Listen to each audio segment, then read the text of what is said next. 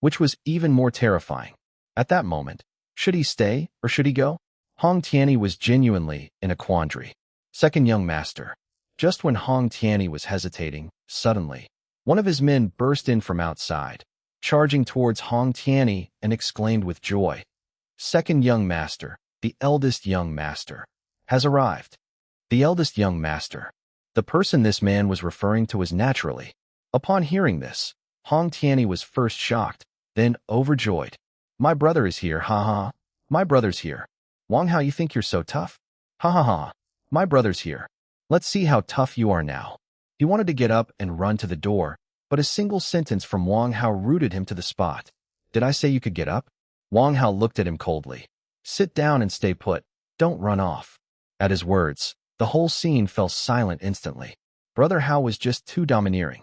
Hong Tianyi, who had been about to get up, suddenly sat right back down, not daring to make a sound. And just then, 16 black-clad bodyguards entered from the main entrance, 8 in each row flanking both sides, leaving a path open, all bowing at a 45-degree angle with faces down, not daring to look up. Those bodyguards who had been knocked down by Wang Hao also struggled to their feet, painfully making their way behind those men, collectively maintaining the 45-degree posture, not daring to take a full breath. Everyone in the room inhaled sharply. Without mentioning anything else, the sheer presence of this entrance would frighten the courage out of an ordinary person. The atmosphere in the entire hall instantaneously dropped to a freezing point.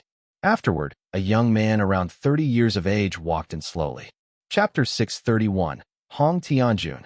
About 6 feet tall, with hair about 2 inches long slightly fluttering, his facial features sharp, and a faint smile lingering at the corners of his mouth. Dressed in a custom black suit, a white shirt underneath, and a watch on his wrist, everything about him announced his immense noble worth to everyone present. He walked with great elegance, a demeanor unique to those born into the aristocracy. From every aspect, his first impression was nothing short of perfect. This young man was none other than the future family head of the Hong family, Hong Tianjun. No exaggeration, compared to him, Wang Hao indeed seemed just like a country bumpkin, an absolute truth. With Hong Tianjun's entrance, merely his presence subdued everyone in the hall to the point where they could barely lift their heads.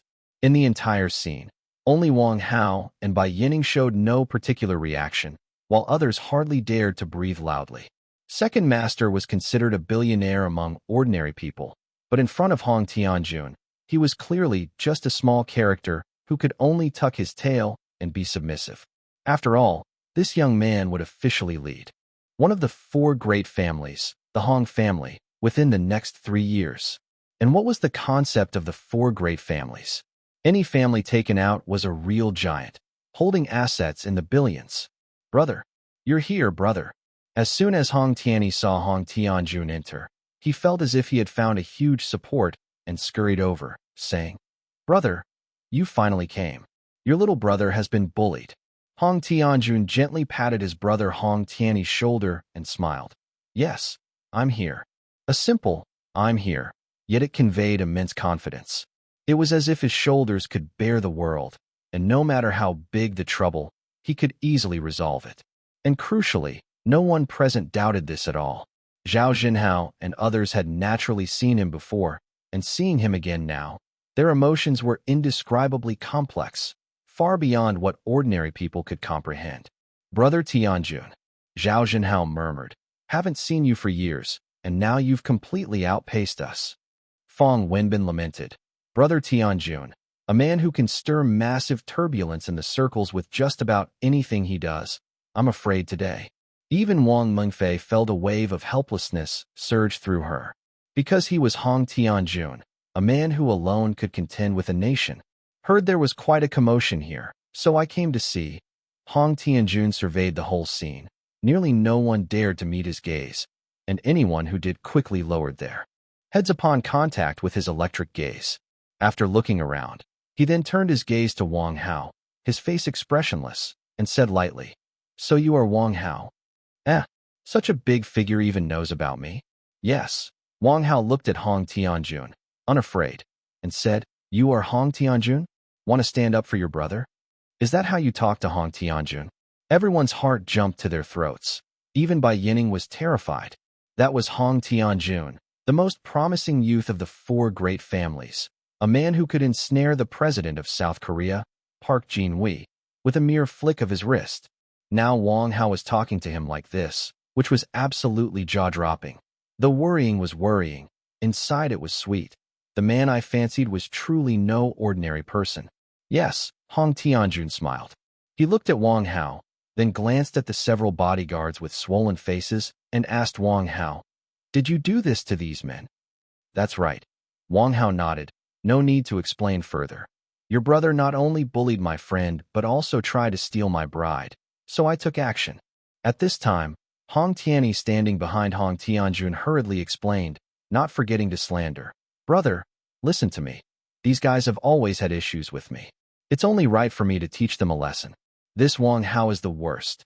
Thinking he's so great, he took their side and even hurt my bodyguards." Considering today's scene with its many complicated relationships, it was a chaotic mess, and the details within might be too complex for an ordinary person to understand.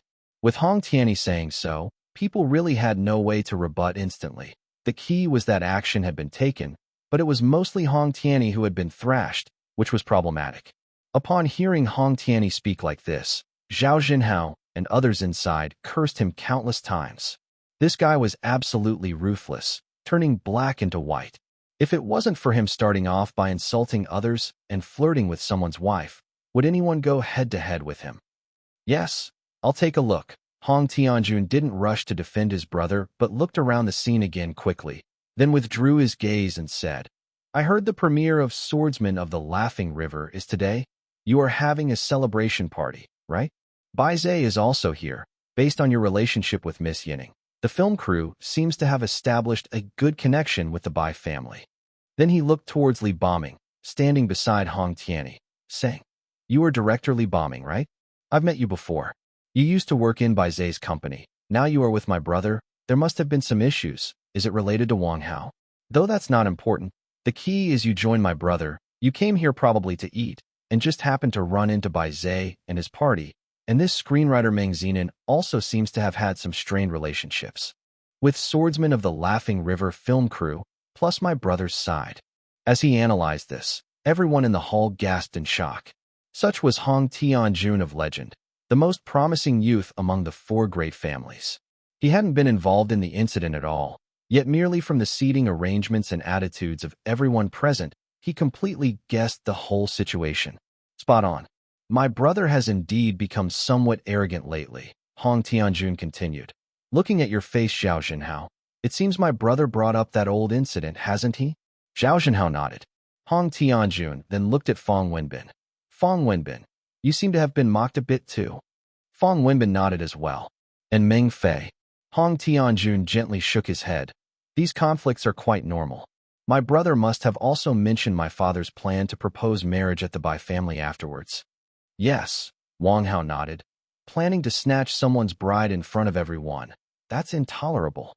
"Understandable," Hong Tianjun softly sighed, then murmured, "To defeat 8 professional-level bodyguards alone and scare my brother until I entered the door before daring to come to me to complain."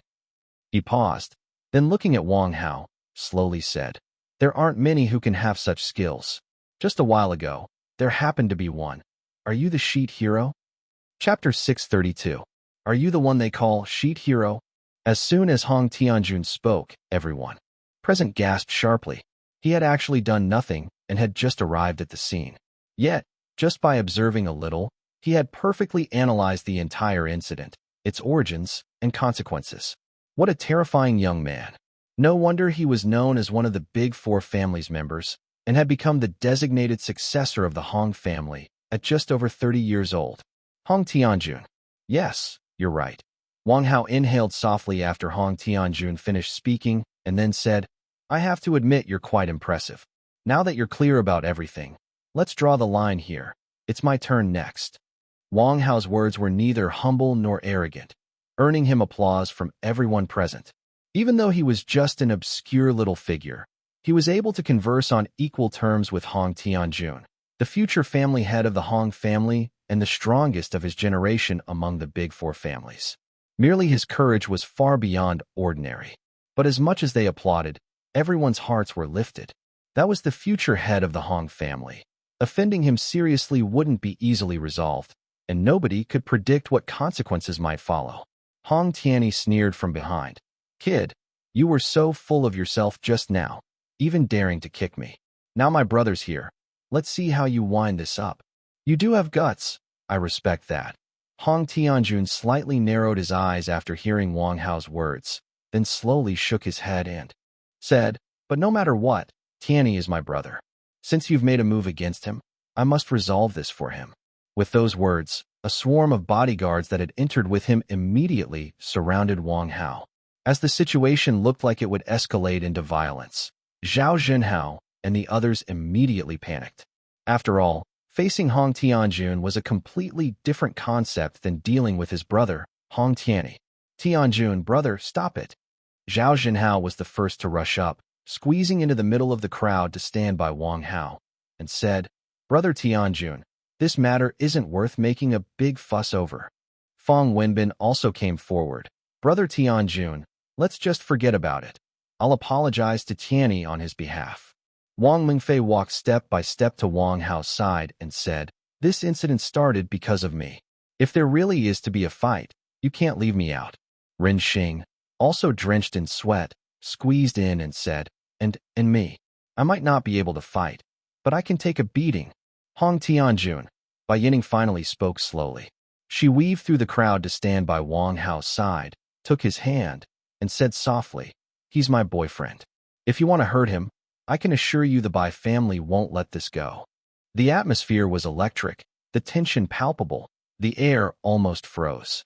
One side was the future head of the Hong family and his brother. The other was an alliance of the Bai family, the Zhao family, and the Fang family. Everyone held their breath, not daring to inhale too loudly. A careless spark might set off an uncontrollable blaze, a situation no one could be responsible for. "You're all mad. You've lost your minds."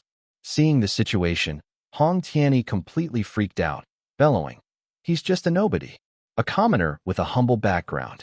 You all belong to the big four families. Why are you protecting him like this? Why? Zhao Zhenhao, don't you always plan before you act? Why not today? Fang Wenbin, you and Zhao Zhenhao have never gotten along. Why are you so firm in your stance today? And Bai Yining, why would you go out of your way to stand up for such a minor figure?" He grilled them one by one. Although Zhao Zhenhao and the others seemed somewhat unnerved by his words, they still didn't budge. Bai Yining stood firm, her calm gaze unsettling him further. "And you?" Hong Tianyi pointed at Ren Xing. "What do you count for? Is there a place for you to speak here? Do you believe I can make you disappear from this world? Try touching him." Wang Hao clenched his fists, a cold glint in his eyes as he looked at Hong Tianyi. "You can threaten me, but I really wouldn't mind you trying to make a move." The atmosphere was suffocating. No one dared breathe heavily. Any slight movement could drag numerous people into the fray. Hong Tianyi was utterly dumbfounded. He had not expected Wang Hao to truly have the guts to challenge his own brother. But as much as Hong Tianyi dared to talk, he didn't dare take action. Under such circumstances, any move he made could easily make him cannon fodder, which was no laughing matter. If things really escalated, others might be questionable, but Wang Hao would definitely be the first to strike. Wang Hao, from his current actions, was clearly someone fiercely protective of his own people. Dare to touch his, and he'd fight you to the end, no matter who you were. Hong Tianjuan's face grew stern. On Wang Hao's side, if it came down to a fight, he and Wang Mengfei alone were already at a disadvantage. Not to mention that it was inconvenient for Zhao Zhenhao, Fang Wenbin, and Bai Yining to get involved. There really wasn't any point in fighting. Moreover, the most critical point was Wang Hao himself. Known as the Sheet Hero, aside from other abilities, what Hong Tianjun particularly feared was his capability to summon lightning, which he had specifically confirmed with the criminal investigation team to be true. It was clear he had little chance of winning a fight, but the situation was obvious. If he didn't make a move, he'd lose tremendous face. Hong Tianjun was strong, very strong. Yet, such characters often consider issues more comprehensively, far different from his brother Hong Tianyi, who would thoughtlessly show off his power and act recklessly. So, for a while, even Hong Tianjun, who usually had great influence, hesitated. Fortunately, he really was a heroic figure who knew when to advance and when to retreat. Seeing the situation was beyond his control, he wouldn't insist. Thus, just as everyone was sweating it out, Hong Tianjun suddenly burst into laughter. Ha ha! I have to say, you are quite an interesting person. I'm beginning to appreciate you. Hong Tianjun laughed heartily, looking at Wang Hao. To have so many people willing to risk their lives for you speaks volumes about your charisma. How about this? Instead, we make a deal. Seeing Hong Tianjun suddenly change his tone, everyone present was stunned. A deal? Making a deal at a time like this? Chapter 633. Buys Film and Television Entertainment Company versus Tianyi Film and Television Entertainment Company. Everyone was already surprised at this point, but unexpectedly, the first to speak was Hong Tianyi. Brother, Hong Tianyi, standing behind Hong Tianjun, exclaimed, "At this time, why are you still talking to him? He kicked me. With so many of us here and you present, does he dare to really try anything on you? Teach him a lesson decisively, brother." Upon hearing Hong Tianyi's words, everyone's heart sank once more. Originally, according to Hong Tianjun's intentions just now, there was a great possibility this issue could have been resolved peacefully. After all, they were all from the four major families, and though competition was common in secret, they would never openly tear each other apart. But in such a moment, Hong Tianyi was adding fuel to the fire. "Shut your mouth." Just when everyone was worried, Hong Tianjun suddenly turned around and shouted angrily, "Is it your turn to speak when I'm talking?" His words instantly scared Hong Tianyi into silence. His lips trembled, and he truly did not dare to speak again. "Everyone, step back," Hong Tianjun said softly, waving his hand, and immediately, 16 bodyguards swiftly moved back behind him. Their military-like precision, alone in its momentum, was enough to make everyone's scalp tingle. "Wang Hao, I'm not someone who likes to threaten others," Hong Tianjun said, looking at Wang Hao, speaking calmly. "Let's end today's matter here. I think you wouldn't want to take it to the point of mutual destruction either. Am I right?" "Of course," Wang Hao immediately replied with a smile upon seeing the other party withdrawing his men. "Honestly, the fact that you could restrain yourself under these circumstances is indeed impressive. But since the physical confrontation is out of the picture, I suppose what follows is a contest of skills. Tell me, how do you plan to resolve this?" Quite simply, Hong Tianjun moved to the side, and immediately, a bodyguard brought him a chair to sit down. Hong Tianjun then gestured to Wang Hao. Another bodyguard also brought a chair for Wang Hao.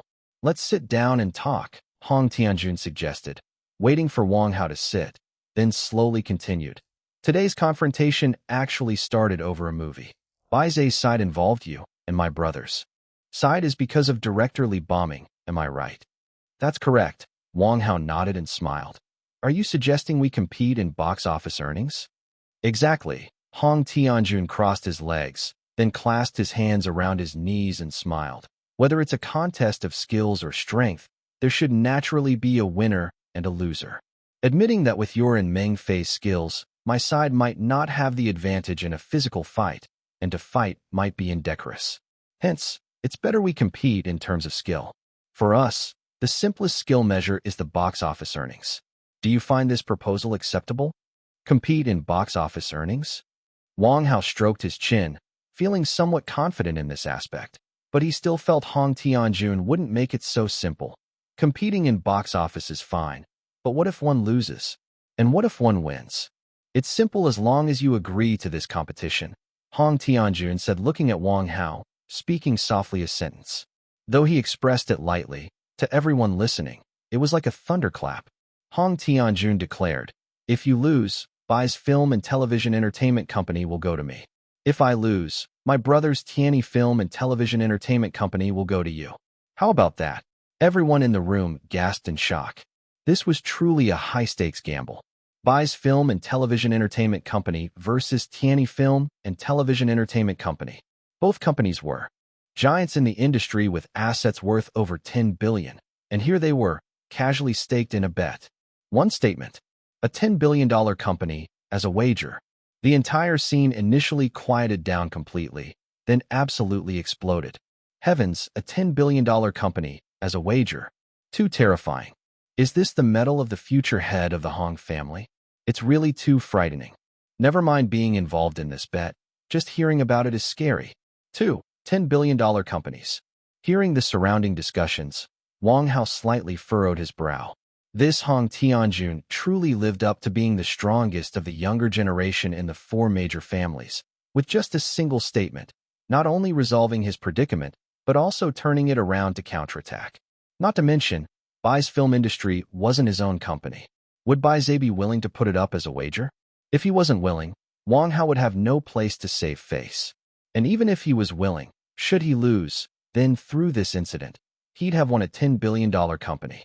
And if he won, with Hong Tianjuan's medal, he naturally understood his own value, later flattering him well, considering he's Bai Yining's boyfriend. A smart plan, a triple gain not to mention, and most crucially, it was an overt plot, making it hard for him not to accept. At this moment, everyone held their breath, and suddenly, all eyes turned to Bai Zhe. Whether this bet would proceed depended first on Bai Zhe's response, followed by Wang Hao's. If either of them backed down, today's game would be lost. Indeed, Bai Zhe felt somewhat intimidated by this situation. After all, the opponent was Hong Tianjun, the strongest of the younger generation in the four major families. How could he expect to fare well against him? But if I refuse, wouldn't that be slapping Wang Hao's face right in front of him? And my sister's face too? Bai Zhe glanced at Wang Hao, then at Hong Tianjun, and back at Wang Hao, truly feeling indecisive. He believed that the script Wang Hao had mentioned before was fine, but that was just it, fine. Casually shooting a film without a loss was one thing, but to stake his own company on it. Brother, Bai Yining glanced at Bai Zhe and then at Wang Hao and asked softly, "Are you confident?" "No," Wang Hao decisively shrugged. "Who can be sure in such a matter? If we're just talking about the quality of the movie, I'm confident, but anything else is hard to say." This was indeed the truth.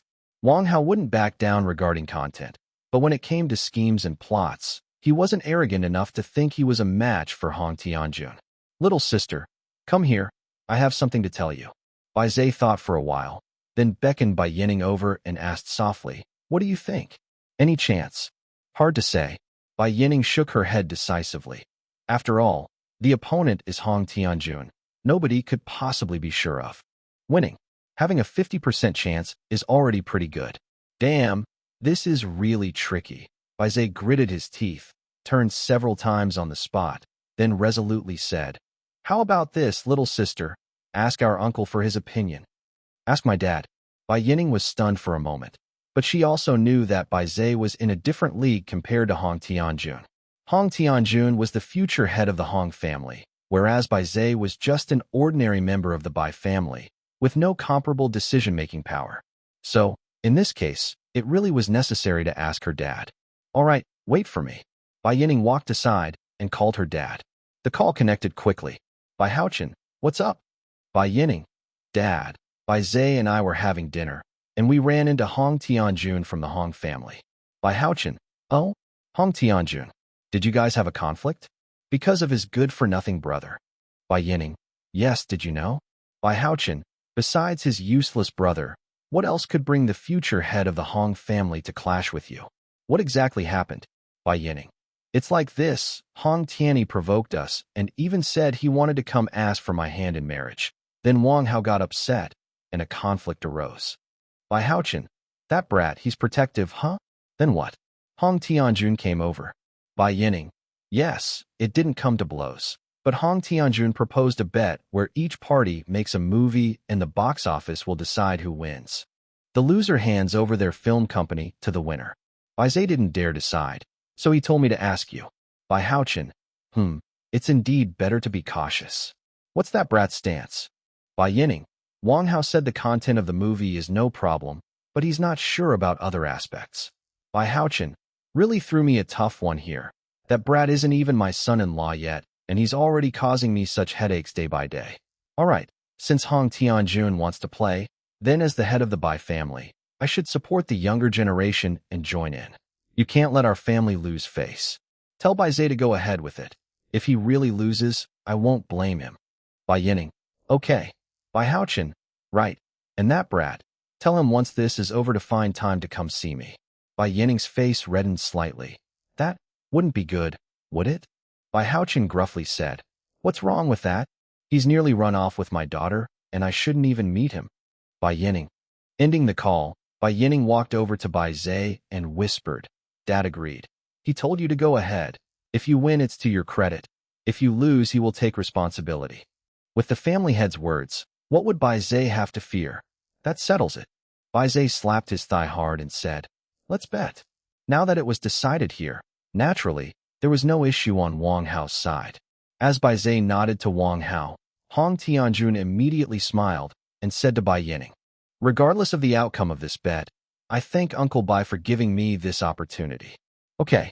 Bai Yining nodded gently, then looked towards Wang Hao and said, My dad agreed, but he asked me to tell you to find time to meet him. Upon hearing this, Wang Hao, who normally remained composed even if the sky were falling, was suddenly so scared that he almost jumped out of his chair. What? Seriously? Holy crap. Am I about to meet my future father-in-law? This is so sudden. I'm totally not prepared. Chapter 634. Wang Hao was truly panicked this time as he was about to meet his future father-in-law. And that man was the current family head of the Bai family, a godlike figure in the Heavenly People's Republic. Was he really about to face him in person? The Bai family, one of the 4 major families, with total assets nearly equivalent to the combined wealth of Alibaba, Tencent, and Wanda in the past life. Facing the helmsman of such a colossal family, Wang Hao's heart thumped wildly. What should he bring? What should he wear? Should he take off his shoes when entering the house? Would his feet smell at that time? What if he left a bad impression? What if they didn't like him? Brother Hao knew none of these things. He had no experience with such situations. What are you thinking about? Bai Yining poked him as he was lost in thought. Hong Tianjun is waiting for you to speak. Oh, nothing. Wang Hao suddenly jolted awake, quickly turning to Hong Tianjun and said, Since the Bai family has agreed, that means the bet is on now, right? When do you plan to leave? Now that the bet was on, everyone would be busy with their own things, and box office results would tell the real story, right? But unexpectedly, Hong Tianjun sat there calmly, without any intention of getting up, and instead smiled. First, congratulations on your upcoming visit to see Uncle Bai, but separate matters separately. Since our bet is on, I naturally need to properly assess your strength. Isn't today the premiere of Swordsman? Right now, right here, I'll see what this script you wrote is really like. At his words, everyone there was momentarily stunned. Are we really going to watch it here? Isn't this kind of a weird feeling? We were just fighting fiercely, and now we're suddenly sitting together watching TV? Brother, are we really going to? Hong Tianyi seated beside Hong Tianjun whispered. It would be better to watch it back home. Since you started this, you're not suggesting I fix things for you with the movies, are you?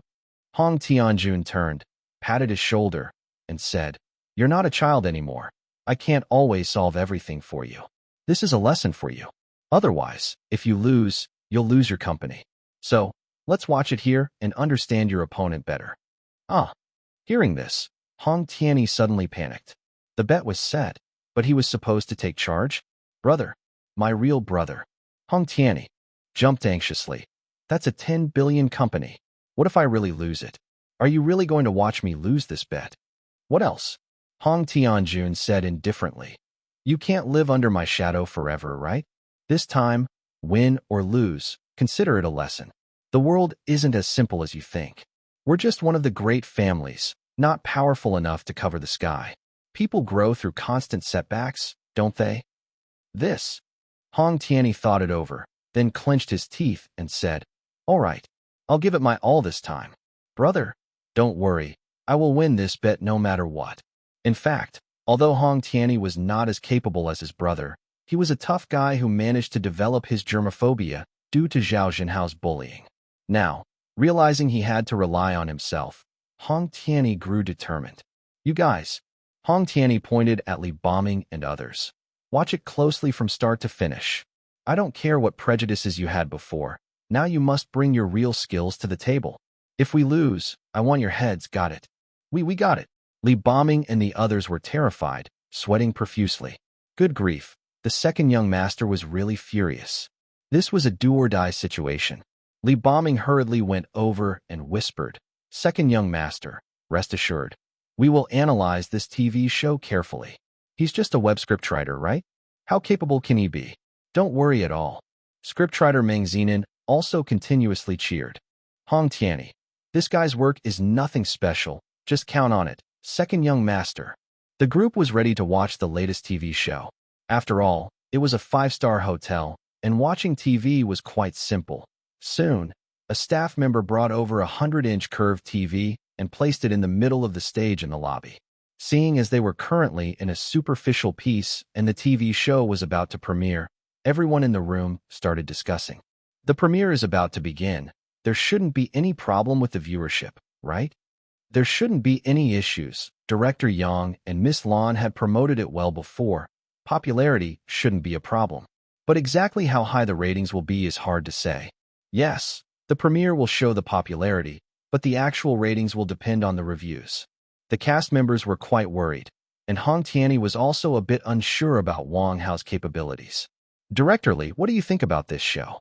Hong Tianyi quietly asked Li Boming. This show won't create any pressure for our future movies, will it? Actually, despite being born in one of the 4 major families and receiving top-level education from childhood, Hong Tianyi had always been hidden under his brother's halo, but he was certainly not a fool. Being able to operate at the real top tier meant Wang Hao wasn't incompetent. Now that everything depended on him, naturally, he became more proactive. His brother had already set up such a great scenario for him, a gambling stake of 10 billion. If he won, who would dare challenge him in the Hong family? I'm not sure about that, Li Boming thought for a moment, then said, Scriptwriter Meng has been in contact with their crew. He should have a say.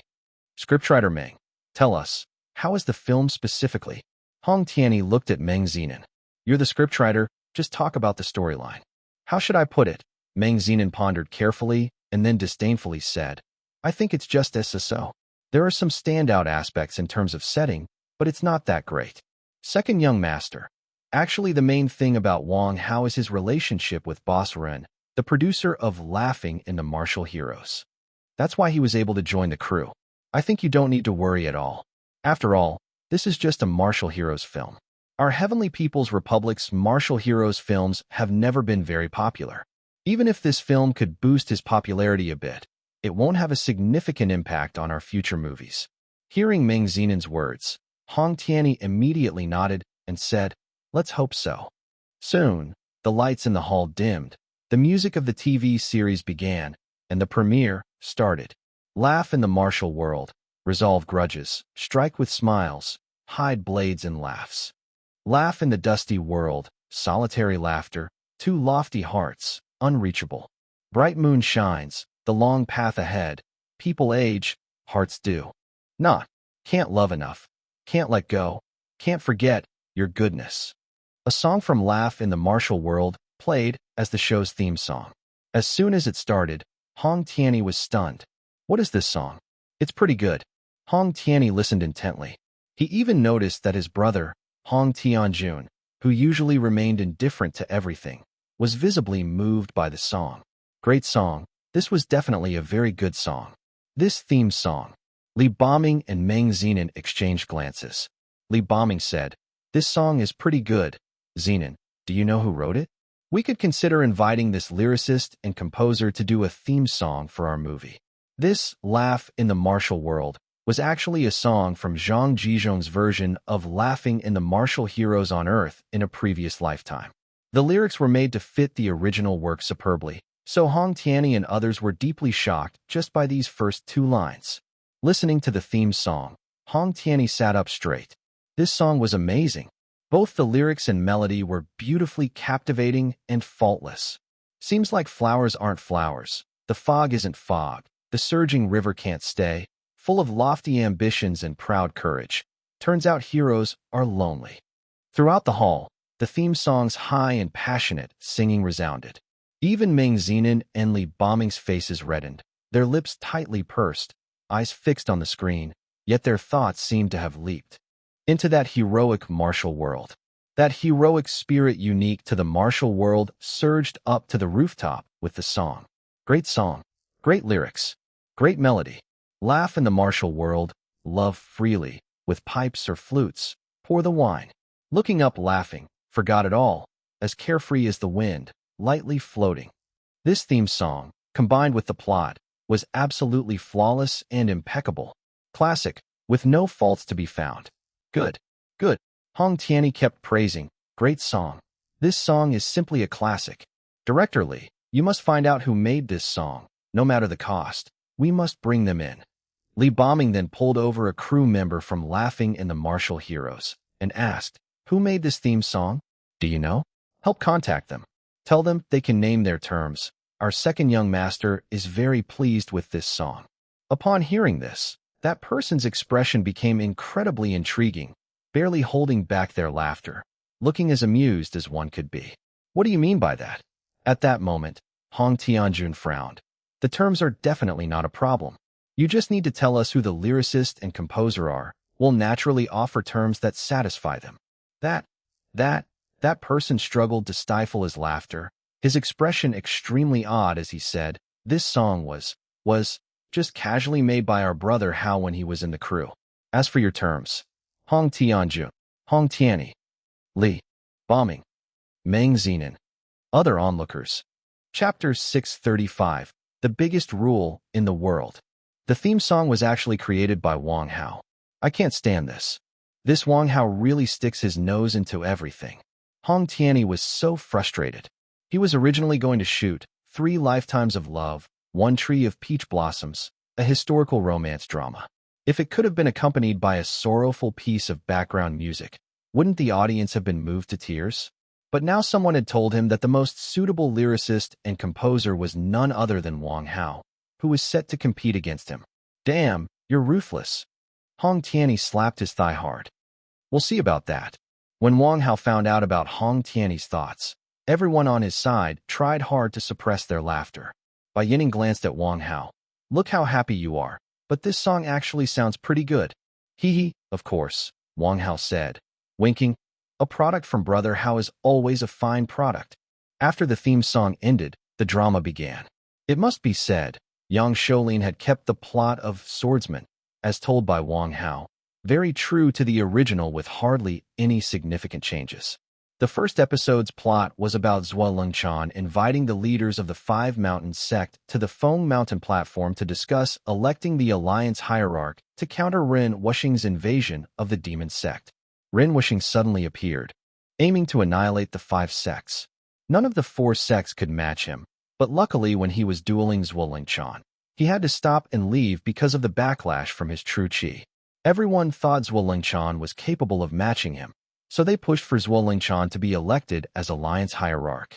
On the other hand, Ren Wuxing, needing to recover, handed over the management of the sect to Dongfang Bubi, who eliminated the dissenters. Xiang Wentian and Chu Yang, 2 major envoys, were forced to leave. Swordsman was indeed one of the masterpieces of the late Jin Yong from a previous lifetime. Whether in terms of story or characters, it was a top choice. Now made into a TV series, it looked smooth in plot, rich in characters, especially the Ren Wuxing played by the second master, who was incredibly mighty and dominant. Upon seeing this plot, Hong Tianyi's eyes widened. His gut told him he loved this film. Though he had only watched the beginning, the aura of the martial arts world had already completely conquered him. To compete against the creator of such a story, Ren Wuxing, Dongfang Bubi, the gentleman's sword Yu Buchuan, Song Mountains, Zhuo Lengchan. Hong Tianyi muttered each name, each character so vividly distinct, especially those catchy martial arts names like Star-Sucking Great Law, Purple Mist Divine Skill, which were etched deeply in his mind after just one look, unforgettable.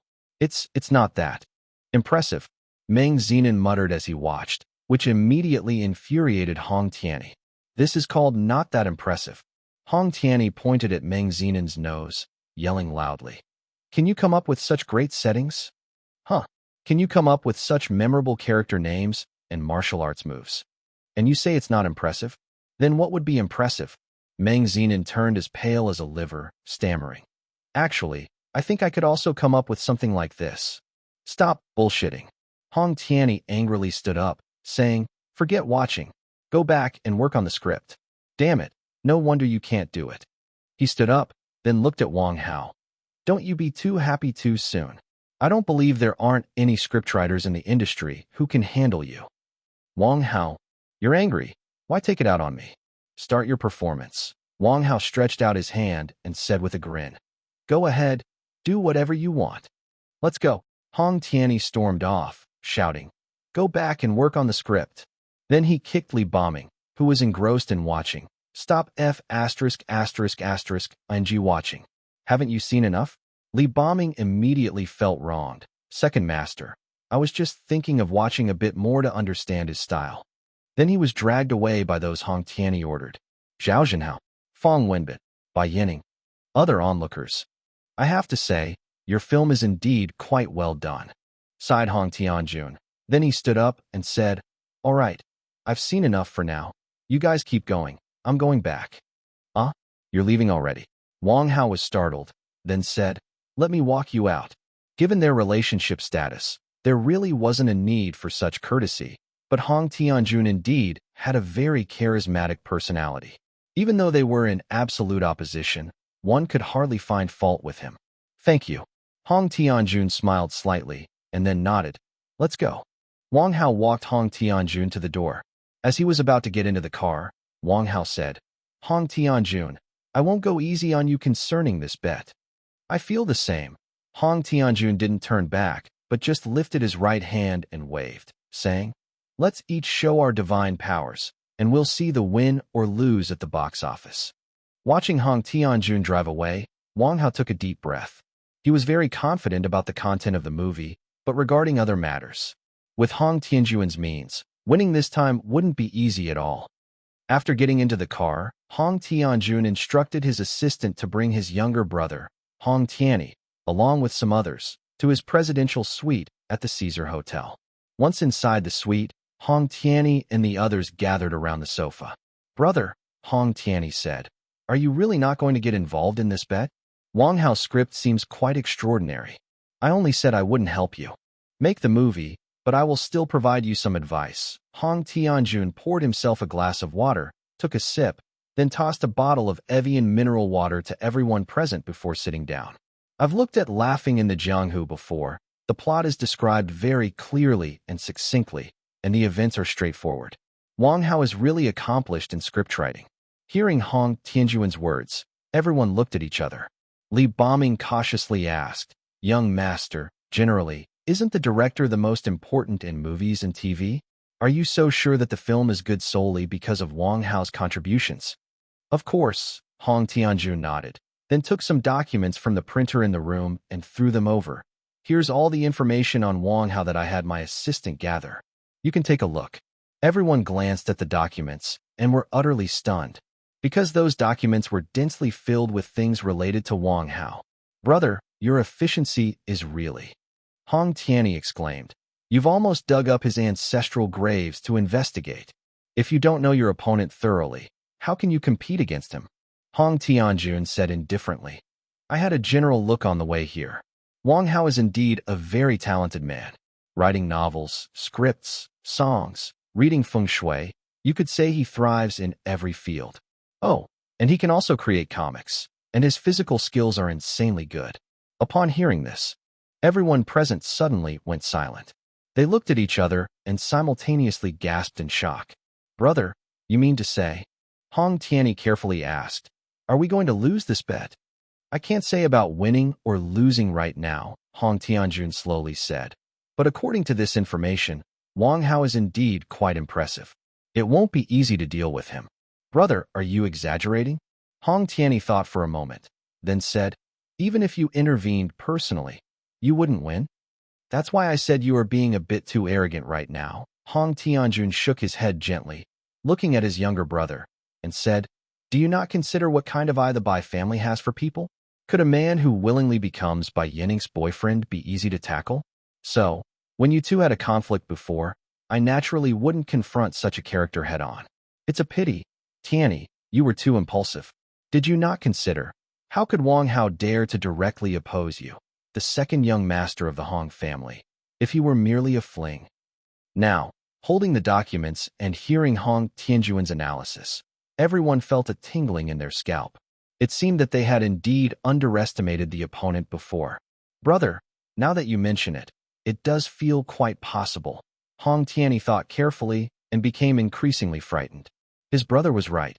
He had indeed been too impulsive back then. Wang Hao seemed more and more extraordinary. Young master. At that moment, everyone present was slightly fearful, and Li Boming said, "What should we do this time? After all, there's that bet." "It's actually nothing much." Hong Tianjun took a sip of water and said, "However strong he is, he still hasn't reached a point where he can ignore the laws of this world. I've dealt with people like him before, like that guy from the United States who came to the Heavenly People's Republic years ago to stir up trouble, much fiercer than him. But what of it? As long as he can't ignore the rules, it doesn't matter. Because on this planet, the biggest rule has always been firmly held in our hands." Everyone looked at each other, and Hong Tianyi curiously asked, "Brother, what rule?" Hong Tianjun looked at his younger brother, then smiled and spelled out one word: money. Hearing this word, everyone present took a deep breath. Indeed, money was the greatest rule of the world. Whoever could fully control money could wield the most powerful force in the world. Chapter 636. In the following days, the swordsman completely blew up the entire internet. The television viewership rating broke through 8%, and at the same time, the total number of hits online surpassed 400 million and was still increasing at a rate of over 50 million a day.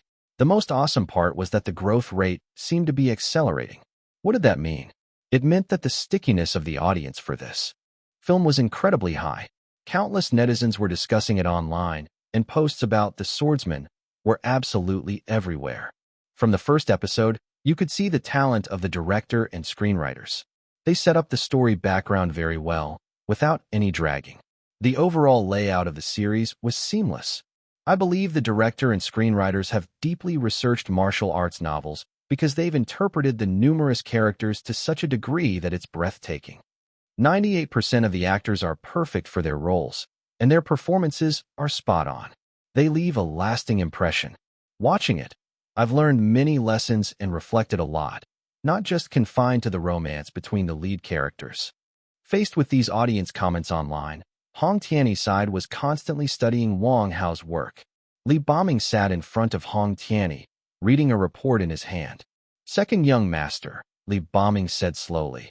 "Based on the characters that have appeared so far in The Swordsman, each one is very distinctive. Dongfang Bubi is intelligent and brave, with ideals and ambitions. To be able to snatch the position of the leader from Ren-Wuxing, his ability is evident. Personally, I think that whether it's in terms of martial arts, strategies, or philosophical mindset, Dongfang Bubi is one of the top characters in the story, practically a deity. Yu Buchuan, this character, is portrayed remarkably well. Here, overall, he is someone pushed off a cliff by his duty and inner demons. As a leader, he feared destroying Huam Mountain with his own hands and tried everything to protect it. At Lu Jingfeng's cleansing of hands ceremony, he still took great care of his disciple Ling Huchong, handled things calmly, and trusted Ling Huchong wouldn't do those disgraceful deeds, showing relief upon learning Ling Huchong was not a villain but a great hero. Later on, as issues accumulated, Yu's negative emotions took charge, and he began to turn bad, eventually becoming completely twisted and even delusional about unifying the martial arts world. These subtle changes are depicted very meticulously in the series, very impressive. Hearing Li Boming's report, Hong Tianyi slammed his hand on the table hard. "What I want to hear now is not how good this film is," Hong Tianyi said loudly. "I want to know how we are going to deal with it." "Well," sitting on the side, Meng Zinan swallowed, then said, "Second young master, I think although Wang Hao's script writing is decent, after all, a TV series is a TV series, and a movie is a movie. There's a saying in the film industry that TV series are about the script, but movies are about the director. No matter how good he is at script writing, 10 Wang Hao's combined can't compare to one director Li." That's right. Li Boming suddenly perked up, saying, "No matter what, he's just a screenwriter." "What's a screenwriter in a movie?" "Crew? The lowest rank." "Second young master, you can completely relax about this." "That's true." Hearing this, Hong Tianyi touched his chin and laughed. "In a movie crew, no matter the hierarchy, the screenwriter has the least say." "Huh, I want to see how you'll wiggle your way out of this one." With that, they all suddenly started laughing coldly together. After laughing for a while, Hong Tianyi said, "Right. I've already invited a big-time Hollywood director to help out. Their entire technical team is coming over, from the script to the special effects production. They are all top-notch in the world. Once they arrive, we'll be able to make something big." This. Li Boming and the others exchanged glances and simultaneously let out a sigh of relief. After all, this was a bet of 10 billion, and they were far from confident. If they actually lost, wouldn't they die? Now that Hollywood directors were on board, there would be no problem. Win or lose, in the end, they were just assistants. If they lost, nobody would blame them, and if they won, there would be benefits. This was a good deal. Second young master really has courage. Li Boming gave a big thumbs up. With people from Hollywood coming over to help, can that Wang Hao still be better than Hollywood? Although Sword Stance Heroes had become a hit across the entire internet within just a few days, Wang Hao's side was also extremely busy. Zhao Jinhao and the rest were all gathered around a hotel table, discussing the next plans. "Brother Hao, Sword Stance Heroes is on fire, and that's good for promoting our movie, but..." Zhao Jinhao thought carefully and said, "But how are we going to pull off this movie? We can't even get the crew together." "Yeah." Baizé helplessly shrugged his shoulders. "I'm completely in the dark right now, with no idea how to handle this. Such a big bet. Are we really okay? My heart has no foundation at all." They were discussing this when Fong Wenbin received a phone call and hurried over, exclaiming loudly, "Brother Hao, this is bad." According to the latest news, Hong Tianyi has hired the best Hollywood movie production team to come over. If the entire movie is really made by them, then we are in trouble. The likelihood of us losing is high. The best Hollywood movie production team. Hearing this, everyone present inhaled sharply in unison. Bai Yining frowned. Could it be the Paramount company under the Dorag family? "Yes, it's Paramount's people," Fong Wenbin nodded and said. "The Dorag family has always been on bad terms with King Braig's Braig family. They also fight fiercely in the movie market. And now they've gotten involved." As expected, before he even finished, a person hurriedly walked in through the main entrance. It was King Bill Bragg. As soon as Bill Bragg saw Wang Hao, he started shouting, "Boss! Disaster! The Paramount crew under the Dorag family is here to shoot a movie." Oh crap, it was chaotic. Enough already, and now this guy adds to the chaos. "Don't panic. Look at you all, in such a rush." Wang Hao took a deep breath and said, "One by one, slowly tell me, Bill, tell me just how impressive this Paramount really is." How to put it? Bill Bragg carefully chose his words and said, "Paramount Pictures was founded in May 1912, a month earlier than our Universal Pictures, and it's the oldest in the Big Eight of Hollywood. From the beginning, Paramount owned a large number of cinemas while also running productions side by side. The two founders of Paramount, Adolph Dorag and Jesse Dora, were visionaries, and they were among the first to recognize the power of stars. Early film stars like Mary Pickford, Douglas Fairbanks, Sieglali Johansson, and Rudolph Valentino were all under their contract." Wang Hao stroked his chin. "Anything else?" "Yes," Bill continued. "Their company has indeed produced quite a few box office hits. Currently, among the top 100 box office films globally, their company accounts for about 16. They're very powerful." Chapter 637. Going to meet the future father-in-law. "Of course, it's powerful." Wang Hao shrugged his shoulders and said, "My concern is exactly what kind of powerful it is. How should I put this?" Bill Bragg thought carefully before saying, "Well, let me put it this way.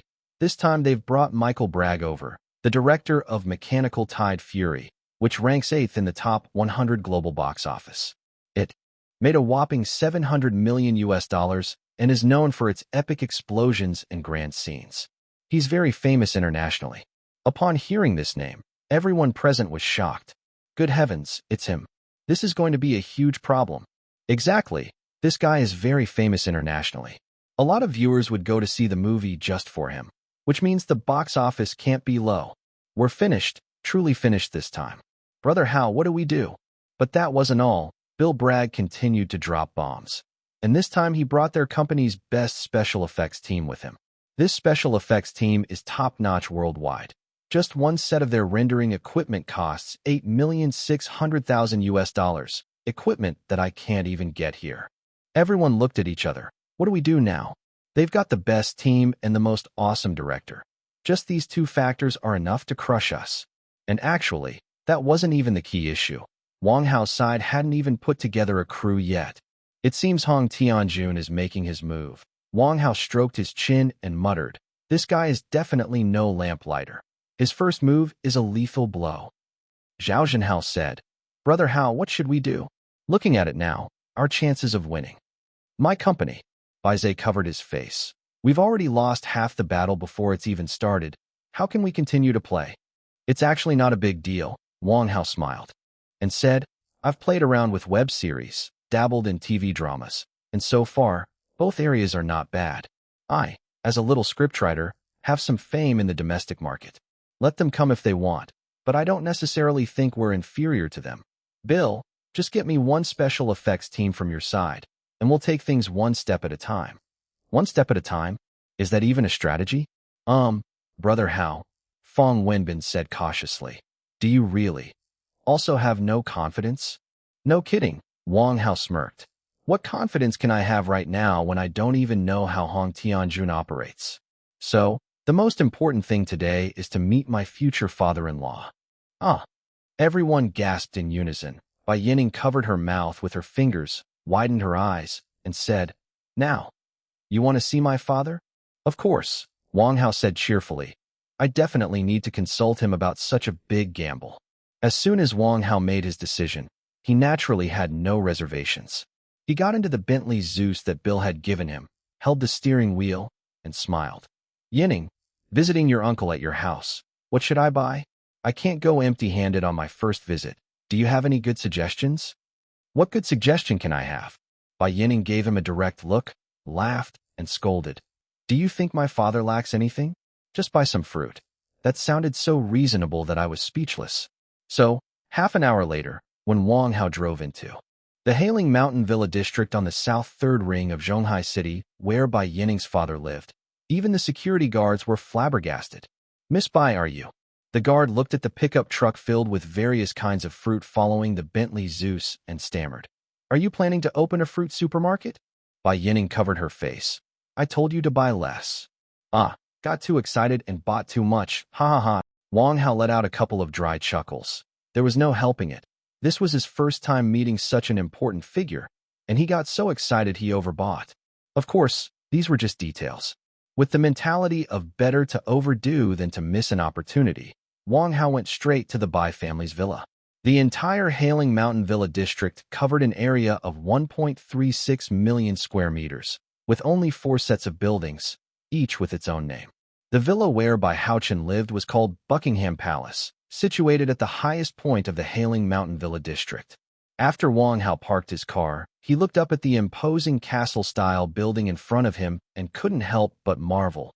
Given his worldliness, this grandeur is simply something else, truly worthy of the Bai family. "Stop bragging. Let's get inside," Bai Yining said as she got out of the car and walked straight to the front door. She had already notified the butler before arriving, and by this time, the butler in a black suit was already waiting at the door. As soon as he saw Bai Yining get out of the car, he said, "Miss, you're back." "Yes, is my dad at home?" Bai Yining, leading Wang Hao inside, saw the butler already directing the servants to unload the fruit. "The master heard that young Master Wang was coming and has been ready for a while now," the butler said with a slight smile, then led the way. Once inside the villa's main gate, Wang Hao looked around. The 4-story detached villa had a very spacious living room, with a tempered glass ceiling allowing for soft, natural light to stream in. The interior of the entire villa was magnificent, with many items that even Wang Hao couldn't name.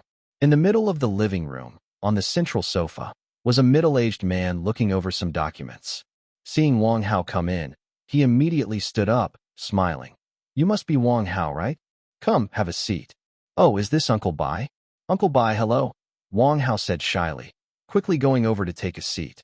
"Yes, the young man seems quite good," Bai Haochen said with a chuckle, sizing up Wang Hao and nodding. "Yining has mentioned that she's dating you. I've wanted to meet you for a while, but never found the time. It's great you came today." Let's have a good chat, just the two of us. Hearing this, Wang Hao's heart started thumping nervously. Yes, yes, yes. Wang Hao cautiously watched Bai Haochen's expression and said, Uncle Bai, you mean? Oh, don't be nervous.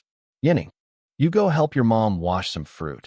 Bai Haochen sent Bai Yining off to cut fruit and pour water, then turned to Wang Hao with a smile. I don't intend to be a spoiler. Actually, I just wanted to see for myself what a young fellow who's cheating in real life is like. Heh. Cheating in real life? What does that mean? Uncle Bai, your words. Wang Hao felt unwell all over. What do you mean? Don't be nervous. Bai Haochen handed Wang Hao a glass of water and chuckled. I mean exactly what it sounds like. Wang Hao was so scared he immediately wanted to run away. Did Uncle Bai see through something? Chapter 638. Aren't you just saying in the end that you think we can't beat him? That, Wang Hao asked tentatively. Uncle Bai, I don't quite understand what you mean. Ha ha ha. It's nothing. It's nothing. Bai Haochen laughed and waved his hand, saying, a lot of things don't need to be spelled out too clearly. You understand what I mean, and I understand what your situation is. All in all, I've been observing your character lately, and you're pretty decent. It's normal for a young man to have some romantic entanglements, Lan Zihuang, Jiang Huanyu, and that Mi Xiu, or whatever. Knowing when to stop is quite good. Otherwise, do you think you'd still be sitting here talking to me? Wang Hao was simply dumbfounded. His future father-in-law, the head of the Bai family, was just as intimidating as expected. All those things he had done before, he thought no one knew about. But now it seemed that nothing could escape the eyes of the old man. Heh. Wang Hao scratched his head in embarrassment and said, actually, it was just a coincidence, hee. Young man, you do have a promising future, Bai Haochen nodded in approval and said. Anyway, I have just one thing to say, and you'd better remember it. You tell me. Wang Hao nodded vigorously. Whatever instructions you have, I won't hesitate to go through fire and water. I have only this one precious daughter, and from birth, I've treated her as my life. Bai Haochen spoke slowly. Afraid of breaking her when I hold her, afraid of melting her when I keep her in my mouth.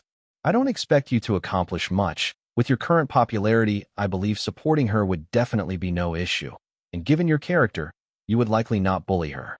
So my request is simple. Since you and my daughter are now friends, just treat her well. She should be no problem for you, right? Yes, you're absolutely right. Wang Hao thumped his chest confidently and said, I may not be confident about other things, but I genuinely care 100 times over for Yining. Ha. That's good. Bai Haochen laughed heartily, then tossed a cigarette to Wang Hao and lit one for himself, saying, all right, let's leave it at that for now and talk about serious matters. And so, the two of them puffed away in clouds of smoke, and just then, Bai Yining had finished washing the fruit and came back, setting the fruit plate on the coffee table. She frowned at them and said, you're smoking again. Hee. This kid is here for the first time. I can't make it too formal for him. Bai Haochen stretched out his legs, clearly very relaxed, and looking at Wang Hao he said, you're here today, so you must be inquiring about Hong Tianjun, right? This was getting to the point. Yes, that's correct. Wang Hao nodded and said, I don't know much about Hong Tianjun. As my opponent this time, I want to understand more about him, just to be mentally prepared. After all, the stakes this time are not small. 100 billion, huh? Medium stakes at best. Bai Haochen didn't seem to take it seriously and smiled, saying, it's not the bet that's important, but the person, Hong Tianjun. With a clap of his hands, a butler brought over a notebook computer. Bai Haochen clicked through a few folders, and soon a very lengthy document appeared. This Hong Tianjun is very formidable.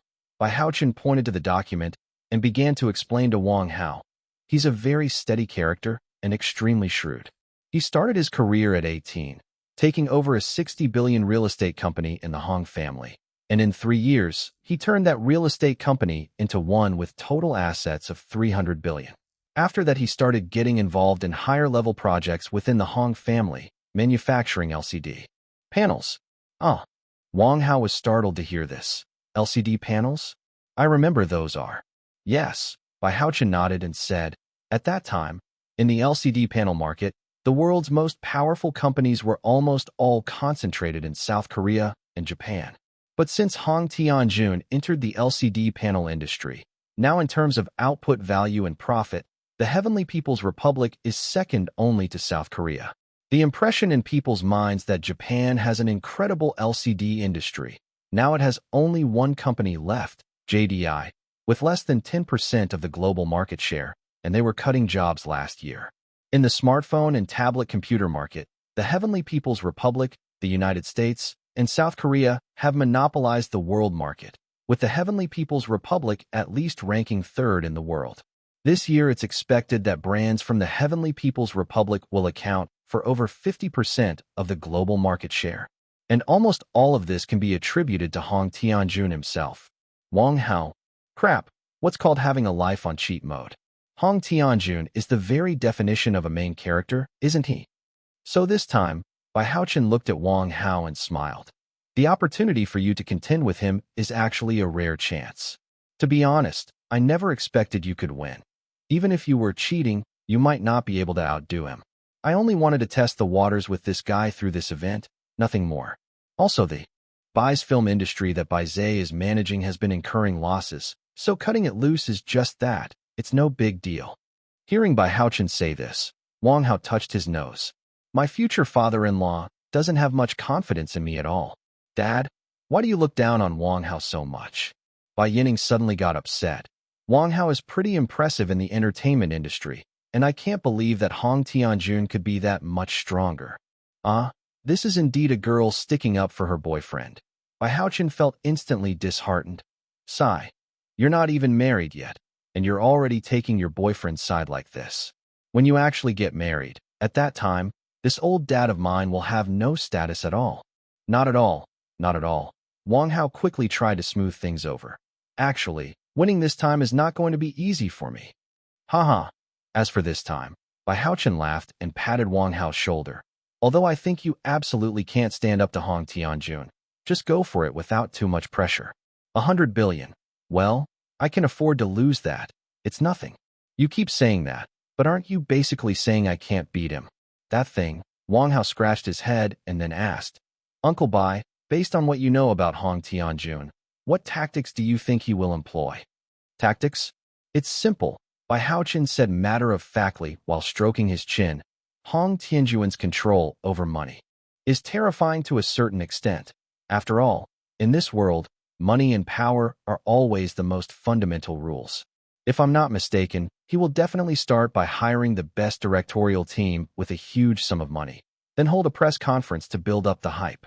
After that, he'll bombard you with public opinion, and within the rules, give you a bit of a pushdown, and then keep bombing you non-stop during the shooting process.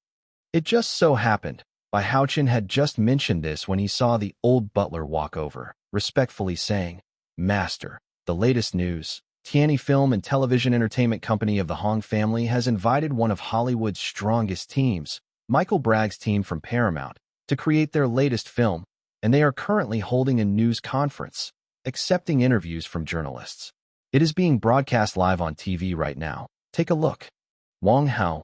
Fuck, that's the Bai family head for you. He hit the nail on the head.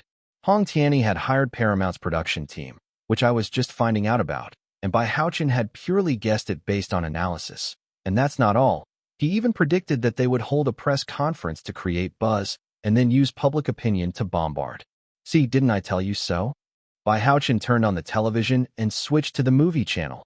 And indeed, they were just seeing a big bearded American being interviewed by a bunch of microphones on the TV screen. The interview was ongoing. Reporter, Mr. Michael, can you tell us why you came to the Heavenly People's Republic to make a film this time? The famous American director Michael looked at the microphones, his face full of disdain, said, I'm here because of a bet. Someone dares to challenge Hollywood's authority, saying our movies are trash. I came here this time just to prove with facts, and let him know that just because you can write a script and make 1 or 2 TV series with passable reviews, not to take Hollywood lightly. As soon as he finished speaking, there was an immediate gasp from below. A reporter asked, Mr. Michael, the screenwriter you're referring to is? Michael sneered and said, It's Hao Wang, the screenwriter of the recently airing Swordsman Outright. I must say he's the most arrogant young man I've ever encountered. This time, I'm going to show him what a real technical gap looks like. It's him. The entire venue of journalists went wild. This was a drama of the year. Another journalist asked immediately, "So, Mr. Michael, what was the bet, exactly, and could you share it with the audience in front of the TV?" Of course. Michael looked at the camera, said. He said our Hollywood-made movies are trash and that he believes he can completely rely on the technology of the Heavenly People's Republic to beat us at the box office later on. So this time we're serious, and the stakes are also very high. It's a bet agreement between Tianyi Film Company and Bai's film industry. Whichever film has higher box office earnings will be the winner. I'm sorry to say, I don't think there's any challenge in that. But since he's so pompous, I won't mind teaching him a good lesson, to let him know that making movies is not child's play. All the journalists in attendance nodded and whispered among themselves, "That's right. That's right. He's too arrogant." To put it nicely, it's called arrogance. To put it badly, this has to be called ignorance of the heights of heaven and earth. Then another journalist stood up and asked, "So, Mr. Michael, what movie are you shooting this time? Can you reveal a bit about it?" "This time, I plan to make a movie with a local theme of the Heavenly People's Republic," Michael smiled and said. "The name will be 3 Lifetimes of Love, One Tree of Peach Blossoms." Having watched the entire interview, Wang Hao touched his nose and then looked at Bai Haochen. I don't think I've ever said anything like that." "So what?" Bai Haochen shrugged. "Now that they've said it live on air, do you think the audience will believe you if you say you never said such a thing?" Chapter 639. Over the next few days, the entire internet was in complete uproar. Wang Hao was actually challenging Hollywood's authority, which was akin to self-humiliation. Has he lost his mind? He actually dared to talk to Hollywood like that. Exactly, our Heavenly People's Republic's film market is already languishing, and now this blatant challenge to Hollywood. When the box office gets crushed, we'll lose face internationally. Just made 2 hit movies and already so arrogant. It's infuriating. Well now, they've openly come to slap our face. Let's see what you can pull off this time. Domestic netizens almost unanimously doubted Wang Hao, and at this time, over in the United States, Wang Hao had become a laughingstock in Hollywood. Ha ha ha, that Heavenly People's Republic dude, Wang Hao, is actually challenging Director Michael. He must have water in his brain. Oh my God, Director Michael is Hollywood's most popular director in recent years. Who dares challenge his authority? Ha ha, this is perfect. We can smoothly penetrate the Heavenly People's Republic market, considering their huge population base. Right, with Director Michael's golden signboard, this movie will sell well both in the Heavenly People's Republic and in the United States. I've heard that the Heavenly People's Republic are rich fools, easy money. Director Michael, with this movie, break another record. Online, such comments were everywhere. And clearly, while the media bombarded Wang Hao, internet manipulators had also begun their influence operations. Wang Hao invited Hollywood to knock, saying Heavenly People's Republic movies are no worse than Hollywood.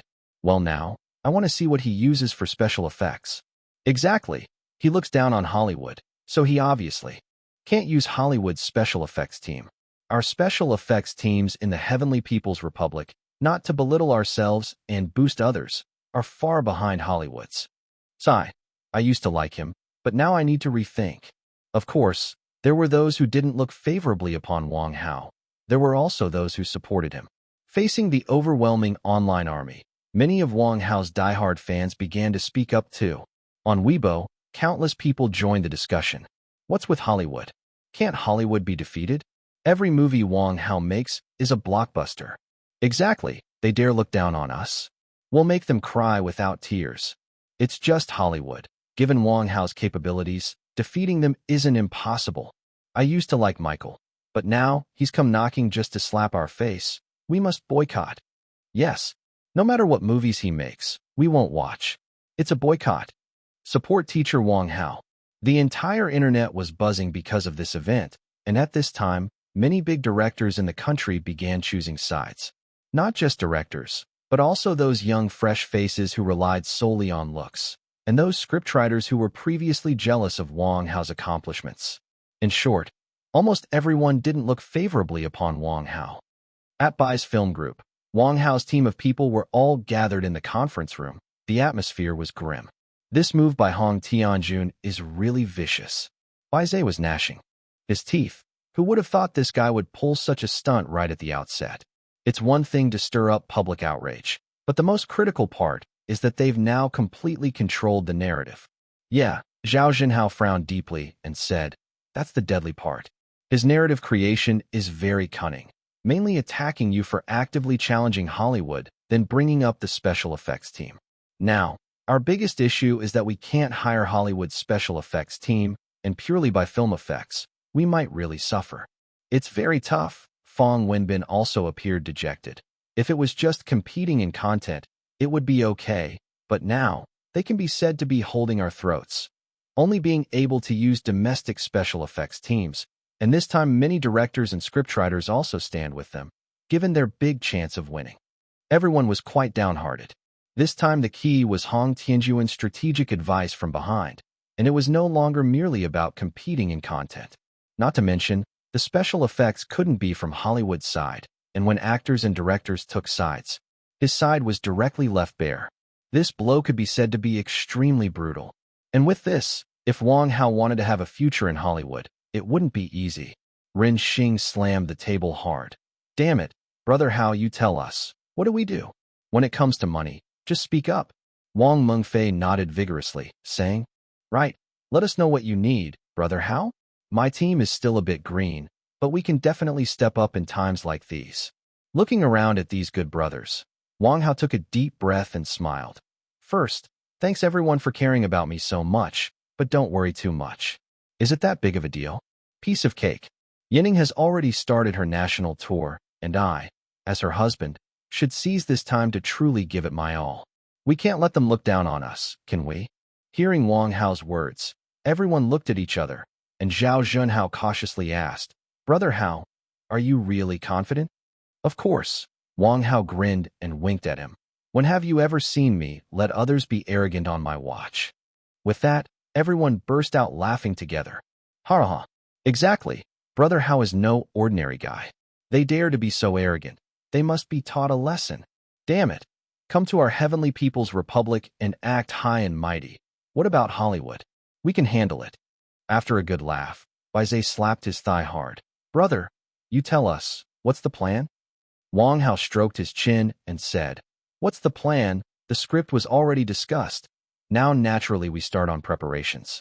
The crew has to be set up first, right? Have any directors come knocking these past few days? Then Baizé decisively shook his head. No.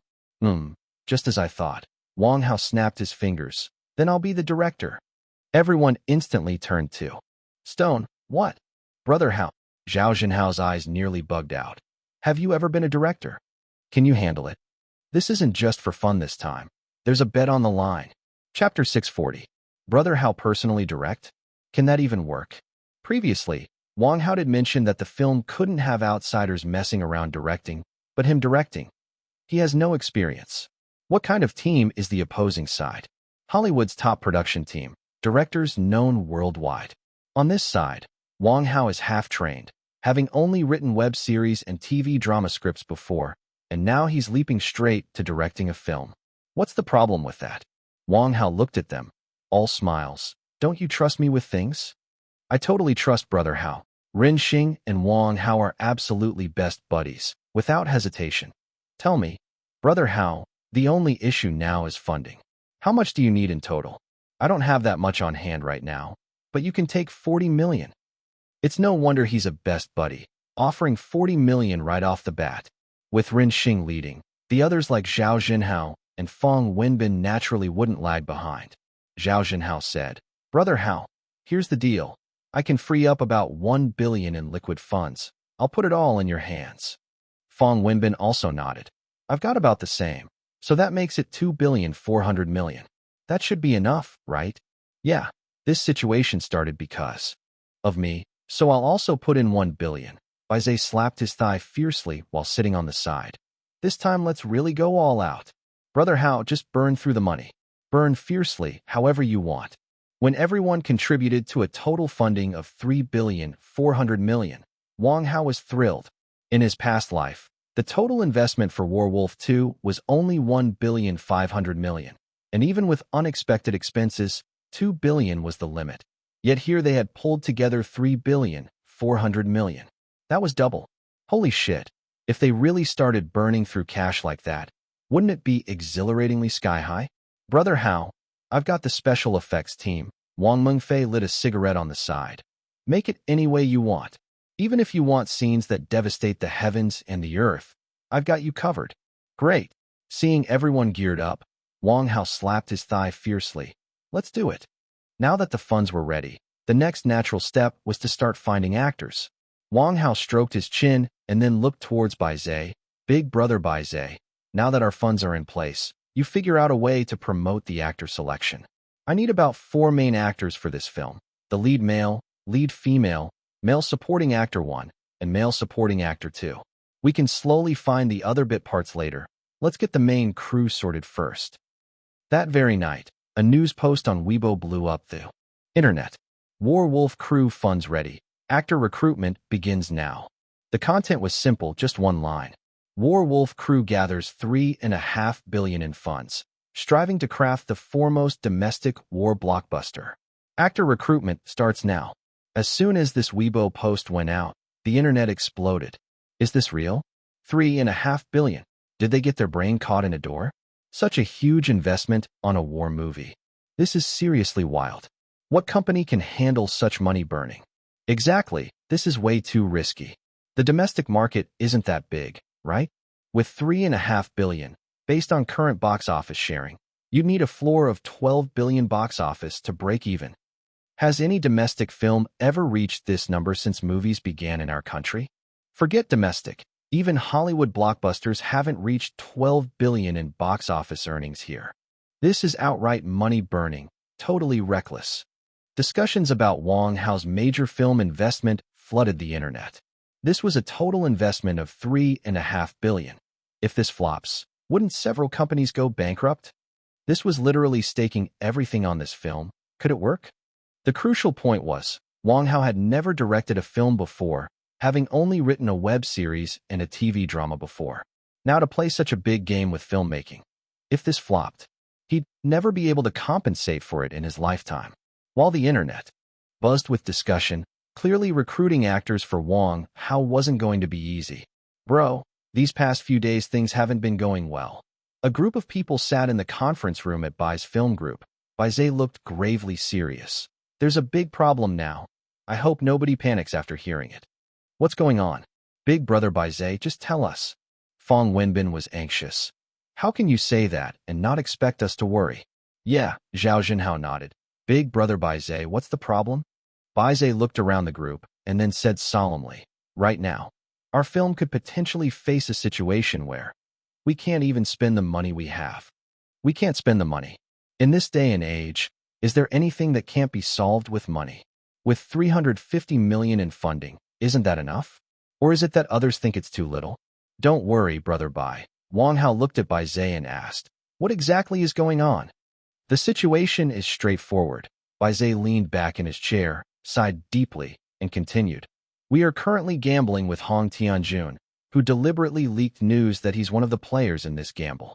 That's why many actors are afraid to offend him, and they also fear that if we lose too badly, their own popularity will suffer as a result. Thus, in the past 2 days when recruiting actors, we either can't bring them on, or they ask for exorbitant fees. Yesterday, I spoke to a second-tier fresh face who started at $80 million. If we agreed to such rates, with our $350 million, we would probably have to fork over $2 billion just for actors. Million straight from a second-tier fresh face. Upon hearing this, everyone present immediately became outraged. This is literally looting us in broad daylight. Who the hell prices like this? They are blatantly robbing us, damn it. Fang Wenbin slammed his fist on the table and roared. A second-tier trash actor daring to ask for $80 million. Who the hell is it? Let me know, and I'll kill him myself. Even Zhao Jinhao couldn't sit still. Do they think our money came from strong winds? A second tier demanding $80 million. After all, everyone present belonged to the 4 major families. When had they ever been subjected to such treatment? But there was nothing they could do. They needed actors to make a movie. How can you shoot a movie without actors? This is outrageous. Wang Mengfei ground her teeth in anger. I'll skin that Hong Tianyi alive one of these days. Seeing everyone's righteous indignation, Wang Hao stroked his chin and said, "About the actors. There's no need for everyone to worry so much. I'll pick them."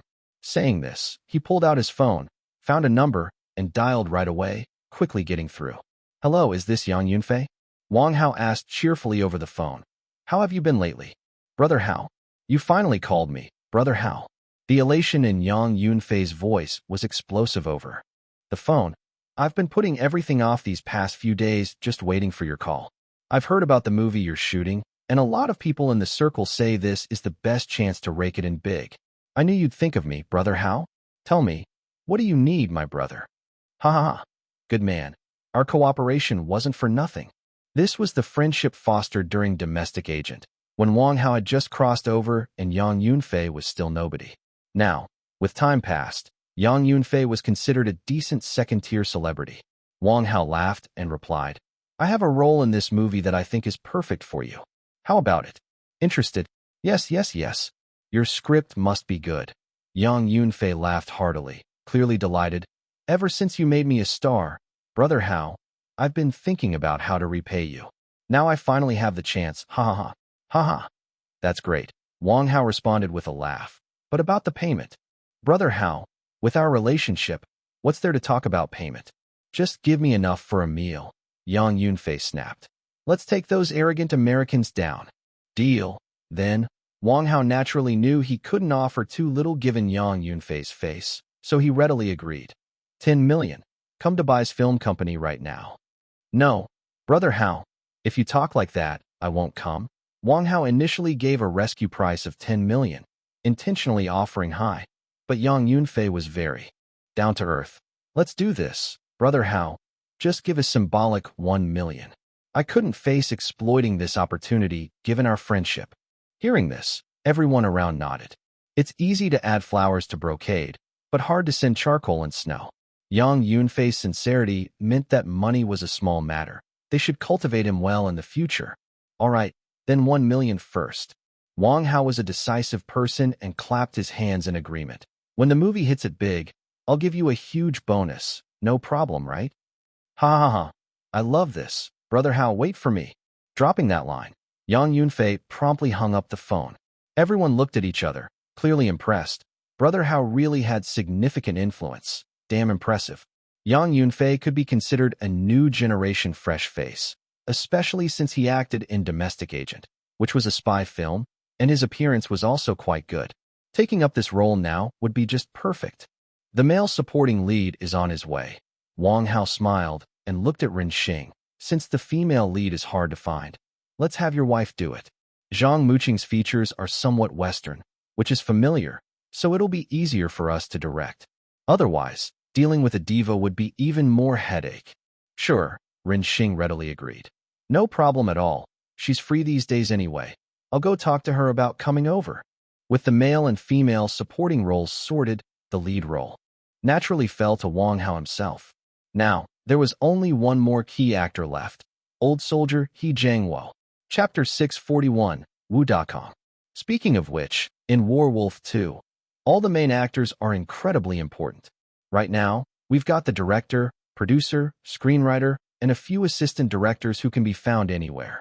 We have Zhou Bufin for the male secondary lead, and the lead actress Rattle will arrive soon. But we're still missing the key character of the veteran He Jiangwo. This character carries half of the movie, and if we can't find him, I reckon the film's going to have a tough time. Brother Hao, Zhao Jinhao stroked his chin and asked, "There's no problem with anyone else, and you can play the male lead. But this veteran He Jiangwo, should we keep looking?" "Yeah," Fong Wenbin nodded. "Right now, we're only missing a heavy hitter like him."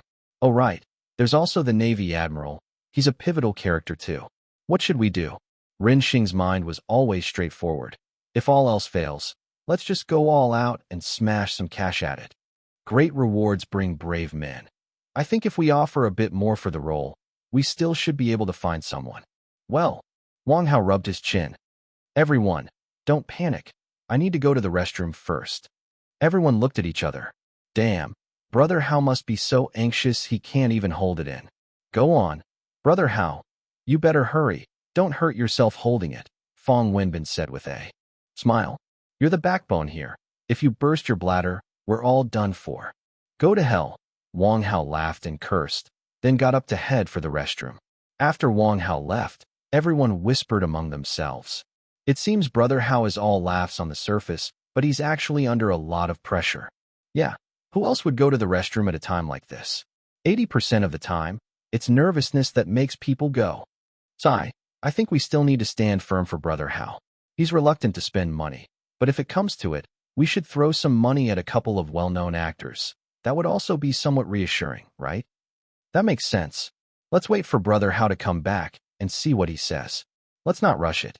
Right, Brother Wang shouldn't have any problems. Besides, making a movie is not something we haste into. Let's take it step by step. The group buzzed with discussion, while at that moment, Wang Hao was in the restroom. Come on, Dice Bro, I need your strength at this crucial time.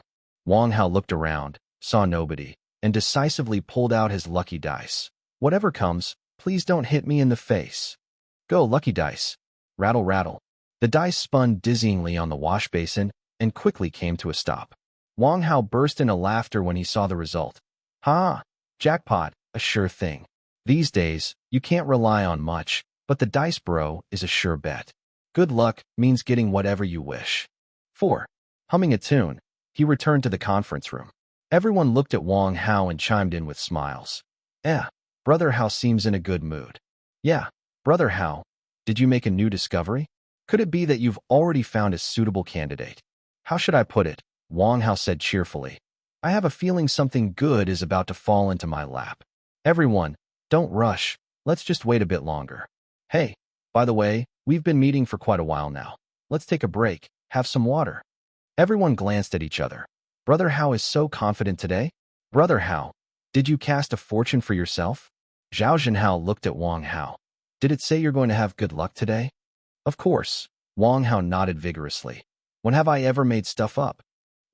With Brother Hao's words, it's settled. Everyone immediately felt at ease. Putting other things aside, Brother Hao generally wouldn't joke about this sort of thing. Let's go. Let's hurry and take a break. Ren Xing was the most anxious. We've been tense all morning, and this sounds like good news. With Brother Hao's word, I'm relieved. Fong Wenbin also quickly got up and stretched. Sitting all morning has been tiring.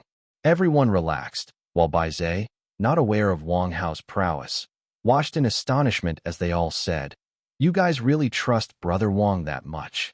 What was it, luck? Brother Bai, you just don't get it. Zhao Zhenhao chuckled. Brother Hao is no ordinary person. His words are generally reliable, and he never leads people astray. Bai Zhe, all these mystical talks, don't pull one over on me since I'm not well read.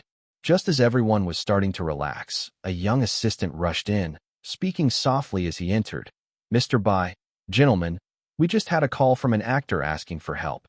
He can't find anyone and hopes Mr. Bai and everyone can go help him out. What's this situation? An actor asking for help? Upon hearing this, everyone immediately stopped in their tracks, but Bai Zhe frowned and said, Such nuisance calls occur by the thousands every day. Haven't I told you to just hang up? All right.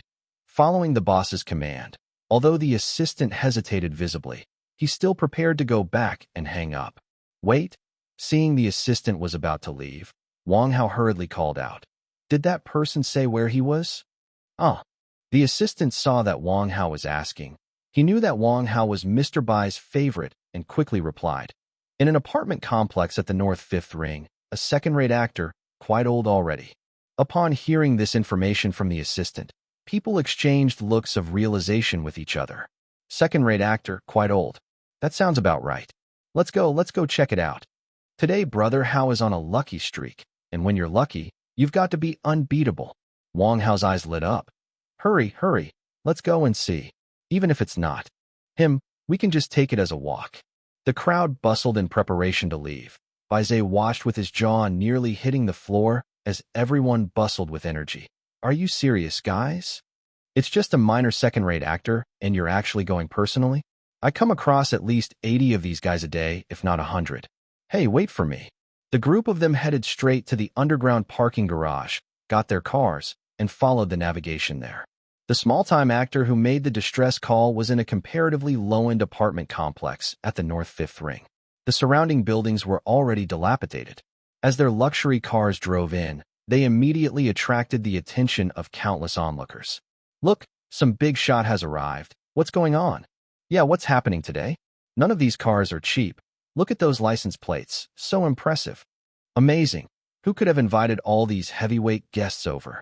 The crowd of onlookers gathered at a distance and buzzed with speculation while Wang Hao and the others got out of the cars and started to survey the surroundings. This place really is quite run down. Wang Hao sniffed and muttered. There are places like this in Zhonghai? There must be something going on. Zhao Jinhao nodded and said, let's go upstairs and take a look, Brother Hao. We need to see what's happening that made them call for help. A few of them followed the address given on the phone and went upstairs. But as soon they came out of the elevator, they were stunned.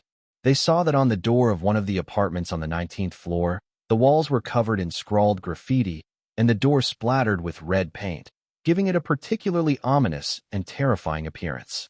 What on earth is going on here? Ren Xing exclaimed in surprise. Is this about loan sharks pressing for debts? Everyone exchanged glances. Wang Hao took the lead and knocked on the door. Is anyone there? The door creaked open a crack. You've come? Quickly, please come inside and sit. To Zhao Jinhao and others, the man seemed nothing special, a rather ordinary middle-aged man, slightly thin, with the only distinctive feature being his thin double eyelids. But as soon as Wang Hao saw this man, he immediately burst into laughter. Ha ha ha, ha ha ha. It really is a case of finding it without looking, as the saying goes. Wang Hao excitedly rushed through the door, examining the man closely from head to toe. Brother, how may I address you? Ah. The young man was clearly confounded by Wang Hao. Hello, my name is Wu Dakong, and may I know who you are? Wu Dakong. Ha ha ha, what a strong name. Oh, hello. Hello. Wang Hao grabbed Wu Dakong's hand, unable to stop smiling. My name is Wang Hao. Nice to meet you for the first time. So, Secretary Dakong. Oh no, Brother Dakong. Shall we go inside to talk? Wang Hao. Are you the Wang Hao Mr. Wang, who turned the entire film industry upside down? Wu Dakong was also stunned. He could never have dreamed that he would manage to invite this big shot over. Oh, hello. Hello. It's good that you've come. Everything is finally good now. Please come inside. Zhao Jinhao, Feng Wenbin, and the others looked at each other in disbelief. What's happening today? Why is Brother Hao so happy? There didn't seem to be anything special about this Wu Dakong. Regardless, since they were there, naturally they began by asking what exactly was going on. The group went into the apartment. As soon as they entered, they saw that Wu Dakong's place could be said to be a bare home, without even a TV, the only piece of furniture being a tattered sofa. At that moment, in the room, a young man around 20 was sitting there dejectedly crying. Sigh, have a seat first. Wu Dakong looked at the young man, sighed, and then invited Wang Hao and the others to sit. Seeing the state of things, Wang Hao had a clear understanding in his heart and asked, Brother Dakong, what exactly happened here? I see that your home's current conditions are really not so good. It's more than not so good. Wu Dakong nearly broke down as he talked about it. He sighed and said, it's all because of my good-for-nothing son causing trouble. Sigh, you all have come. Otherwise, I really wouldn't know what to do. Chapter 642. Wu Dakong was just about to slap his son across the face when Wang Hao quickly stepped in to stop him. Brother Wu, don't be rash. Let's talk this out first. Wang Hao desperately held back Wu Dakong, advising, violence won't solve the problem, but we're here to help. Just take it easy and tell us slowly. Alas, it's all because of those high-interest loans. Wu Dakong sat in the chair, looking dejected as he said, it started when my kid went to the university, and his mom and I supported him. Things were pretty good to begin with.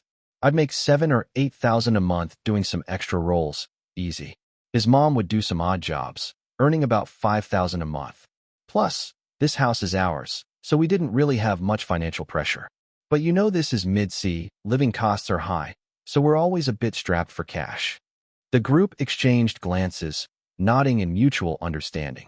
In mid-sea, a monthly income of over $10,000 for a family of 3 wouldn't classify as wealthy, but it wasn't too poor either. It was SOSO. Under normal circumstances, a family like this shouldn't have any problems. So how did such a huge mess happen? Right? Wang Hao asked, what happened then?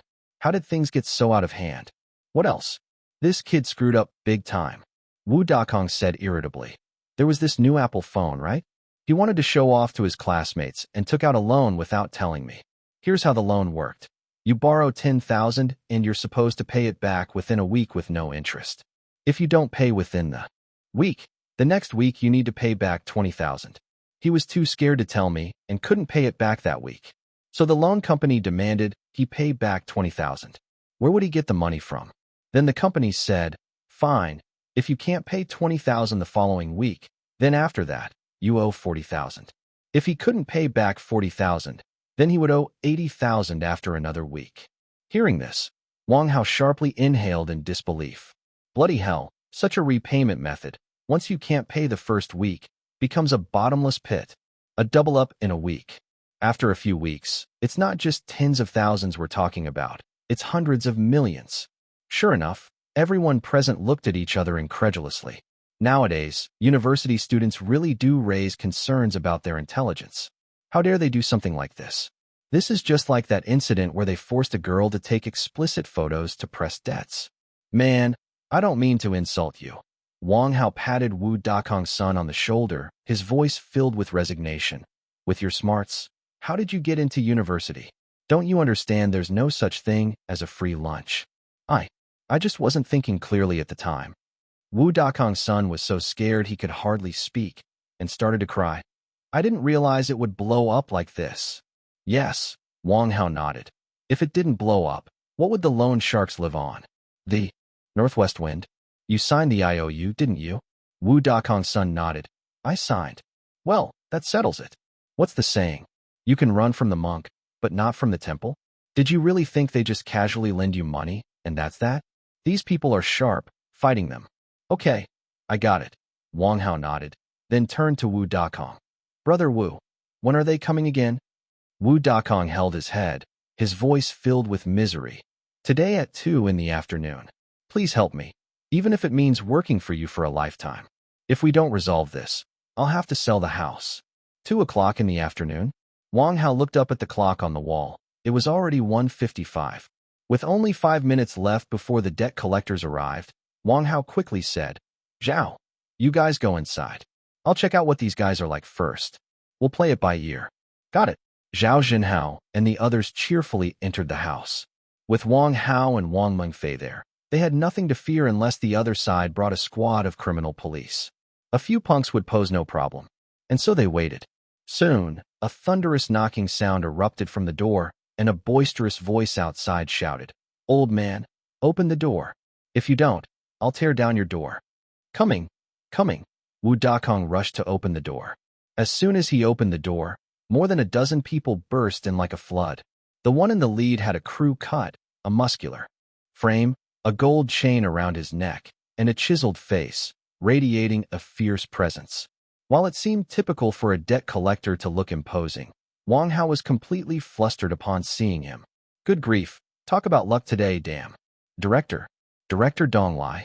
Wang Hao stared dumbfounded as the group strutted around. Who would have thought the debt collector would turn out to be Director Dong Lai himself? Director Dong Lai from In the Name of the People, in his last life, was at loggerheads with Secretary.com. Then Director Dong Lai walked around the room twice before saying, Old man, you owe us 640,000 now. When are you going to pay it back?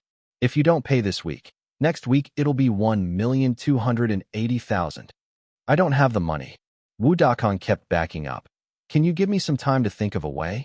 A way. The veins on Director Dong Lai's face started to throb as he shouted angrily. What way do you think you can come up with? Let me tell you, you have only one option now. As he spoke, his entire face contorted, his lips shaking violently as he suddenly erupted into a ground-shaking howl. Pay back the money. With this bellow coming out, not only was Wang Hao startled, but Zhao Junhao and others inside the house were nearly scared to faint. That shout was comparable to a plane taking off, at least 120 decibels. The dust on the walls fluttered down, and even the glass cups on the table trembled. Wang Hao's eyes practically shone listening to it. This is exactly what we needed. It's you. Wang Hao stepped forward and grabbed Director Dong Lai's arm, shouting loudly. Brothers, come out quick. We found him, huh? This trip really wasn't in vain. Boom. Ren Xing, Wang Mengfei, Zhao Jinhao, and several others immediately rushed out of the house, surrounding those dozen or so thugs. Well, 5 people surrounding 10, it can work. What are you trying to do? Director Dong Lai was clearly nervous, and then he barked angrily. You found someone to pick on. Is that it? Brother Fei, Wang Hao signaled Wang Mengfei with a glance. Look at this. With Wang Hao's approval, Wang Mengfei kicked out a few blows. Bang, bang, bang, sending 5 thugs flying. Those thugs were plastered against the wall, sliding down to the ground like pieces of paper. No one dared to speak anymore. I'm warning you, Director Dong Lai said anxiously. If you dare touch me, my big brother won't let you off. Don't be in such a hurry. Come, sit down, Wang Hao said with a cheery smile as he pulled him to sit, and asked, I don't know how your big brother is addressed. I'm called Ding Dong Lai. True enough, it was Director Dong Lai. His name was even Ding Dong Lai. You could hear Ding Dong Lai nervously say, What are you doing? Can't we talk this out nicely? Look, I'm just a small fry under Brother Dao. Even if you beat me up, it's no use. I don't call the shots. Honestly, no matter how you put it, he was someone who was used to living on the edge, and it was absolutely impossible for ordinary people to intimidate him. But Brother Fei's kicks did have an impressive impact. The thugs who were kicked are still lying on the ground, unable to get up. It's nothing much, just thinking of casting you in a movie, Wang Hao asked with a smile. How much do you earn a month working for Brother Dao? Just 6 or 7,000. Ding Dong Lai scratched his head awkwardly. I can't compare to you guys. Oh, that little, huh? Wang Hao stroked his chin and made a direct offer. How about 30,000 a month to shoot a movie with us? What? Hearing this number, Ding Dong Lai was utterly astounded. 30,000 a month. He'd been risking his life collecting debts for his boss and only made 6 or 7,000 a month. And this guy's offering 30,000 a month from the get-go. 30,000 a month. Ding Dong Lai's eyes nearly popped out. If I agree, does that mean I'll be making 30,000 a month? And then could I win the heart of a fair maiden, become a CEO, and reach the pinnacle of life? Didn't expect this guy to be such a jester. Yes, that's the deal. Wang Hao looked at him with a smile. What do you say? Do you agree? I would like to agree. Ding Dong Lai scratched his head again, fidgeting. But I don't know how to act. I've never learned. I'm not professional. If I mess it up, it would be so embarrassing. What role do you want me to play? Do you think I can really do it? This was indeed a problem. Speaking of which, Wu Dakong and Ding Dong Lai looked exactly the same as those 2 characters from In the Name of the People in my previous life. But clearly, in this world, their life paths were different. So, here's the question. Since their life paths are different, can they still act?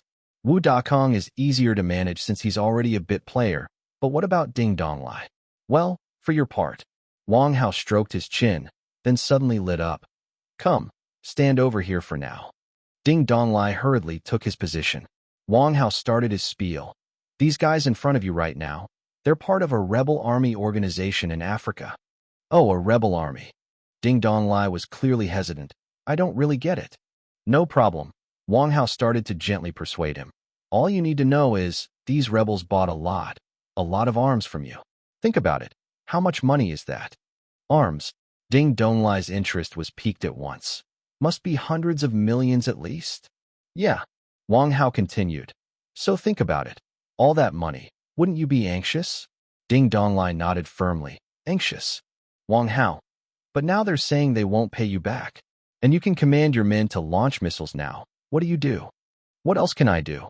Ding Dong Lai's whole expression twisted, veins bulging as he bellowed. Fire! Chapter 643. All done. I can't deny it. Ding Dong Lai's opening shout was incredibly charismatic. That rich emotion, the impatience in his tone, and that earth-shattering rage at the other party for not repaying the money. Brother Hao, not bad at all. Ren Xing's eyes widened as soon as he heard it. That shout just now, if it were in a movie. Holy shit, the charisma would be absolutely killer. Right? Zhao Jinhao also exclaimed. It's like he was born for this movie of ours. The people present looked at each other.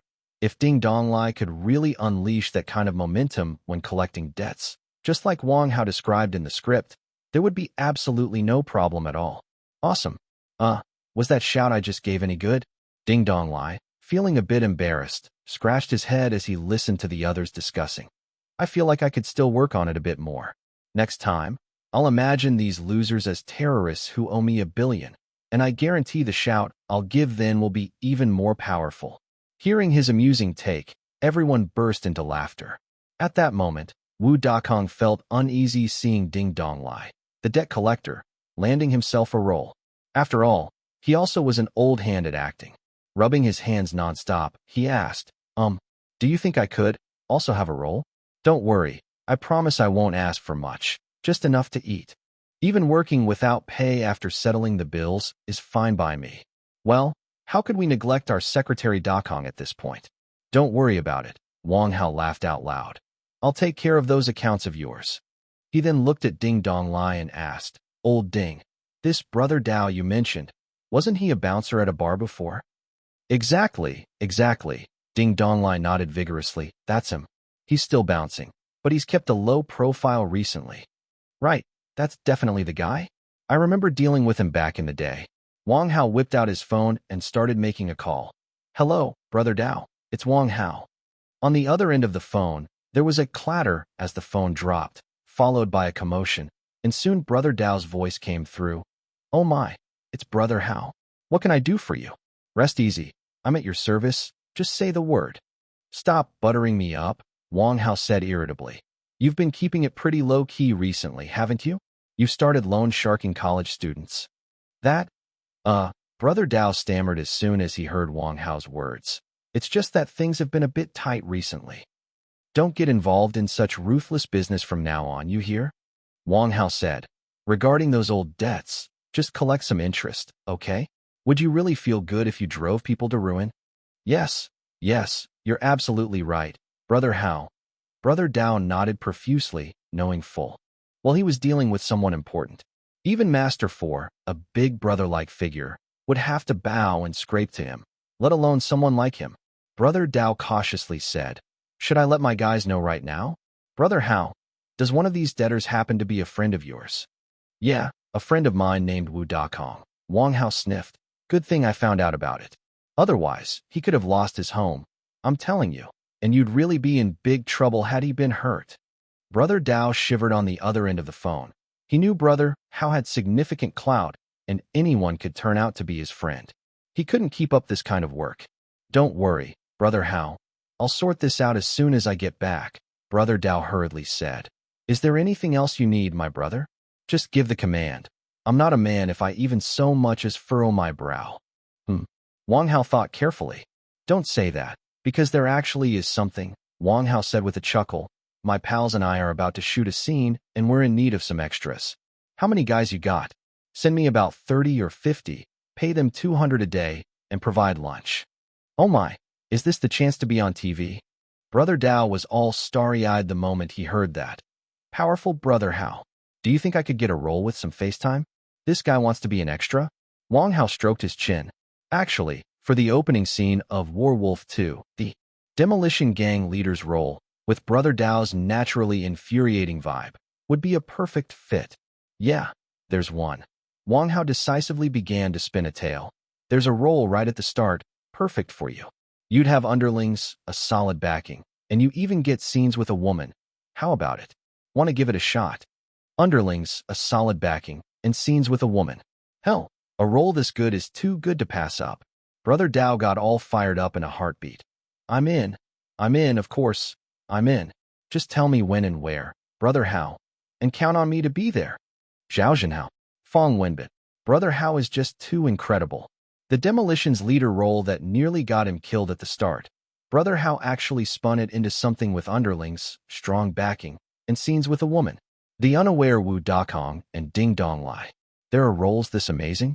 Regardless, the cast list is pretty much set, the loan shark issue is sorted out, and today went splendidly. Brother Wu, Wang Hao said with a smile and hung up the phone, then turned to Wu Dakong. It's all taken care of.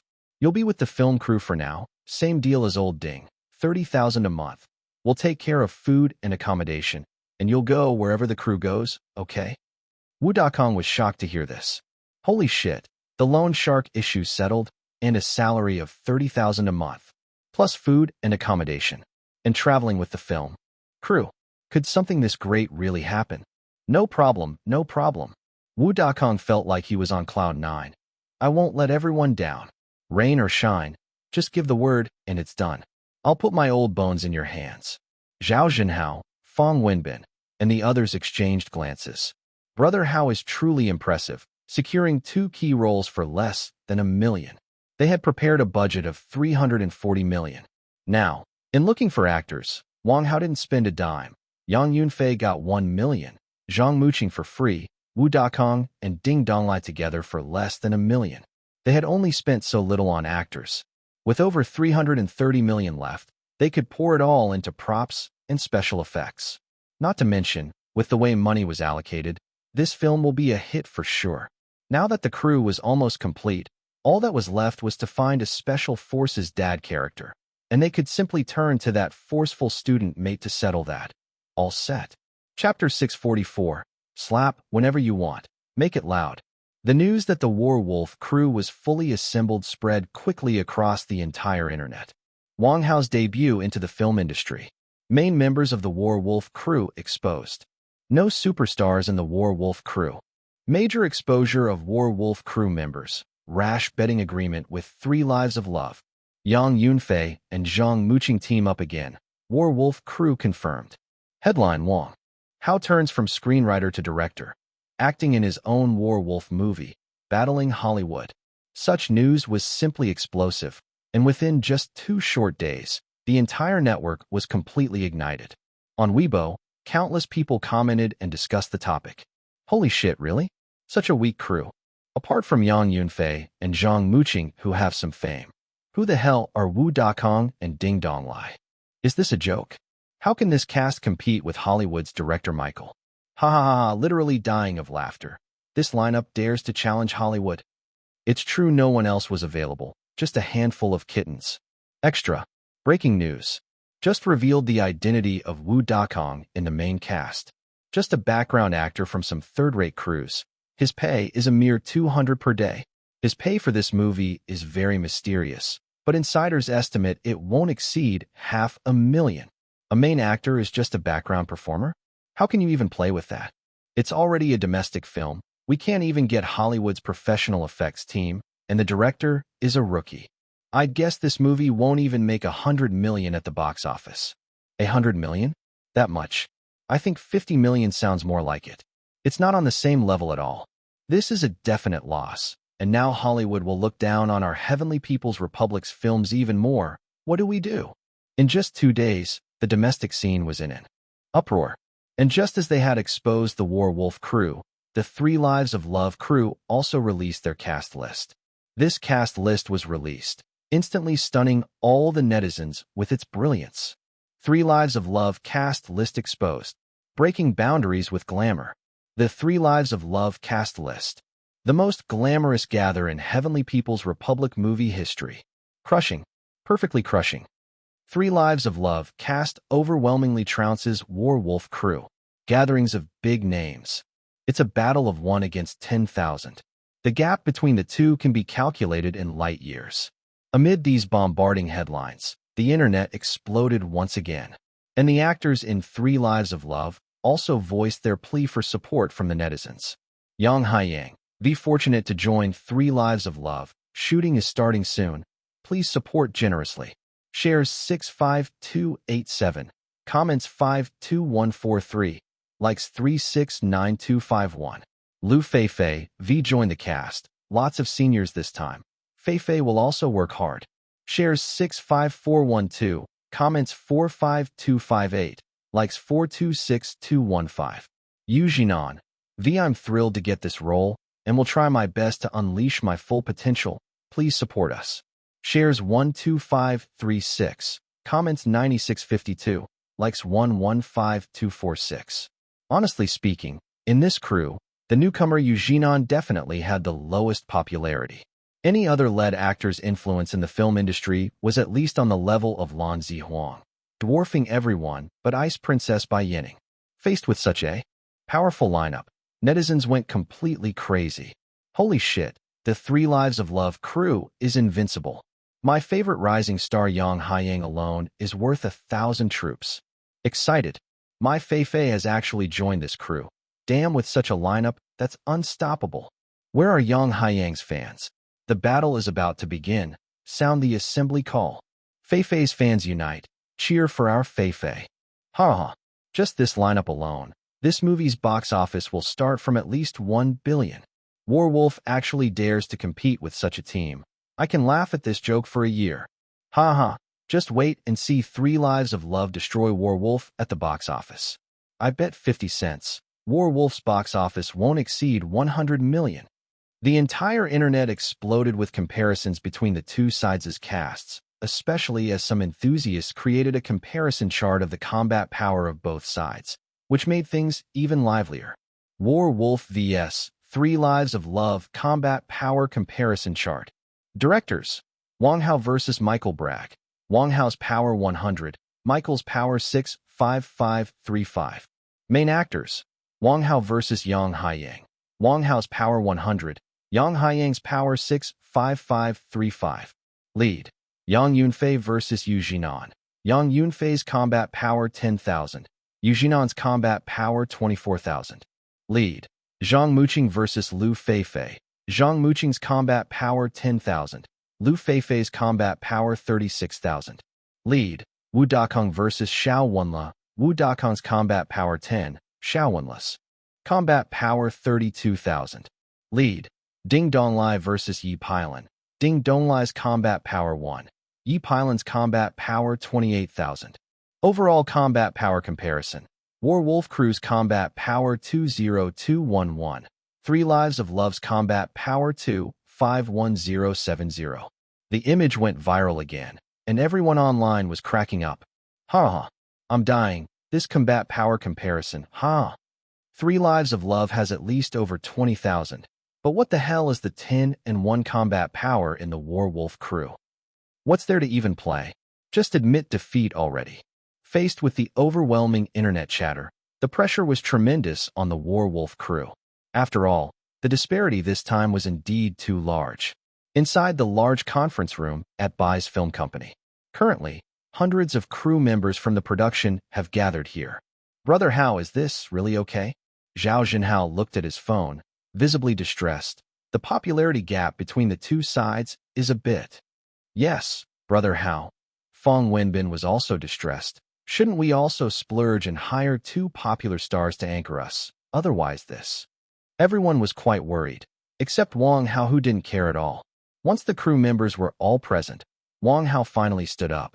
He slammed the table and said, I won't mince words. Yes, 3 Lives of Love has a formidable lineup, but we shouldn't sell ourselves short. I'll just throw this out there. Have I, Wang Hao, ever let you guys down? Everyone looked at each other, and then firmly nodded. No, that's right, Wang Hao loudly proclaimed. The opponent is strong. There's no doubt about that. But is Hollywood really all that great? I doubt it. Not to mention, we've all seen that interstellar travel that was recently released. What do you guys think? Everyone laughed, then shouted in unison, trash. Is Michael Bragg's film really that enjoyable? Wang Hao continued loudly. I've watched several of his movies these past days, including his famous debut, and in my opinion, the flaws are utterly embarrassing. Do we really have to be afraid of that guy? Everyone shook their heads together. No. So, we don't have to fear them at all. Wang Hao looked around at the crew assembled in the conference room and continued.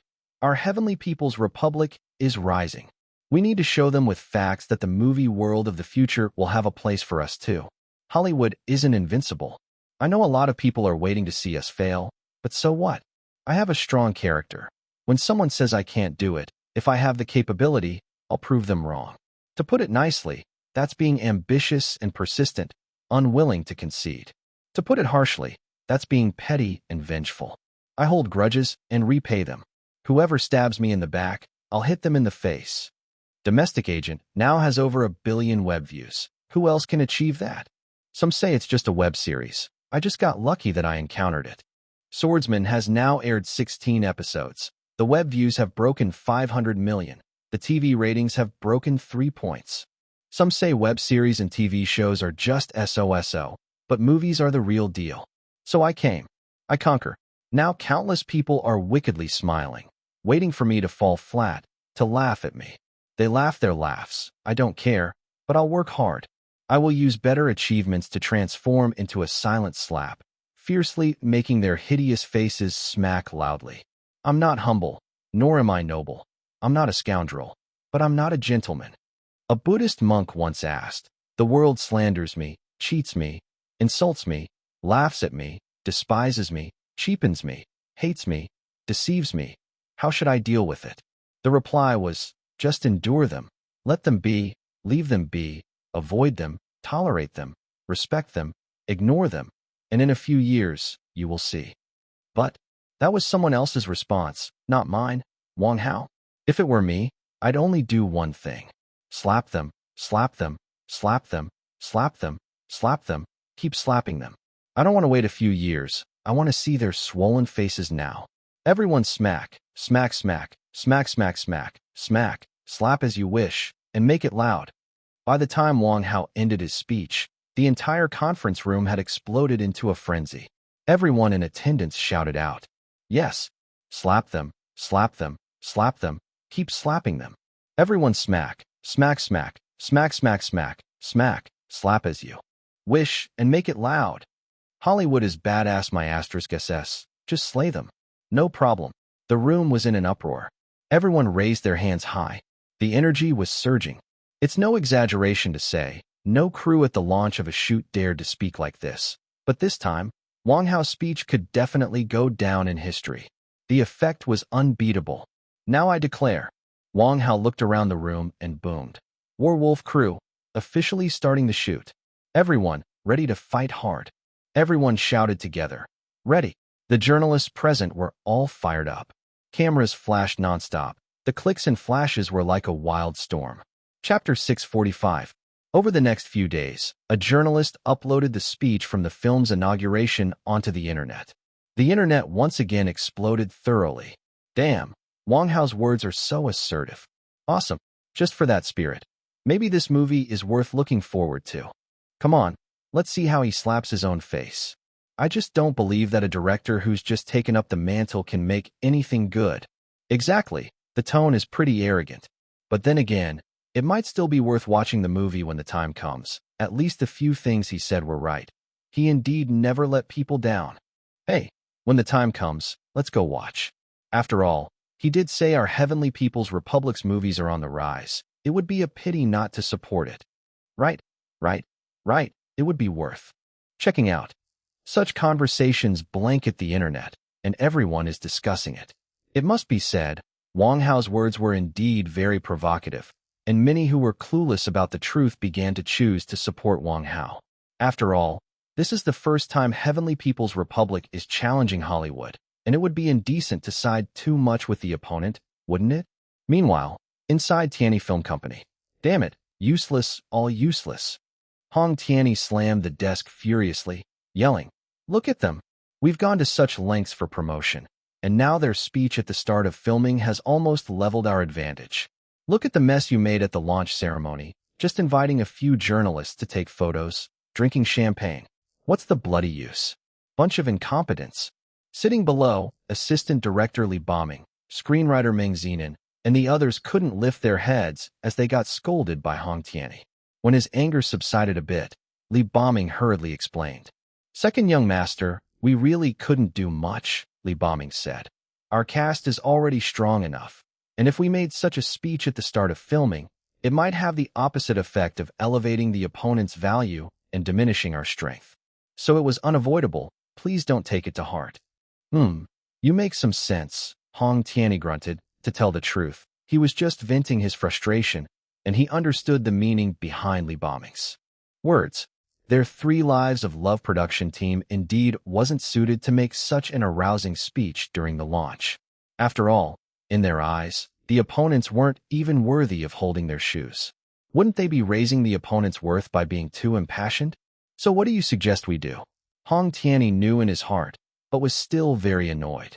Wang Hao seemed to have spent not a penny, yet with just a few words he boosted morale. He just couldn't swallow this. "Well, actually it's quite simple." Li Bombing's eyes twinkled and he smiled. "Didn't he say they would give it their all?" Let's just give them a taste of their own medicine. A taste of their own medicine? Hearing this, Hong Tiany's eyes lit up immediately, and he asked urgently, "What exactly do you mean by giving them a taste of their own medicine?" Second young master, Li Bombing leaned close to Hong Tiany's ear, whispering, "We could do this, do this, do this." The more Hong Tiany heard, the brighter his eyes shone. "Ha, that's great. Let's go with this plan." Soon on Weibo, Yang Haiyang V posted a Weibo. "Filming today was really giving it everything, even cut my hand." And then there were several pictures attached, one with his hand wrapped in a bandage, blood seeping through the bandage, and another with him receiving in 4 drip. This post immediately went viral among the netizens. Within just an hour, it was shared 100,000 times, with 80,000 comments, and 500,000 likes. Poor Yang, he's really going all out for acting. Exactly, let the other production team see. This is what you call truly giving it everything. Right? What's the use of just talking? Look at Yang, this is genuine professionalism. His hand is injured like that. Where are the Yang fans at? Show up fast and support Yang. Other things aside, we still have to secure the box office. After Yang Haiyang's Weibo post, Lu Feifei, the female lead, followed suit by supporting him. Lu Feifei v. Brother Yang truly goes all out when filming. I told him to use a stunt double, but he insisted on doing it himself. This level of dedication is incomparable. I've even started to push myself to the limit. Today, I even sprained my foot. And like Yang Haiyang, she too posted photos of her purple foot. This stirred up the netizens even more. It was shared 120,000 times, with 100,000 comments and 600,000 likes. Poor Feifei, she's so dedicated. Feifei is the most beautiful. You'll always be our fairy sister. Please take care of yourself. Don't let there be any lasting damage. At first, it was just comments under this Weibo post, but soon, the fans of Yang Haiyang and Lu Feifei started a widespread attack. They were all over the place, proclaiming the dedication of their beloved idols in filming, and quickly the battle spread to the official Weibo of Warwolf. You should feel honored. For the sake of your bet, Yang gave it his all to the point of injuring his hand. Indeed, your lot just talk, but when it comes to giving everything, it's my Yang who truly dedicates himself to filming. If it weren't for the wager with you guys, how could Feifei possibly have sprained her ankle? Doesn't your conscience hurt? Such comments were absolutely everywhere. The official Warwolf Weibo page was completely overrun. And just when netizens were blaming everything on the Warwolf crew, the very same crew was shooting their first major scene. The scene fighting pirates at sea. For a crew with a total budget of 340 million, and main actors whose total compensation didn't even reach 5 million, they were once again practicing their economize where you can principle in such a grand scene. Wang Hao had simply turned to Jiang Huanyu to borrow their company's ocean-going oil tanker. Borrowed. Back in his past life, when Wu Jing was directing Warwolf 2, he had spent no small amount of money finding locations. But now with Wang Hao's current clout, the same type of cruise ship stuffed with stuff, this guy actually didn't spend any money. Not a penny. Just a phone call to Jiang Huanyu. And then Jiang contacted the ship's captain, who stopped in the open sea for 2 days, specifically for Wang Hao to film this scene. Brother Hao is really unmatched. Zhao Jinhao covered his face, such a badass scene, and this guy just settles it with a casual phone call. Yeah, Feng Wenbin was also quite troubled. I think we may have been a little too confident. With Brother Hao's current status, has this film even used 50 million?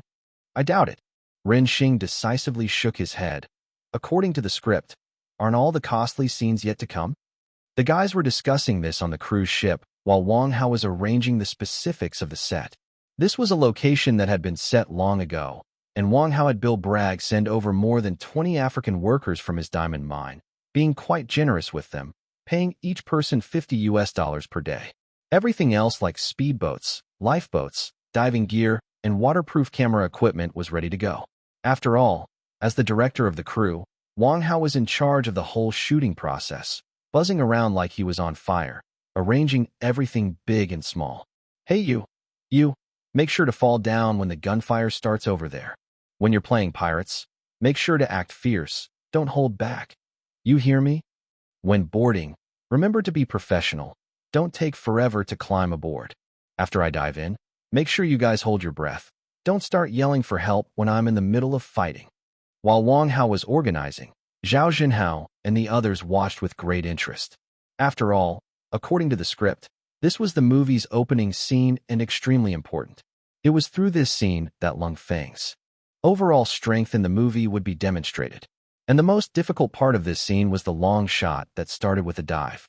Old Zhao, Fang Wenbin looked at the nearly ready set and asked Zhao Jinhao, "Do you think Brother Hao can handle it? This is the ocean. Nothing should go wrong here.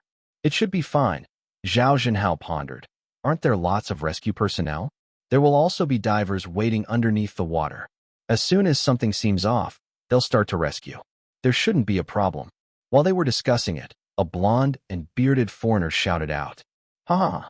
Dear Wang, are you sure you want to stay underwater for more than 2 minutes? Don't accidentally drown. I'd be quite upset." Hearing this voice, Zhao Jinhao and Fang Wenbin immediately turned to look. The man speaking was Wales, a Hollywood martial artist who had come over and was known for filming these high-difficulty scenes. In the industry, he was quite famous. The reason for hiring him was that although it could be said that Wang Hao was challenging Hollywood alone, the film did have foreigners in it. So while challenging was one thing, hiring was still necessary. It was just unavoidable that this Hollywood actor who had been invited would look down on Wang Hao. "Ha ha, who said I was going to stay underwater for 2 minutes?" Wang Hao, already changed, laughed, and said, "You must have heard wrong just now. I said 5 minutes. 5 minutes. Everyone on set froze when they heard this time. Stay underwater for 5 minutes? With a fight included? Do you think you're an octopus? Normal people would already be exploding if they could hold their breath underwater for more than a minute. My dear Wang, I think you're being a bit too arrogant." Wales gave Wang Hao a thumbs up, then pointed it downwards. "How about we have a real go in the water when we fight later?" Wang Hao looked at him and smiled. "Sure, then I won't hold back later, huh?" Wales gestured a punch in Wang Hao's direction. "It's a deal then." Chapter 646. Brother Hao of Air Long Lake. Is it an undeserved reputation? Come to think of it, the members who had made it into the War Wolf crew had all been handpicked by Wang Hao, even if they were just extras. Some of them had worked with Wang Hao before, like a batch of supporting actors from Domestic Agent. Others were selected through a large number of auditions. And then there were those like Wales, who belonged to Hollywood's professional extras that specialized in playing roles which generally die after a few scenes. These guys were all brought over by coercion from Bill Bragg's side. Everyone had high standards in every aspect, and correspondingly, they each had quite a temper. Subduing such a group of people with pride in their hearts was not an easy task. Sure enough, as soon as it was heard that Wang Hao was getting competitive with Wales, a large group from the entire crew immediately flocked over. Has director Wang lost his mind, competing in underwater kung fu with Wales? Yeah, Wales is a well-known underwater assassin from Hollywood. No one's heard of anyone who's managed to beat him underwater. Exactly. There was a Hollywood guy who acted tough with him. In the end, Wales dragged him underwater for a minute before bringing him up. The guy couldn't get out of bed for several days because he nearly drowned. He wouldn't go that hard on director Wang, would he? Should we consider being ready to follow? What are we waiting for? Get the divers in the water and ready. People were talking animatedly, while Wang Hao and Wales looked at each other and shared a mischievous smile. Wang Hao was smiling because he could finally get a good test of his abilities. After all, he was once known as Brother Hao of Air Long Lake. Was he reputed for nothing? Wales, on the other hand, was smiling because he could finally establish his authority in the crew. Look at your small frame, daring to challenge me. Today, I'll show you what it means to be a tough guy on land and a real man underwater. Wang Hao, are you ready? Wales, are you ready? The two men looked at each other. Then with a running start, they both jumped off the boat into the sea. They're in the water. Get the cameras ready. Where are the divers? Follow them quickly. We absolutely can't afford any mishaps. If something seems off, make sure to deal with it immediately. People on the boat were shouting, and everyone's hearts were racing. After giving an okay sign, the divers submerged. The speedboat had also moved to a preset position, ready for any rescue operations. The hearts of everyone present were caught in their throats. After all, this was the middle of the ocean, not some small ditch on land. In the midst of the ocean. As soon as the diver entered the water, They prepared to provide emergency aid to Wang Hao, because in their minds, no one had been found capable of being a match for whales underwater. This was, after all, a man who had made a notorious name for himself in Hollywood, and many crews there would specifically ask for whales when it came to filming underwater scenes. A person's reputation is like the shadow of a tree. It's certainly not to be taken lightly. The diver plunged into the water, the searchlight illuminating all around. They soon saw a figure gesticulating wildly, and the divers exchanged looks, chuckling to themselves. Bit off more than he could chew, huh? I told you Director Wang wouldn't stand a chance against whales underwater. The flailing figure was creating a mass of bubbles underwater, and the people on the boat were starting to panic. Someone was about to jump in to rescue, but was stopped by others. The diver is down there. What's the rush? Zhao Jinhao and the others were getting anxious too, since whales had a lofty reputation, known for his swimming skills that were almost divine, capable of holding his breath underwater for 3 full minutes.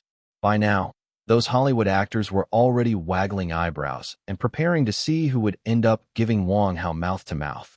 Underwater, Wang Hao and whales were about 3 to 4 meters deep. Wang Hao had taken a deep breath before diving. Opening his eyes in the clear water, he saw a shadowy figure grabbing his ankle and pulling down. Wang Hao sneered. Trying to mess with me? Don't you know I grew up beside the water? What kind of storms haven't I seen? If I don't subdue you foreign monkeys today, how could the shooting go smoothly later? That's what he thought. So Wang Hao pretended to panic, struggling desperately, acting as if he were thrown into utter chaos, flailing his limbs. Whales thought to himself, a rookie like this wants to shoot an underwater fight scene. Sneering, he pulled Wang Hao down, timing it meticulously, planning to let Wang Hao surface after exactly 1 minute. However, to his surprise, just when he felt smug, Wang Hao suddenly transformed, slipping out of his grasp like an eel, then drove his elbow into Whales's temple even though the water reduced much of the impact. Nonetheless, Whales felt dizzy. He instinctively wanted to tangle with Wang Hao, but before he could make a move, a punch landed on his gut. In the water, despite the slower movements compared to on land, Whales still felt his stomach churn, and he let out a burp, forcing out the air he had been holding. Then sea water rushed in. Considering he was indeed a very good swimmer, he prepared to float upward. But before he could surface, Wang Hao grabbed his foot, and no matter how much he struggled, he couldn't move an inch anymore. Soon, Whales's oxygen ran out. His chest felt like it was being crushed by a boulder. His brain began to starve for oxygen, and stars danced in front of his eyes. Puffed. About a minute later, when Wang Hao emerged with Whales, limp as a dead pig, everyone was stunned. No way. Whales actually lost. How is this possible? Director Wang looks like he's not bothered at all. Did he turn into a fish? He actually bested Whales underwater. Then, the divers helped Wang Hao and Whales onto the yacht, and Wang Hao threw Whales onto the deck, the poor guy rolling his eyes back, his belly swollen, not knowing how much water he had swallowed. The one who'd been picked for mouth-to-mouth rushed over and got to work. Well, this guy was a dude. All the actors from Hollywood stood there, dumbstruck. How is this possible? The underwater tyrant Whales tried to mess with someone and almost ended up drowning himself. Didn't I say I was fine? Wang Hao lifted his head, looked at the crowd on the big boat, and laughed. Hey, I'm known as the little white dragon of the waters, Brother Hao of Air Long Lake, am I not? Watch closely, I'll perform another for you guys. Wang Hao took a deep breath and dived back into the water with a splash. What's going on? Everyone looked at each other, wondering what Wang Hao was up to. Suddenly, someone seemed to sense something and looked into the distance. Then everyone suddenly screamed. Look, a shark. There's a shark. Chapter 647. Talking about humans fighting in the water seemed plausible enough, since at least they're of the same species. But then a shark swam over. Holy shit, what do we do? Someone dive in and save them. If we're too late, we're in big trouble. A shark. That's a freaking shark. Who dares to go down there? What if the shark eats them? People were exclaiming in surprise, many even grabbing harpoons and hooks, when suddenly they saw the shark dive with force. And when the shark resurfaced, everyone saw Wang Hao riding on its back. Ha ha ha. Can't believe this is actually fun. Wang Hao laughed heartily, riding on the shark's back. It was apparent that the shark was frustrated, Any sign of disobedience, and Wang Hao would smash it with his fist. Holy crap, am I seeing things? Director Wang is just... Can he really ride a shark? Look, look, the shark is about to cry. It looks so pitiful getting hit. Everyone was stunned. They had always heard about Director Wang's badassery, but nobody expected him to be badass to this extent. Defeating whales was one thing, but this guy was also riding sharks. From now on, we'd better behave, some folks from Hollywood whispered among themselves. Otherwise, with Director Wang's strength, he could take on 10 of us easily. Yeah, we shouldn't underestimate him anymore. This guy is terrifying. Defeating whales was somewhat acceptable to everyone, but now this guy was riding sharks. Wang Hao rode for quite a while, and by the end, the shark almost left in tears. Phew. Climbing back onto the deck of the boat, Wang Hao said with a smile. That was exhilarating. Sharks sure swim fast. It's like riding on a speedboat. The crowd. Can we keep things normal for once? All right, no more bullshit. Wang Hao, unfazed, clapped his hands and continued.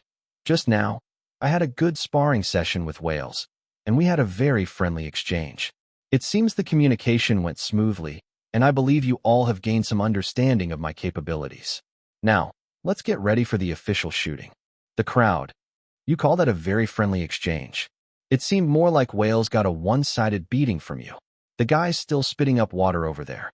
Everyone present was too exasperated to comment, but one thing they all knew was that from now on, they had to listen to Director Wang. We're planning to shoot this underwater scene in one continuous take. Wang Hao instructed the cameramen around him. When the time comes, you will dive with me, and we will try to nail the entire scene from start to finish in one go, then move on to editing. Got it. One take all the way. Cameraman Gate exclaimed. Dear Wang, this shot is a full 6-minute long take. Can it be done? A continuous take means about 6 minutes of footage shot in one breath, without stopping. At this, he suddenly felt it might not be a problem. Maybe it's doable. After all, you're the man who can ride sharks. See, sometimes, to win people over, simple and brute force tactics work best. I won't have a problem, Wang Hao said cheerfully, but everyone else must take precautions. This shot requires staying underwater for close to 3 minutes. I'll try to minimize the time you all spend underwater, though it won't be by much. So for our victory, let's give it our all. Upon hearing these words, what everyone felt was, this is truly a life or death struggle. In the time that followed, Wang Hao directed everyone on how to perform their moves and coordinated the scene to perfection. After practicing for most of the day, everyone had more or less got the hang of it, and now they were ready to begin. Ready, action! With the assistant director's cry, the cameras started rolling. First, a gang of sea pirates appeared, brandishing weapons on a yacht, followed by a scene of gunshot exchanges. There was not much to say about this particular shot. After all, they were all seasoned actors, and they quickly completed the scene in perfect harmony. At this point, Wang Hao, dressed in a white robe that revealed his well-proportioned muscles, took a running start on the deck and dove into the water with a smooth and adept motion. His form was so graceful that not even the most professional divers could find fault with it. But once he was underwater, problems arose. Several Hollywood actors managed to hold their breath when they first dived in, but after about 10 seconds, they completely panicked, gulping water in big lungfuls. Mid-shoot, Wang Hao hurriedly pushed the actor toward the surface. Stop! Everyone rushed over in a frenzy, many voices urgently asking, How are you? How are you? Are you okay? I'm fine. The actor coughed up more water and said, I wasn't prepared when I went underwater. It's my fault. It's okay. Let's try it again. Wang Hao patted his shoulder, offering consolation. This time make sure to prepare adequately. After all, the underwater scene is quite long, so you need to hold your breath well. After comforting the actor, he called out, Get me a dry set of clothes. Let's do it over. The props team quickly brought over the clothes, and with Wang Hao changed, they continued filming. Everyone ready? Let's do it again. With Wang Hao's shout, all were prepared once more. 3, 2, 1, action. This time, everyone performed well, but, unfortunately, during the underwater scene where Wang Hao was tying ropes, one actor still couldn't hold his breath, leading to a second failed attempt. Don't worry, everyone. Wang Hao clenched his teeth. Let's do it again. Don't be too stressed. Remember, No matter what happens, I've got you covered. They looked at each other, several Hollywood actors now feeling somewhat guilty. They nodded resolutely and said, "Let's give it our all." As the saying goes, the style of the actors reflects the directors. Wang Hao's determination and comforting nature instead of blame inspired the actors. After all, who has the heart to keep causing problems? Cameraman Gate watched as everyone encouraged one another, deeply moved. I thought this film was doomed, but looking at it now, maybe we really can win. What do you mean, maybe? Zhao Jinhao sat down beside him, speaking softly. Do you know why our three families value him so highly? He has this spirit about him. He never lets anyone feel despair. Yes, Gate nodded in agreement. At first, I didn't understand why Mr. Zhao and Mr. Fong were so willing to take part in this strenuous endeavor with him, but now I'm starting to get it. Of course, Zhao Jinhao chuckled. By Brother Hao's side, there's never any disappointment. Let's keep working hard. Perhaps we are witnessing history. You never know, huh? Chapter 648, Meeting the Big Shot. 2 days later, aboard the transport ship, with the pop of a champagne bottle, cheers erupted from everyone on board. Oh yeah, the shoot for this segment is wrapped. Ha ha, it really wasn't easy. It's been like 2 hellish days. Damn, we really went all out, filming from morning till night, then brainstorming new techniques. I've only had about 10 hours of sleep in the whole 2 days. Director Wang is seriously hardcore when he gets going. In the can originally refers to film that has been shot and is now in the canister, ready to be processed. It mostly indicates that a portion of the film production is complete. In some cases, actors also say they are wrapped after they have finished their parts. So today, after shooting the opening few minutes of the film, everyone started celebrating. After wrapping this segment, we move on to shooting the main storyline.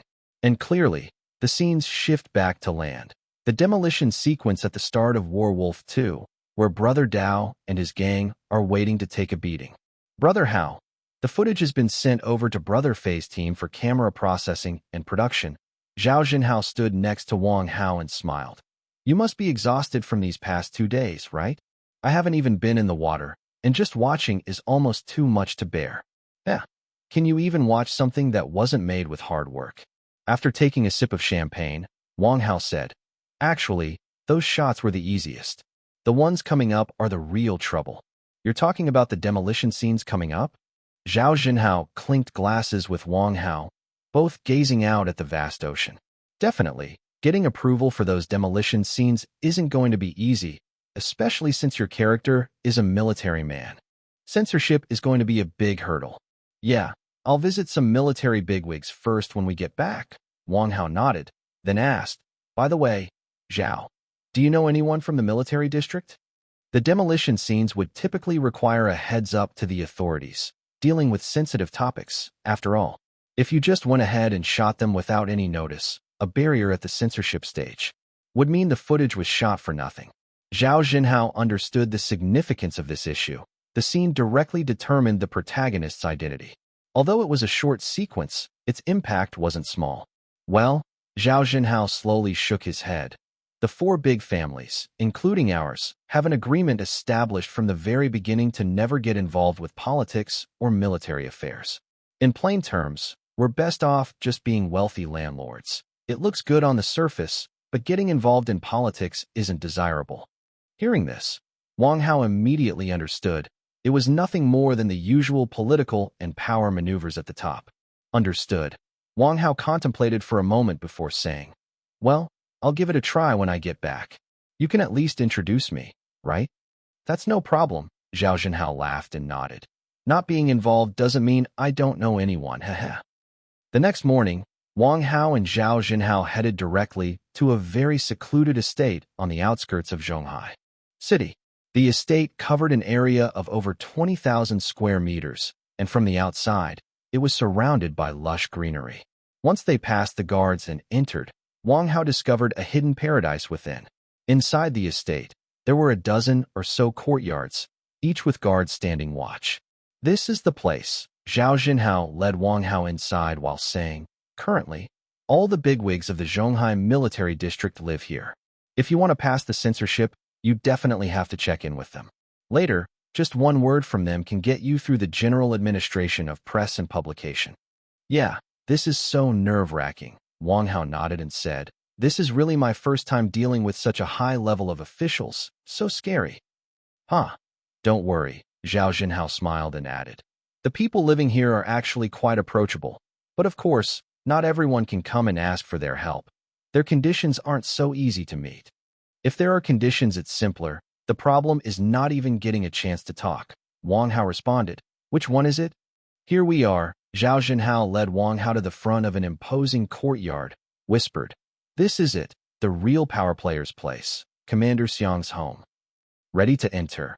Zhao Jinhao gave Wang Hao some careful instructions.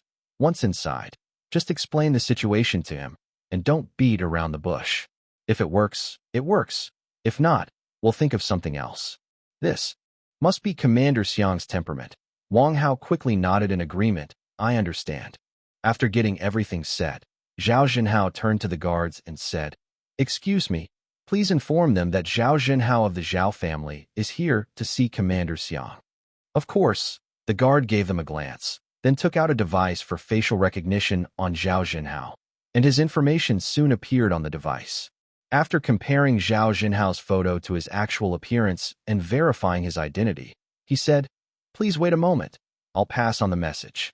Another guard approached them, conducted a quick sweep from head to toe, making sure they weren't carrying any dangerous items.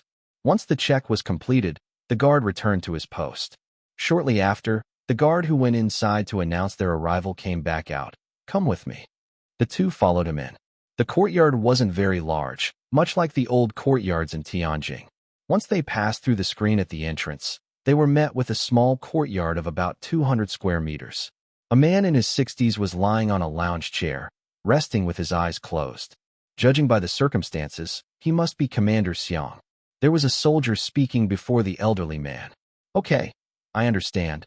Commander Xiang nodded, then looked at Zhao Jinhao, motioning him to come closer. Is that Jinhao? Grandpa Xiang. Zhao Jinhao quickly approached, smiling. It's been a long time since I saw Grandpa Xiang. Indeed. Commander Xiang looked Zhao Jinhao up and down, then smiled. It's been over 10 years. You've grown into a handsome young man. Have a seat. He gestured for Zhao Jinhao to sit on a small stone stool in the courtyard, then turned to Wang Hao and inquired. And this young friend is? Ah, he is a friend of mine, Zhao Jinhao promptly introduced. He's come to ask for Grandpa Xiang's help with a film-related matter. Oh, Commander Xiang nodded, then turned to Wang Hao. What's the issue?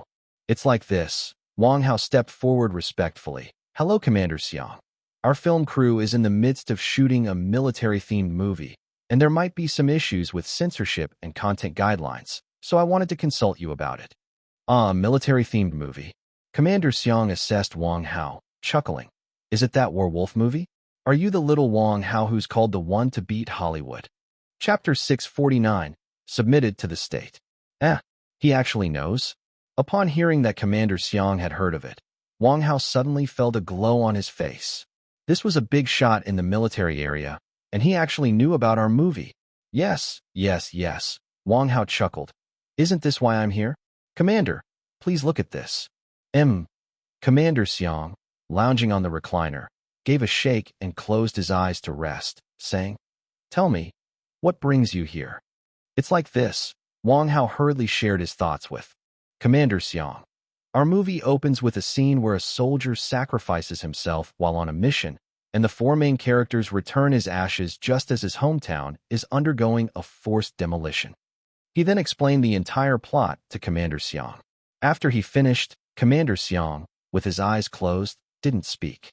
With him silent, nobody else dared to speak either, and suddenly, the small courtyard fell eerily quiet. Commander Xiang tapped his fingers on the armrest of the recliner rhythmically. No one knew what he was thinking, or whether he would agree with the plot Wang Hao presented. I understand. Commander Xiang mused for a while before he finally spoke. However, his words were completely unrelated. Little Wang, ever thought about becoming a soldier? A soldier. Wang Hao was stunned for a moment, then scratched his head and laughed. Being a soldier is fine by me. I actually look forward to life in the military, but I'm afraid I really don't have the time right now. That doesn't matter. Commander Xiang opened his eyes, subtly shifting the topic once more, smiling. I've heard you have an identity called Sheet Hero, am I right? Eh, he actually knows about this too. Yes, there is such an identity, Wang Hao said awkwardly, scratching his head. Commander, what is this about? Commander Xiang sighed deeply, then got up from the recliner, and Wang Hao quickly gave him a hand. Take it easy, Commander. He not bad, young man. After getting up and pacing the courtyard, Commander Xiang suddenly said, Little Zhang, take little Wang to change clothes, and make a call to the military department while you're at it. Get little Wang an identity as a reconnaissance soldier. What the heck? What's going on here? Wang Hao was totally baffled, but as the other party was the commander, Wang Hao simply stood there, letting them make the arrangements. Soon, little Zhang came back carrying a military uniform and handed it to Wang Hao, who then went to change. At this moment, Zhao Jinhao cautiously asked, Grandpa Xiang, what is this about? Don't ask now. I have my plans. Commander Xiang waved his hand, and soon after Wang Hao returned in his new clothes, Commander Xiang's eyes lit up. Haha. Indeed, the good-looking ones still need to be offered to the nation. That's the absolute principle. Wang Hao, you must be checking Weibo every day, but I do like hearing this. Hey, offering oneself to the nation occasionally isn't too bad. Commander, do I look okay? Wang Hao, now dressed, spun around for Commander Xiang to see, laughing. Didn't disappoint you, did I? Very nice. Commander Xiang patted Wang Hao's shoulder, then said, Come, sit down. I have something to discuss with you today. Whether you want to do it or not, it's up to you. Looks like he's setting the terms. Wang Hao naturally knew the commander's terms wouldn't be a simple task, but since he was already here, not to mention that he was asking for a favor, even if not, when such a high-ranking commander asks you to do something, you've got to do it, right? You say. Wang Hao quickly nodded. It's like this. Commander Xiang took a deep breath and said, The United States has sent some special forces here for an internal exchange, and these soldiers, I don't know how they were trained, their physical abilities are unbelievably good. Our soldiers have had a bit of trouble under their hands. Little Wang, you are quite skilled, and now you are one of our soldiers, so what do you say? As soon as the big shot said this, Wang Hao immediately understood. So that was it. It was clear that, despite his calm and methodical appearance, this big shot, after all, had the pride of a soldier. The American Special Forces coming to the Heavenly People's Republic to strut their stuff was definitely something he couldn't stomach. So, seeing Wang Hao and knowing about his identity, asking him to stand up for them seemed perfectly natural. Sure, I'm in. Wang Hao immediately agreed. Commander, you tell me to go east, and I will never go west. If you tell me to catch a dog, I'll never chase a chicken. Everyone burst into laughter at his amusing answer. Commander Xiang patted Wang Hao's shoulder, smiling. Very well, young man. You indeed have that adventurous spirit. He then instructed the waiting little Zhang. Prepare the car. We are leaving now. Little Zhang snapped to a salute. Yes. On the road, Wang Hao quietly asked, Commander, are these American soldiers really that tough? Our special forces didn't manage to beat them. Of course, the commander's expression turned serious, explaining. The group that came this time includes 3 individuals, as analyzed by our expert team, all of whom have undergone special training. They're all about 2 meters tall, each weighing around 200 kilos, with very developed muscles and no extra fat. Calling them war machines is no overstatement, and the key point is that these 3 seem to have been injected with some special kind of hormone that gives them a high resistance to pain. So that's how it is. Wang Hao immediately nodded in understanding. The commander had spoken lightly, but one could imagine just how perilous it really was. After all, in the military, real special forces, such as the commander's bodyguards, could easily kick an ordinary person 5 or 6 meters away. Yet these people were actually defeated. One could imagine the strength of the opponents. The car drove very quickly, and about 10 minutes later, they arrived at a very huge training hall. This was a hall covering about 30,000 square meters, which looked just like a factory workshop from the outside, but was completely different once inside. At this time, in the hall, about 500 soldiers stood neatly around the perimeter, while in the center, 3 extraordinarily burly American strongmen were punching sandbags. None of their fists wore boxing gloves. They were hitting the sandbags barehanded, producing loud bangs. One of them casually punched a sandbag that seemed very heavy, yet the sandbag nearly flew off from that single punch. Just this alone was enough to prove this guy's strength was absolutely extraordinary. "Commander. Good to see you, Commander. Good to see you, Commander." Commander Xiang got out of the car, and soon a sergeant came over to meet him. "You've arrived." "Yes, how is it?" Commander Xiang looked at the 3 American Special Forces and asked softly, "Is there a challenge today?" 10 challenged yesterday, 10 losses. The sergeant saluted, seated the commander by his side, and said through gritted teeth, "Today, many were planning to challenge, but I held them back. 10 challenged, 10 losses." The sergeant spoke lightly, but Wang Hao could hear the anger in it. One could imagine with their feet that those 10 who lost were definitely not lightly injured. "Yes." The commander nodded and then said, "Introduce these 3 to him." "All right." The sergeant immediately began the introduction to Wang Hao. "Among these 3, the one with the small braid has very strong punching power. Our warriors often can't get up after being punched by him. The one with the yellow beard has incredible resistance to hits, and his body is very sturdy. Our soldiers find it hard to injure him. The most formidable is the one with a phoenix tattoo on his arm. So far, no one has even been able to touch him." After he finished the introduction, he looked at Wang Hao and sighed. "If you plan to take the field later, be extra careful." Wang Hao nodded, acknowledging the kind advice. "All right, Little Li, find someone to demonstrate first." The commander nodded, then started making arrangements. "Xia Jun, step forward." The sergeant immediately shouted, and a soldier about 1.9 meters tall stood out from the crowd. With someone stepping forward, the 3 American soldiers immediately looked over, and then these men gathered together giggling and started playing rock, paper, scissors. Rock, paper, scissors. Rock, paper, scissors. After 2 rounds, the yellow-bearded man laughed loudly. "It's my turn to fight. Seems like my luck is really good today." Seeing these few men being so arrogant, all the soldiers in attendance clenched their fists tightly. Contempt. This was outright contempt. These guys weren't even taking others seriously.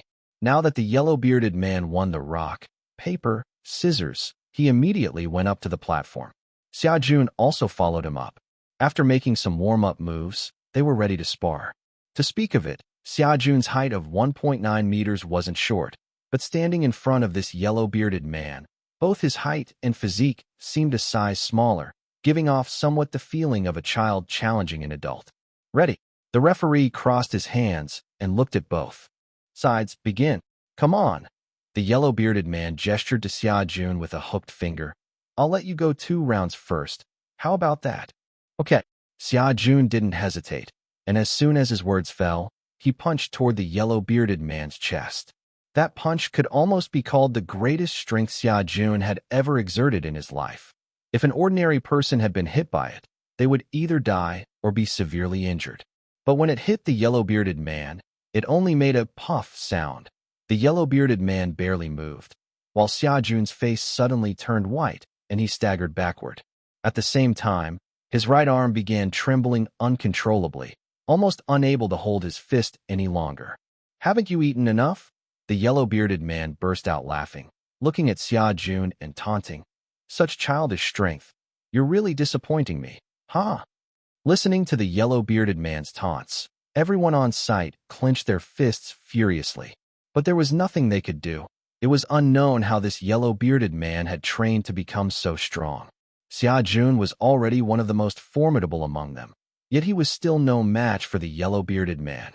The yellow-bearded man laughed twice, then surveyed the audience. "Who else?"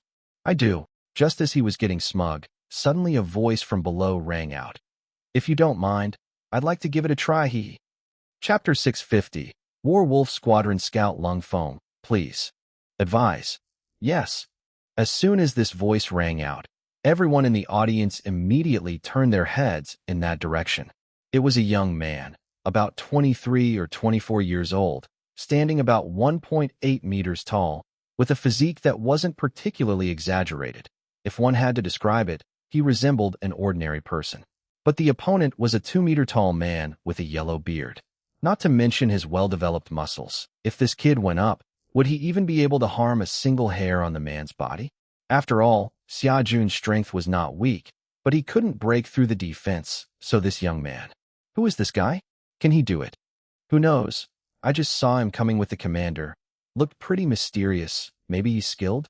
Skilled or not, it doesn't matter. He looks too frail.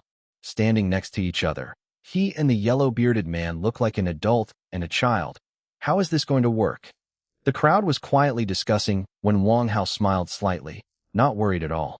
The bearded man, after looking at Wang Hao below the stage, hesitated for a moment and then suddenly burst into loud laughter. Ha ha ha. He actually said he wants to challenge me. The bearded man laughed heartily for a while, then slapped his thigh and bent over, speaking in the tone one uses with a child. Kid, with that small frame of yours, can you handle it? Why don't you come up here and let you hit me a couple of times just for show? How about that? After saying this, he straight up ignored Wang Hao and directly addressed the other muscular soldiers. Who else wants to come up and practice a bit? At this moment, without an order, those soldiers, though each of them wanted to enter the fray, even if it meant getting a bloody nose and a swollen face, had to obey the command which takes precedence over everything, so they couldn't just jump into the ring. Who else wants to come up and practice a bit? The bearded man repeated from the stage. Still, no one responded. The bearded man continued. The soldiers of the Heavenly People's Republic, you are really too weak. Don't you even have someone with the courage to come up and practice a bit? The soldiers below were so angry that veins were popping out on their foreheads. However, there was no way around it. Their opponent's strength was indeed too strong. Although they were furious, they still had to endure.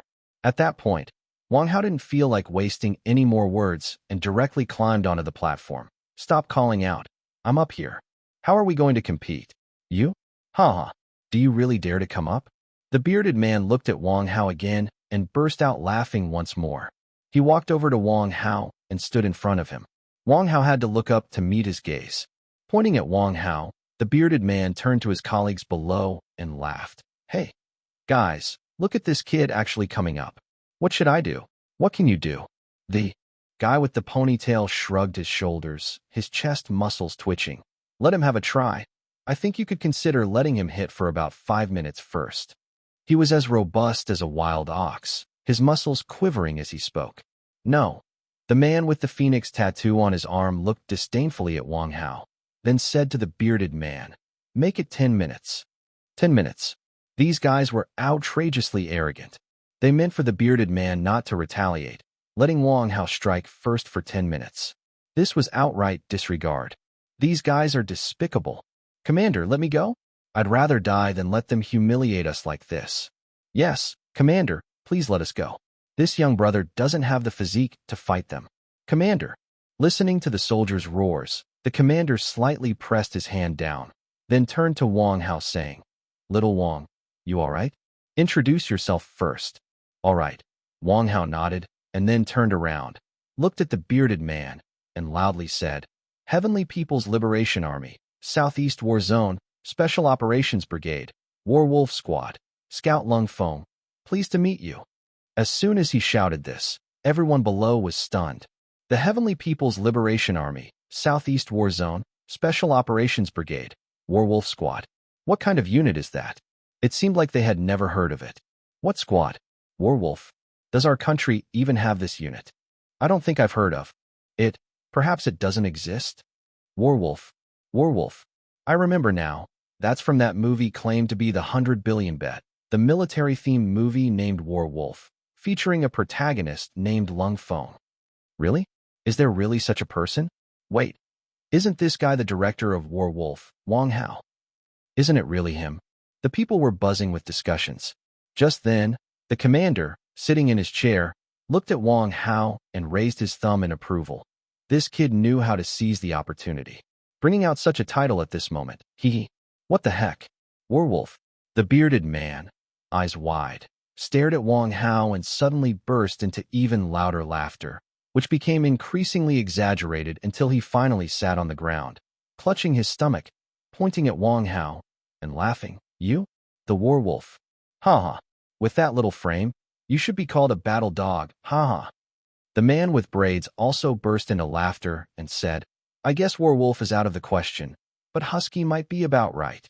The leader of the team, a man with a phoenix tattoo, walked over and leaned on the ropes of the ring, scoffing with disdain. Werewolf? More like husky. At this moment, the situation in the field became incredibly delicate. Almost everyone did not have high hopes for Wang Hao, as the physical disparity between the two was simply too great. Calling him War Husky works too. Wang Hao didn't mind at all, chuckling as he said, "Huskies are actually quite cute, huh?" Then he called out to someone nearby. "Hey, brother, could you throw me a pair of boxing gloves?" Boxing gloves. That was a boxing coach who was momentarily stunned upon hearing this. After a brief pause, he threw the gloves up to Wang Hao. "Catch." "All right." Wang Hao grabbed the boxing gloves and prepared to put them on. "Better to wear these for safety." Boxing gloves. The man with the yellow beard glanced and laughed again. "Kid, what? You want me to wear these? Fine by me, otherwise I might just kill or cripple you with one punch, and that wouldn't be good." As he said this and reached to take the gloves, Wang Hao had already put them on. "Oh, I think there might be a bit of a misunderstanding. What I meant was that it'll be safer for you after I put these on." "What? What did he just say?" Everyone was stunned. Did we hear this young man right? He actually said putting them on was for Yellowbeard's safety. "Kid, you're really arrogant." Yellowbeard finally understood, fuming. "All right, today I want to see what you're capable of." He slapped his own shoulder vigorously and roared, "Come on. If I even frown during the next 10 minutes, consider it my loss." Just as they were about to start, Wang Hao put on the boxing gloves. Xia Jun, who had just stepped off the platform, came up to the commander and frowned. "This is tricky. I didn't wear anything just now and was stronger than wearing boxing gloves, unable to break through the defense. Little Lung wearing gloves now makes it even harder to knock him down." At that moment, everyone's attention was fixed on Wang Hao. In front of him stood the insurmountable yellow beard, and he was wearing boxing gloves. Could he really do it? "Are you ready?" Wang Hao still sported a cheeky grin, looking absolutely harmless. "If you're ready, I'm going to make a move." "Preparation against you?" Yellowbeard laughed loudly, then patted his chest. "Come on, cute husky. Let's see how capable you are." "Okay." Wang Hao nodded, but then his expression suddenly turned serious and he took a deep breath. The whole venue was so quiet you could hear a pin drop. Wang Hao trod with a mysterious rhythm, gently stepping on the floor of the ring, bizarrely timing each step perfectly between Yellowbeard's inhales and exhales, seemingly controlling his breathing rhythm unknowingly. With each step, Wang Hao's aura grew stronger, and after 5 steps, each step resonated like a muffled thunder, striking awe into the hearts. The man with the phoenix tattoo watched Wang Hao's steps, and suddenly his expression turned serious. "This is strange." Yellowbeard was also extremely shocked, no longer treating the situation as a joke. Focused solely on his steps, Wang Hao's eyes brightened limitlessly, perceiving the beauty of the environment that he usually didn't care much about. Every piece of equipment, each floor tile, every beam of light, each containing a universe within, a perennial truth that transcended the beauty of the objects themselves. The truth of existence. In that moment, through Wang Hao's eyes, everything seemed infinitely beautiful. An indescribable joy rose from his heart. It was a euphoria of mastering everything despite not caring about anything. Control. By then, Wang Hao had just taken the 8th step, standing before Yellowbeard, his young figure like a mountain that no one could surpass. Then he lightly stepped forward with his left foot, creating a thunderous boom, shaking the hall and terrifying everyone with its power. Only then did Wang Hao slowly clench his right hand, his eyes blazing, twisting his waist and channeling his strength to punch at Yellowbeard's chest. His movement, as perceived by the spectators, seemed extremely slow. Every minuscule difference in trajectory of the fist and body movement clearly displayed before their eyes. Yet everyone knew that his punch was almost as fast as a bullet. The contradiction between time and space, the difference between visual and mental perception, made everyone feel an unbearable tightness in their chests, nearly driving them mad. In a flash, the fist connected with Yellowbeard's chest. It sounded paradoxical. The punch should hit the chest, but everyone felt as if the fist and chest struck each other simultaneously. Boom! A sonic boom erupted. A blast of air rolled out from the point of contact between the fist and the chest. The air on either side seemed to ripple, sending a visible shockwave radiating outward, whirling furiously. Time seemed to stop. The scene appeared frozen. Just when everyone held their breath, they saw Yellowbeard's huge body being shot up like a cannonball, crashing into the ring's railings with a crack, the railings unable to withstand the ferocious power and breaking apart. Yellowbeard's body flew out another 6 or 7 meters, making a thunderous sound as he rolled across the ground several times, finally coming to a stop. Chapter 651. What is the pinnacle? Silence. Deathly silence. The entire scene was utterly quiet. One couldn't even hear breathing. No one dared believe their own eyes. What had just happened was too terrifying, too bizarre, too strange. A man about 1.8 meters tall had actually punched a 2-meter-tall giant 6 or 7 meters away, and that was after the railing of the ring had absorbed much of the impact. How is that possible? This is too exaggerated, right? The blonde was knocked out by one punch. Before, we couldn't even break through his defense, but that punch from this guy felt so satisfying. Thrilling. Absolutely thrilling. We finally released all the pent-up frustration we had these past few days, huh? A group of soldiers stood there, unable to move their postures, but the thrill in their hearts was indescribable. These past few days, these U.S. soldiers really irritated them, and today they truly got their revenge. Even the commander started smiling with satisfaction. It seemed little Wang was genuinely skilled. His judgment was still sharp as ever. Yes, when they got back, he would definitely praise this kid and boost the pride of the Heavenly People's Republic. People were abuzz with discussions, and the remaining foreigners now looked at Wang Hao differently. They thought he was just a fool stepping into the ring. But who could have imagined him being so formidable? Just one punch. The blonde still couldn't stand up. Winning was too easy. My Siberian husky, not bad, huh? Wang Hao walked gleefully toward the blonde, looking down at him lying on the ground like a dead dog, and smiled. Don't be too arrogant the next time you come to our Heavenly People's Republic. Stay humble. Our country isn't a place where just anyone can stir trouble.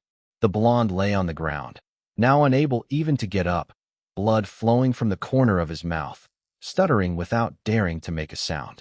Why did you hit him so hard?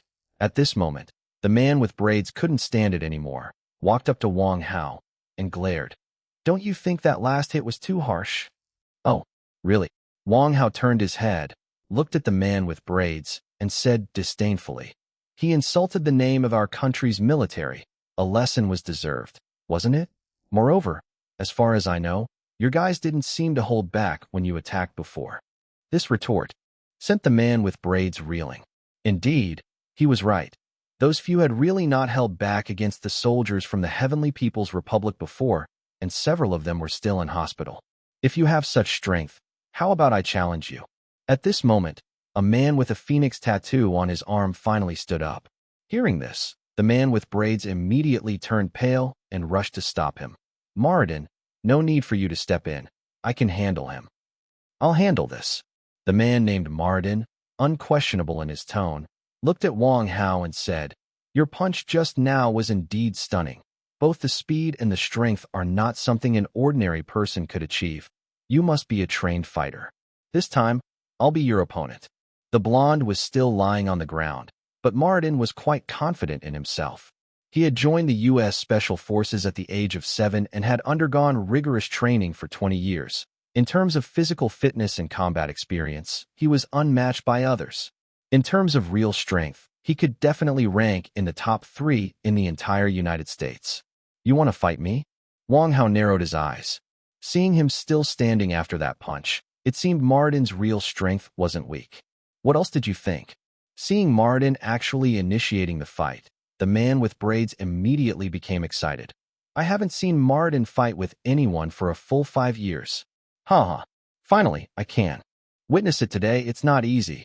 Kid, do you know what happens to those who fought him? Let me tell you, several of them are still in wheelchairs. Haha. Haven't fought anyone in 5 years? Those who had fought were still in wheelchairs? Upon hearing this, everyone present felt their hearts rise. Could Lung Feng handle facing such a fierce man? Be careful, Kid. The commander also grew nervous. After all, Moradin had never made a move before, but seeing Yellowbeard and Little Braid willingly following his lead, one could imagine this guy was no simpleton. Wang Hao and Moradin stepped onto the ring. "You might as well take off your boxing gloves," remarked Moradin, eyeing Wang Hao. "I never liked having superfluous stuff in a battle." "Oh," Wang Hao nodded, removed his gloves, and smiled. "Actually, I don't like them either." "Humph," Moradin grunted angrily. His pride was immense. There were very few in the entire U.S. Army Special Forces that he esteemed, but now this diminutive man was clearly looking down on him, which instantly ignited his rage. "Watch out." Moradin clenched his fists and lunged forward with a whip kick. His strength was far greater than Yellowbeard's and Little Braid's. Leveraging the momentum and rotational force from his waist, the kick, like a dragon wagging its tail, brought a fierce wind with it. Even before the foot reached him, one could feel a faint stinging sensation on their face. If it had hit squarely, it wouldn't just result in using a wheelchair. One would likely end up a bedridden vegetable for the rest of their life. But others were others, and Wang Hao was Wang Hao, incomparable. His physique had now been transformed by the luck dice to the pinnacle a human could achieve. What is the pinnacle? As long as it doesn't cross species, it could completely dominate others of its kind. That's the pinnacle. Wang Hao smiled lightly, raised a hand, and easily blocked Moradin's kick that carried the full force of his body. How is this possible? Did I see that correctly? Everyone present couldn't believe their eyes. Had Wang Hao just so effortlessly neutralized such a powerful kick from the opponent? Seeing his kick ineffective, Moradin swung his leg repeatedly, smack, smack, smack, sending several kicks in succession. But while his offensive seemed incredibly fast to others, in Wang Hao's eyes, still a bit slow, Wang Hao said, relaxed, perfectly dodging Moradin's attacks, and then, instead of retreating, he advanced closer to Moradin within a 2-foot range. "See how you handle this punch." Wang Hao tightened his right hand into a fist and pressed it against Moradin's chest. Moradin looked down, his face full of surprise. Time seemed to slow down. In less than an inch of space, Wang Hao threw his punch. Boom! A thunderous sound erupted, and Moradin was sent flying backward, soaring 4 to 5 meters through the air before crashing onto the ring floor. A total silence enveloped the arena. Everyone was stunned. No one had expected that Wang Hao's punch, which appeared so plain, could wield such tremendous power. Cough, cough. Moradin knelt on the ground, continuously coughing. The man, considered unbeatable in the military, was defeated by a single punch. With disbelief written all over his face, he looked at Wang Hao, panting heavily, and asked, What move was that just now?" "This." Wang Hao casually brushed off some dust from his clothing, his expression as calm as a mild breeze, and smiled. "It's nothing much, just a kung fu style I created called Jeet Kune Do. What I just used was a very simple technique from it called the 1-inch punch." Chapter 652. Can brother say he is unrivaled? Jeet Kune Do. Inch punch. These two terms were never heard before. Could this Jeet Kune Do really be created by this young man? Okay, I've noted it down. Moradin wiped the blood from the corner of his mouth, clutched his chest, and said gravely, "Thank you for the guidance. I will lead my team back to the United States now. We have been well taken care of in the Heavenly People's Republic. Thank you." He then stood up and walked down from the ring. Everyone in the arena was stunned, and it took a long while for them to react. One, did we really win? Soon, when everyone confirmed that their side had indeed won this time, everyone cheered. "Ha ha ha, we won. We finally won. This is fantastic. That's amazing, we won. We won. We finally won this time. This is such a sweet revenge." Yes, they had always been dominating us in the past, but this time we turned it around. I told you. How could our Heavenly People's Republic be inferior to them in combat? All the soldiers in the arena were cheering, looking at Wang Hao with admiration. After all, the military is a place where strength is highly valued, and as long as you have strength, you can earn the respect of your comrades. Good, good. Commander Xiang stood up, clapping and smiling as he said, Little Lung, well done. You really got us some revenge this time." He originally wanted to say Little Wang, but since Wang Hao had just introduced himself as Lung Feng from the War Wolf Squadron, he naturally would not contradict Wang Hao in front of others. Hee, Commander, look at you. Wang Hao hurried over with a smile. Did I perform okay just now? Far more than okay. The commander patted Wang Hao's shoulder heavily, then smiled and said, Come, let's go and have a chat. Just the two of us. Zhao Jinhao, who had been following along, looked at Wang Hao and then at Commander Xiang, taking a deep breath. Brother Hao's tactics were truly astonishing. Commander Xiang was famously difficult to deal with, and yet Wang Hao had him completely compliant, even proactively inviting Wang Hao for a talk. Such a thing was almost unprecedented in history.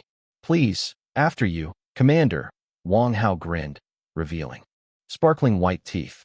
Commander Xiang took Wang Hao and Zhao Jinhao to a small meeting room in the training facility and sat down. Then, looking at Wang Hao, he smiled and asked, Your performance today was excellent. I really liked it. You came to me today because you're facing difficulties with your film, right?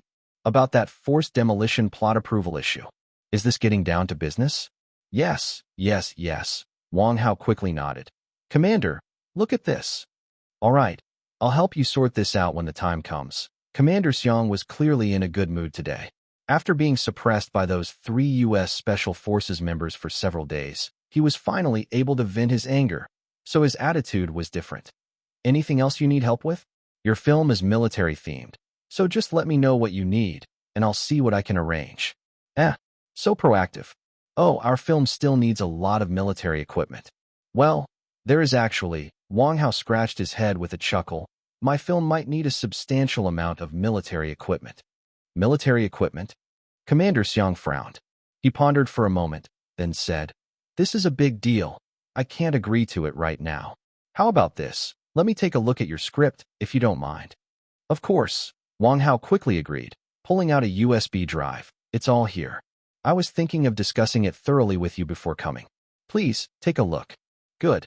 Commander Xiang took the USB drive, then shouted out the door, Little Zhang, bring me a laptop. Yes. Little Zhang, who was standing at the door, responded and quickly came in with a laptop. As he booted up the computer and connected the USB drive, Commander Xiang began to read. This scenario. Starting from the beginning, he commented while reading. The model of the warship used here during the evacuation is wrong. At the time, we deployed the latest 055 destroyer, and what you wrote here is somewhat trivial. I really didn't dare to write too large. And here, Commander Xiang continued looking, pointing to another part. I won't speak for other countries, but when it comes to evacuations, our country is definitely the fastest and most effective in the world. The troops and equipment you wrote about here are too few. The scale is too small. Wang Hao, typical response from a military big shot, done grandly, indeed. So, you mean we can make this scene even bigger? As the script was overall not very lengthy, Commander Xiang quickly reached the last part where the protagonist raises the national flag while passing through the combat zone and suddenly slapped his thigh. Good. Well done. Young man, you have high awareness. I love this part of the plot. Wang Hao. Commander, do you think this scenario works? Call me Grandpa. Commander Xiang gave Wang Hao a playful thump on the head. We're all family here. No need to be so formal. Oh my goodness. This is like clinging onto a giant tree, a towering one at that. Grandpa Xiang good. Wang Hao immediately went along. About this. How should I put this? Grandpa Xiang smacked his lips, clearly indicating he had a bit more to say. The scale just isn't strong enough, not forceful enough. Why do you have to be so timid? Wang Hao. Timid? This is already awesome, okay? If it were any bigger, I'd be afraid I couldn't handle it. So what do you think about this? Wang Hao cautiously asked. How can we arrange it better? Just give me the script. I'll see who I can contact for you. Commander Xiang promptly unplugged the USB drive, then stood up. You go back and wait for news. I'll see what I can get for you. Wang Hao's eyes widened in surprise. Okay, thank you so much, Grandpa Xiang. Exiting the hall, Wang Hao and Zhao Jinhao exchanged glances. Wang Hao whispered, Zhao about this. Grandpa Xiang asking me to go back and wait for news. That's okay, right? It should be fine. Zhao Jinhao shrugged his shoulders and said, From what I know about him, if he promised, he will definitely do it, but I can't be certain of the results. Wang Hao, Back at the hotel, he started waiting nervously. And so, the waiting lasted 3 days.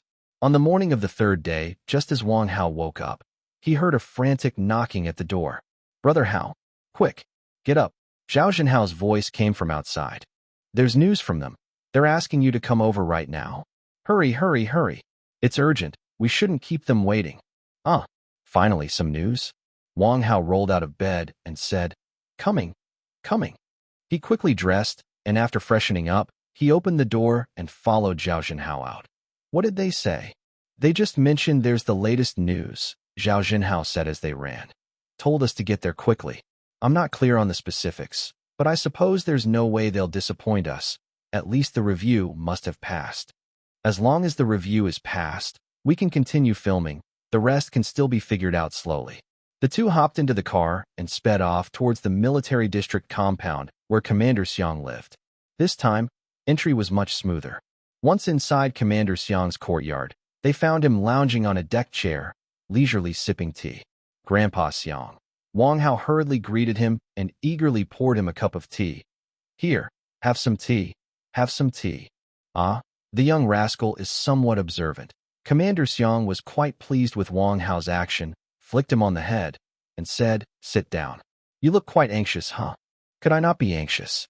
"Of course, being anxious, I still have to wait. Who dares to rush this military big shot?" "Not anxious at all," Wang Hao quickly said with a laugh. "I just didn't want to tire you out. I'm not in a rush at all." "Ha ha ha, you sweet talker." Commander Xiang lay back in his chair, gave a gentle shake, and said, "I've been quite busy calling you these days, bumped into a few other old fellows, and plus, you've kept me occupied."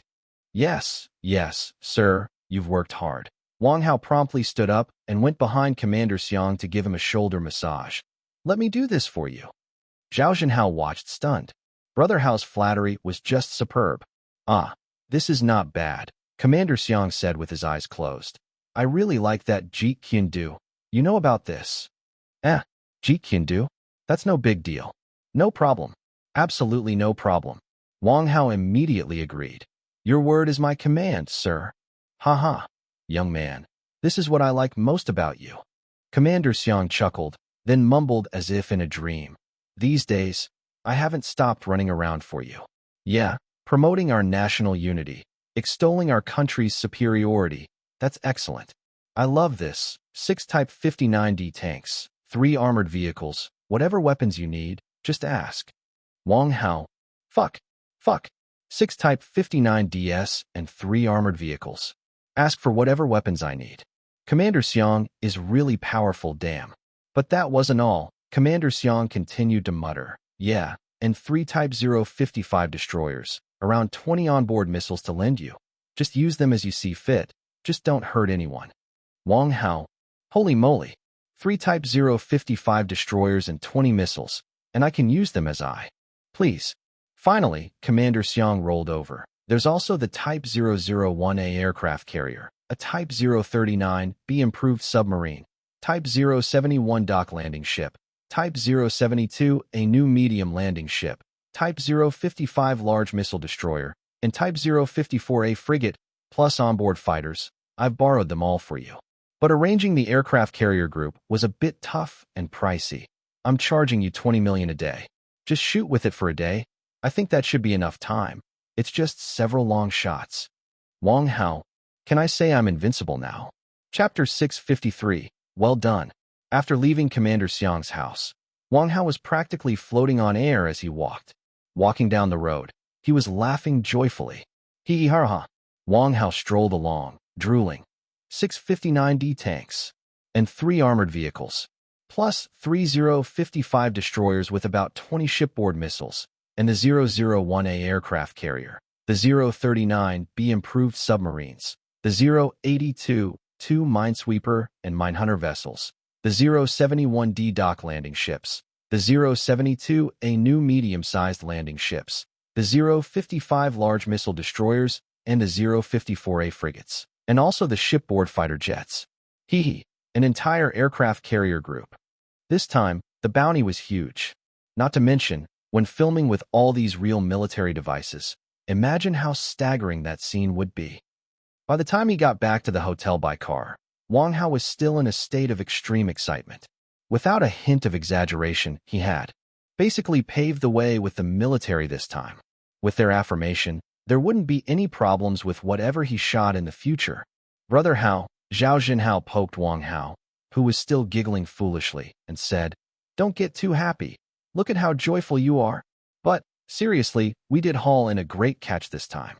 Really? Wang Hao wiped the drool from the corner of his mouth, still laughing goofily. This time, my film won't have a single problem. Hey, Zhao, how should I shoot the aircraft carrier group? I could easily use a full day. The aircraft carrier group was the thing that thrilled Wang Hao the most this time.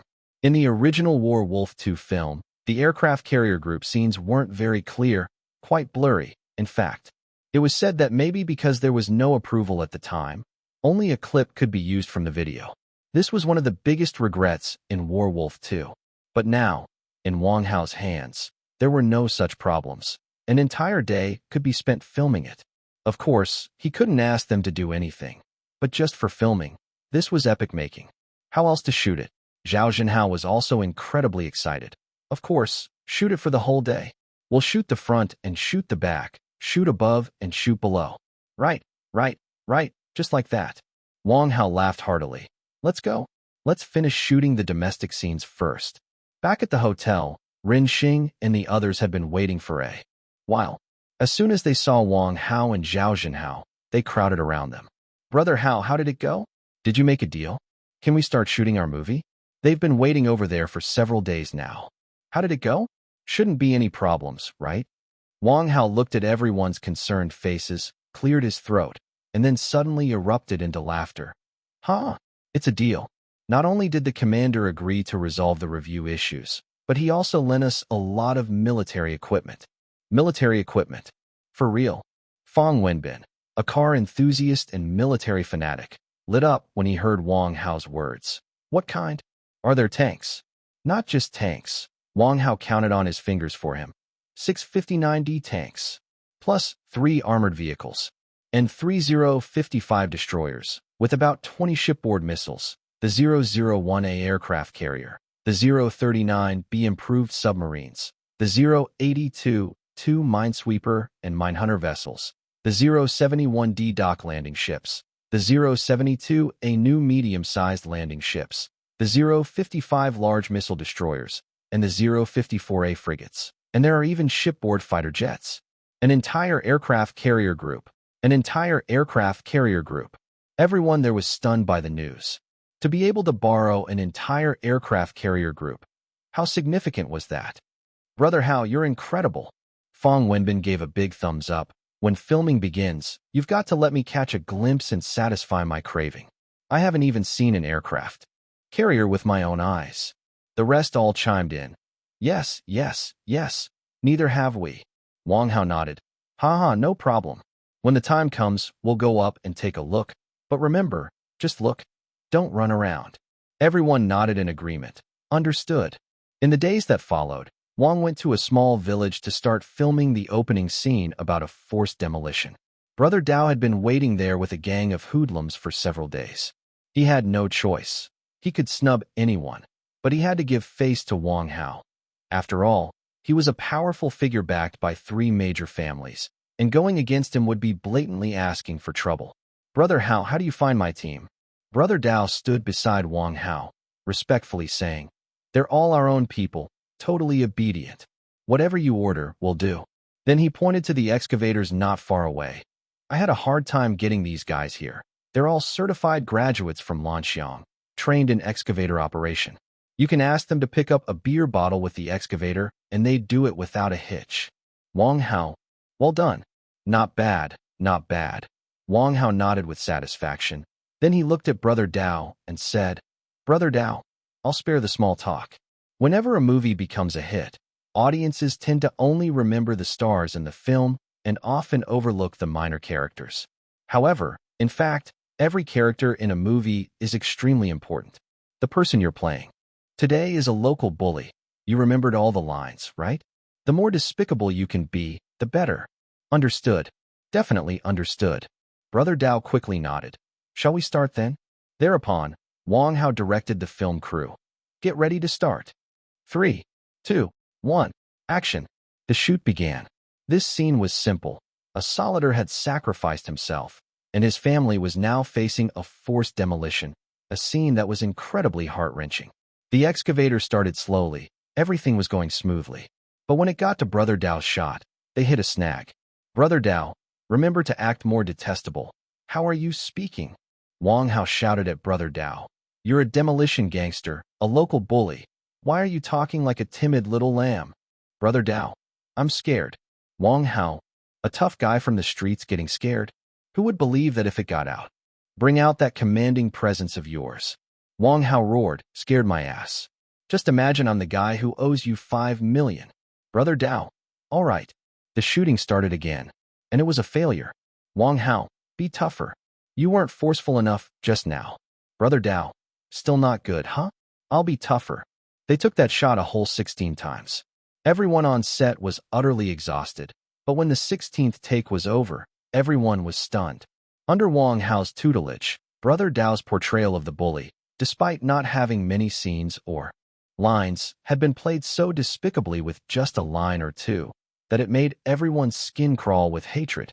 A short performance of less than a minute, a single shot conveying body language, instantly inciting rage.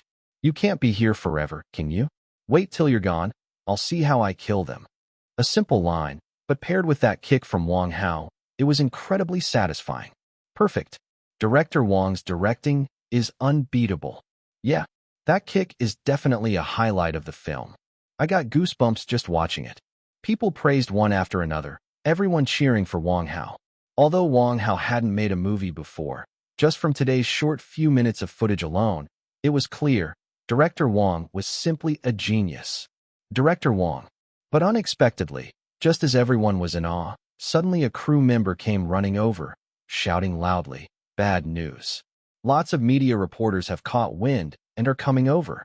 Chapter 654, fiercely criticizing the reporter. Are there reporters here? What are they doing here at this time? Stirring up trouble? Innately, Wang Hao had a poor impression of these reporters. Many reporters really have no integrity, all for the sake of ratings. In his past life, it had started with the reporters wanting to boost ratings by exposing the fighting children from Daliang Mountain. And what happened? A group of children could only be sent back home, back to a rural village with no visible future. As for things like compulsory education or good treatment, non-existent. Once that hype died down, who still cared about them? Don't worry, what's going on? Wang Hao asked seriously. What are they here for now? I'm not sure, the staff member said nervously. It might be related to the scene we're filming. Director Wang, you should go check it out. They said they won't leave today without an interview. These troublemakers. Wang Hao gritted his teeth. These reporters have absolutely no integrity and would say anything for ratings. I'm going to meet them. Wang Hao immediately walked outside. Just as he reached outside the crew area, he saw a large group of reporters blocking the entrance, trying desperately to push inside. The security on site was almost overwhelmed. Stop right there. Wang Hao barked, and the group of reporters instantly stopped. Wang Hao walked over with Zhao Zhenhao and others, speaking coldly. What's the situation? Don't you know we are filming here? If you interrupt our shoot, who will compensate for the loss? Seeing the person of interest appear, the reporters bombarding the crew immediately quieted down. Are you Director Wang Hao? A middle-aged reporter in the crowd, about 40 years old, said, We heard that the plot of your cruise shoot is quite unexpected, and we wanted to interview you. Would you have time? He spoke politely, but Wang Hao could tell from their expressions that if he didn't agree to the interview, they wouldn't let it go. As for having time, that was just something to say. Only a fool would take it literally. Come with me. Wang Hao took a deep breath and led a group of reporters to a farmhouse he had rented. This farmhouse was rented for 300 a day, serving as a temporary resting spot for the crew during these 2 days. The group of reporters followed Wang Hao into the room, setting up their cameras. Zhao Zhenhao and others were responsible for watching on the side and maintaining order on the scene. The interview began. Director Wang Hao, the middle-aged reporter, set up a chair for Wang Hao and sat down across from him, waiting for the camera to start rolling. We're just conducting a casual interview today. No need to feel any pressure, okay? No problem, Wang Hao nodded with a smile. I just hope future interviews will be fewer. It's a good thing we finished this scene today. Otherwise, your arrival might have caused another NG. From the start, they began clashing. Zhao Jinhao and others immediately gave a thumbs up secretly. Zhao Jinhao whispered, "Brother Hao is pissed. Haha, there's a good show today." Fong Wenbin nodded in agreement. These guys are no good. Coming here at this time, who knows what they're up to? Good clash. Indeed. The reporter was visibly taken aback. He likely didn't expect Wang Hao to be so aggressive. He then forced a smile. "We just heard some news, and we're curious to take a look. My name is Wang Jian, a reporter from Jiangnan Daily. Nice to meet you. We're like family." Wang Hao smiled and nodded. "I'm glad you can say that." Wang Jian smiled and looked around, then said, "Director Wang, your crew is said to have a total investment of 3.5 billion. Quite a sizable investment. But looking at this room, it seems the environment isn't that great." His words sounded harmless, but were actually very malicious. The implication was clear. You brag about your crew being so awesome with 3.5 billion, yet you're staying in this kind of place? Exaggerating much? It's probably just announced to the public, but you might not have any money at all. Wang Hao certainly understood what he meant, but naturally, he wouldn't let it go. "Since you came, don't blame us for the clash." This, Wang Hao chuckled. "I always think that just because a crew has a large investment doesn't mean we can waste it. 3.5 billion seems like a lot, but think about it. The market rates for actors aren't low. If we hired all the expensive actors, 3.5 billion really wouldn't be enough for much. Just for our crew alone, we got a few quoted at 80 million. 80 million, what for? Robbery or what? So I decided then, for actors, we choose the right ones, not the expensive ones. We're filming this rural scene. You can't expect us to build a hotel just for it, right?" Zhao Jinhao immediately gave a thumbs up. "Brother Hao's clash is awesome." Ren Xing chuckled. "That's how it should be done." Who can't hear what that guy means? Yes, yes, yes. Wang Hao left the reporter speechless with just a sentence. "You're not following the script here." Wang Jian thought for a moment and then asked, "So the crew members don't have any complaints? Isn't the environment here too crude? Won't it affect their mood?" "About that?" Wang Hao smiled and said, "You might not be very familiar with our crew. Actually, this environment is already considered good. You should have seen the hardships we faced before. We filmed at sea for 4 days without setting foot on land. If we were tired, we just slept anywhere on the boat. And when we woke up, it was back to figuring out how to frame shots. Mr. Wang, you surely don't think that filming is actually about enjoying luxuries, do you?" This. Wang Jian was left speechless again, thought for a long while, and decisively changed the topic. Right. Filming is indeed very tiring. Director Wang, I heard that this part of the movie is about forced demolitions, right? According to the script, the 4 main characters knocked down dozens of thugs. Don't you think that this part of the script is a bit too exaggerated?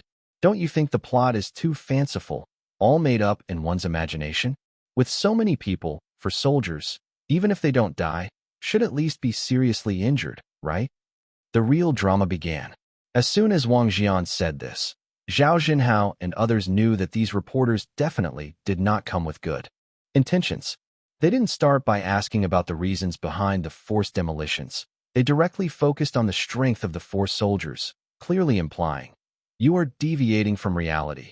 This script is not up to standard." This was a typical provocative style, and at this moment, if Wang Hao didn't answer well, Warwolf would be negatively perceived by the audience before it even aired. Well, how should I put it? Wang Hao stroked his chin and then said with a smile, "I think you are being a bit nitpicky here, judging Warwolf with a prejudiced view." Wang Jian countered, "Isn't that the case? Let me put it this way." Wang Hao stared at Wang Jian. "Would you still watch if I died? If the main character died, how could you continue watching the film, right? And honestly, I don't think there's anything wrong with 1 fighting 10. I feel like, even if you held something, I could take on 10 of you easily. Actually, I have also served in the military, and there are many like me everywhere. It's actually quite simple, but why do you think it's impossible? It's because our country's military personnel have never laid hands on civilians, so you wouldn't know, and that's understandable." This was an outright confrontation. Wang Jian, not to be outdone, countered, "Do you think you can handle 10 people of my size by yourself?" "Absolutely. Wang Hao touched his chin. Maybe even 20. 20. Could one Wang Hao fight 20 Wang Xians? How is that even possible? Director Wang, aren't you bragging a bit too much? A reporter on site just couldn't believe it. I can believe one fighting 2 or 3, but 20 or 30. How is that possible? Hey, you are really mistaken there, Wang Hao said with a cheeky grin as he pointed at him. If it's someone like you, I could take on 30 by myself. Absolutely no problem. At this, the reporters erupted. 1 against 30. That's just unbelievable. But Wang Jian, with his vast experience, looked at Wang Hao with disdain and said with a smile, anyone can boast, but no one knows the reality. Director Wang, you said you've been in the military. Why don't you demonstrate for us? Demonstrate? As soon as Wang Jian said this, the reporters at the scene couldn't help but cover their mouths and laugh. 1 against 30. How can you even demonstrate that? Truly a famously sharp-tongued reporter, asking such a lethal question. Hee. Reporter Wang's question is really unbeatable. Let's see how he answers this. Let's head back and we can come up with a title like, Director Wang Hao's script is extremely fanciful, claiming one can fight 30. Right. Just say he's bragging without paying taxes. That's a good headline. The reporters were all buzzing, waiting to see Wang Hao make a fool of himself. But unexpectedly, upon hearing this, Wang Hao actually stood up. 1 against 30, huh? Wang Hao slowly said, this issue well indeed can't be demonstrated here. You can't seriously expect me to beat all of you up, right? But if it's not about beating people, hitting other things is still possible. He said this and walked to the wall of the room, laughing. This wall, in terms of solidity, is passable. Usually, we do it like this. Wang Hao said this, and suddenly he twisted his body and threw a punch at the wall. Boom! A muffled sound rang out, shaking the entire room.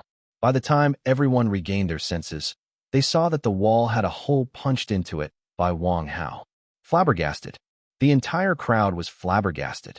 Chapter 655. Director Wang Who Can Drill Holes. A punch that blasted through a wall. How much strength does that require? If one has such strength, then 1 against 30.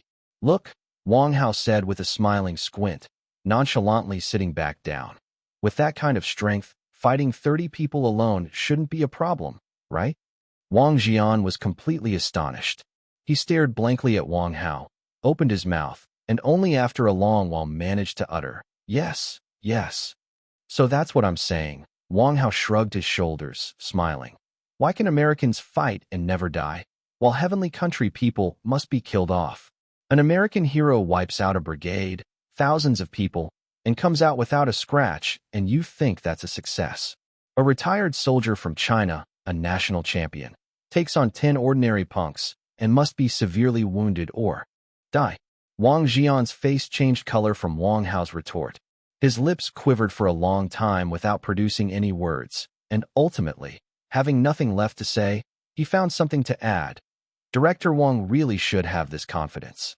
So, let's leave it at that. And I hope Director Wang can give us his best work. Thank you. Thank you, Wang Hao said with a beaming smile as he stood up and waved at Wang Jian. Feel free to come by more often. That expression and demeanor were just like those of an ancient brothel madam saying, welcome, sir, to come and play often. Zhao Jinhao, Fong Wenbin, and others watching on the side almost burst into laughter. Brother Hao is really too wicked. I love it. Then he saw the homeowner hurry in, and Wang Hao quickly pulled out his wallet to compensate the owner. Posturing is fine, but damaging someone's house still requires payment. In the next 2 days, the internet exploded once again. All netizens were discussing Wang Hao's interview. After all, it was genuine skill on display. Director Wang is so badass. He speaks with such authority, right? Why should we be thrilled when foreigners can take on dozens at a time, but when it's us taking on 10, we have to be severely injured or die? That's because some people have knelt for so long their knees have grown roots. Exactly. Look at Director Wang's strength, punching holes in walls. But Director Wang's own strength is indeed extraordinary, even better than professional American boxers. Director Wang really knows how to make a hole. But I wonder if Director Wang is interested in ours. It's been a long time since it's been punched. Do you need help with making a hole, beautiful lady? Suddenly, The entire internet was buzzing with Wang Hao's words. Authority. Badass. That's how cool speaking should be. Brother can take on 30 by himself. If you're confident your flesh is tougher than a wall, feel free to try. While the internet was buzzing with Wang Hao's words, Wang Hao himself had already led the entire crew to Africa. Because after finishing the scenes on the mainland, the shots to follow were the ones that truly required a fight to film. Africa. That's a place filled with wild beasts and venomous creatures. And the most critical thing is, killers are everywhere in the natural world here, and not just that. Even within the country, things are far from peaceful. There are actually armed groups here. All right, everyone has gathered. Hurry up. As the crew arrived at the filming location, as soon as they got off the bus, Wang Hao immediately called for all hands to assemble. Everyone gather quickly. Hurry, I have something to say. When Director Wang had something to say, naturally, no one could afford to be careless. This time, not only did the crew members come over, but Zhao Zhenhao and several other wealthy young masters also followed. After all, this is Africa, taking a trip here to play around for a few days en route is really quite nice. Director Wang, what's the matter? The crowd assembled, with over 200 people all murmuring among themselves. Many were curious if Wang Hao was calling everyone together because he had encountered some trouble. Gathering everyone here, I want to tell you. Wang Hao looked at everyone present and said, "This is Africa, not our heavenly people's republic. In our country, we have no problems eating skewers roadside at 11 or 12 at night. But here, no one is allowed out once the sun sets, and I don't want anyone ending up dead here. Let me emphasize again, I am not joking. Can't go out after dark? For real." The crowd was stunned when they heard this. How is one supposed to live like that? It's only 7 or 8 in the evening when it gets dark, and we can't go out. We were just counting on being able to take a stroll after a busy day, and now even that's not allowed. Director Wang, it can't be that serious, can it? People looked at each other, and someone in the crowd asked, "Are we really only allowed to stay in the camp?" Others chimed in agreement. "Yeah, at least if we don't wander far it should be fine, right? It's the 21st century. It can't be that dangerous, can it?" "I'll say it again," Wang Hao shouted loudly. "This isn't the Heavenly People's Republic. This place is very dangerous. Everyone must not leave our camp on their own, or it is really easy to encounter danger." People looked at each other. Director Wang said it's dangerous. It's probably really dangerous then. Clearly, Wang Hao's warning was very effective. Over the next few days, the members of the entire crew were very disciplined. Hardly anyone left the camp. During these days, Wang Hao had been practicing how to use firearms with Wu Dakong, Yang Yunfei, and others. This required hard work, burst firing, footwork, eye contact, changing magazines with one hand, cooperating with cover from Wang Hao. Every detail couldn't be neglected. Otherwise, once the film was released and spotted by professionals for amateur mistakes, with Hong Tianjuan's connections, this movie would definitely get torn apart by critics. These days on end. That night, a group from the crew sat around in the open space. Ren Xing, with a wild grass in his mouth, grumbled, "It's almost been a month now. Brother Hao told us not to go out, so we won't. But we can't find actors, and we can't even go too far." Sitting next to him, Zhao Zhenhao shook his head and said, "Yeah, the movie needs a huge number of extras, including people to operate tanks. Just for the rebel army alone, we need hundreds. It's been days, and we've only recruited about 20, not even enough to fill gaps. And those tribal natives are very difficult to deal with. We can't even get the filming done." "Tell me about it," Ren Xing nodded. "But Brother Hao never deceives me. If he says it's dangerous outside, then we'd better not go out." Beside him, Fang Wenbin nodded. Ren Xing might seem dull, but he was actually not stupid at all. He was the type that understood what sort of tasks were suitable for what kind of people. "All right, let it be." Fang Wenbin shook his head and said, "Didn't the assistant directors go out to recruit people? With De Xiong's size, there shouldn't be a problem." Everyone nodded in agreement. But unexpectedly, at this moment, a crew member came running in desperately, shouting as he ran, "Director Wang! Director Wang! Something big has happened. What's going on?" Wang Hao rushed out of his tent in a panic and demanded, "What happened?" Director Zhang, and several others went out to find actors, the crew member said, gasping for breath, and they've been kidnapped by armed groups. Chapter 656, Sacrifice. Great Wizard. Assistant Director Zhang Bo was captured by armed militants. Upon hearing this news, Wang Hao nearly leaped to his feet. The scene they were currently filming was precisely the hospital shootout, inherently very dangerous, because the residential area where the hospital was located already had many armed militants, and these were real militants, not the actors hired for the movie. Before they started filming, Wang Hao had hired many locals to ensure safety and even paid some fees to the local militants, but that was only enough to prevent accidents from happening around their own camp. Originally, he thought everything was under control, but how could these people get kidnapped while casting actors? Who got kidnapped? Wang Hao anxiously asked. Are there any women? No, not women, the crew member replied with a cold sweat. But the ones who went out are all key figures. The assistant director, the cinematographer, the props department head, and the two lead actors from Hollywood, the one playing De Xiong. They were only out to scout for actors who knew they could be kidnapped. Damn it. Upon hearing the roster, Wang Hao immediately felt a headache coming on. Half the crew's management was gone. If those people had a mishap, how could his film continue? If anyone died at the hands of the militants, the consequences would be even more severe. However, the only silver lining was that no women had gone with them. Otherwise, it would have been too late for anything. Brother Hao, what should we do? At this time, Zhao Jinhao, Ren Xing, and Fang Wenbin had also gathered around. Now that these people were captured by the militants, this was not going to be easy to resolve. Everyone, gather up. Wang Hao shouted loudly. Get ready and grab your guns. Be on standby for any news. Then he turned to Zhao Jinhao and the others. Zhao, you stay in the camp and look after everyone. Don't let any problems arise at this time. This isn't a minor issue. It could be life-threatening.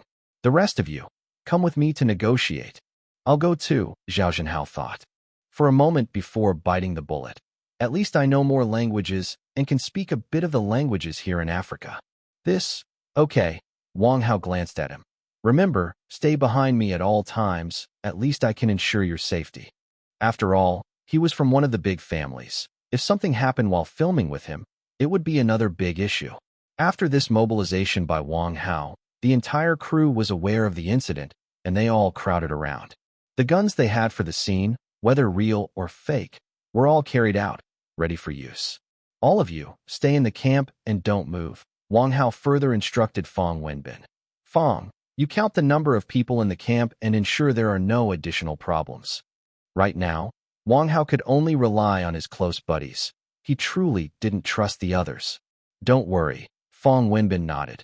After you leave, remember not to conflict with them. If anything happens, contact us by phone. I'll start preparing manpower for rescue right now. All right. Wang Hao looked at the group, now resonating with an aura of chilly winds and cold waters, and said, Everyone remember, no matter what happens, do not act impulsively. All women and children stay in the camp. Never leave the field of vision of the rest. Clear? Who would joke about their own lives at such a time? Everyone present nodded in agreement. Let's move out. Wang Hao immediately commanded, leading Zhao Jinhao and the messenger out of the camp gate. Where were they captured? Do you know? Wang Hao asked the crew member as they walked. This person's name was Chun Xin, a lighting assistant for the crew, who seemed unremarkable, yet surprisingly courageous at this moment, daring to follow along. I know. I saw them heading towards the town to the east. Supposedly there's a bar there. A small town to the east, a bar. With these two pieces of information, the matter would be much easier to handle. After all, African villages weren't big, and there was probably only one bar. They'd know it once they asked. The three set off towards the east. Their filming location wasn't far from the town center, and within about 15 minutes, they had entered the town and found the bar's location upon inquiring. However, once the three entered the bar, Wang Hao saw about 10 people drinking inside, all looking at him with surprise. Having improved his English during his time in Africa, Wang Hao directly asked the bartender, Hello, do you know where several people from the Heavenly People's Republic and some white people are? I heard they were captured here. Heavenly Country people? I know. The bartender replied, evidently scared. They were taken by the folks from Kilo Village. They've already been led away. You are Kilo Village? Wang Hao frowned, asking, Why did they take people, do you know? Is it for money or something else? It doesn't seem to be about money, the bartender thought. For a moment, then said, I'm not sure of the details, but after they left, I overheard their conversation. Something about sacrifices and a great wizard. Sacrifices. Great wizard. Neither of these words boded well. It seemed the situation was more complicated than imagined. Wang Hao and his companions exchanged glances and nodded at each other. Let's go check it out. Exiting the bar, they headed straight to Kilo Village on the map. At this time, it was already past 8 at night, and Africa was already shrouded in darkness. But as Wang Hao and his party approached Kilo Village, they were stunned. They saw the entire village filled with torches. Hundreds of people were gathered there, dancing around a bonfire, shouting in an unknown language as they danced. What are they saying? Wang Hao asked Zhao Zhenhao. I don't know much, but it does seem to be about sacrifices and the great wizard. Zhao Zhenhao listened carefully and then said with a frown, there was also something about heavenly gods, being angry, or something. Was this the rhythm of a live human sacrifice? Without hesitation, Wang Hao led the way toward the village, raising his hands as he walked to indicate they were not a threat, shouting loudly, Stop! Stop! As he appeared, the villagers dancing some unknown dance immediately stopped, and immediately after, more than 20 AK-47s pointed straight at him. At the same time, Wang Hao finally saw the 5 kidnapped crew members. All 5 were tied to trees, faces full of terror. Upon seeing Wang Hao, they began to yell, Director Wang, help us! Especially the actor playing De Xiong, a large and burly man, yelled desperately as he was bound to a tree. Help! Help! Wang Hao's anger surged. Now they knew fear? What were they thinking when they left? Chapter 657. Mopti Proud Hand Drum Captain Ranch Chieftain Bablu. Don't come any closer. As soon as Wang Hao and his group approached, the black men all raised their guns and aimed at Wang Hao, shouting loudly as they held their weapons. Please, brothers, don't be rash. Stop! Stop! Wang Hao shouted towards the crowd. We mean no harm. We're here to negotiate with you. Then stop first. Don't take another step forward, the black men yelled, and some even fired a few shots into the sky. An AK-47, damn it. These people are really quite barbaric. At this point, Wang Hao greatly missed the safety of his home country. At least you can go out safely in the middle of the night back home. But here, my goodness, there's just a bunch of people casually wielding guns. Okakok, Wang Hao raised his hands and shouted. We want to negotiate. Do you have a leader here? Negotiation. Negotiation. The 5 people tied to a tree also joined the commotion, yelling out loud. Help! Help! Wang Hao. Damn it, can you not make things worse right now? Luckily, every organization in the world has its leaders, and it wasn't long before Wang Hao saw the crowd.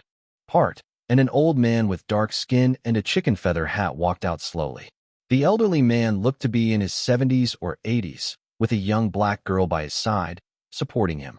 Despite her very dark skin, the girl had delicate features, big double-lidded eyes, and looked curiously at Wang Hao and the others. Flanked by these 2 were 3 other black men, their bodies painted with colorful stripes, distinctly different from the elderly man, with human skulls hanging around their necks and a fistful of animal teeth on their wrists. Wearing only a skirt woven from plants, they glorified in their fierce and intimidating gaze upon Wang Hao and his group. Seeing these 5 individuals emerge, Wang Hao was relieved to finally meet those in charge, but he also felt uneasy, as these folks didn't look all that safe. Brother Hao, Zhao Zhenhao whispered. The old man seems all right, but those 3 behind him look hostile, and they might just be the wizards they were talking about. Right? I've noticed. Wang Hao nodded. As the 5 approached, Wang Hao began to communicate. Stop. Stop. We don't mean any harm. We want to get our friends back. Can you release them? We can negotiate the terms. Everything is negotiable. Release them. The leading elder glanced at the 5 people tied to the tree, then back at Wang Hao and said, Young man, hello, my name is Mopti Proud Hand Drum Captain Ranch Bablu, and I am the chieftain of this tribe. Wang Hao. That's quite a distinctive name. I can grasp Mopti Bablu, but what the heck is all this Proud Hand Drum Captain Ranch? Actually, Wang Hao was unaware that this format is common for names in Africa. Mopti signifies the birthplace, proud, reflects a trait. Hand drum alludes to a skill. Ranch hints at the wealth possessed, and captain is the highest rank achieved. Plus, these names can change with the person's growth and experiences, sometimes extending to dozens of words. Anyway, it's clear to see that this chieftain is quite proud of his status after all. Hello, hello, Wang Hao, with both hands raised, said, "Respected Chieftain Mopti." Just as he said this, the chieftain suddenly frowned, saying very angrily, "It's Mopti Proud Hand Drum Captain Ranch Babla Chieftain. I hope you don't get my name wrong. Otherwise, I will send you and your friends to meet the heavenly gods." Wang Hao. "Oh, I'm so scared." All right. Wang Hao quickly repeated the full name. "Chieftain Mopti Proud Hand Drum Captain Ranch Bablu. Hello. May I ask if you can release my friends? We can discuss any conditions you have. Just please don't harm them." Conditions? Babla Chieftain considered Wang Hao's words, and then after a moment of thought, shook his head. "We have no conditions. The person will not be released." Damn it. No conditions, but they just won't release him? What the hell is this situation? US dollars. Money. We have money. Wang Hao immediately took out a wad of US dollars from his pocket, shaking it in his hand. "We'll use money to exchange for our friend." Oh. The moment the armed black men saw the large wad of US dollars Wang Hao pulled out, their eyes instantly widened with exceedingly excited expressions. Even the little girl who was supporting the chieftain was full of expectation. She really hoped the chieftain would agree to Wang Hao's request, so all that money would be theirs. After all, judging by the thickness of those US dollars, it was a lot of money. It was very possible their tribe wouldn't make that much money in a whole year. While everyone was hoping the chieftain would take the money, to their surprise, Babla Chieftain shook his head and said, "We only want the person, not the money." Oh crap, are they really that principled? Do you think it's too little? Wang Hao swiftly took out another wad. 20,000. 20,000 US dollars. In reality, he had no idea if 20,000 US dollars would be enough to save someone. But being able to offer that much money on the spot was something. As long as the other party would name a price, they could always find a way to gather the funds. It was far better than stepping halfway through Hell's Gates. "We don't want money," Babla Chieftain continued to shake his head. "We only want the person." "You don't want money?" Wang Hao heard this and immediately became anxious. "You must have a reason for capturing my friend, right? Just tell us the problem and we can think of a solution." "Young man." Finally, the wizard behind Babla Chieftain spoke up. "You can't solve this problem. Stop wasting your breath." "Can't solve it? What problem could possibly be beyond me? Don't worry about whether or not it can be solved." Wang Hao raised his hand, speaking urgently. "At least tell us. With so many of us thinking, we can surely come up with something, right? You can't just kill someone without listening to us." "This." The wizard glanced at Babla Chieftain, asking, "Should we tell them?" Babla Chieftain glanced at Wang Hao and shook his head. "They don't understand witchcraft. What's the use in telling them?" Upon hearing this, Wang Hao froze for a moment, his brain starting to race. Witchcraft? What did they need witchcraft for? He seemed to vaguely recall something about a sacrifice mentioned earlier. No need to ask, they were definitely planning some kind of ritual. And judging by their tone, it seemed they were in some serious trouble, so thinking about it. I know witchcraft. Forget the details, bluff first, and ask questions later. At least we have to know what the matter is, right? Do you really know witchcraft? Babla Chieftain looked into Wang Hao's eyes and frowned. How could you possibly know witchcraft? At that moment, another wizard spoke up. "Young man, outrageous claims will incur the heavenly god's punishment. How could you foreigners possibly know witchcraft? Others might not, but I sure do. When else to bluff if not now? I really know witchcraft." Wang Hao confidently bluffed through the roof. "I am a messenger sent by the heavenly gods." "Messenger? God, I specifically came to help you solve your problems." Chapter 658. The Tribe's Tribulations, the Wrath of the Heavenly Gods. "I am a messenger sent by the heavenly gods. I've come specifically to help you solve your troubles." Upon hearing Wang Hao's words, Chieftain Bablu immediately stopped. He looked carefully at Wang Hao and then shook his head. "How could that be possible? You couldn't possibly solve our troubles. Perhaps only a god could. Aren't we going in circles here?" Wang Hao was getting impatient. "Hey, why can't you guys listen to someone speak? If you don't tell me what your troubles are, How would I know? How can you be so sure that I definitely can't do it? The whole scene fell silent instantaneously. Chieftain Bablu and the three wizards looked at each other. The four of them whispered amongst themselves for a good while. Then Wang Hao soon heard one of the wizards making gestures to a few armed black men. Seize them. Don't move. Whoosh! That group of black men instantly surrounded Wang Hao and the other two. What the hell is this supposed to mean? What are you trying to do? Wang Hao and the other two huddled close together. Wang Hao shouted, "We're here to negotiate." "I know you're here to negotiate." Chieftain Bablu stepped forward, saying in a deep voice, "Since the heavenly gods sent the three of you as well, this shows that everything is the will of the heavenly gods. Let me tell you the truth. Our tribe has encountered great trouble recently. Our tribe had been doing well, living peacefully and happily. But then, out of the blue, people started dying inexplicably. The causes of death are strange and varied. Some drowned in the river, some were bitten to death by venomous snakes on the road, some were poisoned by spiders in their sleep. In less than a month, more than 20 of our tribe members have died." As he spoke of this, the faces of everyone in the tribe were filled with fear, and many knelt down, knocking their heads on the ground while crying to the heavens, "Heavenly gods, calm your anger. Heavenly gods, calm your anger." It wasn't just the commoners. Wang Hao could clearly see that even the tribesmen holding guns were so frightened that their hands were shaking. More than 20 people in a month. Wang Hao looked around, frowning. "What you're saying does seem quite mysterious. So you plan on capturing my friends as sacrifices?" "Yes," Chieftain Bablu nodded.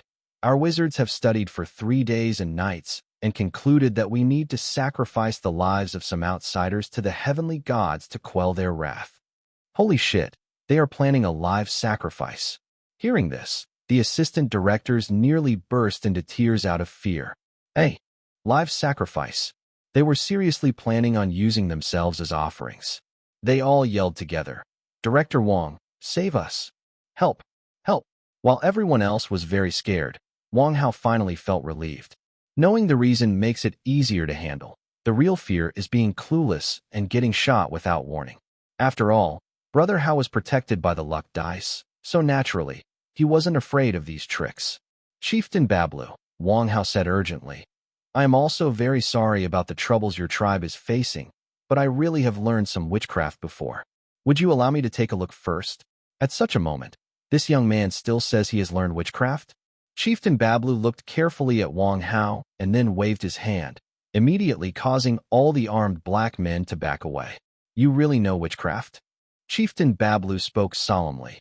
"Young man, the majesty of the heavenly gods is not to be offended. If you are lying to me, the heavenly gods will certainly not spare you." No, rest assured." Wang Hao had to seize the moment while the iron was hot. "Chieftain Bablu, could you tell me where the strangest part of all this has been over the past month?" "This." Chieftain Bablu looked around, then back at Wang Hao, before finally deciding, "Follow me." A large group of people followed suit. Chieftain Bablu led the way in front, followed by 3 wizards on either side. Soon, the crowd arrived in front of 2 towers, each about 5 meters tall. Chieftain Bablu knelt down first, raising his hands high and muttering in an unknown language. The other 3 wizards, as if facing a great enemy, knelt behind their chief. After the 4 of them knelt, the entire tribe came over and knelt on the ground together. The scene was almost like the one in the movie Avatar, where everyone worships the Earth Mother, very devout. The worship soon concluded, and then Chieftain Bablu said, "It all started right here. These 2 towers are our heavenly god towers. Everything was fine at first, but in the past month, ever since Bick accidentally bumped into one of the heavenly god towers, Bick died, followed by more than 20 people one after another." "You mean," Wang Hao looked carefully at the 2 similarly tall heavenly god towers, "that all those 20 or so people died nearby?" "Yes," Chieftain Bablu nodded gravely. "More than 20 healthy children." "Don't worry, Chieftain," Wang Hao frowned. "There's bound to be something wrong if there's a problem. Can I take a look at the environment here first?" "Casco, show him around," Bablu directed one of the wizards. "Maybe he really will discover something." "All right." One of the wizards, about 40 years old, stood up immediately, leading Wang Hao on a tour of the surroundings. When they returned, he asked, Have you discovered anything? After taking a look around, Wang Hao was finally certain. This wasn't some punishment from the heavenly gods. Clearly there was a geomancy problem here. The two towers were about 5 meters tall, and the distance between them was less than 4 meters. That wasn't the issue, however. What was critical, considering the surrounding environment, was that from the south a road charged straight towards this area, then curved in a reverse bow shape directly towards the two heavenly god towers. The location of the accidents was between these two towers and the curve of this road.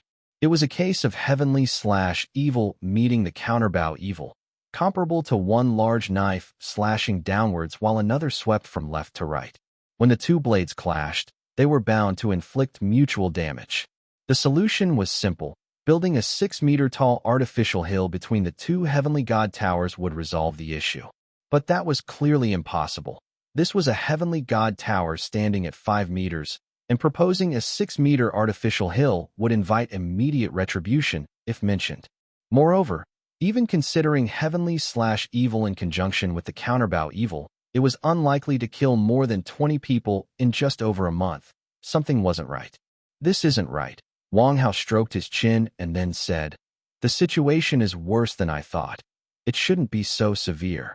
Wang Hao's ability to read geomancy was known to Zhao Zhenhao, who, hearing Wang Hao speak, suspected some geomantic reason was involved and promptly asked, "Brother, Hao, what's the situation? Is it geomancy?" "Yes," Wang Hao nodded. "It's due to geomancy, but it really shouldn't be so severe." The two men looked at each other and shouted in unison, "Use drones to take a look at the terrain." Chapter 659, Dead Rabbit's Eye.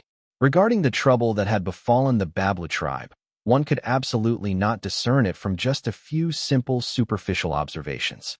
The best method naturally was to use a drone to survey the entire village's layout. "Zhao, can your drone make out the specific layout of the terrain at night?"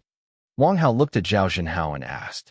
"It's a bit difficult." Zhao Zhenhao decisively shook his head. "Night visibility is poor to begin with, and the most fatal thing is that this tribe is really too poor. Besides here with fire, other places are pitch dark and nothing can be seen."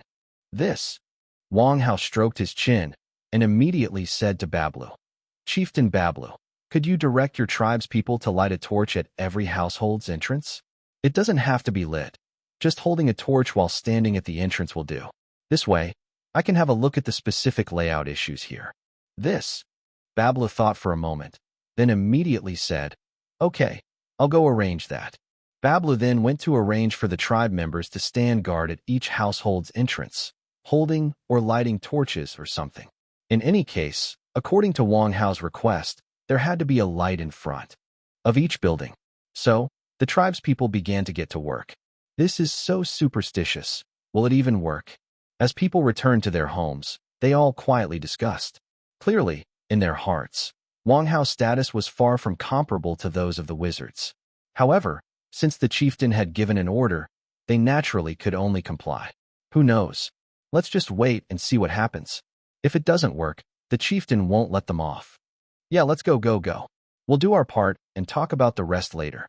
With hearts full of doubt, people returned to their respective entrances, and faint lights began to illuminate the entire tribe. Chieftain Bablu fixed his gaze on Wang Hao. Now everything was ready, and it was just a matter of Wang Hao announcing the final result. If this result was not satisfactory, "The lights are on, the lights are on." The three people, Wang Hao, Zhao Zhenhao, and another, watched the drones displayed images with grave expressions. Whether or not they could find the problem was directly related to the safety of the 5 assistant directors, as well as their own 3 lives. No room for carelessness.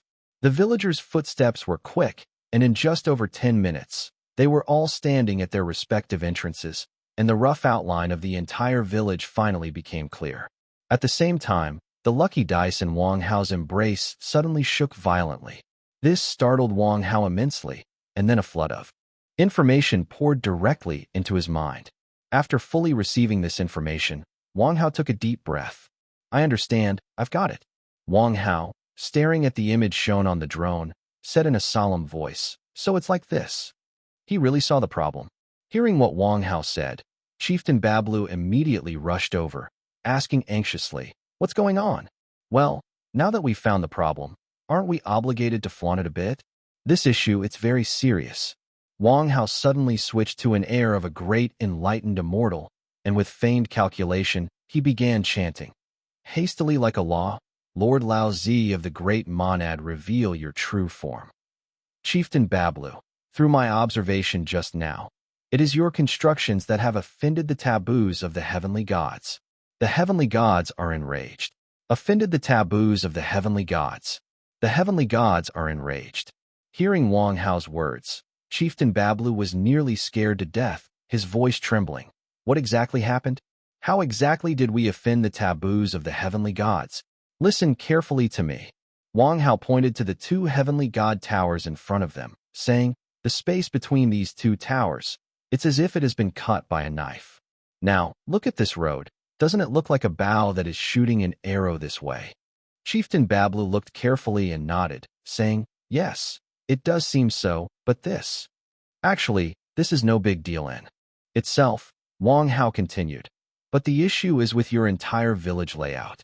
Chieftain Bablu, look at the lights above. What does it look like they are outlining? What were these lights outlining?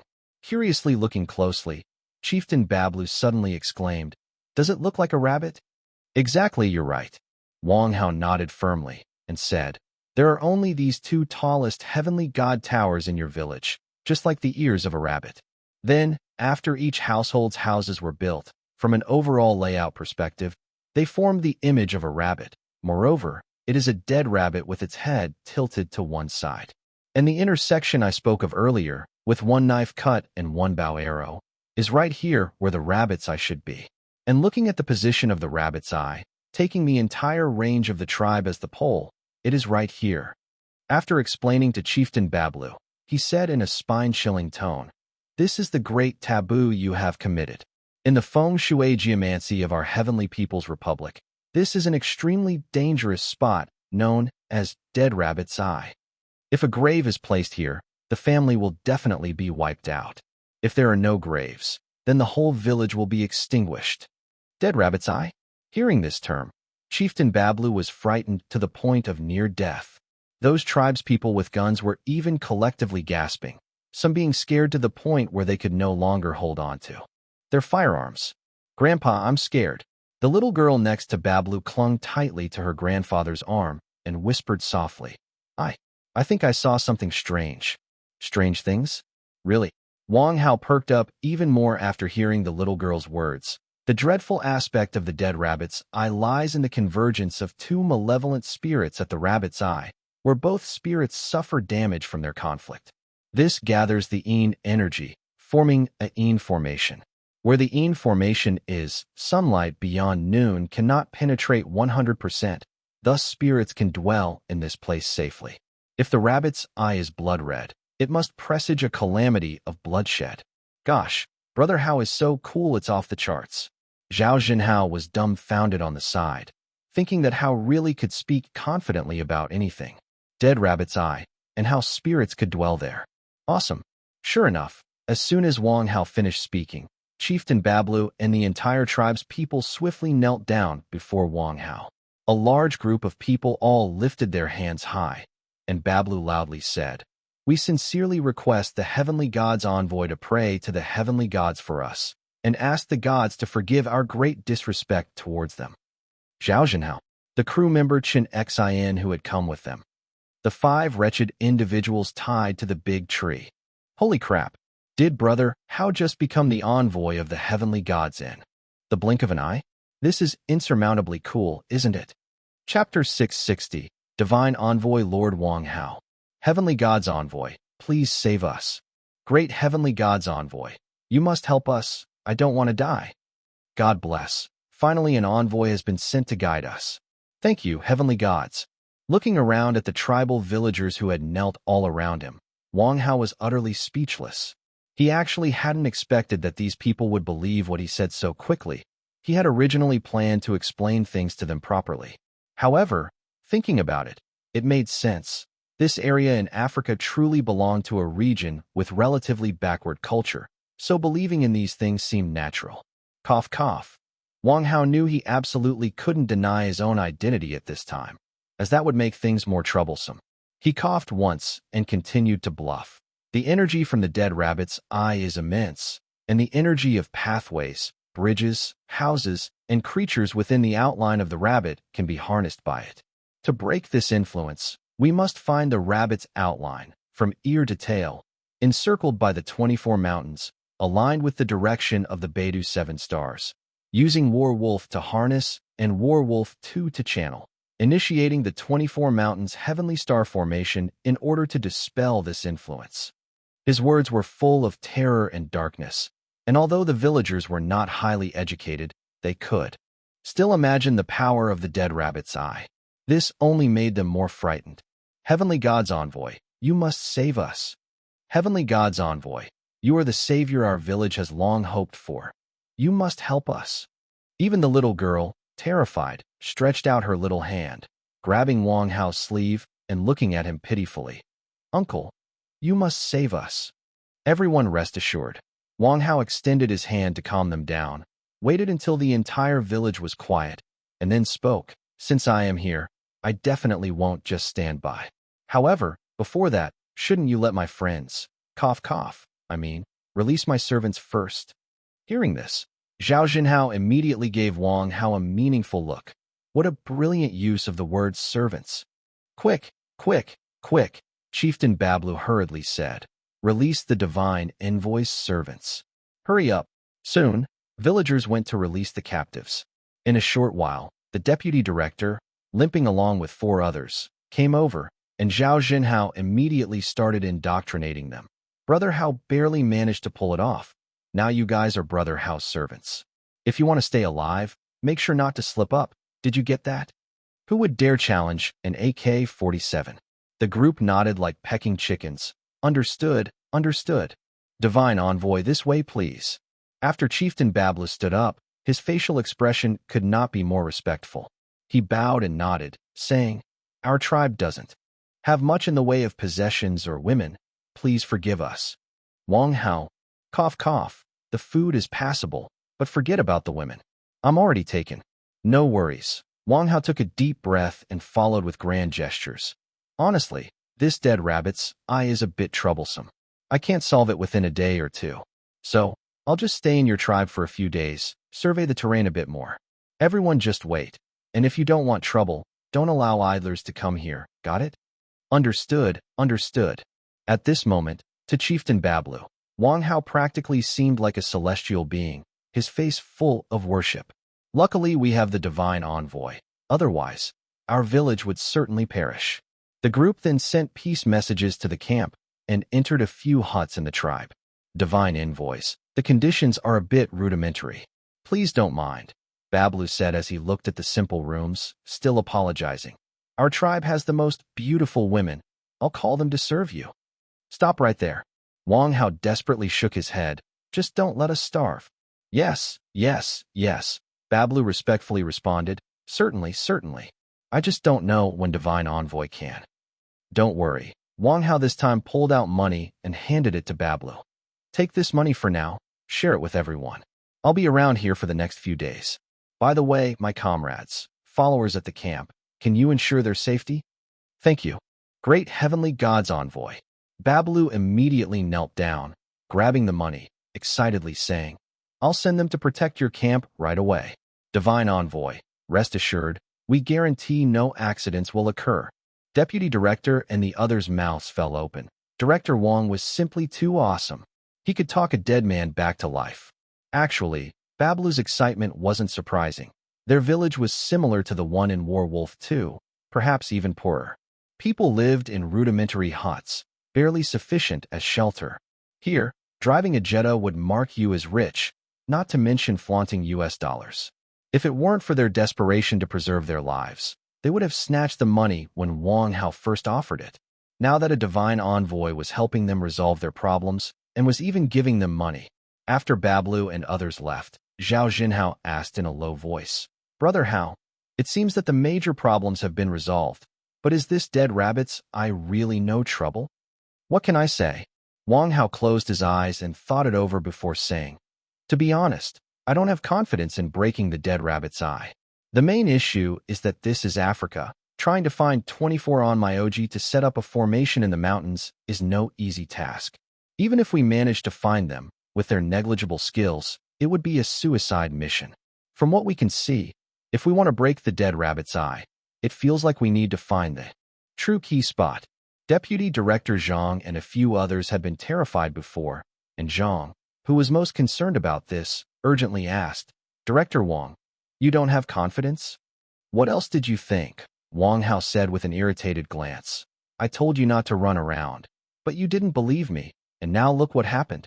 Luckily you were caught by people. At least there's room for negotiation. If a lion had eaten you, that would be a real tragedy. Don't worry, a normal dead rabbit's eye doesn't have such huge power. It couldn't possibly kill more than 20 people. I guess there must be something else really at work here." "Brother Hao, do you mean to say?" Zhao Zhenhao looked around and whispered. "There's something with real massive power here? Like that heart of the ocean you forced King to bring out last time." That time, Wang Hao had said that the heart of the ocean had an evil qi, but regardless, the evil qi of the heart of the ocean only brought bad luck. But the evil qi from this dead rabbit's eye is not ordinary. It actually killed more than 20 people. If such a thing were found. Hee. Wang Hao immediately raised his eyebrows at Zhao Zhenhao. "Zhao, you still don't know my abilities? I have a feeling that this time, in this village, we might really find something good, truly valuable. Generally speaking, the stronger the evil qi, the more valuable the object.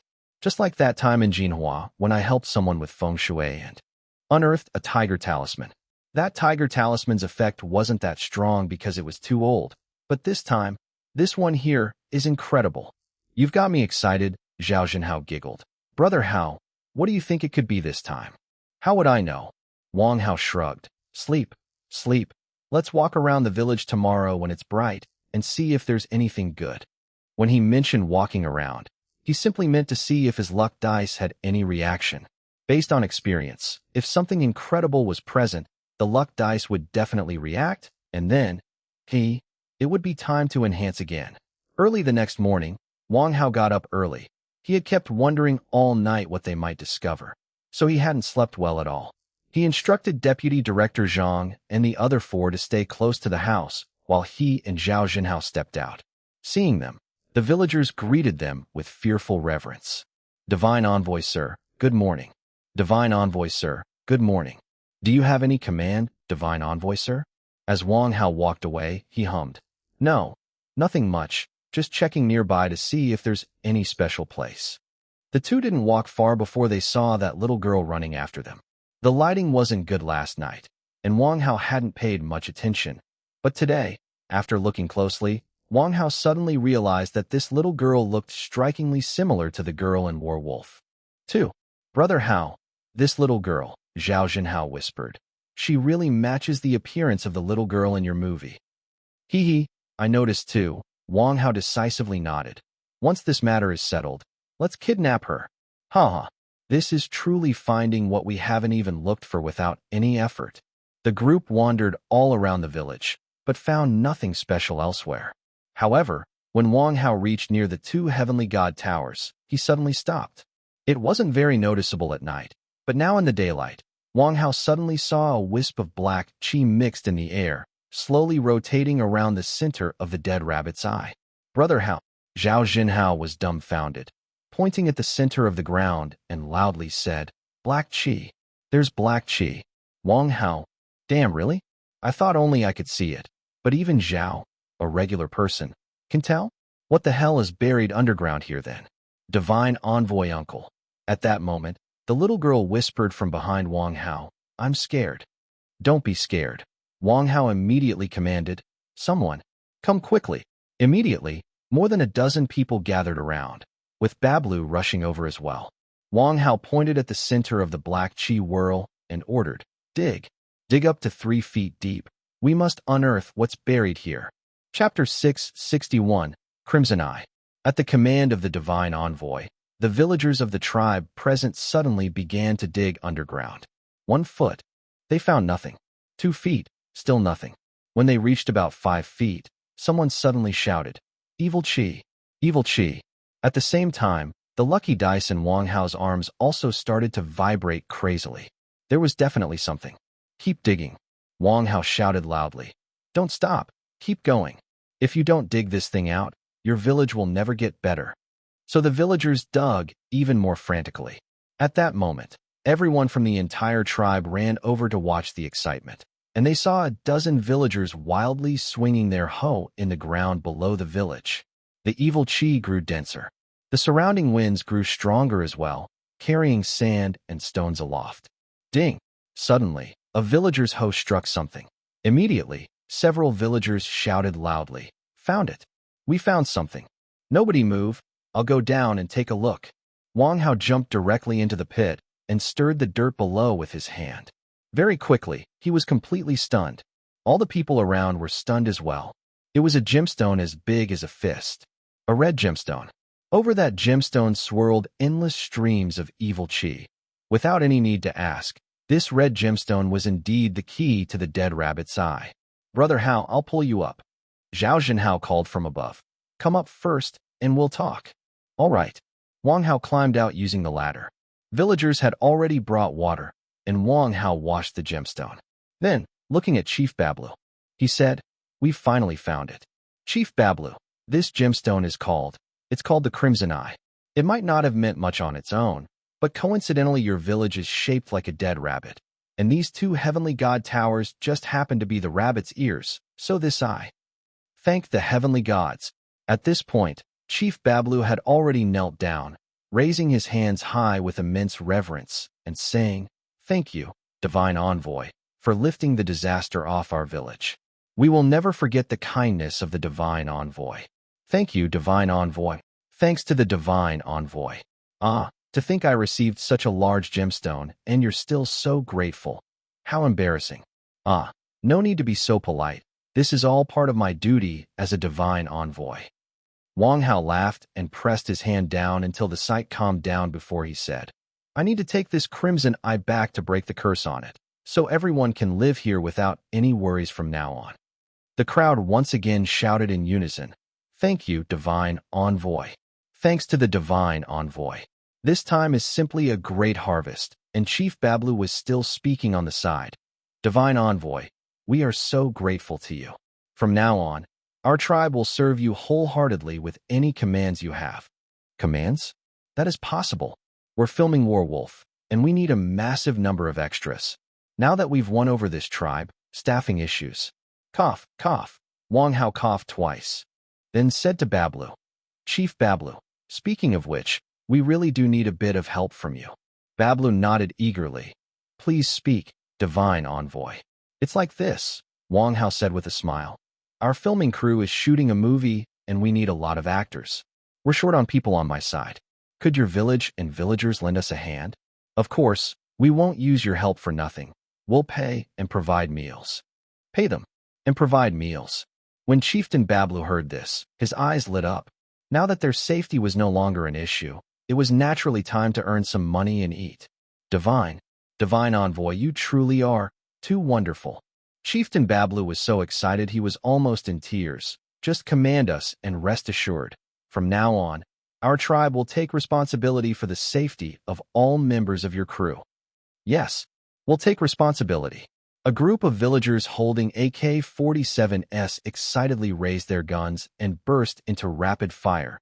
Da-da-da. Deputy Director Zhang and some others were so frightened they ran out. "What's going on? What's going on?" Now that everything was going smoothly, Wang Hao took the people back to the camp while Bablu went to notify the various villages to gather actors, broadcasting the message, "Pay them and provide meals." As the group returned to the campsite where the filming crew was located, Ren Xing and others hurried over, bombarding him with questions. "Brother Hao, did you rescue everyone? Did it go smoothly?" "Ha ha. Yes, yes." Wang Hao waved his hand. "Everyone go about your tasks. It won't be long before a large number of actors will arrive. We can continue to shoot our movie smoothly. Don't worry." "Is this really solved?" Everyone looked at each other, their faces full of disbelief. "Director Wang, isn't this too miraculous?" Soon, everyone dispersed, and Wang Hao, Zhao Jinhao, and others returned to their room, where Wang Hao took out the massive ruby and placed it on the table. Goodness gracious! Ren Xing's eyes were glued to the gem, Such a huge gem. And it's red too. Good heavens. Fong Wenbin was also stunned. Brother Hao, you're too incredible. Went for a spin, rescued people, transformed into something like a divine envoy, and even brought back such a huge gem. This thing has got to be worth billions, right? Billions? Zhao Zhenhao scoffed. More like tens, maybe even hundreds of billions. This could be the biggest gem in the world right now. Remember Heart of the Ocean and how much that was worth? Not to mention this one. Look at the diameter. It's at least 10 centimeters. He wasn't exaggerating. Even the Heart of the Ocean sold for billions, and the Crimson Eye was nearly 10 times bigger. Can you imagine? All right. Wang Hao placed his hand on the Crimson Eye. Stop flattery for now. I need to draw out the evil chi from it first. Everyone became completely silent. Wang Hao closed his eyes and felt the energy dice in his chest tremble violently, this time more intensely than ever before. Soon, he saw a stream of black smoke burst out from his palm. At the same time, the voice of the energy dice rang in his ears. Absorbing the energy of the Crimson Eye begins. The host's physical fitness is about to exceed human limits on Earth. Please prepare. Wang Hao, holy shit, am I about to surpass humanity? Exceed human limits on Earth. When that happens, it's bound to be freaking awesome, right? Black smoke hissed as it surged onto Wang Hao, and in that moment, he felt his entire body undergoing tremendous changes. Chapter 662. Can you really drift with a tank? It was an indescribable and mysterious feeling. Wang Hao felt his entire body heating up, warm and cozy, as if he were soaking in a hot spring. Every pore on his body opened up, releasing quite a bit of stuff from within. Sticky. What's that awful smell? Zhao Zhenhao took a hard sniff and looked around. Did someone forget to flush the toilet after using it? Wang Hao, damn it. Am I not going to survive this? Is this the so-called body refining? Did the stuff discharged from the body have to smell so bad? At first, everyone tried to endure it, but eventually, they couldn't stand it any longer and all ran out, leaving Wang Hao sitting there alone. So embarrassing. It made Brother Hao ignore whatever transformations were happening to his body. Now he just wanted to take a good bath. The assimilation of evil chi was gradually accelerating. About 10 minutes later, the evil chi from the Crimson Eye was completely absorbed. The Crimson Eye turned bright red, resembling flowing blood, shimmering red fluorescence under the light. It was definitely a gem that could be considered perfect. The Heart of the Ocean was like a baby in front of it. Wang Hao's body had also completely transformed through the energy of the Crimson Eye. To what extent, even he was unclear.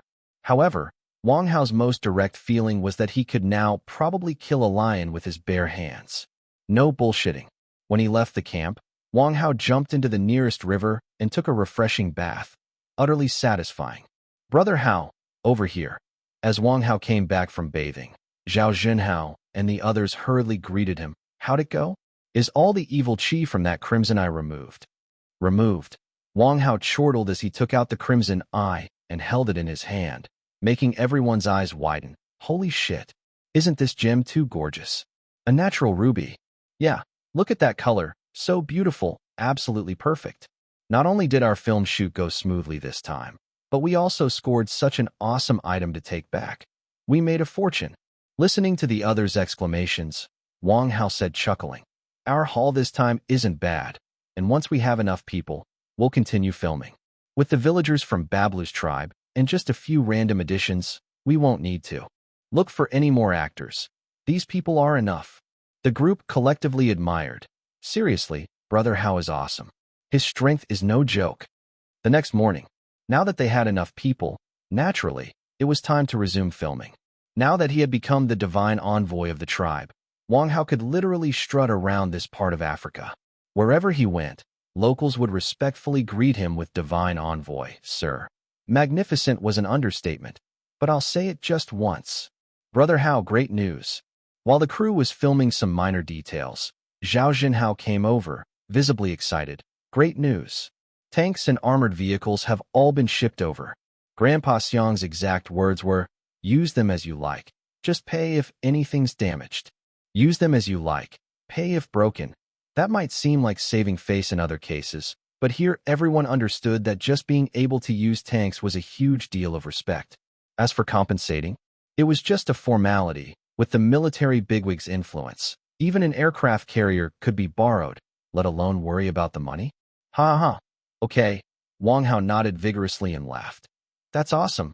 Let's start training right now. No sooner had Wang Hao said this than a huge clanking noise of tanks resounded in the distance. These were exactly 6 of the most advanced 59D model tanks in the country, all of which had been painted according to Wang Hao's requirements. The 6 tanks rolled in, the massive noise immediately capturing everyone's attention. After all, among the people present, at least 90% of them were seeing a real tank for the first time and found it incredibly impressive. It's one thing to see these things on TV, but seeing the real thing is totally different. Brother Hao, these tanks are freaking awesome. Ren Xing dashed over in a few quick strides and started drooling on the tank. If I could take one of these home and drive it around, man, that would be epic. Epic my ass, Wang Hao retorted. You'd get arrested in no time. Typical Brother Hao, Zhao Jinhao remarked from the side. You really know where to invest money. A real tank compared to one with added special effects is just incomparable. No matter how realistic the effects, they can't beat the real thing. You don't say. If everything was just special effects, why would we even be here? Soon, the hatches of the tanks opened and the drivers climbed out. Several soldiers from the Heavenly People's Republic snapped to attention and saluted Wang Hao. Report, 6 tanks and 4 armored vehicles have been delivered. Please give your instructions. Great, great, great. Wang Hao laughed heartily as he looked at the tanks, then replied, Now that we have these babies, fantastic, huh? Curious, the soldiers looked at Wang Hao and asked, Captain Wang, we heard from the commander that you plan to drift with this? Of course, Wang Hao patted the tank's steel. We have to drift.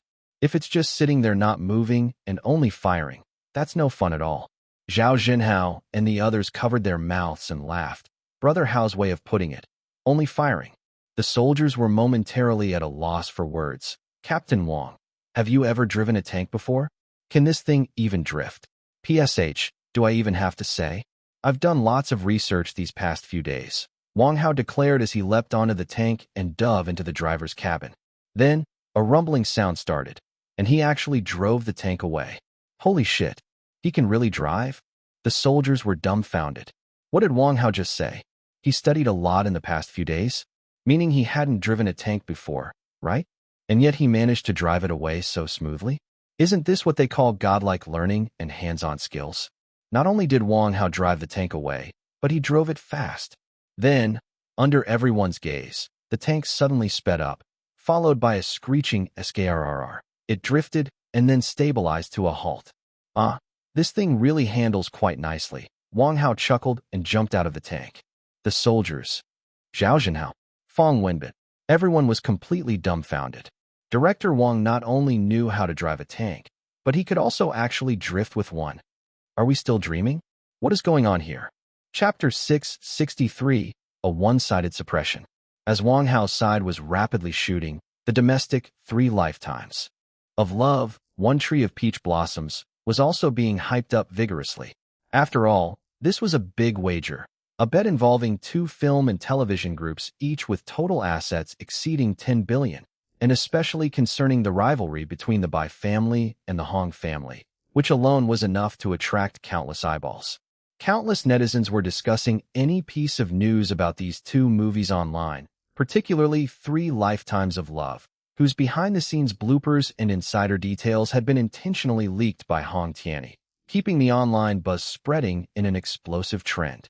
Breaking news, 3 Lifetimes of Love is making smooth progress in shooting, and the overall plot is now heading into its final stages. Meanwhile, Hollywood special effects teams are also working day and night. It's said that they have already thrown down the gauntlet, aiming to release at the same time as Werewolf. This century's big battle will indeed be a sight to behold. According to news from the Werewolf team, their shooting progress is also very fast, and it's estimated that it will be wrapped up in another 2 or 3 months. It seems that both sides are really putting their full effort into this, huh? From the start to the initial conclusion, hasn't it been just under 2 months? Do you even have to ask? When the time comes, 3 Lifetimes of Love will definitely beat War Wolf, 100 times over. Only a fool would miss. Such a good opportunity. But I've heard that the War Wolf team is really struggling in Africa. The conditions there are no joke. People could actually die. Just a novice screenwriter, with only 2 scripts written. They definitely have to go all out this time. However, I reckon that even with all their effort, they won't stand a chance. Netizens online were discussing this betting match, and on the other side, in the movie box office forums, discussions about these 2 films had also begun, with netizens leaving messages. Latest news, 3 Lifetimes of Love has now entered post-production.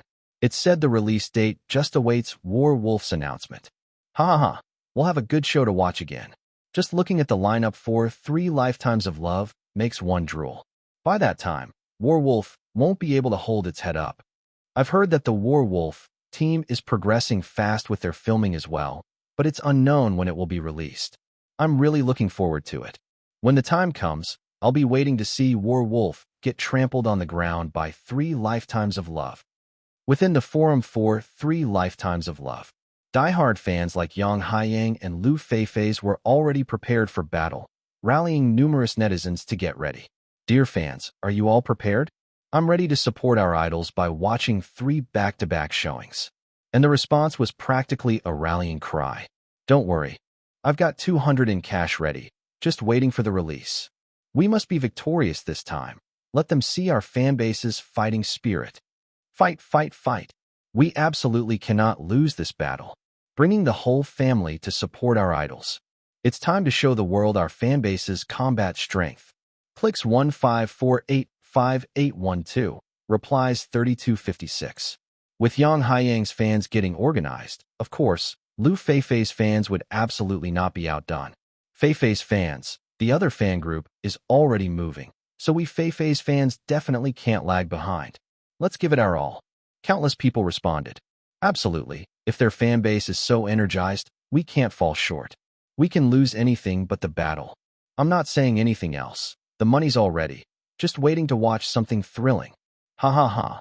We must prove our strength for our Feifei. 3 Lives of Love forum was abuzz with activity, but War Wolf's forum was way less lively. What should we do? What should we do? The fans of 3 Lives of Love and Feifei over there are too scary. Looking at their popularity, this time Brother Hao might lose. Yeah, people there are even preparing to book out theaters to watch it, and our forum doesn't have much of a crowd right now. Can we even hold up? It's hard to say. They've got a fantasy theme and a Hollywood special effects team, while we have a military theme, which is inherently at a disadvantage. Plus, Brother Hao has never directed a movie before. When the time comes, let's just show some support. Even if we lose, let's not lose too badly.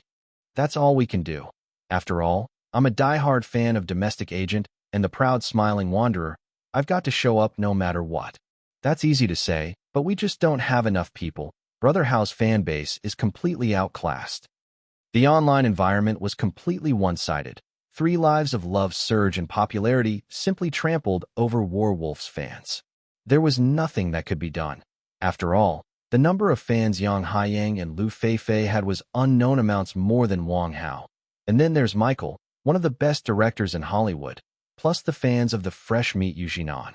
Just these alone were enough to make War Wolf's fans drink a bitter cup, not to mention the presence of the brothers, Hong Tianjun and Hong Tianyi, pushing the wave along.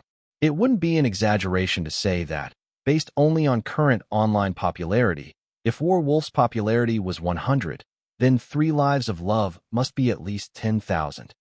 Africa. Boom. The sound of the bomb going off roared, and Wang Hao was flipped over several times by the blast wave, his clothes torn and weathered, looking utterly ruined. Director Wang, are you all right? Quick. Ambulance. Ambulance. My God, that blast was too close this time. That's a real bomb shipped over by the military. It's not child's play. Director. Wang, are you okay? People crowded around, braving the heat wave, anxious to the extreme. If it were any other production team, they would typically use film-specific bombs, at least equaling in sound and visual effects. But Wang Hao went for the real thing. Damn, except for having fewer shrapnels, these real bombs could be used in real combat. Tui, tui. Wang Hao spat black smoke and dirt from his mouth, then took some water to rinse, shaking his head and saying, "I'm fine, just need to rest a bit." "Hey Zhang, how was that last shot? Was the effect good?"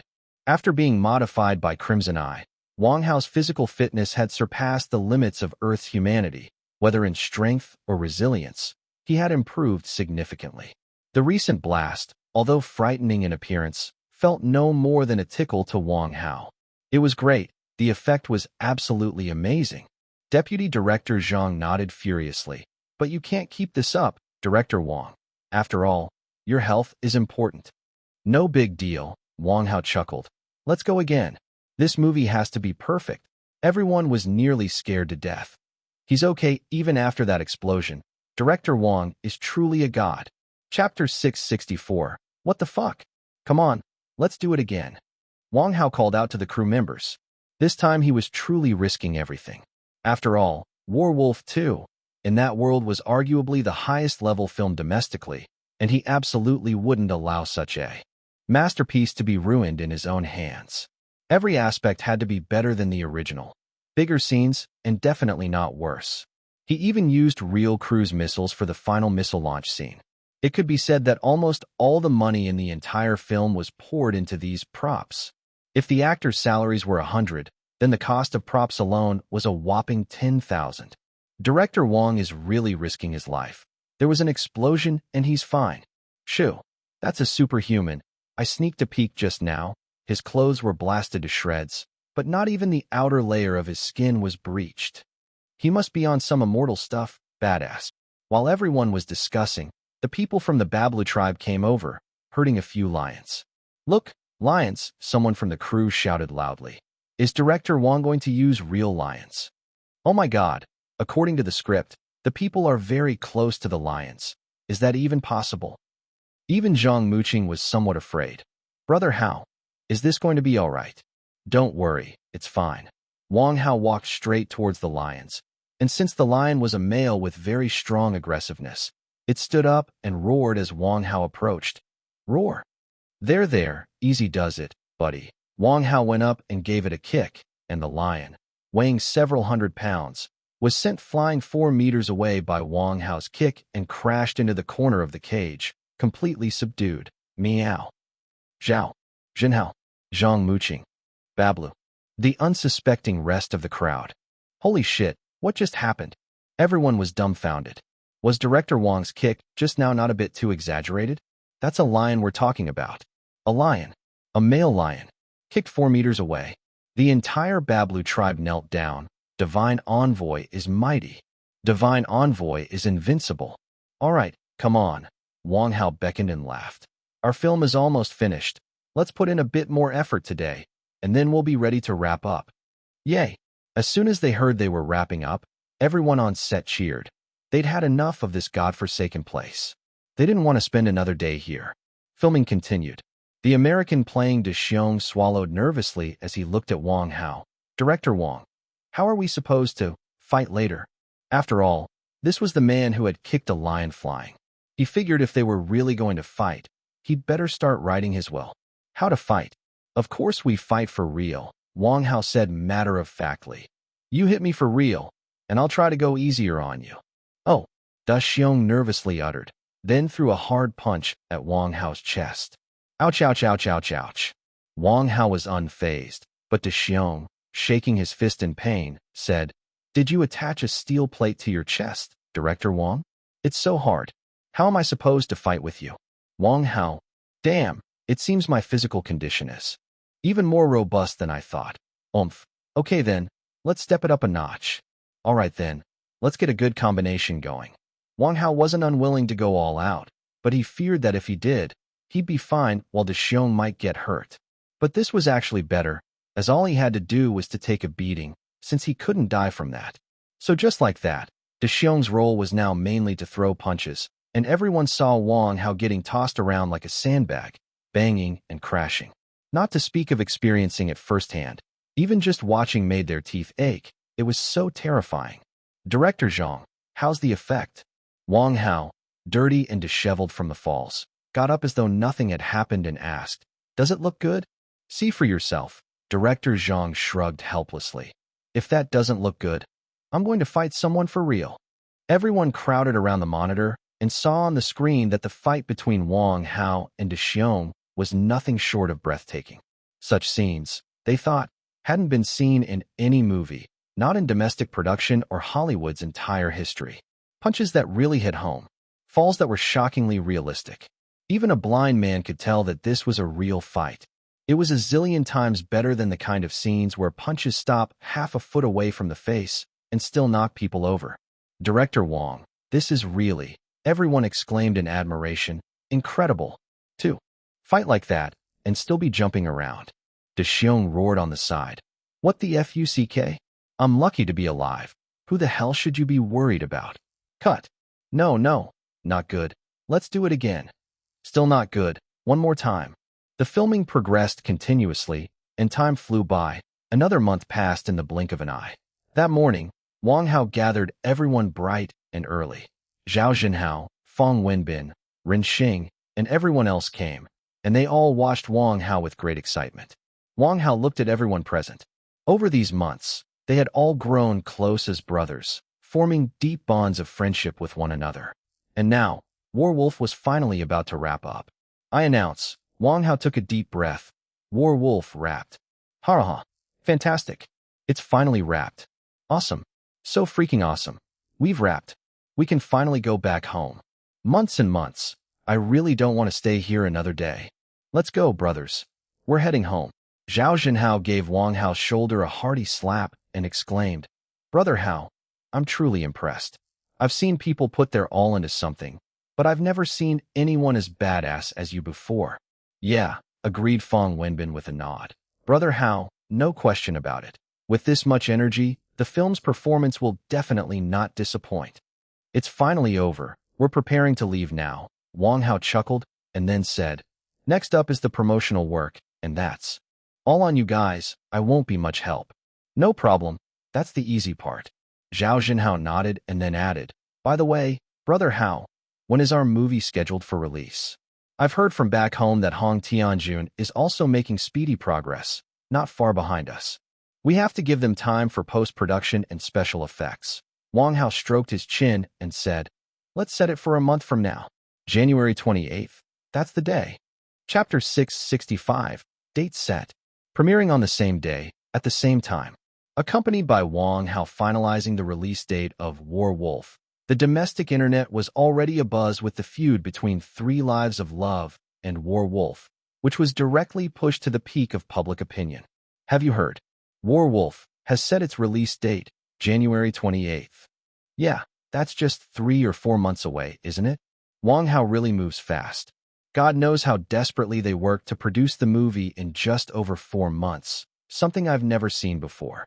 Totally awesome. Now we just wait for 3 Lives of Love to finalize their schedule. I wonder if they will release on the same day. If they release on the same day, it will be so exciting. 3 Lives of Love will definitely outperform Warwolf. Do you even need to ask? With the cast of 3 Lives of Love, who else can compete if not the Ice Princess? True. In my opinion, unless Miss Ice Princess makes another film, no one else really stands a chance. Against 3 Lives of Love. Yeah, now we just wait to see the actual results when the time comes. I'm so looking forward to it. Speaking of which, is Wang Hao really planning to go head-to-head with Hollywood? If I were him, I'd just say some nice words and shift the release date. If 3 Lives of Love releases just a week later, with the current popularity of Warwolf, it could easily make $200 million at the box office.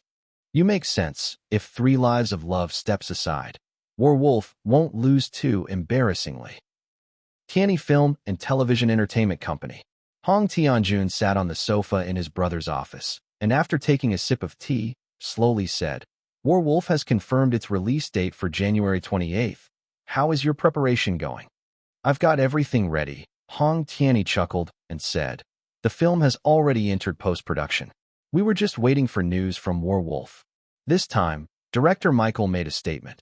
The movie combines elements of Heavenly People's Republic mythology and Hollywood special effects, and at the very least, it should start from $1 billion at the box office. Good.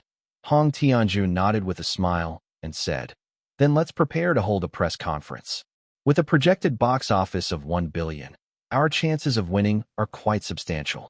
Considering the lineup of Werewolf, their film might make about 200 million. Their confidence was not unwarranted.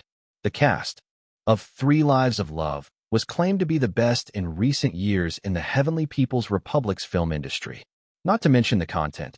Just Yang Haiyang, Liu Feifei, Yu Jinan, and director Michael alone could guarantee at least 500 million at the box office. Besides the Ice Princess's film debut Heaven's Goddess, which had reached 1.2 billion, no one else in the country could muster such influence. And in Werewolf, was Miss Ice Princess featured? No. Thus, the outcome was evident. It was a battle whose result was decided before it even started. There was no suspense at all. Hee, brother, wait until I win over by Zay's film company. Then we'll really celebrate. Hong Tianyi stood up from his chair, adjusted his outfit, and said, "You sit tight, brother. I'm off to hold the press conference. Wait for my good news." "Go," Hong Tianjun said, waving his hand with a smile. "Do your best and don't disgrace me." "Don't worry." Leaving the CEO's office, Hong Tianyi had a professional image consultant tidy up his appearance, then entered the largest conference room in the company. "Mr. Hong is here. The second young master has arrived. Cameras. Cameras. Close-up shots. Where's the close-up?" As soon as Hong Tianyi entered, he was met with a storm of flashing cameras. Naturally, being the biological brother of Hong Tianjun, Hong Tianyi was also quite handsome. Today his hair shone brightly. He was immaculate from head to toe, and a confident smile graced his face as he waved to the reporters while walking. So much so, many female reporters started to get nervous. The second young master is so handsome. To marry, one should marry by yinning. To wed, one should wed Hong Tianjun. And if you can't marry Hong Tianjun, being with Hong Tianyi still makes you a winner in life. As Hong Tianyi walked, reporters bombarded him with questions. "Second young master, do you have any comments about this battle at the box office?" "Mr. Hong, how much did you invest in this movie?" "Mr. Hong, when do you plan to release this movie? Is it the same as Werewolf on January 28th? Everyone was talking at once, but Hong Tianyi just kept his smile without answering these questions. Soon, Hong Tianyi sat down at the main stage, and the room instantly quieted down. Now the press conference officially began. Hong Tianyi made a gesture of invitation, and immediately a reporter asked, "Mr. Hong, this press conference will be live-streamed online so that a wide online audience can also know your views on this box office battle. My first question is, are you sure about releasing on the same day as Werewolf?" This was the question most reporters at the venue were dying to know, causing everyone's breath to hitch for a moment. In response to this question, "I think there shouldn't be any doubt," Hong Tianyi surveyed the room, his face wearing a confident smile, and said, "We will choose the same day, the same moment. For the release as Werewolf, I want to show everyone that our Three Lives of Love won't rely on anyone's advantages. We will win outright and let them see the difference between us." The same day, the same screening. As soon as Hong Tianyi finished speaking, netizens immediately exploded. Such dominance in his statement. Choosing the same day for release. A box office sniper. This is the most brutal competition in the movie industry. Mr. Hong is so badass. Releasing on the same day, Werewolf is doomed. I think this film will make at least $1 billion at the box office. Netizens chatted continuously, and reporters continued with their questions. "Mr. Hong," a second reporter stood up and asked, "Who do you think has a greater chance of winning between your film and Werewolf?" "Whose reporter is this? What a stupid question. Got to report back on this." Hong Tianyi curled his lips in a disdainful smile, glanced at the reporter, and said, "I think your question is a bit too brainless. I don't want to answer it." The entire audience immediately burst into laughter. The reporter also realized his mistake, his head sweating profusely as he hurriedly explained, "I'm very sorry, Mr. Hong. I got nervous and misspoke. Actually, what I wanted to ask was, Mr. Hong, by how much do you think your film's box office will exceed Werewolf?" Now that's a better question. Good on you for correcting quickly. That's an easier question to answer. Hong Tianyi looked around at all the journalists, and then smiling, raised 5 fingers. "How many billions should I pull ahead? It's hard for me to say precisely, but I estimate between 5 to 10 billion shouldn't be a problem." 5 to 10 billion. That's a 5 to 10 billion box office gap. This time, it looks like Mr. Hong is serious. Chapter 666. Online. Following the conclusion of Hong Tiany's press conference, the entire internet just exploded. Breaking news. The release date for Three Lives of Love is confirmed. It's airing the same day and at the same ceremony as War Wolf. Dude, this is legit aiming for a beatdown. War Wolf is totally screwed this time. Yeah, Hong Tiany's move was savage. Three Lives of Love was already packed with big names. They didn't leave any room for War Wolf to survive. It's harsh but true. The market is a battlefield, and this time there's no saving it. With the cast of Three Lives of Love, except for Miss Ice Princess, it's basically game over. I bet the movie will make over 100 million on the first day. First day breaking 100 million? With that star power, it should make at least 150 million. I'm thinking at least 200 million. Netizens were buzzing, and around this time, the main actors of Three Lives of Love also started setting the pace. The first to tweet was naturally the male lead Yang Haiying. Dear fans, Three Lives of Love has just wrapped up filming. I believe you. All know the specific release date by now. Hope everyone will go to the theaters to support the official release. Thank you. Shares 51244, comments 65414, likes 897415. Below, fans were quick to respond. Mission accepted. Money is ready. Let's group up and go. Don't worry, Idol. We'll definitely support you. Following close behind was Lu Fei. It's been a tough more than 3 months. Really rushed the process. Got up early and returned late.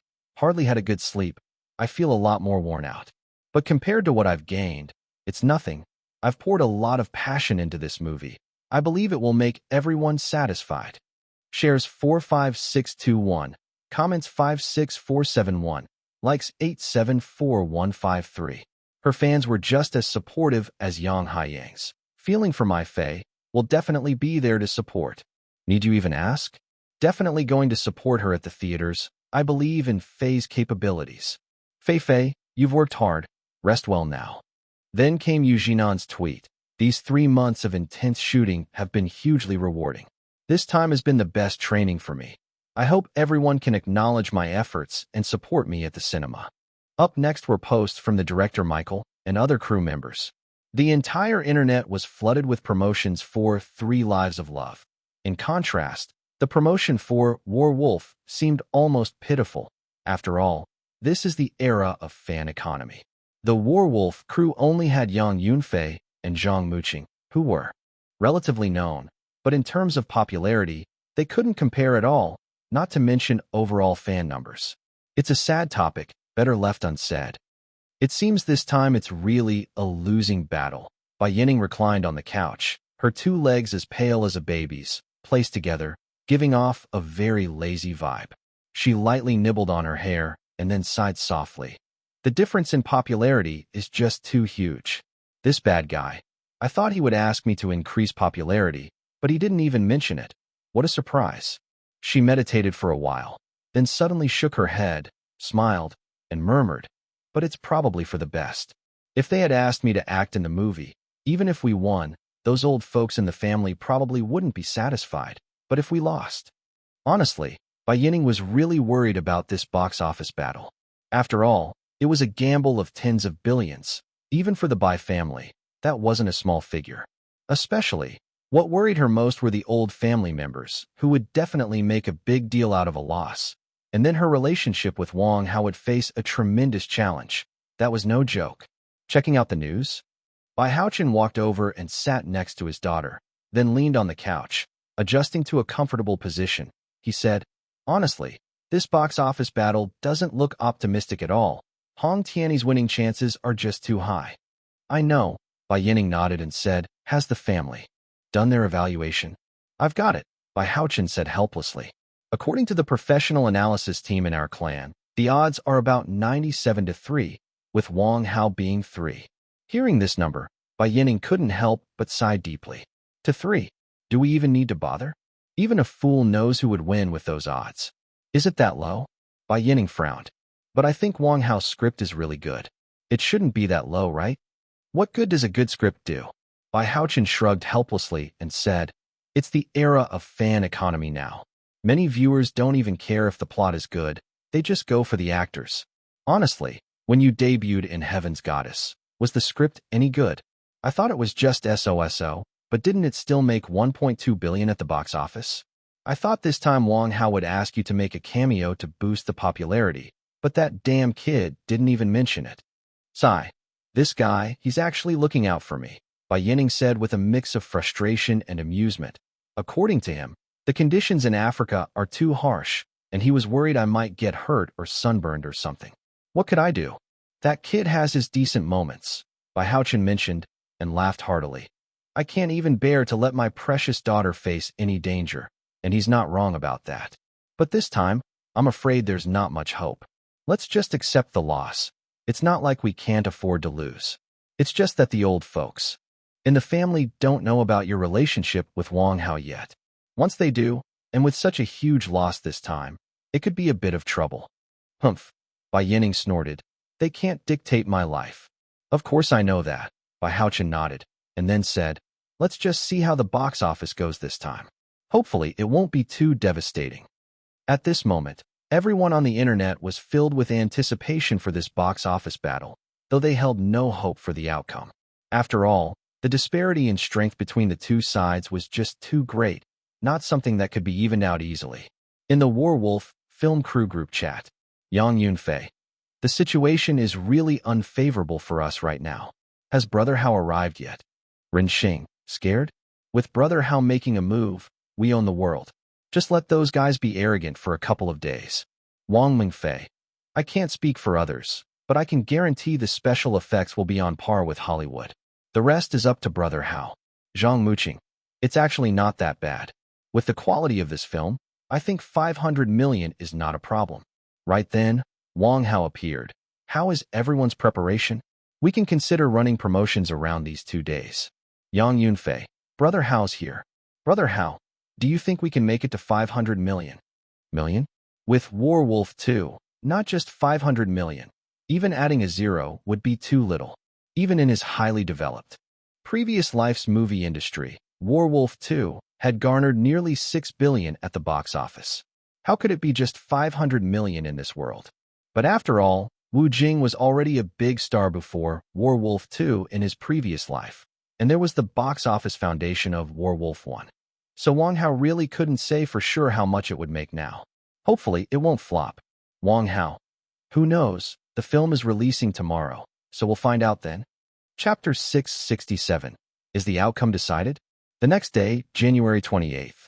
At 5 o'clock in the early morning, all the members of the Warwolf crew gathered at Bai's film industry. A large projector screen hung in front of the meeting room, displaying the latest box office data from the Maoyan box office website.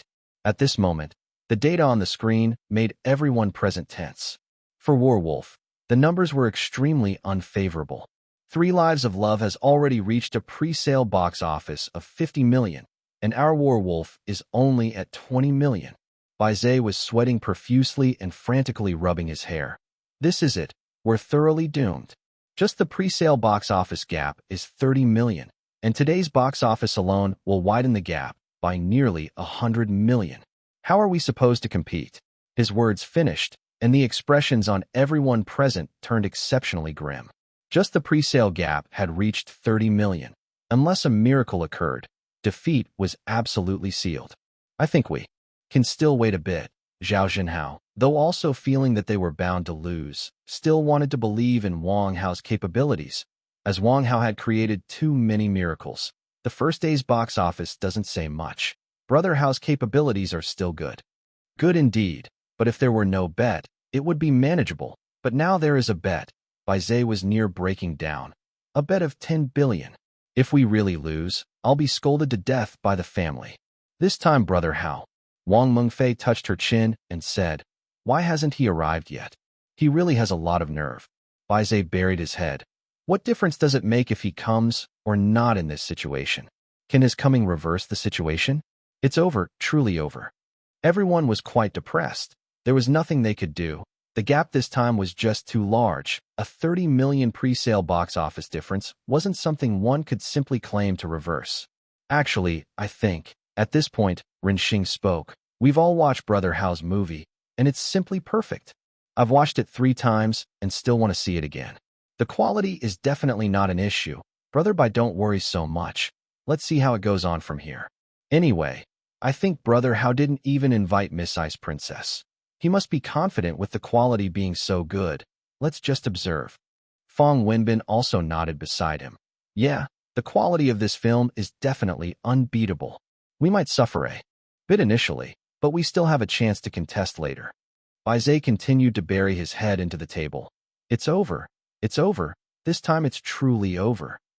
Contrarily, the atmosphere among the people of the War Wolf crew, Hong Tianyi and Hong Tianjun, was different as they sat in the large conference room of Tianyi Film and Television Entertainment Company, legs crossed, already preparing for the celebration banquet.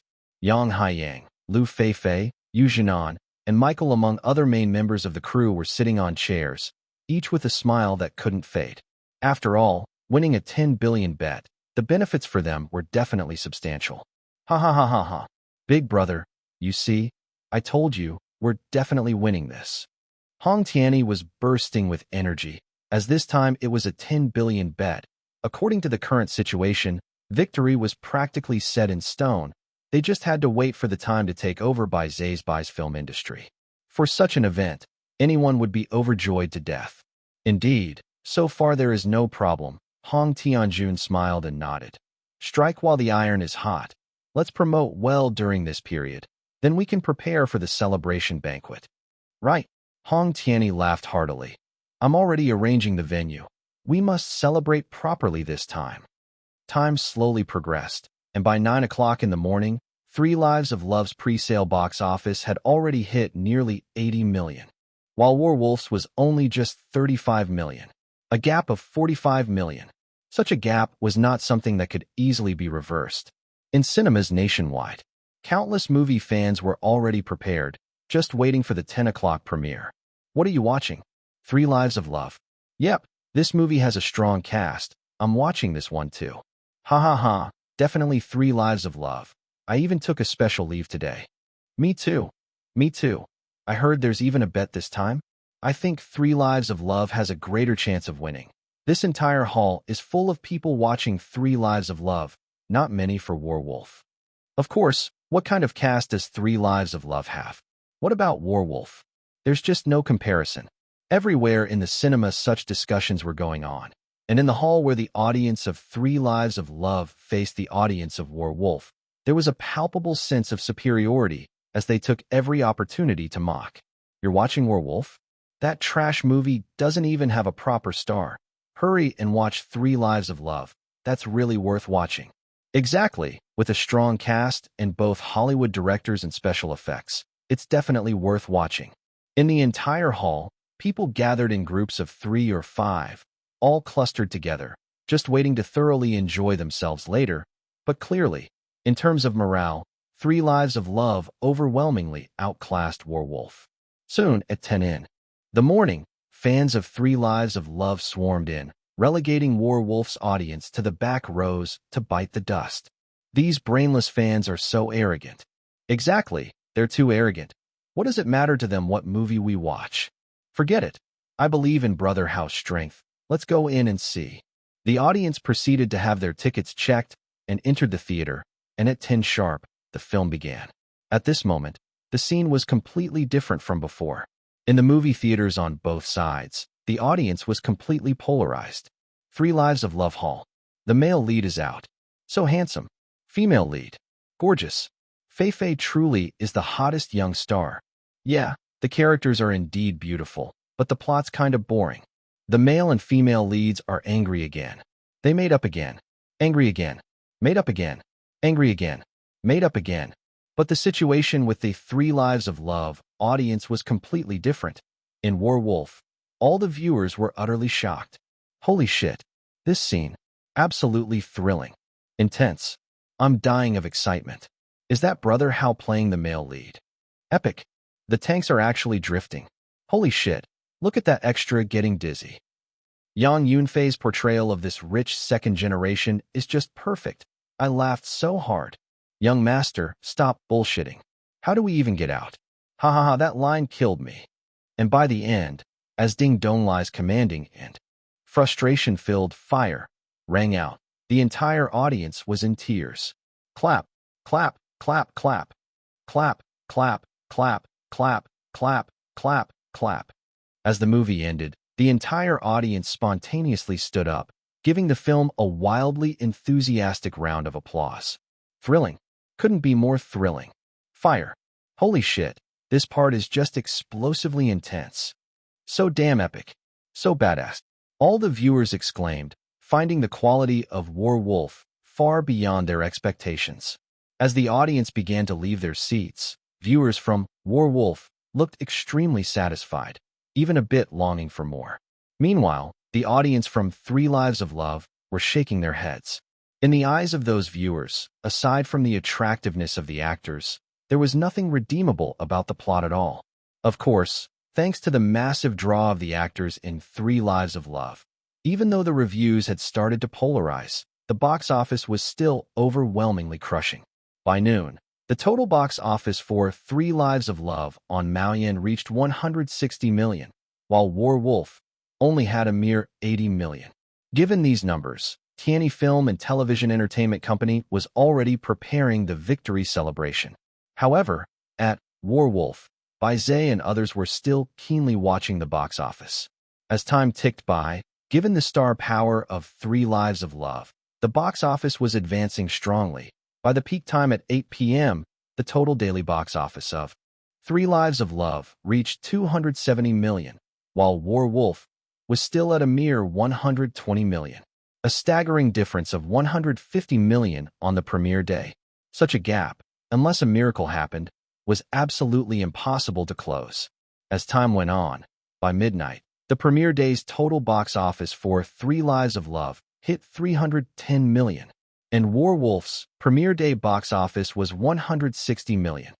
Inside Zhonghai Shangri-La Hotel, Hong Tianjun and Hong Tianyi, along with all the members of their team, gathered here, already celebrating their victory. Ha ha ha, this victory is just too perfect. War Wolf is out of the game now. Congratulations in advance, Mr. Hong. 10 billion is in the bag. Ha ha ha ha, it was just too easy this time. The competition was too weak, not challenging at all. Yeah, with a 150 million difference on the premiere day, they'll never catch up no matter how hard they try. With his glass in hand, Hong Tianyi listened to the accolades, his spirits soaring. This victory was indeed remarkable. With a 150 million premiere day gap, the victory was already determined. He felt as if he had reached the pinnacle of his life, with the 10 billion bet firmly within his grasp. A reporter asked, Mr. Hong, any thoughts on your premiere day's box office success? Really, there's not much to say, chuckled Hong Tianyi. Just that our competitors were too weak. Thunderous applause filled the room. Just when it was supposed to be the happiest moment of the celebration, suddenly, a data analyst stumbled in frantically, shouting, Mr. Hong, trouble, big trouble. Calm down, what kind of image is this? Hong Tianyi frowned. What's the big trouble? The panicked worker blurted out. War Wolf. War Wolf has turned the tables. Chapter 668. This slap hurts too much. Counter drop? Are you kidding me? Hong Tianyi held his wine glass, glanced at the staff member, and said disdainfully, Do you even know what a counter drop is, and you're here making a fuss? The first day sales of War Wolf were pulled by us by 1.5 billion. A counter drop my ass? Get lost. Scram. Coming here to spoil the mood at this time, what a killjoy. The staff member was scolded by Hong Tianyi and couldn't even raise his head, standing there stammering, not daring to speak. Actually, it's not surprising that Hong Tianyi was so sure. A counter drop is much more difficult than just a simple rise. For example, let's say the total box office on the first day is 200 million and Movie A's box office is 100 million. The next day, the total box office is 250 million and Movie A's box office becomes 120 million. This is called an increase. But a counter drop is different. On the first day, if the total box office is 500 million and Movie A's box office alone is 300 million. The next day, if the total box office drops to 450 million, but Movie A's box office alone increases to 350 million, then Movie A's box office has counter dropped. Here, The drop refers to the total box office dropping, and a counter drop means one movie's box office increases despite the overall drop in the market. This is what they call a counter drop in the box office. As you can see, wanting to rise is easy, but wanting to counter drop? How difficult would that be? Their commotion had already attracted a lot of attention at the venue. Yang Haiyang held his glass of wine, took a sip gently, and said disdainfully, "What a joke. War Wolf counter-dropping. Are you still asleep, or what?" Lu Feifei also nodded. "Exactly. Do you know how much our first day sales were? 3 billion. Typically, tomorrow's market will definitely be lower than today, and you're saying War Wolf counter-dropped? Means while all our sales are sliding down, only theirs is rising? Do you think that's possible? That's why I say inexperienced people just don't cut it." Yu Jinan also nodded his head. "Look at them, listless all day, pressed down by us. What more can they achieve?" Everyone burst into laughter. Others also shook their heads. "Ha ha ha, small fries, making a fuss over small things, it's normal." "That's right. After all, the stakes this time are big," he's scared, which is a normal response. "Oh my, War Wolf is counter-dropping? I'm so scared. Ha ha ha." Everyone in the room burst into laughter. No wonder, for them, a counter-drop was almost mythical in the box office lore. No need to even consider such a thing. Even Hong Tianjun, who always claimed to be infallible, smiled and shook his head. "All right, no need to resign. After all, not being experienced and making a big fuss over small things is normal. Go take a rest." But, perhaps encouraged by Hong Tianjuan's approach, the staff member spoke out loudly. "But big young master, War Wolf really did counter-drop. It really counter-dropped. Our pre-sales at this time yesterday were about 5 million, War Wolf 2 million. Today so far we only have 1.5 million, but War Wolf. What happened with War Wolf?" Hong Tianjun frowned. "Since it's been brought up, then tell us, what happened with War Wolf?" "The pre-sales for War Wolf," the staff member gulped hard, "today have already reached over 6 million, and it's still skyrocketing." Silence. The entire celebration hall instantly fell dead silent. On the first day, 3 Lives of Love's pre-sales in the first hour were 5 million, War Wolf 2 million. And now someone was telling everyone that on the second day, 3 Lives of Love's pre-sales in an hour were 1.5 million, while War Wolf's had skyrocketed to 6 million. How the hell is that possible? Are you joking? At that moment, Yang Haiyang snapped. "We're celebrating here, and you're spoiling the mood." War Wolf went from 2 million in 1 hour on the first day to 6 million on the second? Did you take the wrong medication? Everyone around chimed in. "Exactly, lad. Are you seeing things wrong? How could that be if you said they reached 2.5 million today at this time? That would be more believable." "Haha. Right. 2.5 is more like it. Is this happening? Is the world about to explode?" Hong Tianyi immediately pulled out his phone, browsing as he spoke. "You say they gained a bit, possibly, but this big? What on? Holy shit. Holy shit." His shouts of "holy shit" shocked at least half the people's glasses off, filling the whole hall with a clattering noise. What's going on here? Why the excitement? While everyone was still puzzled, they then heard Hong Tianyi shout, "It must be a problem with the website. War Wolf 2's pre-sales are already approaching 7 million, and still rising fast. Pre-sales of 7 million. How could this be? Are you kidding? That much increase in just a short time. Maybe there's a problem with the website?" Even Hong Tianjun, who normally wouldn't bat an eyelid if Mount Tai were collapsing before his eyes, frowned. "Let me check." He directly accessed another box office tracking website on his phone, and even he was taken aback by the numbers. It's true. The pre-sales are now 720,000. All the people present took out their phones and started looking. At this sight, there was a collective gasp heard throughout the venue. "Chill. It really is." Everyone's faces turned pale. A reversal drop. This time it truly was a reversal drop. Normally, if the total box office on the first day was close to 500 million, it wouldn't be possible for the total box office on the premiere day to exceed that of the first day. However, clearly, the War Wolf on the second day, just based on the pre-sale box office alone, had definitely surged dramatically. It's fake. This must be fake. Hong Tianyi kicked over a table and roared. How is this possible? How can this be possible?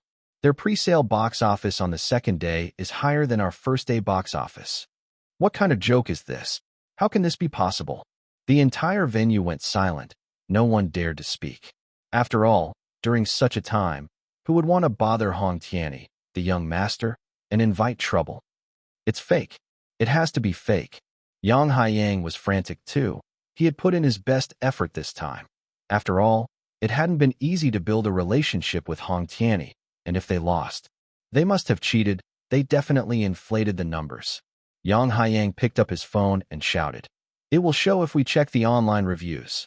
With Wang Hao's skills, it's impossible for him to have ever shot a movie before. How could it be so exaggerated? They definitely cheated. They inflated the numbers. They boosted the box office. Yes, they must have inflated the box office. Exactly. How could it be so exaggerated? They definitely inflated it. Let's check the online reviews. People then took out their phones, and after this check, not only did they fall silent, but their expressions changed. Completely. 3 Lives of Love, Dubon score, 5.9. And its competitor, War Wolf, had a terrifying Dubon score of 9.5. 5.9 versus 9.5. This dramatic scene was vividly unfolded before everyone present. Pain. The face hurts. It burns painfully. This slap stung too harshly. Although the first day box office for 3 Lives of Love was indeed very good, amounting to over 300 million, this reputation was the most ruthless mockery of them. Over 300 million on the first day, but what about the score? Only 5.9. So what does that tell us? It could only mean that this fan movie was a piece of high popularity, but low-quality trash. The kind of trash that, after watching it once, you wouldn't even want to mention it a second time. And as for Werewolf, a high score of 9.5. Such a rating hadn't even appeared in the entire history of Dubon before. Reviews for Werewolf. Luo Ruishing. Boys watching this movie would love it because it's really adrenaline pumping. If you are a girl, Lung Feng's feelings for Long Xiaoyan will deeply move you for real. So I give it 5 stars. Exciting, ready for a second watch. Slap. Thrilling. The big scenes truly rival international blockbusters. Not awkward at all. Wang Hao's fight scenes are super exciting, and the underwater battles look forceful too. Must shout out about Yang Yunfei. His character is like an Easter egg, carrying all the comedic elements. Tailored for him, huh? It's truly good, highly recommended. Full marks from me. Mole's Potato. Werewolf essentially used battleships and tanks to barge open the door to heavy industry in national cinema. It lets the audience understand that national films can have their own superheroes just like Hollywood blockbusters. Explosively exciting. Awesome is all I'll say. Liang Muching. 4 stars for a military-themed movie feel appropriate. Its quality is explosively exciting. Overall 4.5 stars. Fong Ting's Ranch. Didn't have high expectations at first. After all, Brother Hao was said to be filming for the first time. But the result was unexpectedly good, truly thrilling.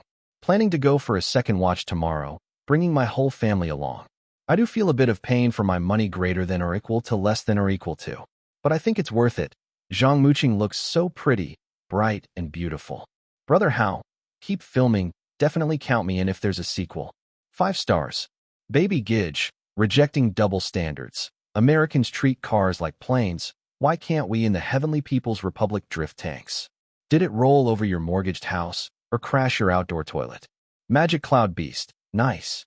After a tiring day, watching this exciting movie made me feel great. Raid battles, tank battles. The chase scenes were filmed very well, the fighting was solid. The comedic and tear-jerking moments involving the Black Mother and son were also inserted naturally. I think that it's a very good hero movie. Strongly recommend. I give it 5 stars. With such reviews filling up the entire screen, when they looked back at 3. Chapter 669, Ignition Explosion.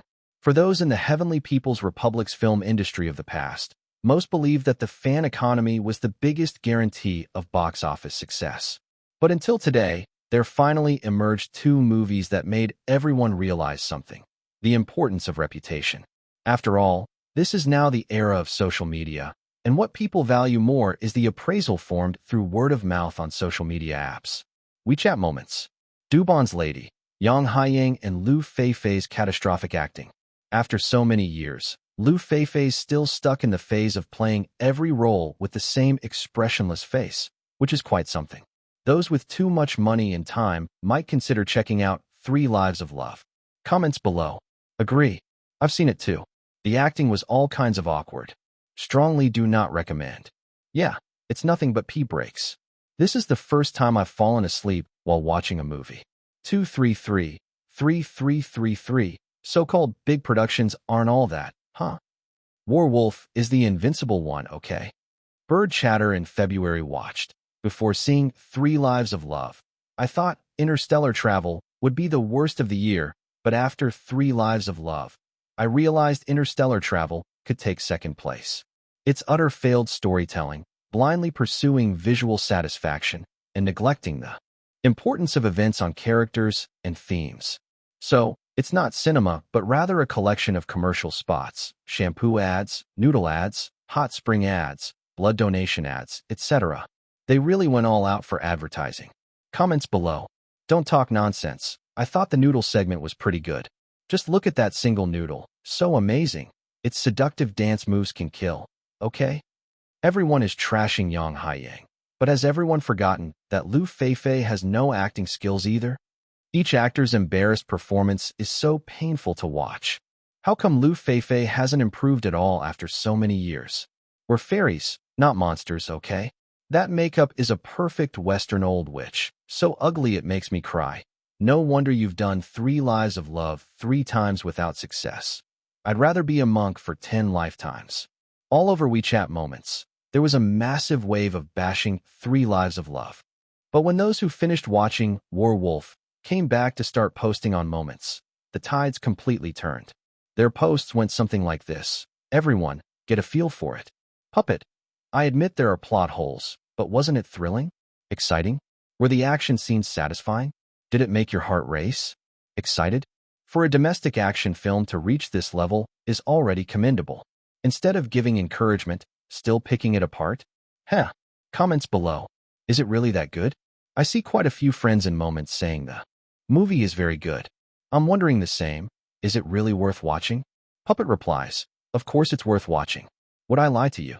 Exactly. It was super exciting and spectacular. I heard from a friend that if you miss Werewolf, you'll regret it. But if you watch 3 Lives of Love, you'll regret it. Predictably exciting, unexpectedly surprising. Our heroes showing their wolf-like military spirit. Go brother Hao, Sakula. Honestly, I was just there for the swag. At least that was before watching Werewolf. I walked in with bias, but in the end, I gained much respect for Wang Hao. The action caught up with Hollywood, and while there were many casual aspects in the drama scenes, overall, it didn't affect the film. It was leagues better than 3 Lives of Love, at least a couple of galaxies ahead. Comments below. Is it really that good? You're the 18th person in my moments to praise Werewolf. I'm going this afternoon.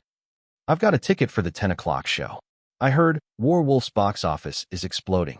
1 or 2 praise might be fake, but with everyone saying it's good, it can't be that bad. Perhaps you will never know the strong sense of security your motherland has given you. Or maybe, one day, you'll find you love your nation deeply. Top points to Werewolf. It made me cry. Legend King. The story is incredibly tight. The male lead was almost invincible, and together with Wu Dakong, they easily defeated a whole army. The national flag's aura shone so brightly it was dazzling, and in moments of righteous indignation, I wanted to smash the screen. That final triumphant arm raise thrilled me. I want to say it was amazing. Perhaps you will never know the strong sense of security your motherland has given you, but one day, you too will find that you love it deeply. Comments below. Exactly.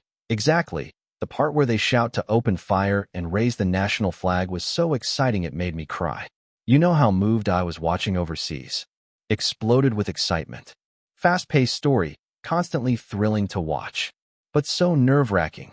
They kill without a second thought in the film. Brother Hao is so manly, but when he smiles, he's so cute. Worth watching multiple times. The newcomers in the movie were also full of surprises, especially that captain. Damn, his command to open fire brought me to tears. All over moments. The posts were just sweeping in favor of Werewolf. To put it bluntly, These people were truly fired up. After all, this was a film that could be described as legendary, and what was terrifying was that these people normally didn't idolize stars, so their words had even more convincing power. And so, in today's era of social media, Wolf's reputation exploded. Nationwide explosion. Even many overseas Chinese heard of a movie called Wolf, which was electrifying. 9 a.m., buys film company, in the large conference room. Every member of the Wolf crew, except for Wang Hao, sat silently at the conference table, over 200 people and yet eerily quiet. Everyone was staring wide-eyed, intently fixed on the screen. On the large display, the most recent statistics from Maoyan box office were being projected, showcasing today's pre-sale figures. It was a box office figure that had everyone's jaw dropping. Wolf, 152.63 million. 3 Lives of Love, 31.52 million. 5 times. A staggering 5-fold difference. Just the pre-sales for the day revealed a gap 5 times as wide. And it was clear that such a margin was unprecedented in film history. By 10 a.m., the morning box office difference between the two had widened to nearly 130 million. The whole room was in shock. Everyone was too stunned to speak a word. Zay's eyes nearly popping out of his head, as if he wished he could embed the screen into his pupils. Exploded. It exploded, Ren Xing muttered to himself. Damn, an actual explosion. Just the pre-sale in the morning, and we've already pulled ahead by 130 million, nearly equaling yesterday's entire gap. Freaking awesome. Brother Hao is freaking awesome. Long live. Suddenly, a frenzy of cheers erupted throughout the large conference room. Brother Hao is invincible. Ha ha ha. This momentum is simply unstoppable. So freaking awesome. A pre-sale of 160 million, damn. I couldn't even dream of this. Damn epic. Damn. Damn. At this rate, today's total box office will surely break 400 million. I can't take it. Someone pinch me now. Instantaneously, the atmosphere in the large conference room exploded. The spirits of everyone on the Wolf team soared, and with it, their box office went through the roof. A pre-sale of 160 million, and by the end of the day, at least between 400 to 500 million. And the key was, this was a weekday box office. If it were the weekend, the figures would be even higher. Of course, as the saying goes, one's joy is another's sorrow. While the Wolf crew was celebrating, the folks over at 3 Lives of Love had a hard pill to swallow. At Tianyi Film Company, in the president's office. How is this possible? How is this possible? Hong Tianyi roared with bloodshot eyes. Pre-sales of 160 million. How is this possible?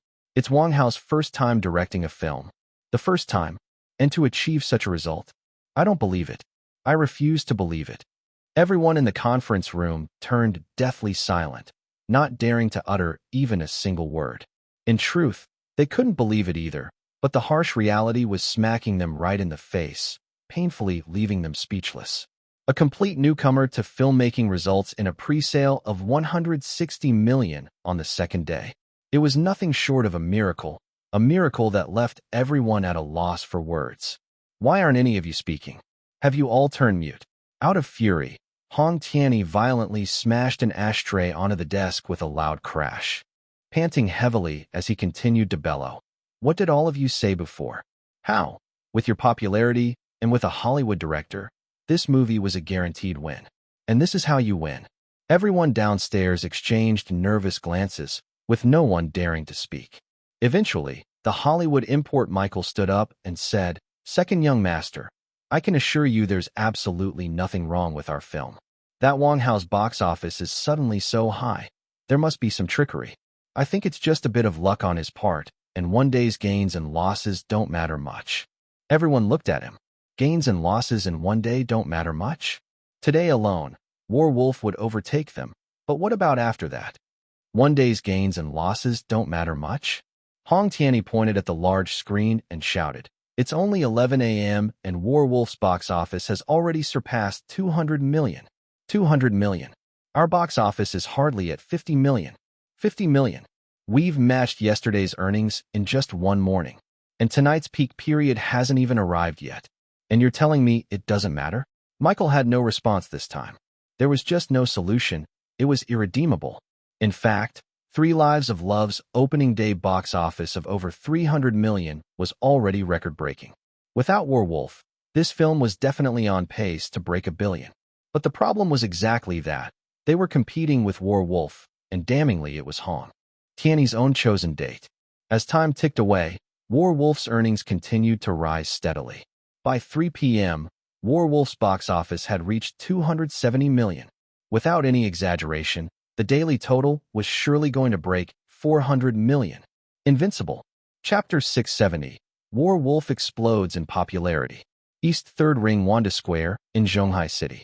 Disguised and holding hands, Wang Hao and Bai Yining sat in the cinema lobby, waiting for Werewolf to start. Having just returned from Africa and been busy these past few days, the two of them finally had time to meet up. It must be said that the adage, 1 day apart feels like 3 years, wasn't just a playful joke. Having not seen each other for 3 or 4 months, and finally having the time, it really felt incredibly precious. Of course, the only depressing thing was that instead of sneaking out for a date, four tagalongs accompanied them. This time not only Wang Hao and Bai Yining had come, but both of their parents had joined as well. Wang Hao hung his head low, a look of despair on his face. What happened to our world of two? What about kissing in the movie theater? If all of you follow, what's the fun? Bai Yining was also quite frustrated. If you want to watch, just watch. Why must you join the same session with us, really? Of course, in stark contrast to their moods, the couple Bai Haochen and Wang Hao's parents were extremely jubilant. Haha, brother Wang, your son is really something, Bai Haochen said cheerfully to Wang Hao's dad. I never thought this mischievous kid would actually make movies, and to good reviews at that. My circle of friends is almost being spammed. Wang Hao's dad modestly touched his hair and said modestly, this naughty boy is always fooling around, nothing serious. If he ever bullies your Ningning, you just give him a good thrashing. Don't be polite with me. Wang Hao, Dad, whose side are you on? You shouldn't twist your arm outwards. Brother, you're being too modest. Bai Haochen shook his head. Honestly, I didn't expect it to be this good either. Look at the people in this movie theater, all here for Werewolf. My friends each call me to say it's a great movie, and I'm quite puzzled. Is it really that good? You wouldn't know. I had to pull some strings just to get these tickets. It's nearly impossible to find any. I was quite surprised too. Wang Hao's dad shook his head. These youngsters, instead of going to work on a weekday, are all running to watch a movie. I really can't fathom their thoughts. Wang Hao, I don't know what you're thinking either. While they were discussing this, a few people waiting for the show to start came over. Clearly, this guy had no idea that right in front of him were the current head of the Bai family and his family. Are you guys here to watch Werewolf too? Asked the young man excitedly. Let me tell you, this movie is really good. It's my second time watching. Can't get enough. Oh, Bai Haochen asked smilingly. Is it really that good? What? Would I lie to you? The guy definitely shook his head. But absolutely no spoilers. I need to watch it again. Then I'm bringing my mom and dad too. It's so thrilling. Bai Haochen and Wang Ming Wang, Wang Hao's dad, exchanged a look, both somewhat incredulous. Was this movie really so good that these youngsters wanted to bring their parents to watch it too? At the moment, the entire hall was chaotic, almost everyone discussing Werewolf, and as for other movies, they were basically completely ignored. Soon, a cinema staff member shouted loudly, Gate 8 for IMAX is now checking tickets. Please present your tickets as you enter. Suddenly, whoosh, a group of at least 100 people stood up and rushed toward the ticket checkpoint. Brother, let's go. Actually, with Bai Haochen's status, monopolizing a theater was as easy as blowing off dust. But after all, watching a movie is more fun with others, so he specifically joined this general public for some shared enjoyment. Wang Hao slumped his head. Third wheel, third wheel. Ticket checking, entry. Finally, the lights in the auditorium dimmed, and the movie was about to begin. Everyone put on their 3D glasses, waiting to enjoy this movie that had nearly spammed their social networks. Music sounded, and the screen gradually lit up. It was a vast sea, 2 speedboats racing towards it. Pirates! Pirates! Implement emergency measures. The crew on deck yelled frantically, but the pirates had already cast their fishing nets into the sea, instantly mooring the cargo ship. Da-da-da. The sound of pirates firing was incessant, with crew members getting shot to death intermittently. Just then, a figure in white, Wang Hao, appeared on deck, jumping into the water with an extremely graceful posture. Splash! A splash of water rose, and Wang Hao, portraying Lung Feng, was like a fish in the water. In just a few breaths, he had overturned the pirates' boats, and then began an underwater battle with the pirates. The whole audience cheered. Well done. So cool. This scene is great. To ordinary viewers, this segment of the film was simply enjoyable to watch, but Bai Haochen's eyes were already wide with astonishment. Is this a one-shot filming technique? Bai Haochen gasped with his mouth wide open. Isn't that too demanding? A one-shot? What's that? Wang Hao's dad, not being professional, asked curiously. Is there a problem with this filming technique? The meaning of one shot, Bai Haochen explained breathlessly, is that this entire underwater scene was shot in one go by Wang Hao without a break to breathe. That's nearly 3 minutes of underwater fighting. How did he manage that? The widely experienced Bai Haochen was astounded. After all, it was an underwater fight, not just holding breath underwater. Holding your breath underwater without moving, lasting 3 minutes is doable for many. But underwater, holding breath while fighting, how many in the world can do that? Oh, so that's what it was. Wang Mingwang nodded, then smacked Wang Hao on the head, who was sitting in front of him. You little rascal, if you play like this again, watch out, I'll smack you. That's terrifying. Wang Hao, don't you realize you're glowing all over right now, Dad? His smack wasn't a big deal, but then the audience nearby couldn't stand it. Can you keep it down? Do you think he's Brother Hao who can stay underwater for 3 minutes? With his tiny frame, I bet he'd pass out after a minute. Wang Hao, Bai Yining. Wang Hao's dad. Bai Haochen. Yes, let's watch the movie. Wang Hao's dad quickly responded. I'm so sorry, so sorry.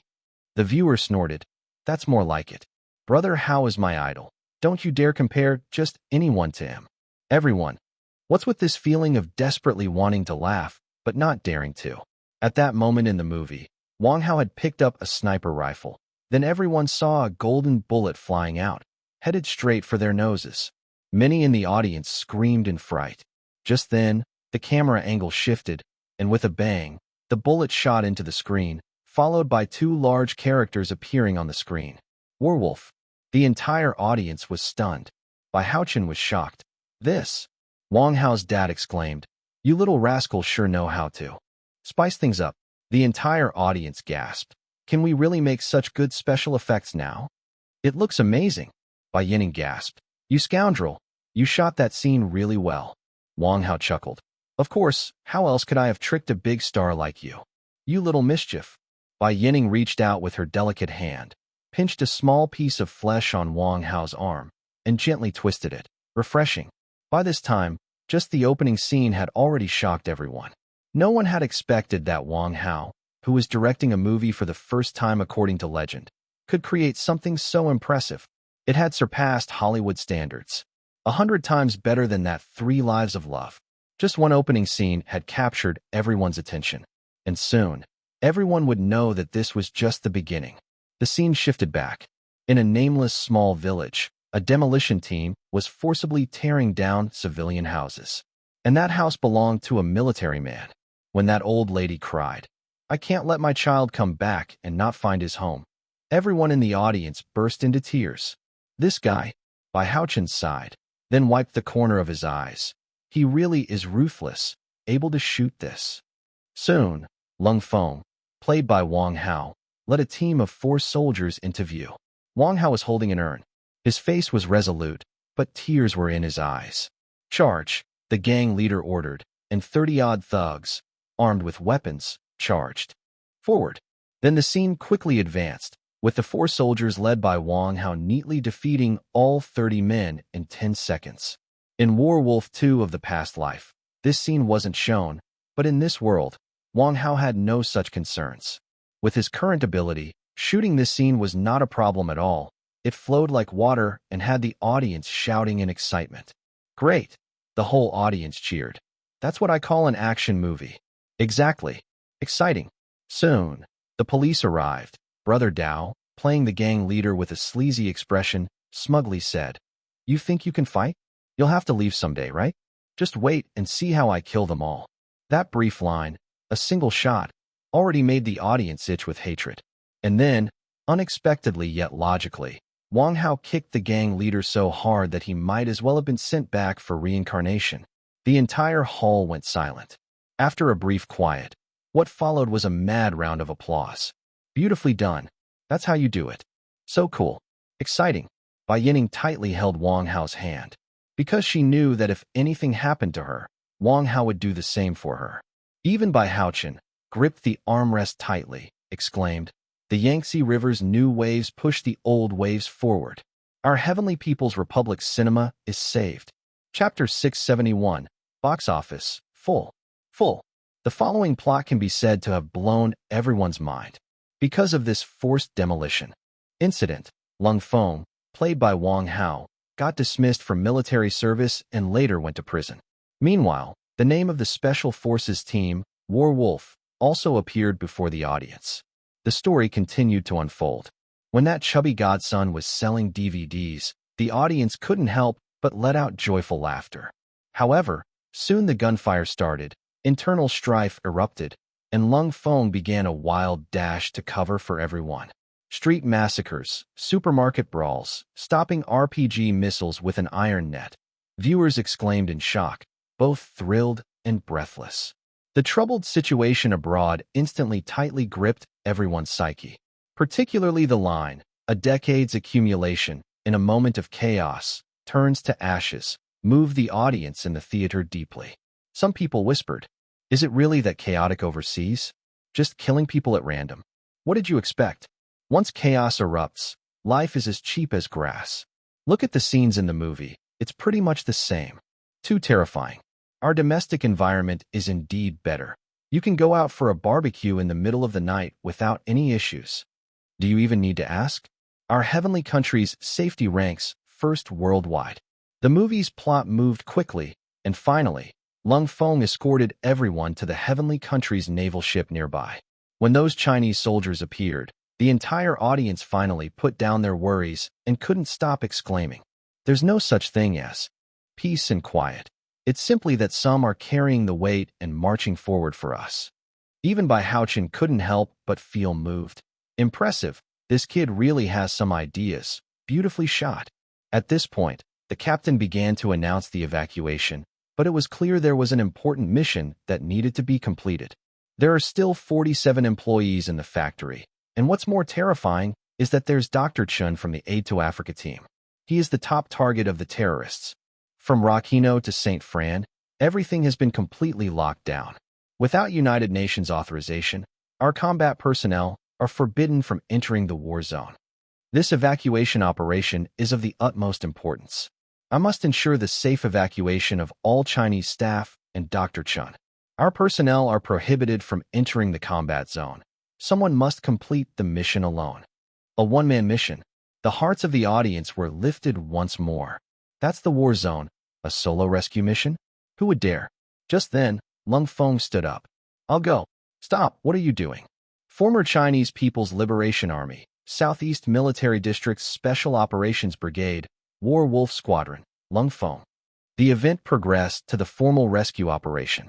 Lung Feng rushed straight to the hospital, but unfortunately, by the time he arrived, Dr. Chun had already been killed by the rebel army, leaving behind only one crucial little girl. This part of the story was tight-knit, filled with peril at every turn, especially the fight scene with De Xiong, hands down bone-crunchingly satisfying. The audience was so thrilled they couldn't take their eyes off the screen. That was an incredible fight. Was it real? Was it real? This scene has entered my blind spot of knowledge. I can't even tell it's fake. Definitely real. You can't fake that kind of texture. It's all in the frame. After a fantastic bout of combat, Lung Feng finally got the female lead out of the hospital. The rebel army relentlessly pursued them, and those harrowing scenes nearly took the audience's breath away. They were utterly exhilarated, pores wide open with excitement. On the grassland, Mu Qing, played by Zhang Muqing, gets scolded by Lung Feng and yells, "Stop the car! Stop the car! I want to get off." The car stopped, and the female lead stepped out, her hands on her hips and a proud expression on her face. Then the camera switched, and the screen showed a few lions gnawing on corpses. The audience burst into laughter at this point, and then they saw the female lead casually adjust her hair, shrug her shoulders, rather calmly, turned her head, and got back into the car, closing the door. The audience laughed even harder. This female lead was indeed a proud one. And quickly, they arrived at the factory, where Yang Yunfei, playing the rich second generation, made a splendid entrance. I've got 20 AK-47s, 50 grenades. What do you have? Then, he got slapped away by Lung Feng's godson's mother. The audience couldn't stop laughing, especially when they heard my leg is injured. Concern washed over the viewers, and then when Lung Feng said, "You're fine," the whole venue burst into laughter. Ha ha ha, this guy is simply the comedy relief of the film. So interesting, this arrogant kid. But in the end, nobody expected that this arrogant guy would undergo a transformation from a boy to a man. When he finally shot Xiong in the head and coolly said, "Didn't your mom tell you not to mess with bear kids?" The audience was just amazed. Even Bai Yining widened her eyes. "Where did you come up with these lines?" Wang Hao chuckled. "Heh, those are secrets not to be revealed." The plot of the movie continued, and soon the rebel army appeared in tanks on the screen, blowing up planes, and then began a massacre inside the factory. When Lung Feng drifted the tank, all the viewers clenched their fists in excitement. Holy sh*t, tanks can drift. Brother Hao is mighty. Full marks for this move. Ha ha, that villain actually got dizzy from turning. Too funny. This old squad leader's acting is something else, truly amazing. The intense battles captivated everyone's attention. The tank battle could be said to have opened the door to a new era of heavenly country cinema. And when Captain Ding Donglai finally shouted, "Fire!" everyone in the theater wept tears of joy. Even Bai Haochen secretly wiped away a tear, and Bai Yining clutched Wang Hao's hand tightly, her palms slick with cold sweat. The rebel army was annihilated, and the audience finally let out a sigh of relief. But soon, their hearts tensed up again. Up ahead is a war zone. We can't get through. The people, who had escaped with difficulty, fell into silence when they saw that the only way forward was through a war zone. Were they going to die here? After so many hardships, was this the end? Everyone was in despair. They couldn't make it through. But just at that moment, Wang Hao pulled out a heavenly country flag and wrapped it around his hand. Everyone dropped their guns. And as the car slowly approached the war zone, a miracle happened. It's the heavenly country people. Cease fire. Cease fire. It's the heavenly country people. The national flag. It was the flag of the Heavenly People's Republic. The entire theater fell silent in an instant. Bai Haochen clenched his fists. His parents watched with tears brimming in their eyes. All felt a tangible sense of pride, arrogance, and passion. The end of the movie showed a Heavenly People's Republic passport. On the back of the passport, line after line of text appeared. Citizens of the Heavenly People's Republic. When you encounter danger overseas, do not give up. Please remember, behind you is a strong motherland. After these words appeared, the entire cinema fell silent. Suddenly, clap, clap, clap. Clap, clap, clap, clap. Clap, clap, clap, clap, clap, clap, clap. Someone started clapping, and soon, everyone in the cinema stood up, with applause thundering like the roar of thunder. Couldn't be better. So good. I feel like I could watch it 2 more times. Non-stop excitement. It was thrilling. Worth every penny. From now on, I am a loyal fan of Brother Hao. The whole audience was exclaiming, many becoming fans of Wang Hao. Bai Yining was so excited that she clapped her hands red. And in her excitement, she simply leaned over and planted a kiss on Wang Hao's face. Wang Hao, what the hell did I just go through? Who am I? Where am I? Bad guy, Bai Yining, with a face like a little girl seeing her idol, exclaimed, "From now on, I'm your loyal fan." Ah! Wang Hao laughed so hard he seemed out of his mind. "Oh, come on, you're too kind.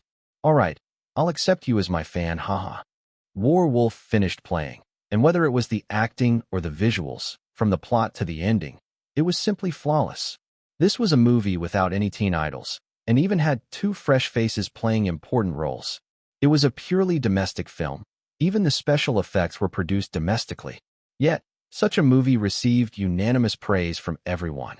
Media reporters, industry directors, many celebrities, and ordinary viewers. Everyone who saw War Wolf was deeply shocked.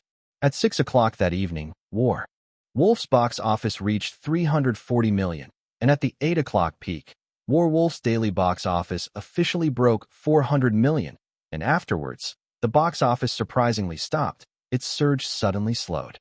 Inside Tianyi Film and Television Entertainment Company, everyone finally breathed a sigh of relief. Yang Haiyang wiped the sweat from his forehead. Lu Feifei's eyes were wide with fright. Meng Zinan was sweating profusely. Everyone was almost collapsing. It finally stopped. It's not rising anymore. Mr. Hong leaned on the sofa, letting out a breath.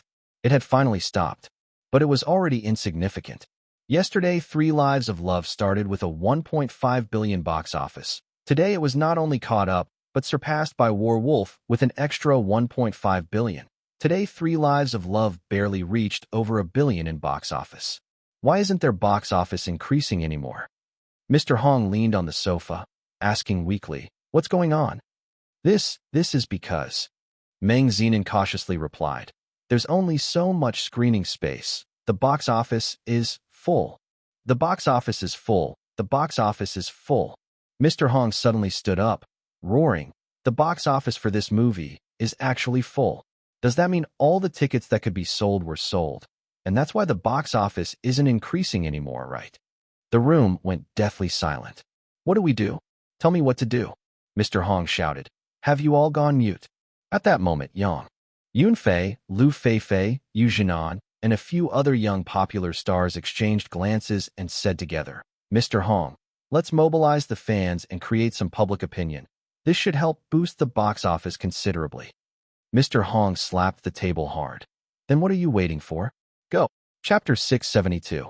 With the end of the second day's box office, War Wolf managed to beautifully reclaim victory, not only reversing the trend, but also surpassing the previously existing lead of 150 million by Three Lives of Love. War Wolf emerged 150 million ahead. At this time on the internet, there were scenes of War Wolf tickets being hard to come by. Numerous netizens spontaneously promoted War Wolf. This time, even people who never watched movies were dragged into theaters, and they came out as loyal fans of War Wolf. They might not know who the director Wang Hao is, or which family's young lad the main actor belongs to, but they naturally promoted the movie in their social circles, pulling in more friends to joyfully watch a film. Just like that, by midnight of the second day, the domestic total box office reached 560 million, and War Wolf alone scored a whopping 430 million box office. Not only did it bounce back, but its success also boosted the total box office. On the third day, War Wolf's advance ticket sales were explosive. Many viewers who tried to book tickets for War Wolf at 9 in the morning found that all the central seats in all the nearby theaters were already taken. Only some less desirable corner seats were left. War Wolf was on fire, but just then, another group emerged on the internet. That was a terrifying existence known as fans. At the Three Lifetimes Love Destiny bar, a netizen posted, "Dear Wool Gatherers, the time to test our loyalty has arrived. Faced with the fierce momentum of War Wolf, we absolutely cannot retreat." War Wolf's director Wang Hao, this despicable villain, chose to release on the same day as Three Lives of Love, aiming to snipe our box office.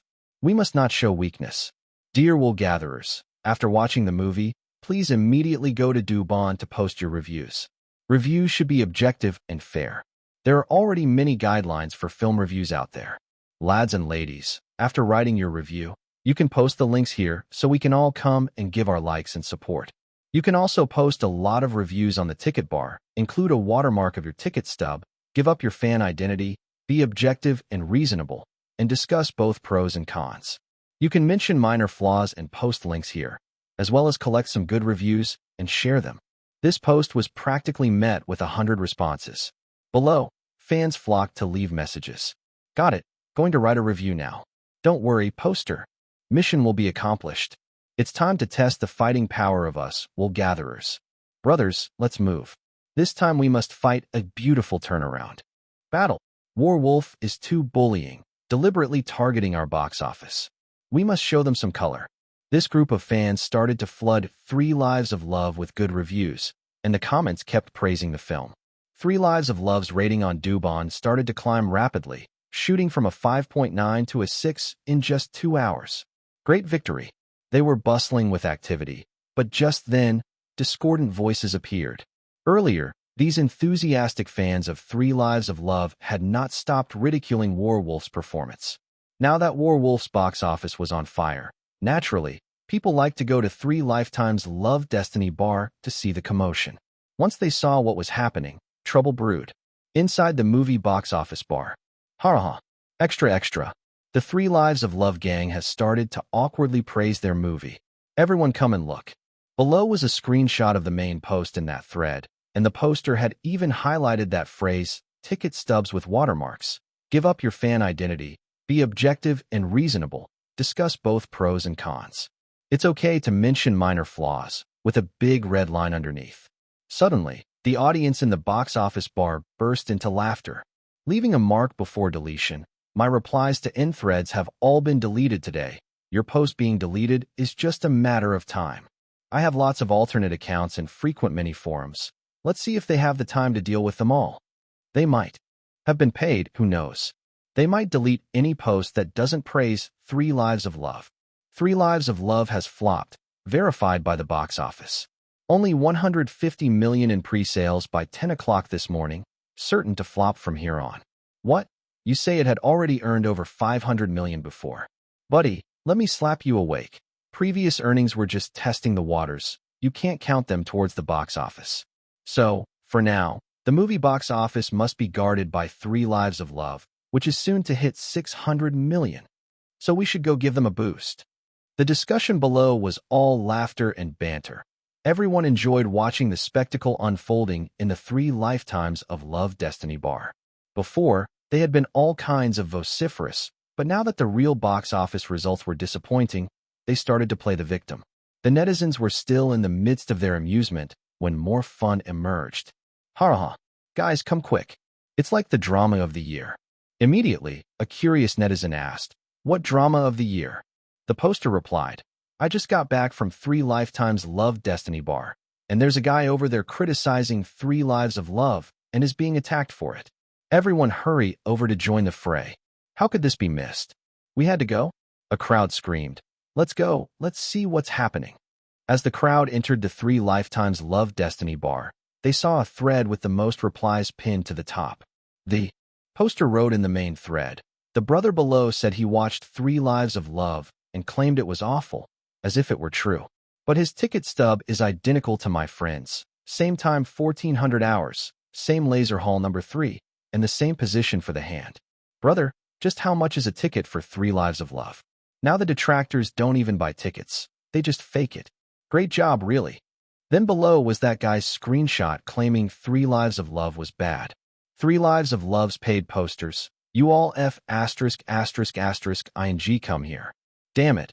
I believed your BS. Amazing special effects, gorgeous costumes, refined acting. All lies. I walked out for the first time ever midway through a movie. Paid posters, go to hell.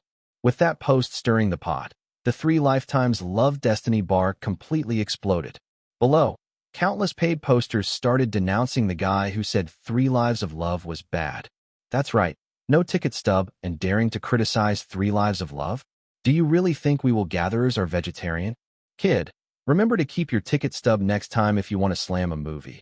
Otherwise, it makes it challenging for us. Haha. Yes. Remember to keep your stub. That's the way to be awesome. To be honest, they really stop at nothing to bash Three Lives of Love. The crowd was sarcastically teasing until suddenly, they couldn't laugh anymore. Because that poster had directly uploaded 2 screenshots of movie tickets. Not only did he post the screenshots, but he also wrote his forum name on the movie tickets. And not just his name. He also proudly showed off 2 raised middle fingers. Chapter 673. Once this image was posted, the entire forum exploded in an instant. Ha, this plot twist is something. It must hurt to be slapped like that. So embarrassing, haha. 666, bro, spot on. What a slap. The forum members were all having a blast, while the fans of Yang Haiyang and Lu Feifei in the Three Lifetimes Love Destiny bar were left speechless after seeing the image. They then started to act like ostriches, pretending that nothing had ever happened. But obviously, what had happened, And while it may not have been a big deal on the forum, the box office for Werewolf skyrocketed once again. By 6 p.m. on the third day, Werewolf's box office had once again broken through 300 million, bringing the total to nearly 900 million for the 3 days. 3 days and 900 million in box office. That had never happened before in the entire history of Heavenly People's Republic. In the next 2 days, the box office for Werewolf continued its soaring trend, and by Friday evening at 6 p.m., Werewolf had reached a total box office of 1.4 billion. Inside the forum, netizens were going crazy. Damn, this movie is addictive. I've seen it 3 times and still want more, but now I'm even more concerned about Werewolf's box office. Same here. Brother Hao is simply invincible. From now on, I'm his loyal supporter. The box office has poisoned me. I'm so deep into it. Now, the first thing I do every morning is check the Maoyan box office website. Damn, you're not alone. I feel like I'm a spiritual shareholder of Werewolf. Ha ha ha ha. Spiritual shareholder is a good term. I'm one too. Same here, me too. Everyone in the forum was discussing Werewolf's box office, as a 5-day figure of 1.4 billion was definitely unprecedented in Heavenly People's Republic cinema. More and more people began to check the Maoyan box office website for Werewolf's figures, with many even sneaking a peek during meals. However, clearly, the first 5 days were just a warm-up, because the real test would be the upcoming weekend. Tomorrow's Saturday. Spiritual shareholders, how much do you think Werewolf's box office will make? Below, netizens replied, at least 600 million. Definitely. It made over 300 million each weekday. How could it not make 600 million on the weekend? I think so too. Must be 600 million. Breaking the global daily box office record is a no-brainer. The movies released these 2 days are just tragic, utterly tragic. That's for sure. Who can compete when Brother Hao makes a movie? Countless people were guessing the Werewolf box office for Saturday. After all, the daily revenue had reached over 400 million, and with the figures remaining high these days, it was hard to predict how much it would make on Saturday. In Zhonghai City, inside Buckingham Palace, where the family head by Haochen lived. Little Hao, your Werewolf is really making a splash these past few days. Bai Haochen sat on the sofa, looking at Wang Hao, and the more he looked, the more he liked the young man. To achieve so much from scratch at such a young age was simply unbelievable. Even he, Bai Haochen, felt like he was dreaming when he thought about Werewolf's box office. Uncle Bai, you flatter me. Wang Hao scratched his head with a smile, modestly at first, but then his next sentence revealed his true intentions. Actually, I think it could be even better. Bai Haochen was nearly choked by his own spit. 14 billion in 5 days, and you say it could be better? Are you kidding me? Yes, it could be better. 14 billion, and whatever you say is correct. Bai Haochen cursed smilingly. What a rascal, never serious in your talk. But let's not talk about this now. Tomorrow is Saturday. It's hard to say what record this movie could break. But I have a strong feeling it could break the global daily box office record. Oh, Wang Hao curiously asked, what's the global daily box office record? The Universe Warfare series, Bai Yining explained from the side. I don't know how such an oddball like you has grown up without knowing about Hollywood's Universe Warfare.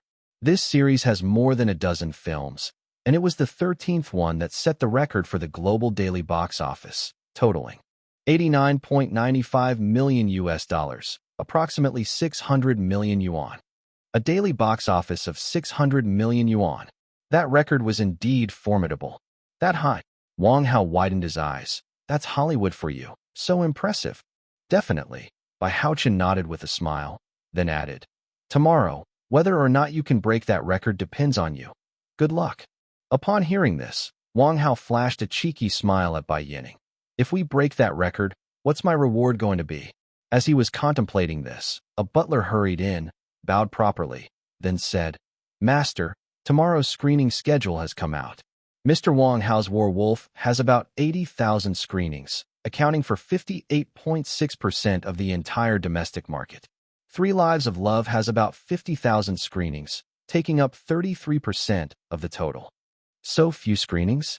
Bai Haochen immediately frowned upon hearing this, stood up, and paced around the living room. Wang Hao, observing Bai Haochen's peculiar actions, curiously asked, Uncle Bai, what's wrong? Is that a small number of screenings? Indeed, it's not many. Wang Hao nodded, then sat down and said, you have to understand that there's actually a cap on daily box office. With only 58.6% of the screenings, based on the current statistics of all cinema seats nationwide, the maximum box office achievable with this number of screenings is around 550 million yuan. That is to say, unless additional screenings can be arranged, the daily box office record can't be broken. What? It can't be broken? Upon hearing this, Wang Hao widened his eyes. 550 million yuan can't break the record? Actually, if I were to use my privilege, I could demand that all cinemas owned by the Bai family screen only War Wolf. Wang Hao shook his head, but that would violate the cinema agreements, and the consequences would be severe. After all, if someone were to sue us for maliciously suppressing other films, we would definitely lose. Indeed, this was a major problem. No cinema. Chapter 674 completely exploded. The next day, Saturday, countless netizens were most concerned about the weekend box office battle, which had begun. Could War Wolf's single-day highest box office surpass the global single-day box office champion, $90 million in Universe Wars? As one of War Wolf movie's most faithful spiritual shareholders, Wu Tao had gotten out of bed just after midnight and turned on his computer, going straight to the Maoyan box office website. The website's box office figures had already started refreshing for the new day, and just 5 minutes past midnight, War Wolf's pre-sale box office had already reached 30 million. Absolutely terrifying. What are you doing sneaking around instead of sleeping? Wu Tao's wife, little Jiang, angrily said. Up in the middle of the night and on the internet. Who have you got a date with? Mind your own business. I'm checking the box office. Watching the numbers on the website, Wu Tao excitedly said, just 5 minutes, and there's already 30 million in pre-sale box office. That's freaking awesome. War Wolf, little Jiang, putting on her clothes curiously, came over and looked at the screen. Seeing War Wolf completely outperforming all other movies, she curiously asked, I have been seeing this movie all over my social media these past few days.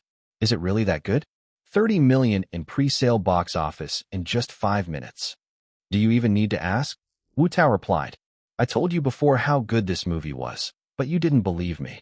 Do you think everyone in the world is a fool, watching a bad movie? The social media feeds are all talking about this movie, aren't they? Makes sense. Little Jiang pondered for a moment, then hugged Wu Tao's neck, saying, Then do you have anything on today? Let's go watch it together. Seeing his wife, who never watches movies, suddenly wanting to watch one with him, Wu Tao was so excited he almost jumped up. Absolutely, Wu Tao said excitedly. I'll book the tickets right now. He then grabbed his phone to book the tickets online. He was stunned the moment he saw the screen. Damn, Wu Tao looked at the phone screen. Look, so many people booking at this hour, and the good seats are already taken. Really? Little Jiang, wide-eyed and staring at the phone screen, exclaimed, What are you waiting for then? Hurry up. I want to go see it. In another ordinary household. Are you trying to kill yourself by not sleeping at night? Lu Chuang's dad burst into his son's bedroom door, roaring, Go to sleep. Don't you know you have a blind date tomorrow? Don't show up like a panda. I'm telling you, that girl is quite the beauty. Sleep, sleep. I'm going to sleep, okay?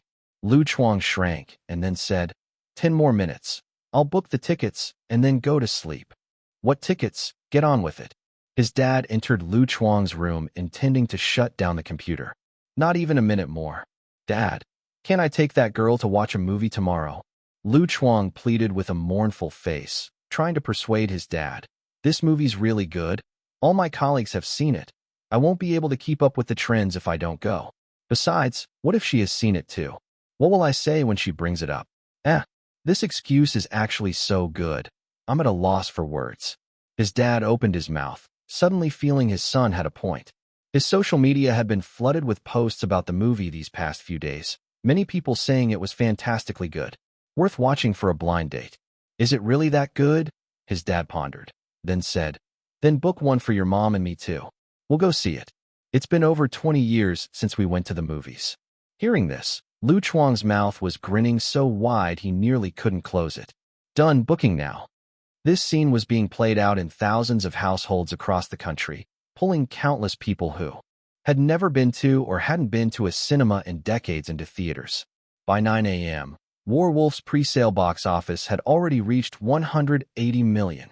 All the central seats in every session were fully booked. Countless people were flooding into cinemas to enjoy 2 hours of entertainment.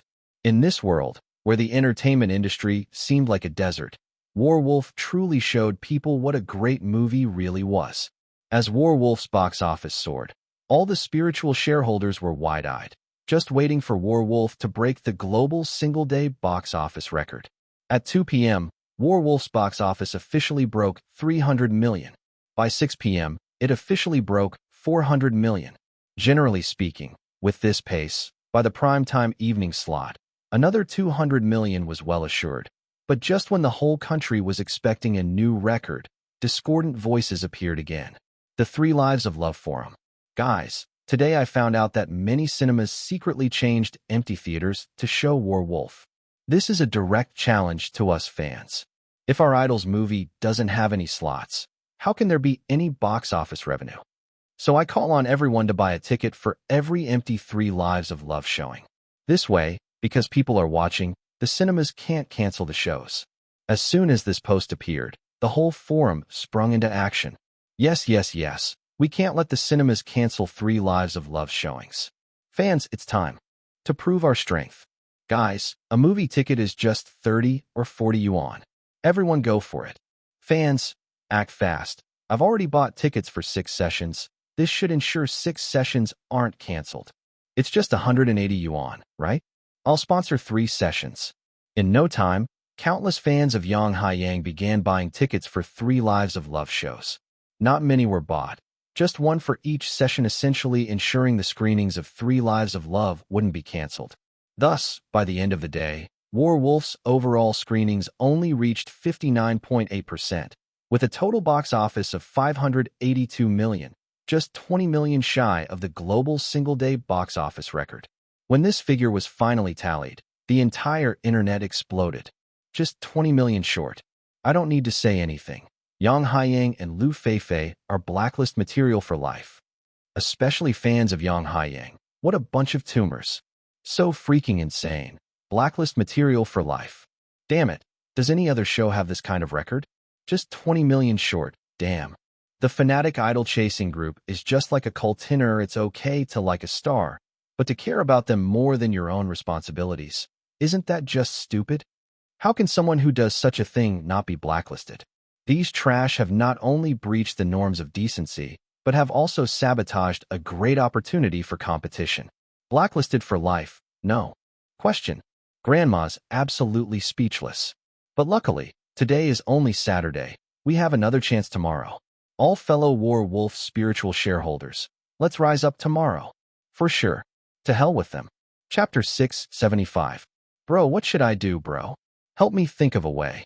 Hong Tianyi sat on the sofa in his brother Hong Tianjuan's office, holding his head in his hands, about to completely fall apart. This time he had lost too badly, so badly that he didn't have the slightest chance to fight back. Werewolf's daily box office was almost equivalent to 3 Lives of Love's weekly revenue, and it was still explosively growing. At such a time, even if he were a god, he would have run out of tricks. So now, all he could do was to come and cry to his own brother. How can it be helped at this point? Looking at the box office figures displayed on the website, Hong Tianjun, who had once faced the financial war with the United States unfazed, now felt a surge of helplessness. The gap was just too big, far beyond Hong Tianjuan's expectations. Originally, he thought that Wang Hao might be capable of pulling in $1 billion in box office, but he never expected it to be this fierce. 580 million in a single day. That was simply an unprecedented achievement in the history of Heavenly People's Republic cinema. Hong Tianjun was formidable, but that required having enough resources on his side.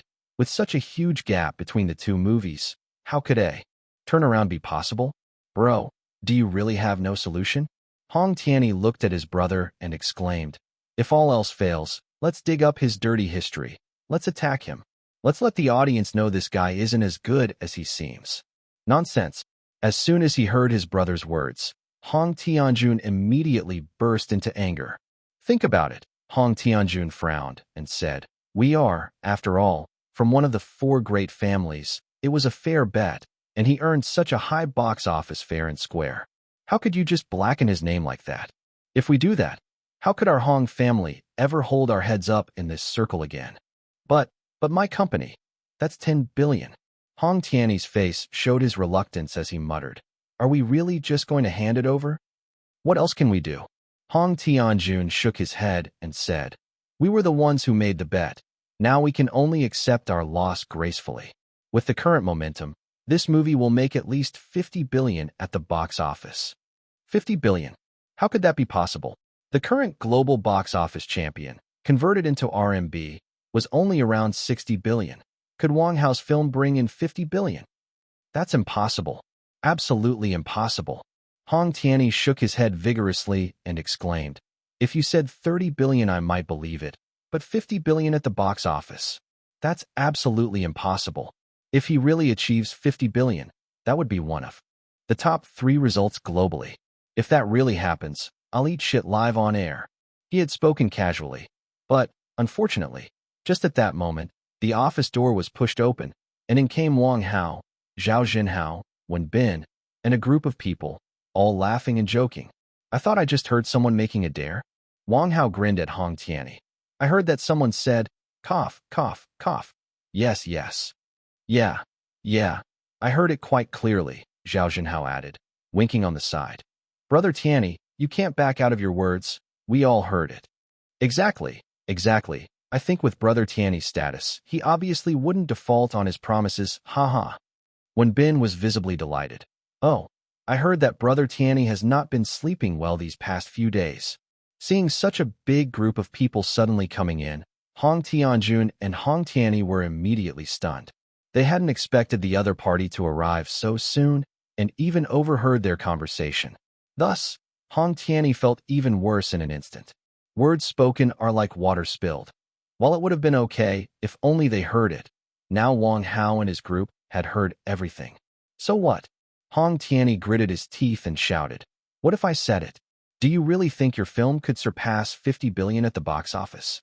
I'm telling you, even 30 billion would be impressive." Wang Hao and the others looked at each other.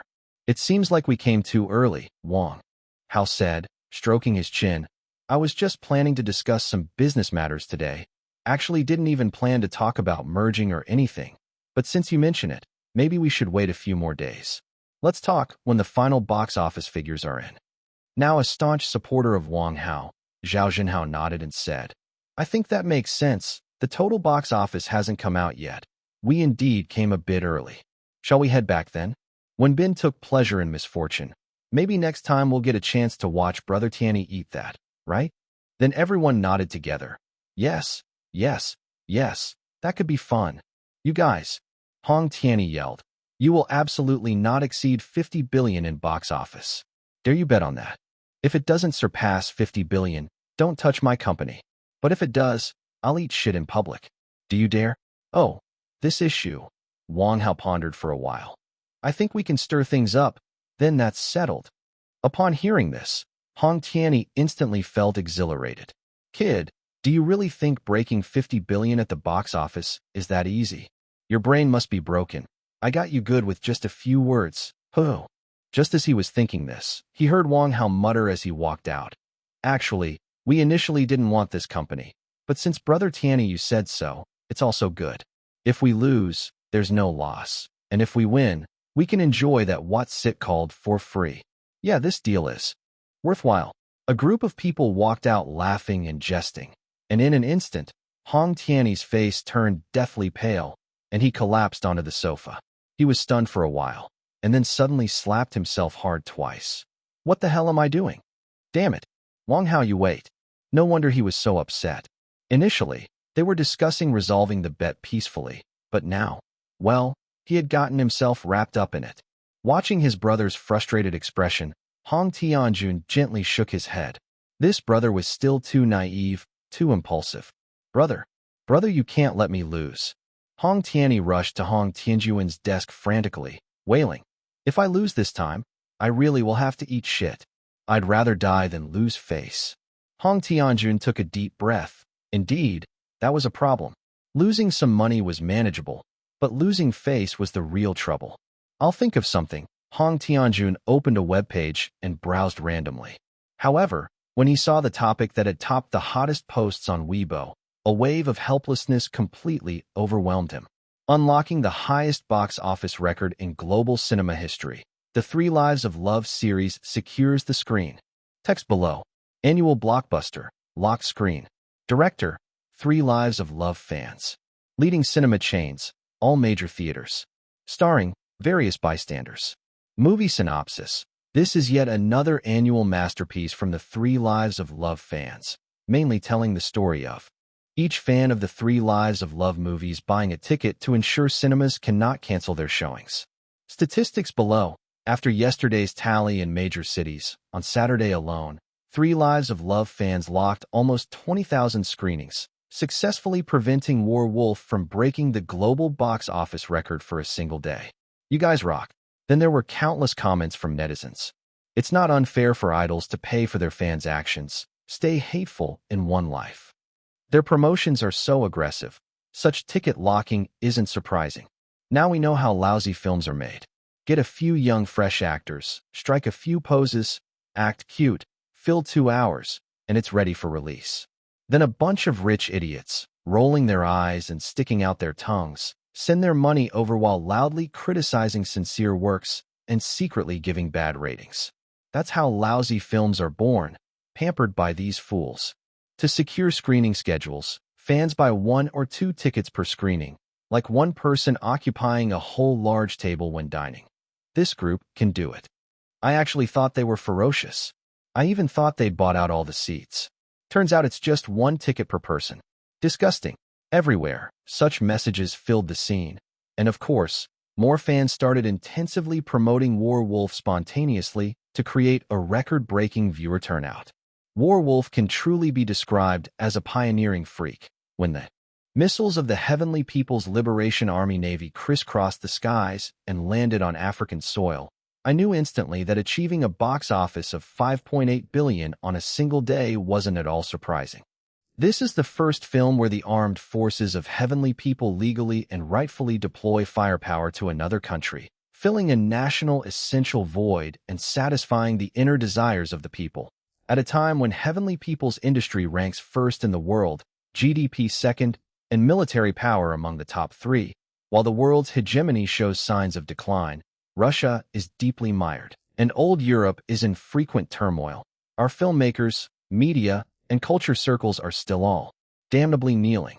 Have they never thought about opening their eyes and lifting their heads to see what we, the heavenly country people, their providers, want and wish to see? They offer nothing but shit. Yes, we know we were weak. We were poor. Our country was invaded, divided. Our ancestors faced uncertainties, died by the roadside, were oppressed and enslaved. But that was all in the past. Now, with the release of Werewolf, it has broken the single-day box office record, the opening weekend box office record, the first-week box office record, Chinese film box office record, viewer attendance record, Heavenly Country's historical box office record one after another. Just like a series of slaps across the faces of those who can't stand up from kneeling, across the faces of the S.B. directors who think they are so clever, across those from Hong Kong, Taiwan, and who come to the mainland to make a fortune while looking down on mainland viewers. Pia. Electrifying, isn't it? Thrilling, or what? This is like a live-action version of YY fiction. We need such films now. The country is strong. The people are wealthy. You still dare to bully us. Missiles will bomb the crap out of you. Just these few missiles, worth a single-day box office of $5.8 billion. The only pity was, yesterday we still fell 20 million short of breaking the record. Damn brain-dead fans. Look what you've done. Dear beloved spiritual shareholders, for that last global single-day box office record. Brothers, let's continue to charge tomorrow. Seeing post after post like this emerge, Hong Tianjun decisively shut down his computer and then leaned back on the sofa. Tomorrow, audiences and fans will retaliate by watching the movie. There's no saving it now. Chapter 676, a new global single-day box office record is born. Hong Tianjun was right. In fact, for cinemas, While it was essential to guarantee schedules for newly released films, there were no strict requirements for the timings. After all, no one wants to mess with money. With Werewolf being such a hit, buying 1 or 2 tickets to lock a screening wasn't going to make anyone change their schedule, which would be quite unfair.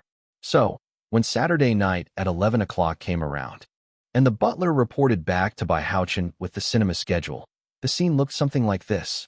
Master. The perpetually stern British butler twitched his shoulders continuously, attempting to maintain a serious expression on his face, yet struggling immensely. The major cinemas have released tomorrow's schedule. Currently, Werewolf's scheduling ratio is at 66.9%, about 95,000 screenings. Three Lives of Love is scheduled for 25,000 screenings, which makes up 26.8%. Oh, that's a pretty good schedule. Bai Haochen's eyes lit up immediately upon hearing this number. It seems we have a good chance of breaking the global single-day box office record tomorrow. As he said this, he suddenly looked at the butler with curiosity and asked, "The scheduling does seem terrific, but why do you look? Has something funny happened?" That, having completed his reporting duties, the butler, task finished, couldn't hold himself back anymore. "Master, please take a look at the cinema schedules yourself. I'll be returning to my room." With that, he was off and running, emitting waves of laughter that could only be described as bizarre as he sprinted away. What was going on? Bai Haochen, who was used to seeing grand spectacles, was utterly dumbfounded. The old butler had worked for him for over a decade. What on earth could make him laugh like that? All mysterious, telling me to check the schedule myself. Bai Haochen, puzzled, opened his phone and randomly picked a nearby cinema to check. Today's schedule. Werewolf, 52 screenings, 10 o'clock, 10:20, 10:40, 11 o'clock, 22:40, 2300 hours. Three Lives of Love, 18 screenings, 23:20, 23:20, 23:20, 23:55. Bai Haochen. The entire cinema schedule had allocated all the daytime and prime evening slots to Werewolf. And poor Three Lives of Love was crammed into all the midnight slots. Ha ha ha ha. A thunderous laugh erupted from the living room, and Bai Haochen couldn't help but find the situation utterly hilarious. The fans of Three Lives of Love had caused such a ruckus to lock the sessions, but the cinemas were not pushovers either. You want to lock the sessions? Well, lock this. We've scheduled you for all midnight screenings. Go ahead and lock those. The following day, Sunday, the retaliatory viewing spree began. Starting from midnight, audiences began frantically booking daytime movie tickets. Couples dragged their partners, single folks brought friends and family, and even the older men and women put a pause on their square dancing to head to the cinemas for a dose of 3D blockbuster awe. But just half an hour in, Werewolf's pre-sales had already broken 100 million. In a world almost devoid of entertainment, the groundbreaking film Werewolf instantly ignited everyone's passion. Word of mouth spread, friends shared on social media, comments on microblogs. That's the era of self-media for you. When work is good enough, just people spontaneously spreading the word can cause an explosion of popularity. By 10 o'clock in the morning, Werewolf's pre-sales officially broke 200 million. Every single screening was sold out. Even with such scheduling, good seats remained in high demand. At Bai's film industry, all the crew members sat in the large conference room, nervously watching the numbers displayed on the big screen. Could Werewolf break the global single-day record of 600 million today? 200 million. It's at 200 million now. Zhao Jinhao watched the box office stats intently. To be honest, he was very nervous. After all, this was the first weekend since release, and if they didn't break the record today, they'd never have another chance. We must break it. Fong Wenbin, usually a non-believer, clasped hands and closed his eyes in prayer. Please let it break. Raycom heavenly venerate. Amen Jesus. All gods bless us. Everyone sat there, eyes glued to the screen without blinking. The box office figures for Werewolf updated every 5 seconds, and with each jump, the numbers surged by hundreds of thousands. But after 11 o'clock, something strange happened. The box office figures for Werewolf on the website stopped updating. What the hell? Ren Xing's eyeballs nearly popped out. Why has the box office stopped moving? Yeah, why isn't it changing? Zhao Jinhao immediately instructed the staff. Is the computer frozen? Restart it. The employees hurriedly restarted the computer, but although everything else worked fine, the website just wouldn't open. Could it be that their website has crashed? The crowd murmured. What's going on? Why hasn't it refreshed yet? How much is the box office now? I'm dying of suspense. Just as everyone was getting anxious, someone shouted, There's an update on social media. I'll read it to you. The room quieted down, and the person read out, Hello everyone. This is Zhang Jianshu, president of the box office reporting. I'm sorry to inform you that due to the overload of visitors, our server has crashed. We are currently unable to calculate the exact box office figures. Zhao Jinhao, Fong Wenbin, other watermelon-eating crew members. Motherfucker. The box office site is so busy it's inaccessible. Could this be any more dreamlike? Switch. Quickly, switch to another one. Zhao Jinhao roared. If Maoyan's down, switch to another site. We must keep an eye on this continuously. Right away, Mr. Zhao. With sweat pouring down their brows, the staff closed the Maoyan box office site and opened another one. We can check here too. The current box office for Werewolf is...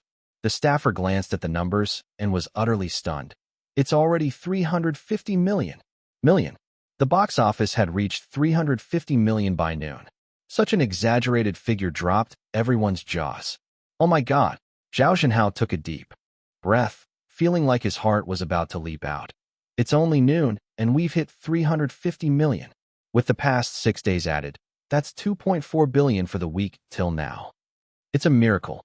This is downright a miracle. Fong Wenbin sharply inhaled. Old Zhao, if I recall correctly.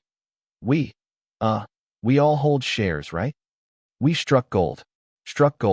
Even for a Zhao family heir whose family fortune exceeded 100 billion. Zhao Jinhao found it all surreal. A film shot in less than 4 months had earned 2.4 billion in box office revenue in 1 week, and it wasn't over yet. If everything went as expected, by midnight the revenue for the week would. Look, it's stuck again. Someone exclaimed. The site must be jammed again, right? As everyone tensed up, the website crashed again. Damn it, switch again. Switching to the third site, everyone watched anxiously. Especially the other crew members, who wouldn't blink an eye. It was too exhilarating, too thrilling, like watching money rise nonstop. Jumping hundreds of thousands every 5 seconds. Hundreds of thousands. Do you understand what that means? Many people work for years to earn that much. 400 million. It's 400 million now. By 2 in the afternoon, the single-day box office for Werewolf officially broke 400 million, and the momentum hadn't stopped. The whole Heavenly People's Republic went totally insane. From the 10 o'clock morning showing to the 2 o'clock in the afternoon, the box office officially surpassed the 400 million threshold. Everyone lost it. Inside the box office forums, countless people were eyeing Werewolf's revenue, continuously live posting. 420 million. It's 420 million now. Holy shit, this speed is unbeatable. Incredible. It's heading straight for breaking records. Guys, let's push harder. If you can, go watch it one more time. I've already booked my afternoon ticket. As a spiritual shareholder, how can I not support Brother Hao? Third watch. Here I come. Hoping Brother Hao brings us even better works. Right. The public's eyes are sharp. As long as Brother Hao delivers good works, we'll fully support him. On Weibo, topics discussing Werewolf occupied the top 3 trending spots, with almost everyone knowing about a young man who made a film that had taken the whole country by storm. Is this not the dominance of Brother Hao? Absolutely crushing it. Damn impressive. The entire internet was buzzing with discussion on the topic, and just at that moment, Wang Hao, having nothing else to do and not waking up until noon, leisurely strolled into Bai's film industry's conference room. What are all of you doing? Wang Hao asked curiously. Why is it so quiet? You're asking why it's so quiet. Fong Wenbin burst out, grabbing Wang Hao's throat fiercely. Why are you only just arriving? Today is the last day we have a chance to break the global box office record. Don't you care at all? Cough. Ease up, will you? Ease up. Wang Hao's face turned red from the choking. Isn't the answer obvious? Of course we're going to break it. You underestimate the power of your Brother Hao, huh? That's 100 out of 100 for bluster. 25 billion in a week, whatever you say goes. Brother Hao, Zhao Jinhao tentatively asked. What do you think today's box office will be? What do I think? Wang Hao stroked his chin thoughtfully, then said, judging by my sense for the data, I think today's box office should be around 700 million. That's probably about right. Everybody glanced around at one another. 700 million? Really 700 million? That would be a whole billion renminbi more than the current global number one. Oh my God, could such a miracle really happen? Everyone's heart was lifted by Wang Hao's words. But then, when 11 at night rolled around, everyone looked at the number displayed on the big screen and in unison, took a sharp breath. Werewolf daily box office, 735.26 million. A new global single-day box office record was born. Chapter 677. A single-day box office of 735 million. A new global box office record was born. The key point is, this is a single-day record for a single region of a single country, not worldwide. You see, the record for War of the Universe was achieved when it premiered in all countries around the world at the same time. Now, a film from the Heavenly People's Republic has broken it. In just this single region, incredible. When this figure appeared, everyone in the world went nuts. Ha! Congratulations to Werewolf for topping the single-day box office. A single-day box office of 735 million, a historic record, is born. Insanely cool. This box office is 135 million higher than the previous champion, War of the Universe. This time it's really amazing. Brother Hao is simply invincible. The entire meeting room erupted, and everyone hugged each other tightly. This record was their own doing. Brother Hao was now unbeatable. Brother Hao, you're too awesome. Zhao Jinhao and the others hugged each other fiercely, even Zhao Jinhao, forgetting his germophobia. A global record. This truly is a global record. Yeah. I bet this record won't be broken for the next 5 years. Fong Wenbin also shouted. It's a miracle. A miracle. We are the people who create miracles. A single-day box office of 735 million from a single region. It truly was a miracle. And it was the kind of miracle that couldn't be more miraculous. On the internet, Weibo, let's warmly celebrate Werewolf's new record. A single-day box office of 735 million.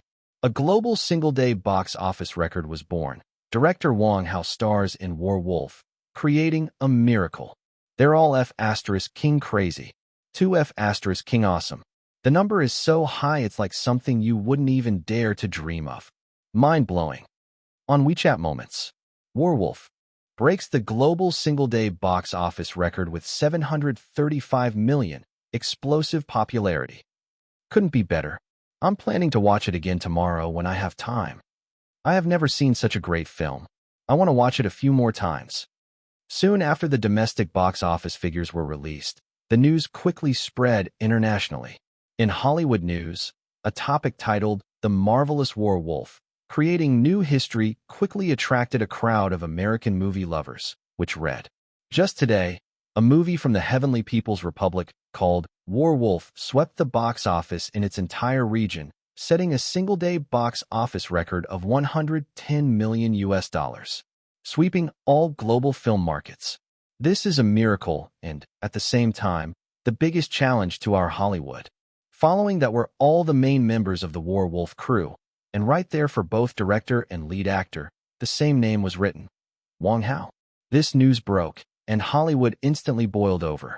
Countless actors, directors, producers, and screenwriters were all dumbfounded. What the fuck? Who is this Wang Hao? Never heard of him before. Has the cinema of the Heavenly People's Republic become so fierce? How is this possible? It's fake. It has to be fake. I don't accept it. I absolutely don't accept it. How could a single region box office be so high? It's impossible. Is the center of the movie industry moving to the Heavenly People's Republic? It's got to be. Fake. Everyone in Hollywood was in disbelief. A single region, single-day box office breaking the historical record? This was utterly fantastical. It simply couldn't be possible. At this moment, film lovers from both domestic and international scenes were all dumbfounded by this record, and right at this time, the Heavenly People's Republic Box Office Forum was discussing the matter enthusiastically. Aside from marveling at Werewolf's achievements, These spiritual shareholders of the film also showed substantial concern for Wang Hao. Box Office Forum. Come on. In celebration of Werewolf breaking the global box office records, let's show everyone how its competitors are handing over their heads, losing. Netizen replies, haha, I want a live broadcast.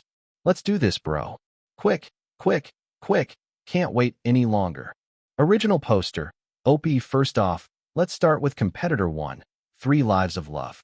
Before the film was released, fans were hyping it up to death, with claims like a backward glance and a smile that could top an army of 1,000,000, proving that their wolf's strength was definitely 100 times better than other films. They blew it up big time, and then Dubon 5.2, Mayan 6.1, then came locking theaters, collecting ticket stubs, awkwardly hyping it up, and various fan antics leading to an early demise. Werewolf easily claimed the first blood kill. Ha ha ha, this is so entertaining, keep it going. OP. Competitor 2, A Battle of 16 Days, a domestic film. Also a lot of pre-release boasting about box office, meticulous production, explosive acting, blockbuster special effects, and peerless beauty. So, Werewolf rubbed it into the ground, scoring a double kill. The audience laughed and cheered. A large crowd gathered to watch. OP. The first 2 were kind of capable, but the ones that follow are practically teaming up to feed kills. 2 Hollywood blockbusters got owned. Werewolf got cozy with them on the ground, but let me tell you about it slowly. Competitors 3, 4, and 5. To be fair, these 3 movies died honorably, without feeding. But the problem is, the quality of the movies is there, the appeal is too niche, and suspense films don't lend themselves to repeated viewings, so there was hardly any suspense. Flying Hero Alliance had a trite plot, and just managed to scrape some box office takings thanks to Hollywood's reputation. As for Bauta Legend, I don't even want to waste my words. Werewolf easily claimed a pentakill. Comments below. They all GG'd, lost.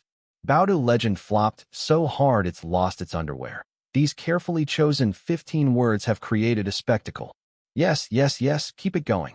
OP. Competitor 6, Tan Lang Star.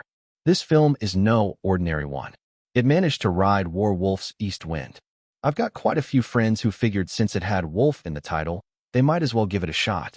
Sadly, even godlike leeching off hype couldn't save it from its subpar quality, and in the end, the box office wasn't that strong, resulting in another head delivered. Comments from the audience. Werewolf was just too fierce this time. Exactly.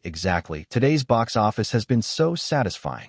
Of course, there were also some clear-headed people who cautioned below. Actually, we don't need to worry about Werewolf's achievements anymore. The box office of $27.5 billion in 1 week. This record won't be surpassed anytime soon. But I'm just afraid that Brother Hao will attract too much envy when the time comes. Haven't you noticed how eerily quiet all the film and TV celebrities on Weibo have been these last couple of days? As soon as someone mentioned this, it immediately attracted everyone's attention, and netizens replied, "True, now that you mention it, I've just realized. Werewolf has broken so many records. The online buzz should be even more intense. But now those stars and directors are strangely silent. Exactly. This is not normal. Looks like they're definitely up to something shady. I just hope Brother Hao won't fall for it. Don't walk into their trap." Just as everyone was excited yet apprehensive, suddenly a netizen shouted, "Huge news! Huge news!" This statement instantly captured everyone's attention, and countless people asked, "What happened? What's going on?" A netizen gulped and said, "Big trouble. Brother Hao is being interviewed by reporters right now. The best thing for him to do at this time would be to stay humble and say some polite words so those fellows won't stir up trouble. But instead, this is so frustrating." Everyone was anxiously asking, "What exactly happened? Just spit it out already." The person replied, "What's there to say? You guys better hurry up and see what Brother Hao said. It's the hottest topic on Weibo right now." Damn, this must be serious. All the netizens who hadn't gone to sleep yet rushed to Weibo. And sure enough, the hottest post at the moment was a video of Wang Hao's interview. Reporter, Mr. Wang Hao. As you know, you started in the film industry as a screenwriter, but for Werewolf, you were both the main actor and the screenwriter. How would you like us to address you? Wang Hao sat there with a bright smile and said, "Well, How you address me doesn't really matter. You can call me Wang Hao. You can call me Mr. Wang. Calling me Director Wang or Mr. Wang is fine. Actor also works. I'm just me, a different kind of fireworks. The netizens watching the video burst into laughter. Ha ha, he's got some slick lines. Okay. The reporter wiped away his sweat. Let's just call you Director Wang then. Director Wang, what do you think was the most difficult thing about shooting Werewolf? Can you share with us? The most difficult thing? Wang Hao thought for a bit, then said, I guess it was finding actors. When we were first preparing to shoot the movie, casting was really not easy. As you know, my film was released at the same time as another movie, and nobody had high hopes for us, so it was almost impossible to find actors. Occasionally, some who were willing to come demanded sky-high fees. Reporter, sky-high? How much are we talking? Let's put it this way, Wang Hao responded with a grin. There were a few popular stars we talked to. The lowest asking price was 80 million, and the higher ones wanted more than 100 million. Think about it. How much money did we have for the whole crew? With an actor asking for so much, how could we even shoot the film, right? So I was really frustrated, but luckily, in the end, I found a few who fit the roles we had envisioned, and I used them. The onlooking crowd. Holy shit, didn't know about this. Brother Hao is also super badass. Those actors must be crying their eyes out in the bathroom now. For real, asking for 80 million. They think they're made of gold. Brother Hao is awesome. I love his boldness in telling the truth. If it were someone else, they probably would have just endured it. Good on him for speaking out. Reporter, that much. Are the actors you mentioned the captain and the veteran? Yes, Wang Hao nodded. Let me tell you in secret, the veteran used to be an extra, and the captain, it was his very first movie. Not to mention anything else, but just the veteran, Wu Dakong. He stayed in Africa for 3 months, and for 2 of those months, he was learning all sorts of ways to draw a gun. As for Ding Dong Lai, the captain, he spent those 3 months getting into character and yelling until he was hoarse. It wasn't easy, really not easy. Indeed, the reporter sighed, then asked, so, Director Wang, in your opinion, what is the biggest factor in the success of your movie? Well, Wang Hao stroked his chin and finally gave one sentence. All thanks to the contrast with my peers. Number 678. Chapter 678. Legend. It's all thanks to my peers setting the stage. When Wang Hao said this, all the netizens watching erupted in laughter. Ha ha ha, that's so funny. It's true though, our country's directors and screenwriters just aren't cutting it. Not just domestic, but the international ones too, like that 3 Lives of Love. What a train wreck, LOL. Countless netizens commented, saying Wang Hao's words were empowering, but also many knew that what he said had actually offended a lot of people. After all, many peers in the film industry are not that magnanimous. It was like slapping them in the face in public. Brother Hao's words are satisfying, but I'm afraid those guys might hold grudges. That's true. Those people may not achieve much, but they sure can cause trouble. Yeah, but I think with Brother Hao's talent, he really doesn't need to act according to their whims. Everyone was discussing Wang Hao's interview, and to be honest, Wang Hao himself is a nice guy, but regarding the issue with Werewolf, he had spoken out of significant resentment. He didn't want to bring up past events since what's gone is gone. Who would dwell on history all the time? But the group of directors and actors in the country had really let him down. In just 1 week, Werewolf broke countless records. Total box office, single-day box office, ratings on Dubon, all were the highest in the history of Heavenly People's Republic's film industry. And it didn't stop there. He could say that he had officially beaten Hollywood director Michael Bragg and the entire 3 Lives of Love crew, the team touted as the most powerful combination in the history of Heavenly People's Republic. Yet, with such achievements, not a single person had come to congratulate Wang Hao over these days. Only his friends were genuinely happy for him. Lan Zihuang, Yang Shoulin, Gao Mingxing, and so on. Only these people were truly delighted. As for the others, not one. They were jealous, they were envious, they still couldn't believe their eyes. And so, one record after another was broken, and the whole entertainment industry suddenly went silent, deaf, and blind. No one from the industry came out to even offer a simple congratulations. How could people with such narrow minds produce anything good? That's why Wang Hao delivered the line. It's all thanks to my peers setting the stage. Since you all have no shame, why should I indulge you? Who are you all anyway? Why should I give you face? Although Wang Hao might have offended the entire entertainment industry, there was a silver lining. The ordinary people really supported him. In the following days, not just the film industry of Heavenly People's Republic, even the entire world's film industry went completely silent. Werewolf's box office hit $27.5 billion in 1 week, and on the 8th day, the box office was $3.5 billion. On the 9th day, the box office was $3.3 billion. In the following week, it grossed another $23 billion in total box office. Werewolf's total box office officially broke $50 billion.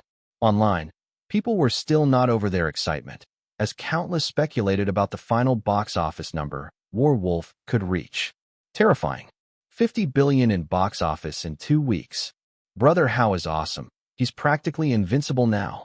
The box office is horrifying, and it's only been 2 weeks. Just waiting to see how much the final box office for Werewolf will be. 2 weeks and a box office of $50 billion stunned everyone. In the following period, the momentum of Werewolf finally began to diminish, but only relatively speaking. Because in the 3rd week, the total box office of Werewolf officially broke through $65 billion, and by the 4th week, it had reached the astronomical figure of $75 billion. Countless people were astonished, and the entire entertainment industry fell silent. Because Wang Hao showed them with facts that it wasn't that the current generation of audience was lacking in spirit, but rather your works were just rubbish. By this point, if anyone claimed they hadn't seen Werewolf, it would be like they were voluntarily nailing themselves to a pillar of shame, and if they mentioned that's in the past, no matter where it came from, they'd be scorned even while drinking. Time flies. When Werewolf was finally pulled from theaters, the total box office for 45 days was $82 billion. A whopping $82 billion in total box office. Legend. This is the undying legend. That day, countless news media reporters rushed to the Werewolf celebration banquet location, a dense crowd armed with long and short cameras, just waiting for on-site interviews with the actual leader of the Werewolf crew, director Wang Hao. But unexpectedly, Wang Hao pulled a beautiful strategic evasion, akin to building a plank road in the open, but sneaking through the hidden path of Chengsong. The restaurant he notified the reporters about was completely devoid of people. The true location of the crew's celebration banquet had actually been elsewhere for a long time. Ha ha ha. Brother Hao, you really are awesome. Inside one of Fong Wenbin's estates, Fong was lifting his glass of alcohol and laughing heartily. I feel like laughing just thinking about those reporters waiting to the left and right, but seeing no one. This bunch of folks who fear the world may not be in chaos. That's exactly how you should play them. That's right, run. Xing proudly held his glass nearby, saying, I'm telling you, with Brother Hao's wisdom, there's simply nothing to criticize. Just you wait. You'll be making money even in your sleep. Haha. Wang Hao's circle of wild friends were the happiest at this time. The total box office of Werewolf reached $82 billion. And according to the division between the cinema chain and the crew, their total income was around $27 billion. $27 billion. Do you know how much was invested in this film? The military equipment arranged by Commander Xiang was the biggest expense. Other than that, there was almost no investment, and altogether, including publicity, it was only about $50 million. $50 million in investment, $27 billion in return. What's called a lucrative profit. This is a lucrative profit. Haha. Didn't I say there was no problem with this film? Wang Hao lifted his glass, quite happy at the moment. Holding by Yining's hand as he walked into the crowd, Wang Hao smiled and said, Wait until the final box office settlement. Next we just need to divide it according to everyone's share. Everyone has made quite a bit this time, haven't they? Made quite a bit. Made quite a bit. Bai Zhe was the happiest one. Not to mention winning the bet. Each of us can split several billion. It's just fantastic. That's true. Zhao Jinhao nodded in agreement. Brother Hao, there's nothing to say when you make a move. He thought carefully and said, Right. Brother Hao, once the box office settlement is done, you must take a share, no matter how much, just say it. No need to be polite with us. Profit sharing. Well, clear accounts make good friends, and now that the box office has made a fortune, Wang Hao is a significant contributor. Although he didn't invest much this time, According to Zhao Jinhao's thinking, Wang Hao deserved the lion's share of this film. But while Zhao Jinhao thought this way, Wang Hao was indifferent. That's all trivial. My share can just be divided among everyone else. Everyone's pretty tired, and we can't be the only ones eating meat while others can't even drink the broth. Anyway, this time Yining and I are officially in a relationship, and Uncle Bai doesn't object, which is more worthwhile than any amount of money. Indeed, indeed. Hearing this, everyone nodded in agreement. Getting Uncle Bai's approval is definitely more important than any amount of money. This was no exaggeration. What kind of family is the Bai family? Would they care about your few billions? As long as Bai Haochen doesn't object to the relationship between Wang Hao and Bai Yining, once they get married, what would they lack? Everyone was genuinely happy for Wang Hao. And just at that moment, an event host quickly approached them and whispered to the group, "Young master, Mr. Wang, Hong Tianjun from the Hong family has arrived." Chapter 679. Brother Hao is as clever as a god. The Hong family's Hong Tianjun has arrived. At these words, everyone present became curious. They were having a private celebration here and hadn't planned to ask Hong Tianjun for the company. So why was he taking the initiative to show up now? And what about that new gambling bet with Hong Tianyi last time? Was he planning to perform eating shit? That would be something to see. Of course, no matter what, a visitor from afar should be welcomed, right? It wouldn't do to not let them in. Please come in. Wang Hao and the others put down their glasses and went to greet them at the door. Hong Tianjun arrived with his younger brother Hong Tianyi. Apart from them, to everyone's surprise, there was a young blonde girl by Hong Tianjun's side. Today, Hong Tianjun was dressed in a gray suit, his face still sporting that confident, trademark smile, looking very polite. Hong Tianyi was in casual attire, exuding quite a bit of a wealthy playboy style, although his eyes flickered as he looked at Wang Hao, clearly shaken by recent events. He was truly afraid that Wang Hao would mention a certain gambling bet. However, the one truly worth noticing was the blonde girl that came with them. She was a girl in her 20s, with a very alluring figure. Women in the Heavenly People's Republic were generally slender, and occasionally there would be some with especially nice figures, simply having larger breasts. But this girl was not like that. She was very voluptuous, even a bit overweight, certainly a fat beauty. In the words of someone experienced, such a girl would be the real fatal attraction.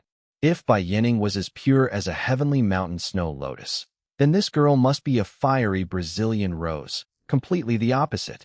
"Hey, Brother Tianjun, I didn't expect you to come over today." Wang Hao laughed heartily from afar as he greeted.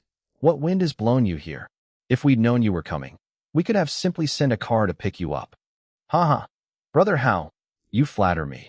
Hong Tianjun smiled faintly, and with a simple "Brother Hao," he easily glossed over all previous matters, even stunning onlookers like Zhao Jinhao and Bai Yining.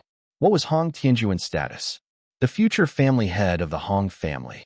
Just for addressing Wang Hao as Brother Hao, Wang Hao could walk sideways across the Heavenly People's Republic from now on. "Don't mention it. Brother Tianjun is the future sect leader of the Hong family. You can just call me Little Hao in the future." Wang Hao, no matter how bold he felt, didn't dare to agree outright and quickly humbled himself. "Please, come inside. Come inside."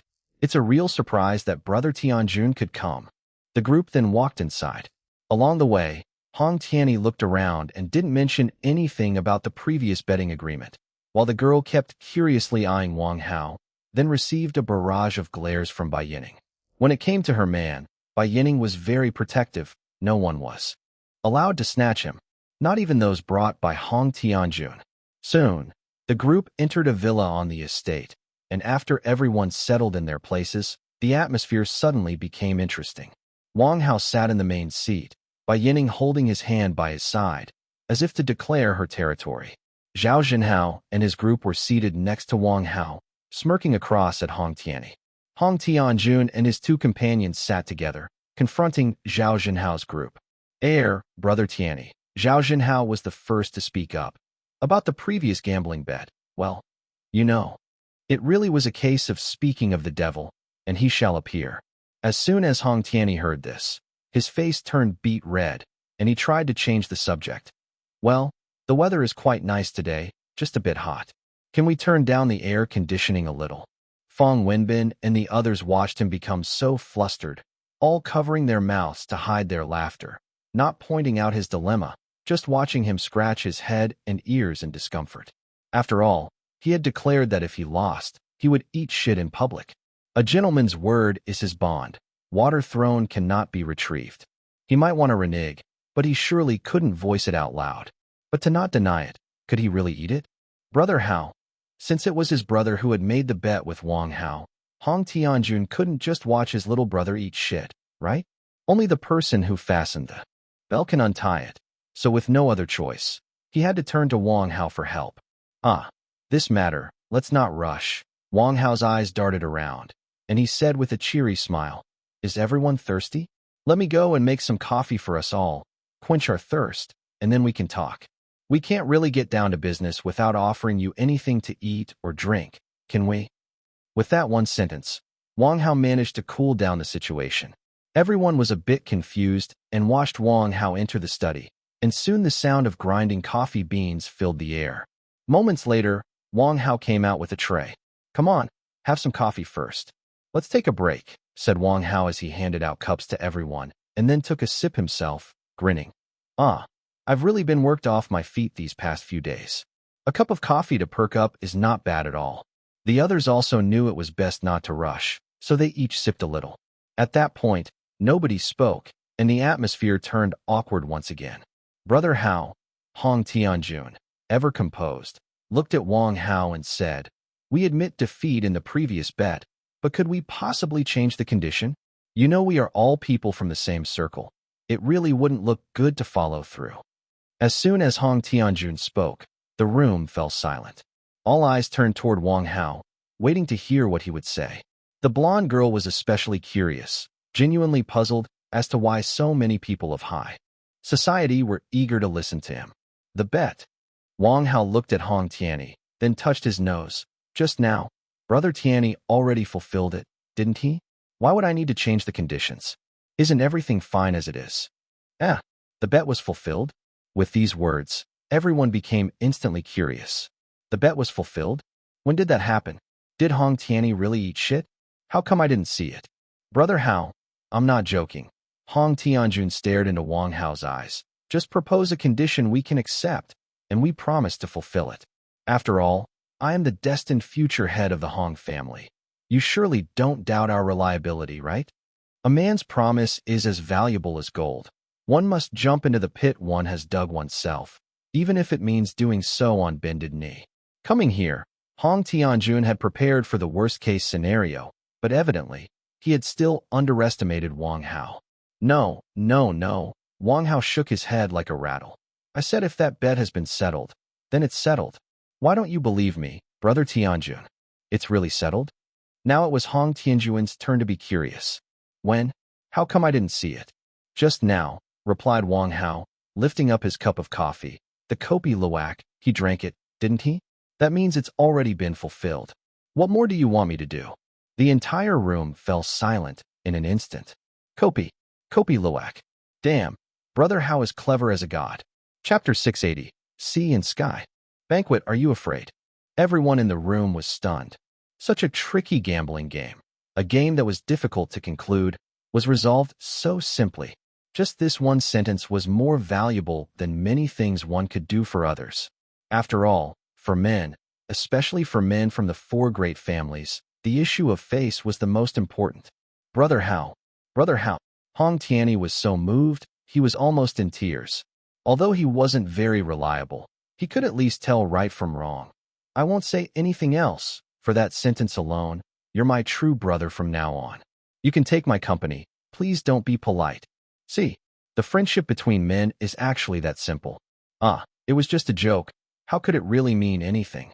Wang Hao sipped his coffee with a smile, not mentioning the company, and said, "Okay, let's leave the past behind.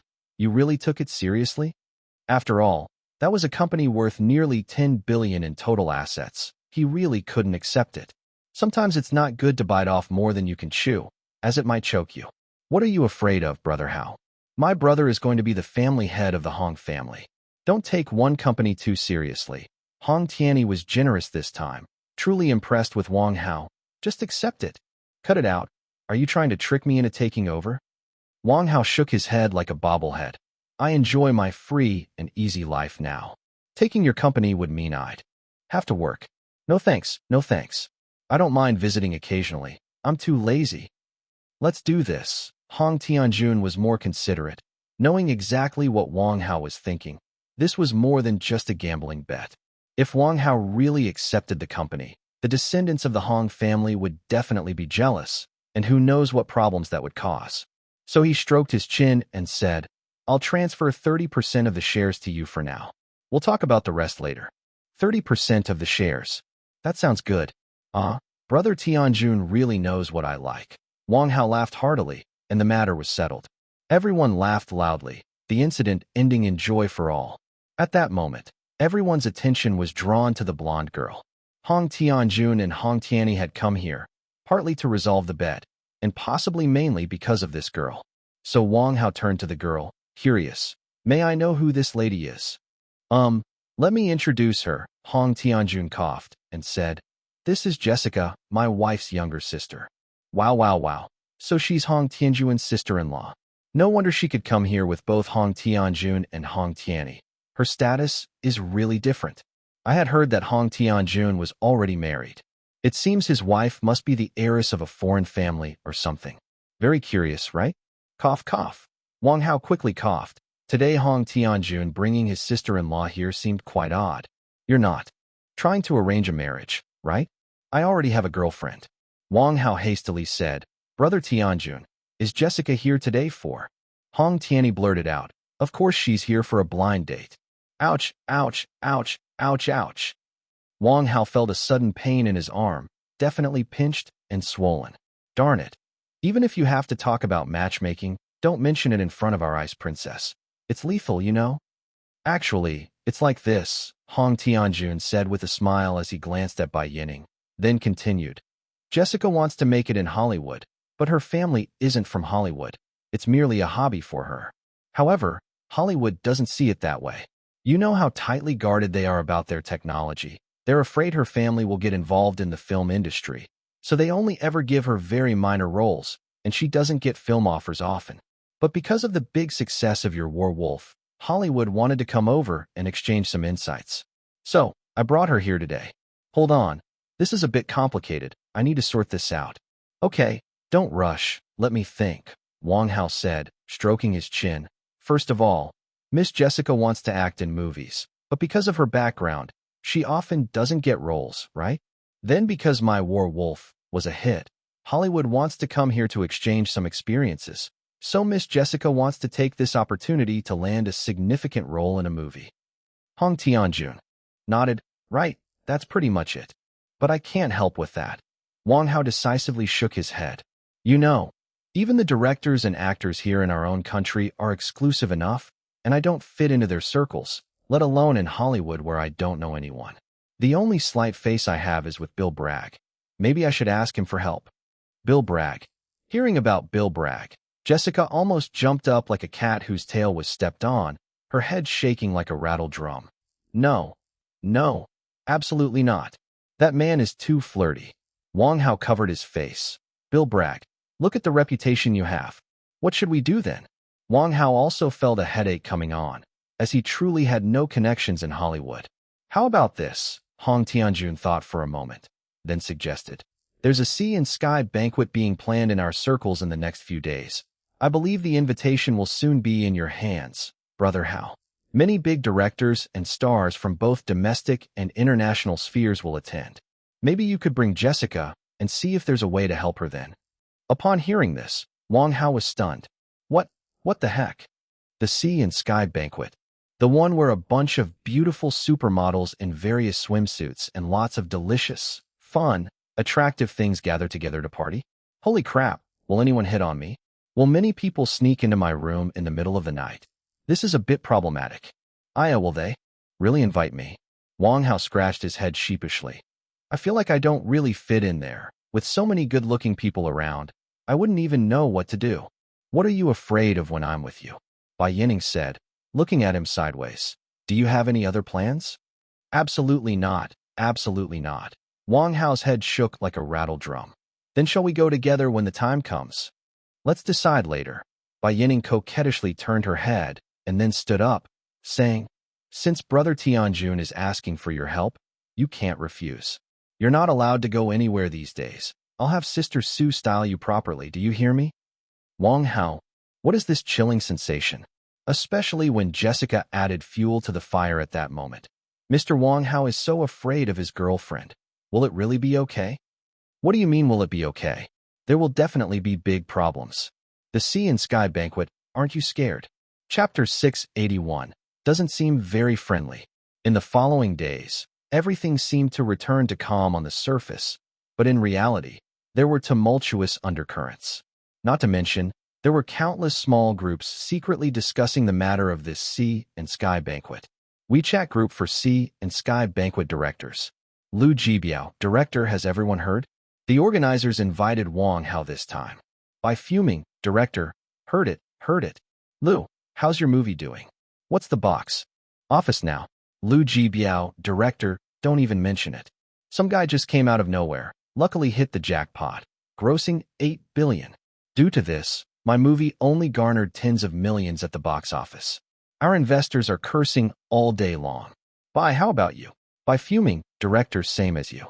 This flop was so bad that my wife can't even recognize me now. Just 40 million in box office, almost the same as yours. Xuan Mingpeng, actor, are both director Lu and director Bai here? What are you talking about? When's the next movie? By fuming, director, what movie to shoot now? After such a flop, I've heard the entire industry plans to boycott Wang Hao. Chen Wei, host, I've heard about this. Brother Yang's been cursed out recently. He's really holding a grudge.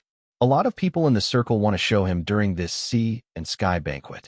Directors Bai and Lu, when are you guys coming?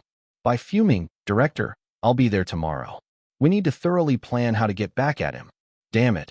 A youngster who's never made a movie strikes lucky once, and I can't stand it. If he continues like this, who will hire us anymore? This is cutting off our livelihood. We absolutely must not indulge him. Another WeChat group, Actors Circle. Xuan Mingpeng, actor, who's here? Latest news, the director's circle is plotting against Wang Hao. What do you guys think? Yang Haiyang, actor, damn it. Wang Hao made me look so bad, I definitely can't. Let this go. What's everyone saying about this Sea and Sky Banquet? Lu Feifei, actor, this incident has really hurt my popularity. I must make him pay. What about you guys? Yi Qianqian, actor, just saying weekly here. Isn't Wang Hao also a director? Maybe we should settle our grievances, and that way we could collaborate on some films in the future. Yu Jinan, actor, what are you talking about? How can such a big issue be resolved? Do you know how much my fans have suffered? Yang Haiyang, actor, what is this third-rate nobody saying? Just scram. Yi Qianqian, actor, was kicked out of the group by admin. Tang Yi, actor, what the heck? Qianqian didn't say anything too outrageous, right? Why kick her out? Yang Haiyang, actor, which side are you on? If you want to suck up to Wang Hao, leave now, or shut up. Tang Yi, actor, actually, I think what Qianqian said wasn't bad. Tang Yi, actor, was kicked out of the group. Hollywood Sea and Sky Banquet Friends Group. Michael, director, heard that Wang Hao is coming this time. What do you all think? Jieku, actor, what can we do? Just a kid who got lucky. We'll teach him a lesson when the time comes. Monroe, actor, exactly, it's just a bit of luck. In Hollywood, seniority is really valued. We'll have to plan well and see what this guy is really capable of. Farrell, action actor, what capability does he have? I'll teach him a lesson. How about breaking 3 of his ribs? Monroe, actor, that's not a bad idea, but be careful not to go too hard. With your 200-pound frame, if you accidentally kill him, we'll be in trouble. Farrell, stunt actor, don't worry, I'll be careful. Jieku, actor, when the time comes, everyone should act according to the situation. This time, we Hollywood have suffered such a huge loss, we can't just let it go like that. But fortunately, his film didn't do well at the box office in the United States. He can't show off in front of us. Michael, director, of course, I only gave his film less than 1% of the screenings here in the United States. How high could his box office be? Let's not talk about this for now. Everyone get ready and do what you need to do. When he arrives, we must not let him feel proud. Jieku, actor, understood. Monroe, actor, got it. Farrell, stunt actor, relax, guaranteed no problems. This time, everyone related to the Sea and Sky banquet was divided into small groups, and clearly, all their targets were focused on Wang Hao. Werewolf had globally made 8 billion yuan at the box office, making everyone, whether directors, actors, screenwriters, or producers, puzzled as to why Werewolf's box office was so high. They couldn't understand, but they knew in their hearts that with Wang Hao's Werewolf doing so well, their own status in the industry had been significantly shaken. So, almost all of them had unified their front, with one purpose, to make Wang Hao suffer. Inside the general group chat of the Sea and Sky banquet, it gathered all the people who had accepted the invitation to this event. Aside from plotting against Wang Hao in their small circles, the atmosphere in this general group chat was rather polite. Director by fuming. Jia Ha, long time no see. How have you been? It's been 2 years since our last collaboration, hasn't it? Jia actor, director by. Hello, I was honored by your kindness last time, and I am honored to see you again. Yang Haiyang, actor, Feral. I've always envied your muscles since last time, and now I get to see you again. Feral, stunt actor. Yeah, I'm good. I've been working out every day. Do you need another autograph this time? Yang Haiyang, actor, of course. I have a few classmates who asked me to get it. You must fulfill their wishes. Feral, stunt actor. Don't worry, no problem. As they were chatting, a system message popped up. Wang Hao joined the group.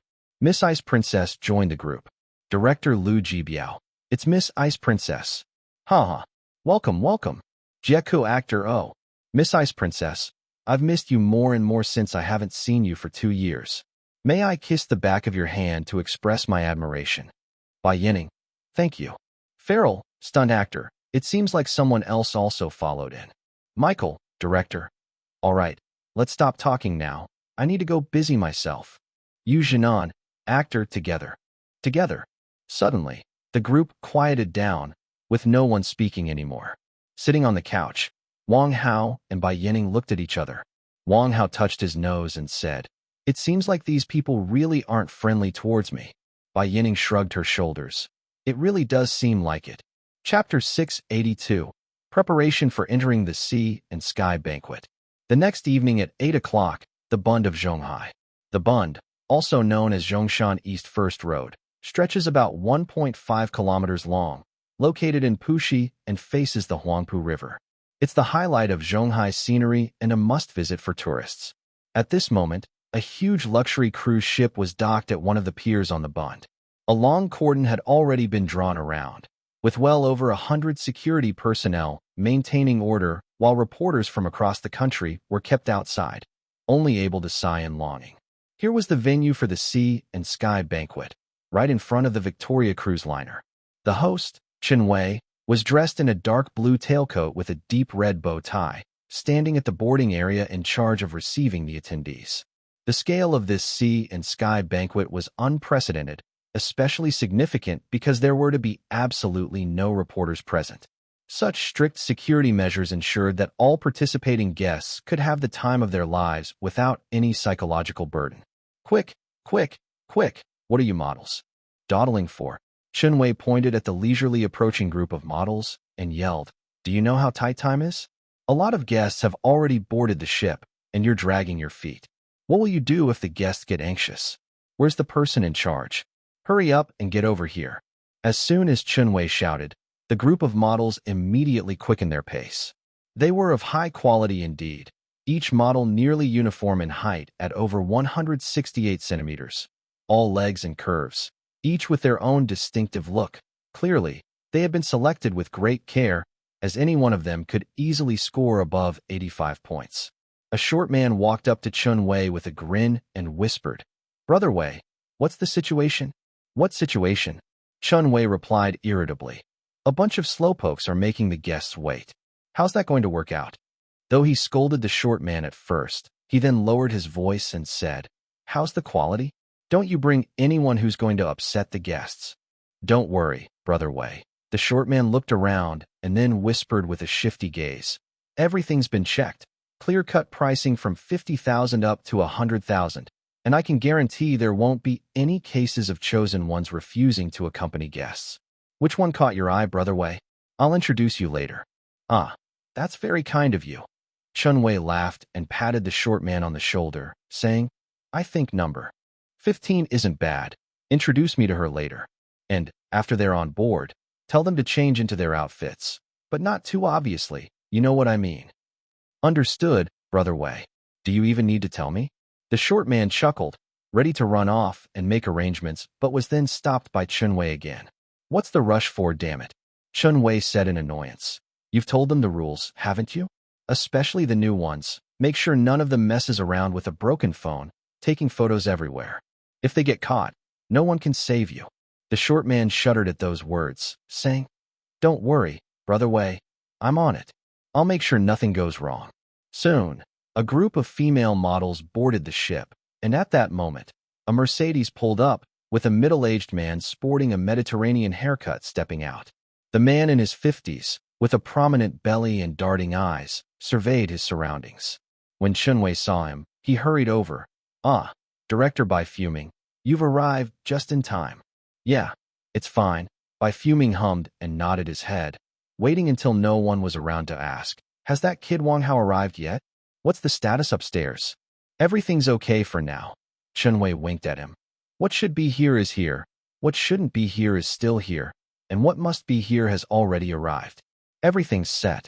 Wang Hao's words were cryptic, but Bai Fuming understood instantly and chuckled. Looks like we're going to have a really big playground this time. By the way, who's arrived now? Yu Jianan is already up there, just waiting for everyone to show up. The others haven't come yet. Chun Wei grinned, then lowered his voice and leaned in close to Bai Fuming. The folks from Hollywood are here too. They're getting ready as we speak. Oh, Hollywood. Bai Fuming's eyes lit up at the mention. Then I must hurry up there and exchange some insights. With that, Bai Fuming hurried off. Soon after, a Bentley rolled in slowly, and soon enough, Yang Haiyang, dressed in a suit and tie, looking cool and dapper, stepped out of the car. On the other side, Lu Feifei, in a bright red evening gown, hooked arms with Yang Haiyang, wearing a tender smile that made her look very beautiful. Brother Yang, Sister Lu, Chun Wei started greeting them from a distance. Over here, over here. Yang Haiyang nodded lightly, and then waved to the driver. After the car left, he walked forward. Brother Yang. Chun Wei jogged over and said with a smile. Glad you could make it. We've been waiting for you. Everyone's here. Yang Haiyang gave Lu Feifei a signal with his eyes, and the obedient Lu Feifei boarded the ship. Yang Haiyang then lowered his voice and asked, How's everything? Is it all set? Of course. Chun Wei arched his eyebrows and whispered, Following your orders, Brother Yang. The stuff has been taken aboard. When the time comes, we'll give him enough to choke. On. That's great. Yang Haiyang said excitedly. Is the dosage sufficient? We can't have it be ineffective. That would be a waste of effort. Why even ask? Chun Wei chuckled. It's enough to knock out a tiger. Brother Yang, you just wait for the show. Ha ha ha ha, excellent. Yang Haiyang slapped his thigh hard. How about the girls? They're all set. Any random pick will do. We've got over 60. Chun Wei's eyes sparkled as he looked towards the crews in trance. When the time comes, handle him with a dozen or 20. Even if he were made of iron, he wouldn't survive the rotation. This time, these guys were truly ruthless, ready to use any means to severely strike at Wang Hao. Yang Haiyang's movie had taken a big hit this time, with a steep decline in fan numbers. He was the one who hated Wang Hao the most. He had thought he could easily crush his opponent and reach the pinnacle of his career with such a good hand. But to his dismay, Wang Hao had released War Wolf, stepping over him like he was nothing more than a stone. This could not be tolerated. All right, Yang Haiyang clenched his teeth. When the time comes, we'll all act together. Roar, roar, roar. As they were speaking, the roaring sound of an engine filled the air. A Super Bentley, one no one present had ever seen before, drove up. Without question, the eye-catching car was the Bentley Zeus that Bill Bragg had given to Wang Hao. Chapter 683. The Fierce Tiger Confronts the Wolf Pack. The Bentley Zeus made its entrance, instantly capturing everyone's attention. After all, this was the Bentley family's latest concept car, the only one of its kind in the whole world, and not for sale at any price. This car is too cool, isn't it? What model is it? I'm not sure. I've never seen it before. Could it be a newly developed one? Possibly. I think it must be new. Who's such a badass to be able to drive a beast like this? The world of the wealthy is unimaginable. A bunch of people chattered amongst themselves, while Yang Haiyang and Chun Wei exchanged a glance and smiled knowingly. The target had finally arrived. Soon after the Bentley Zeus was parked, Bill Bragg, who had recently become Wang Hao's lackey, alighted from the driver's seat. He then hospitably opened the car door, smiling and saying, "Boss, we're here." Came a faint response from inside the car. Then Yang Haiyang and Chun Wei saw Wang Hao arm in arm with Ice Princess Bai Yining as they stepped down from the vehicle. Today, Wang Hao was dressed in a white suit with a pair of white leather shoes, appearing before everyone like a prince from a fairy tale. Bai Yining wore a light blue off-the-shoulder gown with her hair up in an intricate bun worthy of a proud princess. Her enticing smile hooked at the corners of her mouth, her hands adorned with white gloves, delicately resting on Wang Hao's arm. The pair stood together, a vision of a golden boy and jade girl, a match made in heaven. Walking ahead, they were followed by flunky Bill Bragg and Hong Tianjuan's niece, Jessica. The group of four stood there, blinding everyone present with their 24K gold presents. Damn it! Yang Haiyang's face twisted briefly as he said through gritted teeth, "What I hate the most is this guy somehow hooking up with the goddess." "Keep it together," Chun Wei whispered a reminder on the side. "Yu Jinan already told us about their relationship. Don't get worked up. After all, they're just a couple, and on this cruise, we'll have plenty of opportunities. Don't worry about it." "Yeah, that's all we can do." Yang Haiyang nodded, then composed himself. Although the young actor's skills were mediocre, he still had some to speak of. Yang Haiyang instantly put on a smile and walked over with finesse, calling out from afar, "Haha, look who's here. Our king of movies, director Wang Hao, whose film raked in 8 billion in box office." Chun Wei followed suit and laughed. "Director Wang, you finally arrived. I've long admired your reputation." "Hello, Director Wang, Miss Ice Princess." Knowing no good ever comes without a catch, but since one does not slap a smiling face, Wang Hao played along, saying, "Nice to meet you both." All courtesy, Chun Wei, an experienced host, started. "Let me introduce myself. Chun Wei, currently the host of the variety channel at Nanhu TV.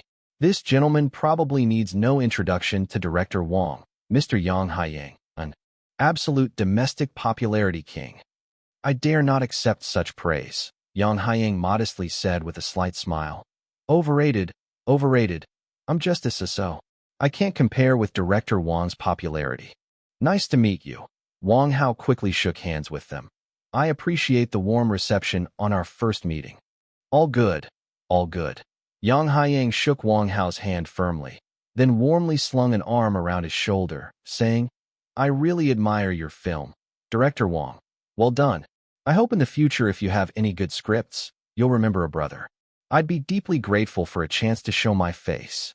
As the saying goes, unsolicited favors often come with ulterior motives, and Wang Hao kept a cordial face with the duo, but internally didn't take them seriously at all. What a joke! With their acting skills, even a fool could see the jealousy in their eyes. Oh, surely there will be opportunities in the future. Wang Hao laughed it off and led the group toward the ship. Having Director Wang here makes this sea and sky banquet a delightful surprise, Chun Wei said as they walked. Everyone is inside waiting eagerly. They can't sleep until they've seen Director Wang in person. As if these people had good intentions. Yeah, right.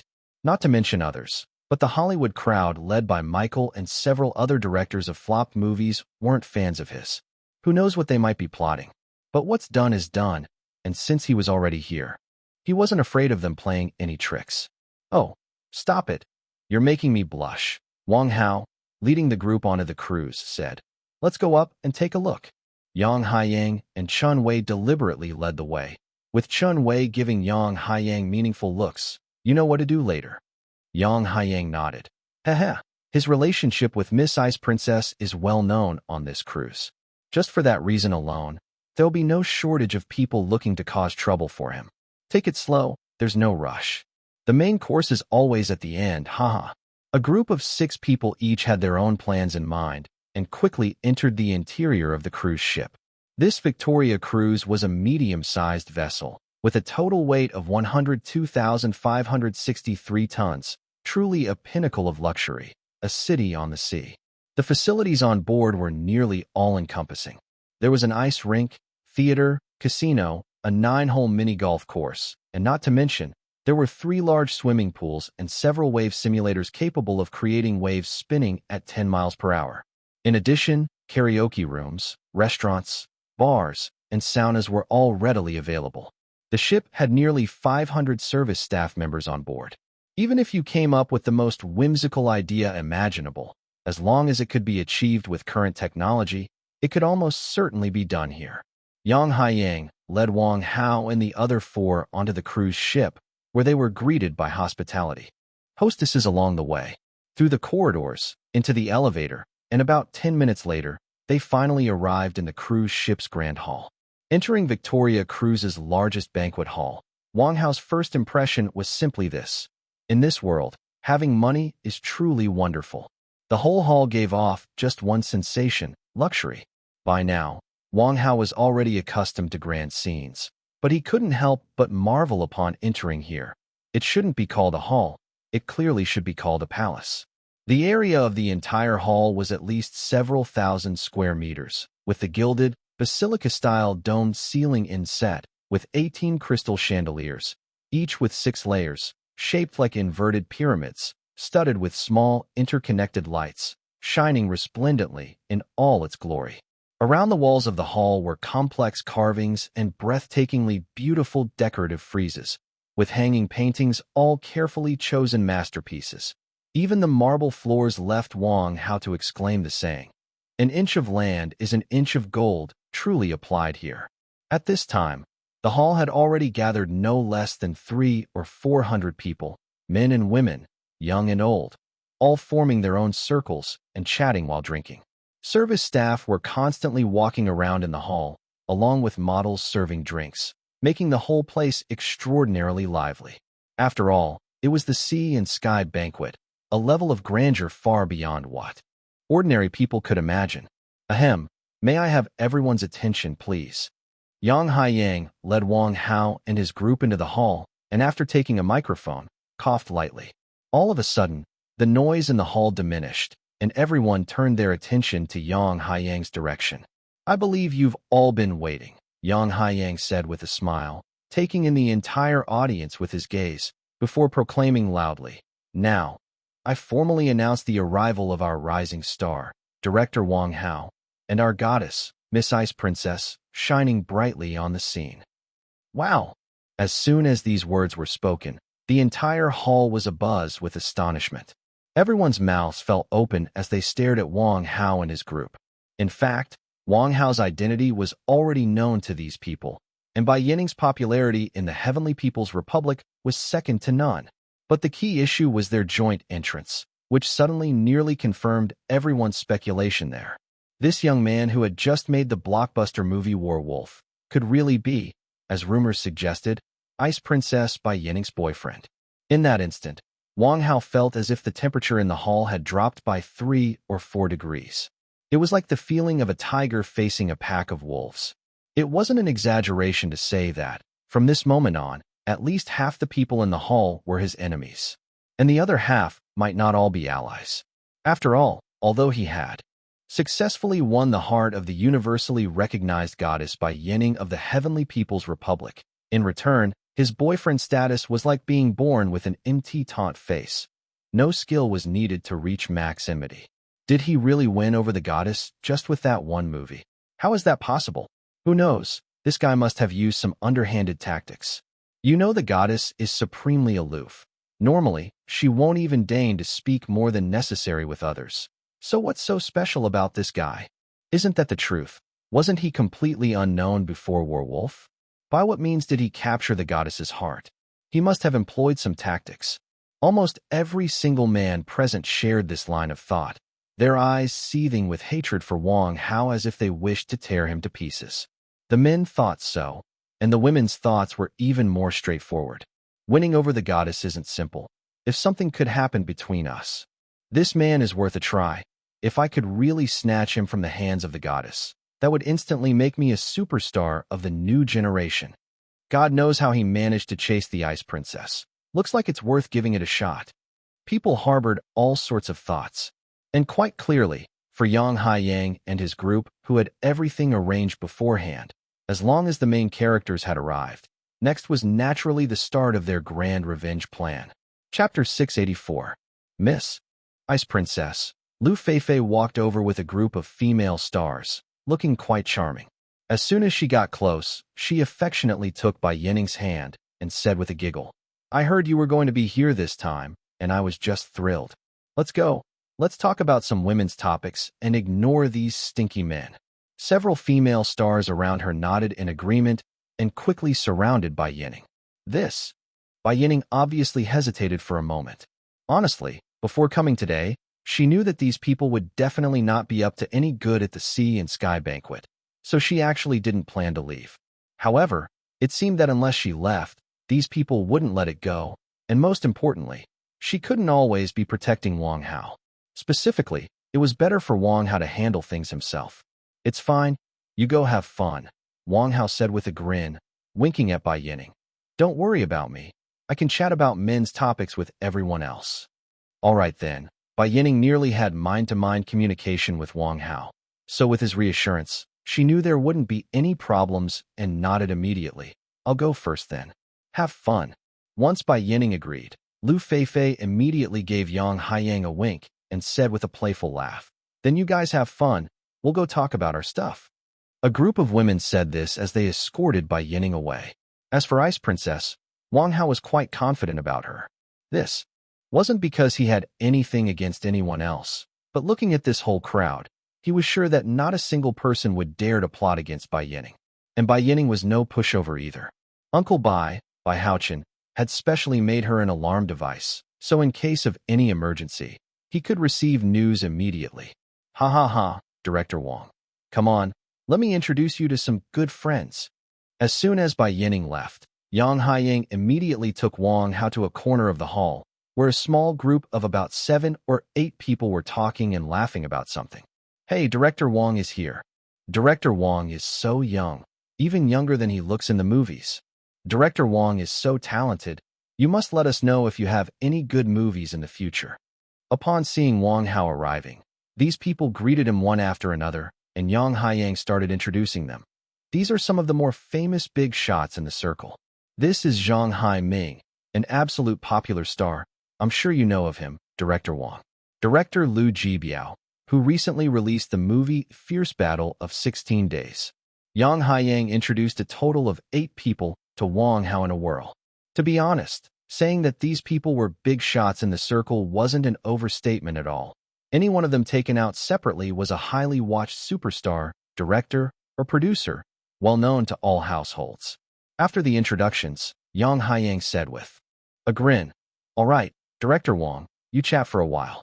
I still need to greet other guests. Let's have a good drink once I'm done with everything." "Sure, you go ahead." Wang Hao nodded with a smile and started to chat with the people in this small group. Men, when they got together, invariably talked about the same few things: money, career, and women.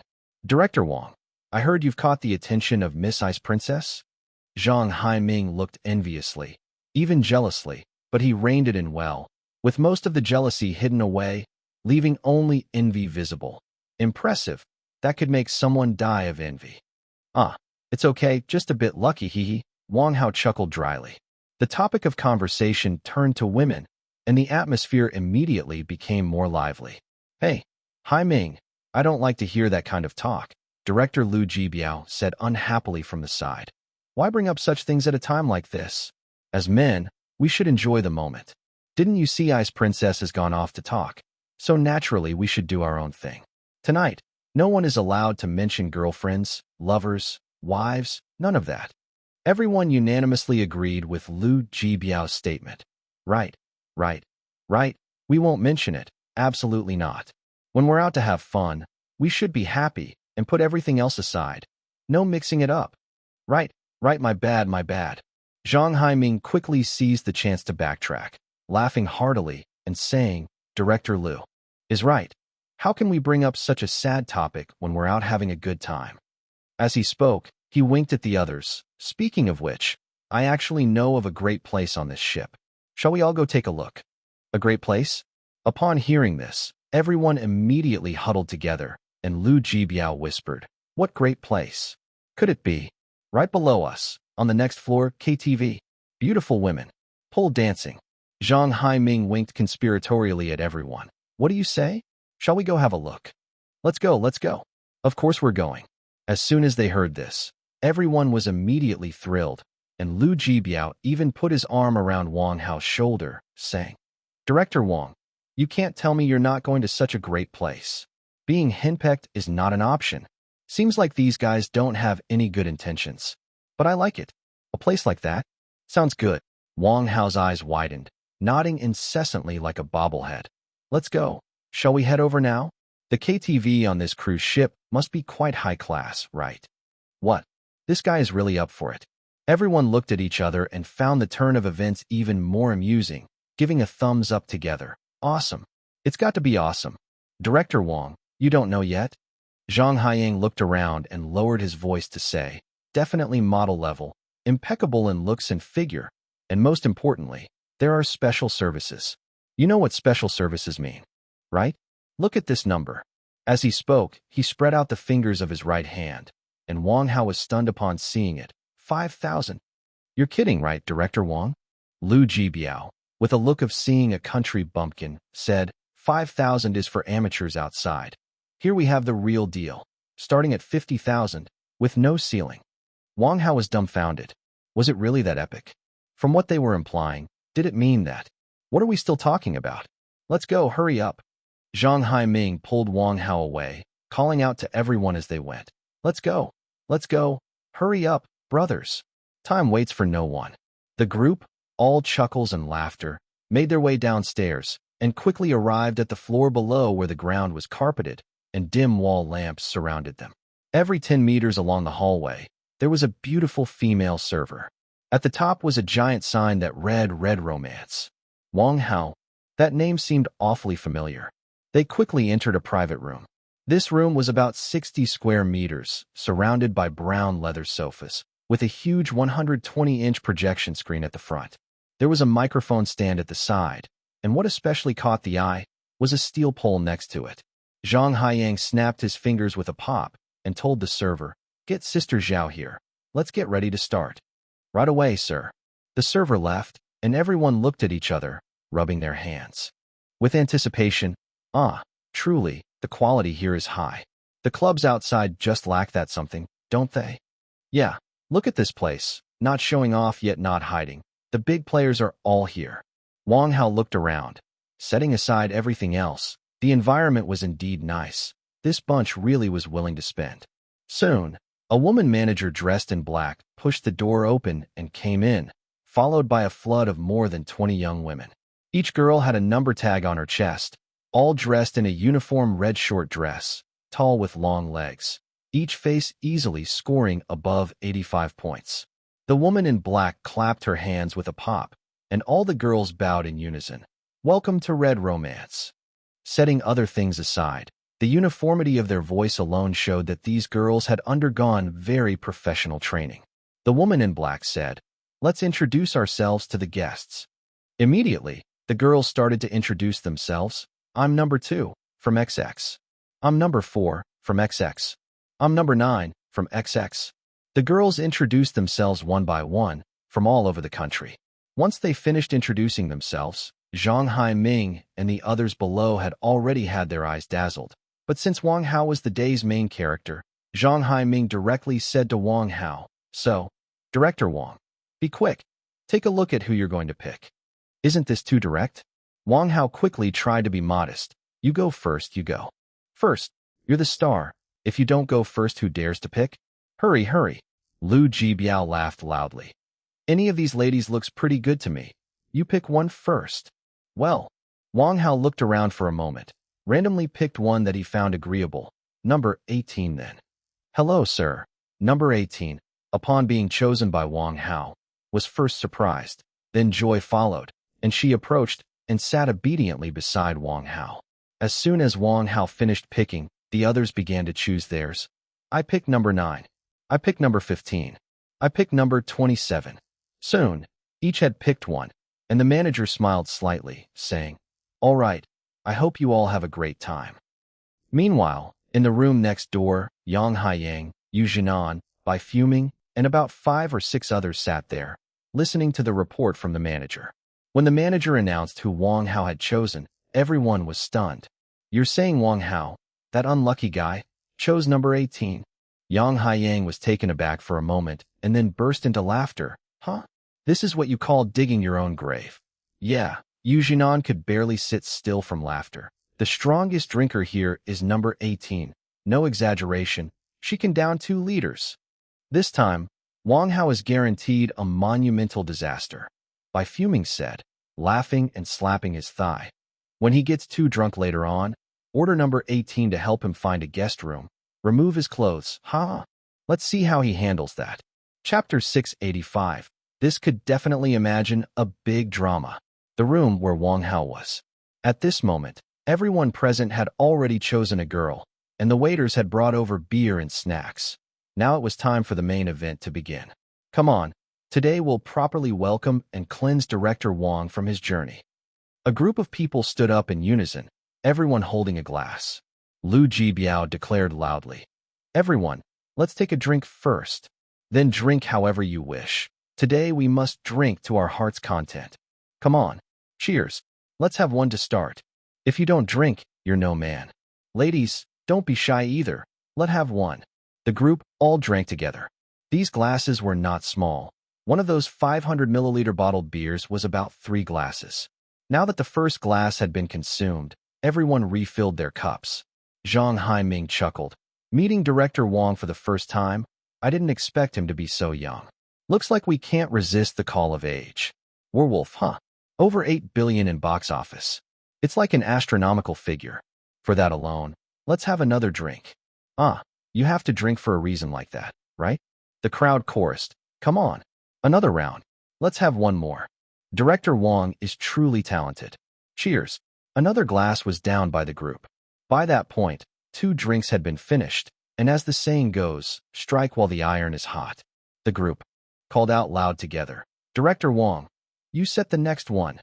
"Yeah, with such an awesome box office, you have to set one up. This round's on you." Seeing everyone so enthusiastic, Wang Hao chuckled and stood up. It was time to say something, otherwise, it would seem a bit rude. But what to say? Have a good drink, have a good time?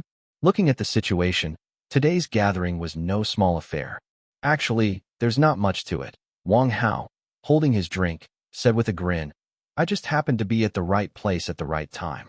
So, I won't say anything useless. Let's just drink, have fun, and take care of each other since it's our first meeting. All right, come on, everyone, let's take another one. Drink, cheers." In a blink of an eye, 3 drinks had been consumed, and finally, there was a chance to catch a breath. By now, the girls were already as curious as could be, with number 18 clinging tightly to Wang Hao, excitedly asking, "Director, how did you come up with the idea for this film when you were filming? It was so good. I watched it 3 times. She was obviously very excited, her big eyes sparkling with stars, looking at Wang Hao with absolute idolization. The other girls also chorused in agreement. Exactly. How did you think of it? It's really amazing." For a moment, the room was filled with chirping and twittering, gentle voices everywhere. The old gentleman around smiled knowingly, creating quite an explosive scene. It was just a flash of inspiration, I guess. When we were shooting, I didn't think too much about all that stuff, just about how to make it something the audience would love to watch. Wang Hao laughed heartily, and right then, number 18 boldly put a grape into Wang Hao's mouth and coyly said, "Brother Hao, your film was so amazing. We've got to have a drink together." How could he not drink when the girl offered a toast? "All right, let's have one." Wang Hao lifted his glass but still pleaded for mercy. "I don't usually drink much. Let's take it slow. No rush, okay? It's not good if I get drunk later. I tend to go wild after too much. Drink." Damn, hearing this, everyone's spirit instantly soared. That's exactly what we're looking for. Well done. Lu Jibiao gave Zhang Haiming a secretly proud thumbs up. Watch this, today, we're sure to have a blast. Soon Wang Hao had a drink with number 18. And then number 6, who had been sitting quietly at the side, approached. Brother Hao, you've drunk with 18. We must keep things fair. I need to toast you too. And if there's any good opportunities in the future, remember us sisters. Dang, are they planning to take turns now? Wang Hao instantly understood the ruse of the crowd. Trying to get me drunk, huh? Let's see how I deal with you all today. After those lucky dice body enhancements, a bit of alcohol is nothing to me. Why the rush? Wang Hao grinned and snacked a bit before saying, come on, let's drink. But let's get one thing straight. You can't just aim to get me drunk. Otherwise, even a deity couldn't handle it. Okay, I'll lead with a drink. Number 6 tilted her head back and downed her drink in one go. Cheers, Wang Hao called out, and, tilting his head, followed suit. Now that 2 people had led the way in drinking, the atmosphere instantly became more lively. Number 9 seemed to understand the principle of indirect approach and was a bit quicker on the uptake, immediately suggesting, I'll sing a song to boost everyone's spirits. Although the big pop star is here, we're just out for fun, so don't mind if I don't sing well. She went to select a song while Lu Jibiao, who had realized it wouldn't do to target just one person for drinking, as it would be too obvious, decisively lifted his glass. With his arm around a girl's waist by his side, he laughed.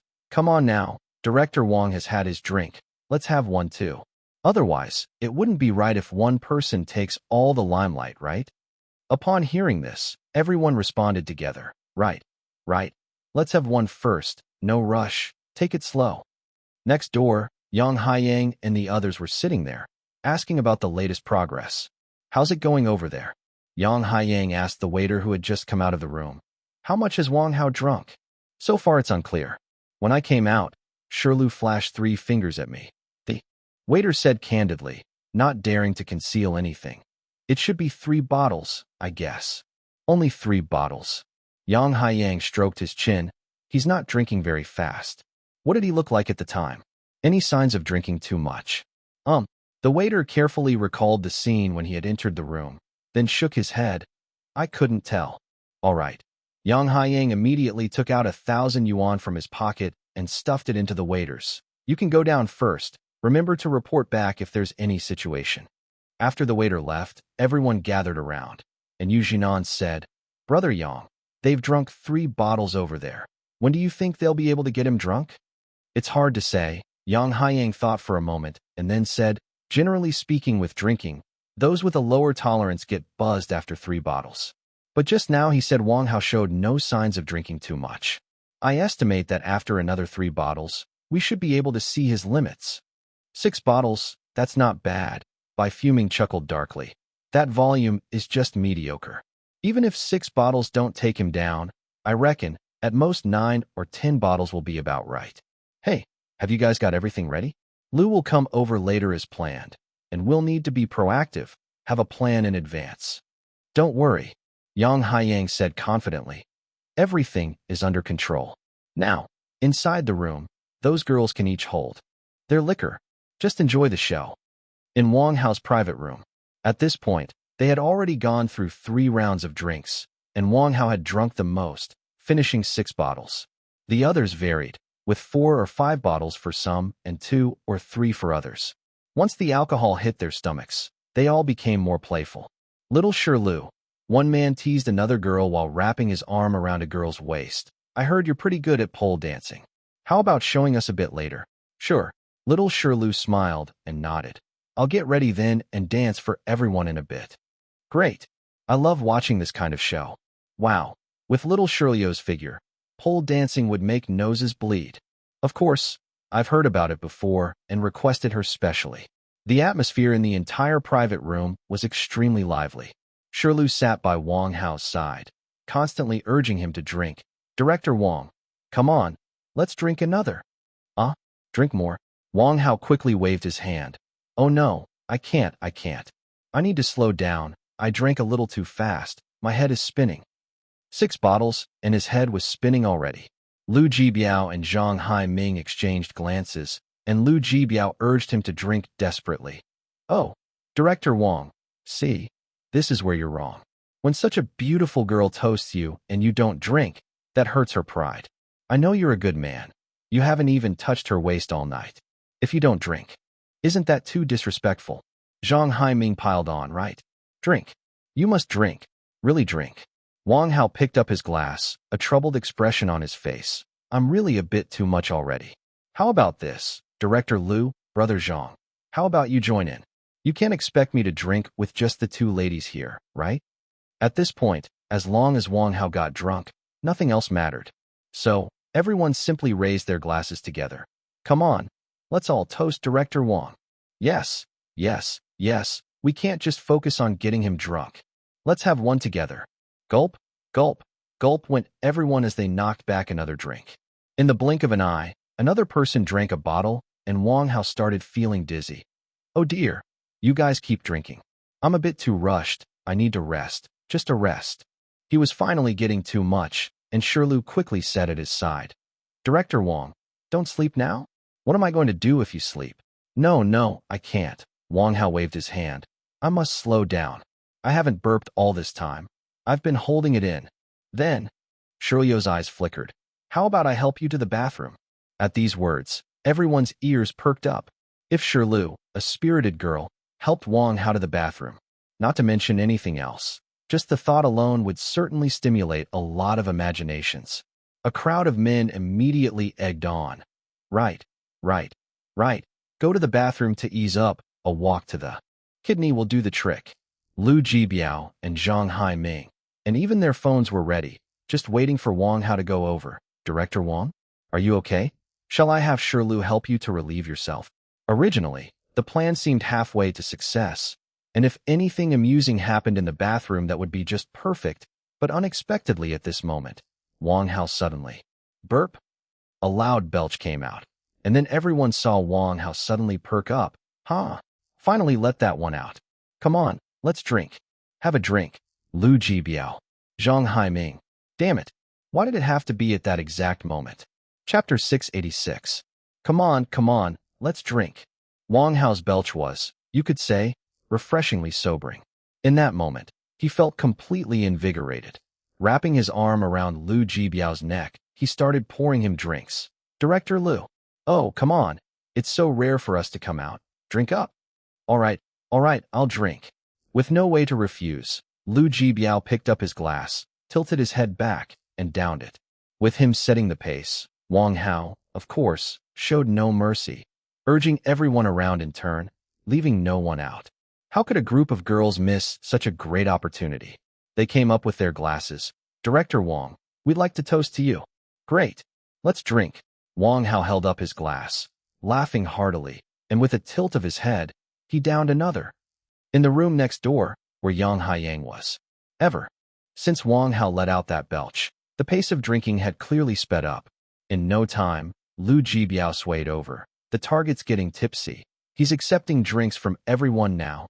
And the key thing is he's even taking the initiative to toast others. Good job, Yang Haiyang said excitedly, slapping his thigh hard.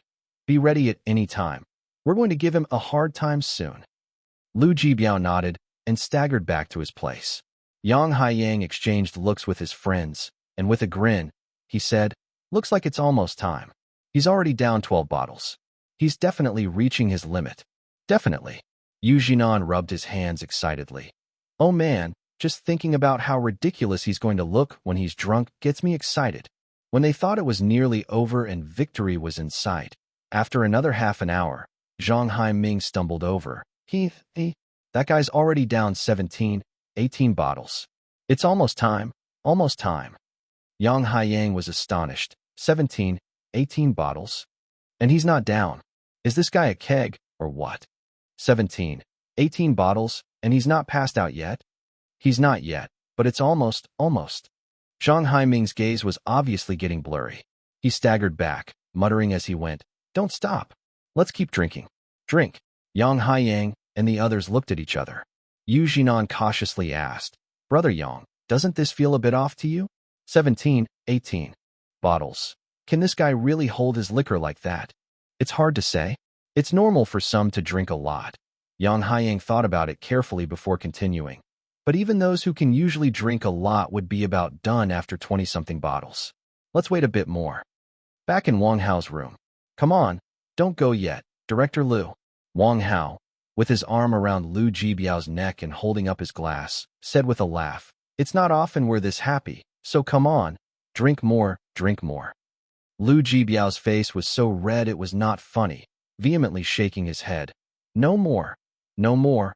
I really can't drink anymore." "Why are you being so polite, Director Liu? Come on, have another." Wang Hao wrapped his arm tighter around the neck of Liu Jibiao, who was also swaying, barely able to keep his eyes open. "If you don't drink, I can't go on. Come on, bottoms up. I really can't." MMM.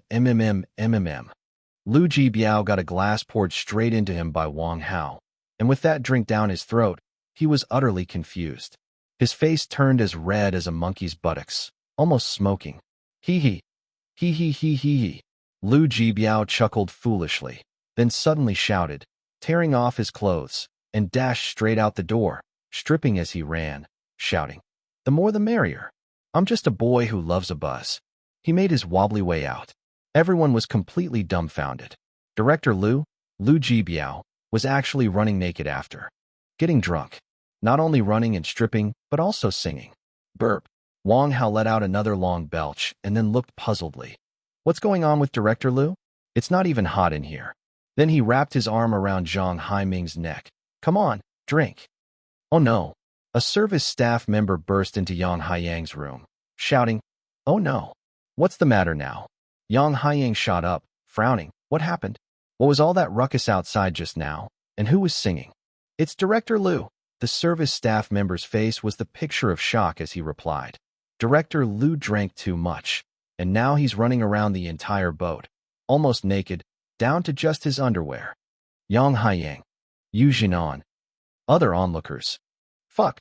Yang Haiyang blurted out a classic curse, yelling, "We haven't managed to drink Wang Hao under the table yet, but Director Liu has ended up streaking. Is this guy a fucking alcohol tank? Not down after more than 20 bottles. I'd say he's more like an alcohol jar." Yu Jinan, stunned, leaned back on the sofa, saying, "More than 20 bottles, and he's still not down. What exactly is going on?" Yang Haiyang was anxiously pacing the room. "It should be soon. It has to be soon." As he was pacing, he heard another loud shout from next door. "Where's the booze?" "We're out of booze. They're calling for me. I'll go get the drinks." The service staff hurried out, and then about 2 minutes later, returned drenched in cold sweat. "Oh no. 2 more people drank too much. Mr. Zhang is in the room dancing on a pole right now." Zhang Haiming actually took up pole dancing. Yang Haiyang was nearly scared to death. What on earth was going on? How could such a fucking situation lead to one person streaking and another pole dancing? A bunch of losers. Why don't they just drop dead? It's definitely soon. It must be.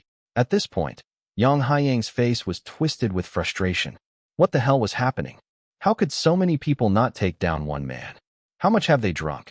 Yang Haiyang asked the service staff. "How many of the girls have fallen?" "The girls have already had 4 drop out," the service staff carefully recalled, then said, "We've gone through 20 cases of booze now, averaging more than a case per person, but luckily, number 18 isn't drunk yet. I think she can hang on a little longer." Good, good, good, Yang Haiyang sighed. "If number 18 isn't drunk, we still have a chance. She's the best drinker here."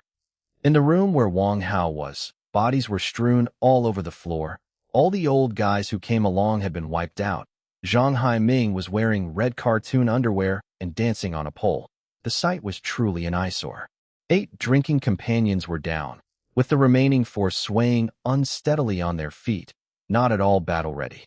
Meanwhile, Wang Hao was still looking like he was on the verge of getting drunk, hugging number 18's neck and laughing goofily. "Number 18. Haha. Wow. Didn't expect you to be able to drink so well. Impressive, impressive, worth nurturing. You've got a good tolerance there. Come on, drink. Drink, drink." At this point, number 18 was already a bit out of it. Wang Hao told her to drink, so she drank, and once that cup of booze was down, she collapsed to the floor with a plop. "Mr. Yang, the result is out." The service staff walked into the room as if they were a lost soul, remorsefully saying, "It's all over now. Now there's only Director Wang left standing over there.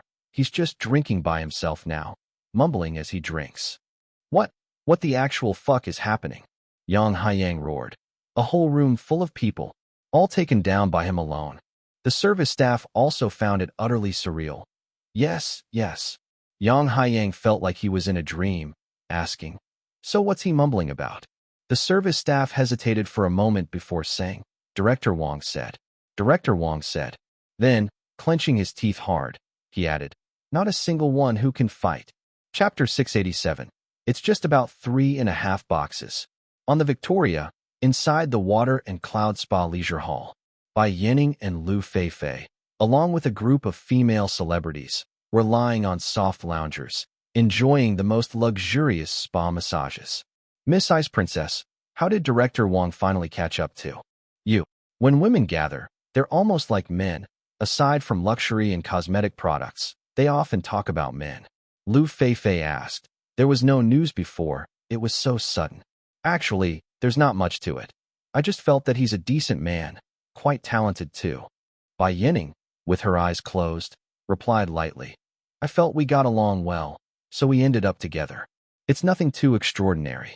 Bai Yining spoke casually, but Lu Feifei and the others clearly didn't buy it. There are many talented people around, and even more with good personalities, so why choose Wang Hao, a real nobody? Men, you know, it's hard to say, a female star chimed in. Outside, they can seem respectable, but who knows what could happen when they get crazy.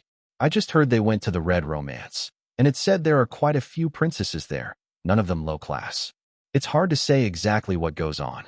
Generally, women who spa or shop together tend to get familiar very quickly, and once they're familiar, they dare to say just about anything. So as soon as she spoke up, everyone else joined in enthusiastically. Exactly. You can't ignore men. Let them loose, and who knows what they'll turn into. That's for sure. I've seen plenty like this. The legendary playboys all started this way. Miss Ice Princess, you really must be careful. Many people seem one way, but are another inside. Who knows what he's up to there? I heard there's even pole dancing. Listening to the women chattering away, Bai Yining wasn't worried at all, just lying there with a slight smile. She said, while that guy is indeed quite bad, I'm still pretty confident about this. A little companionship from the girls doesn't matter. Men, if they're too restrained, they can hardly develop. I'm not worried about the bottom line at all. It's definitely not a problem.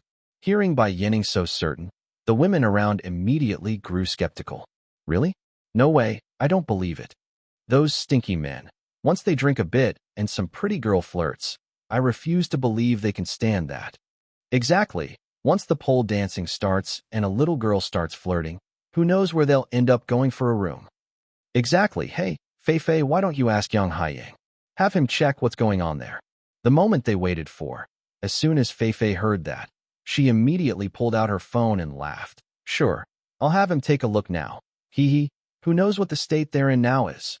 At this point, their cunning intentions were quite evident, but Bai Yining still wasn't worried, just nodding slightly. Okay.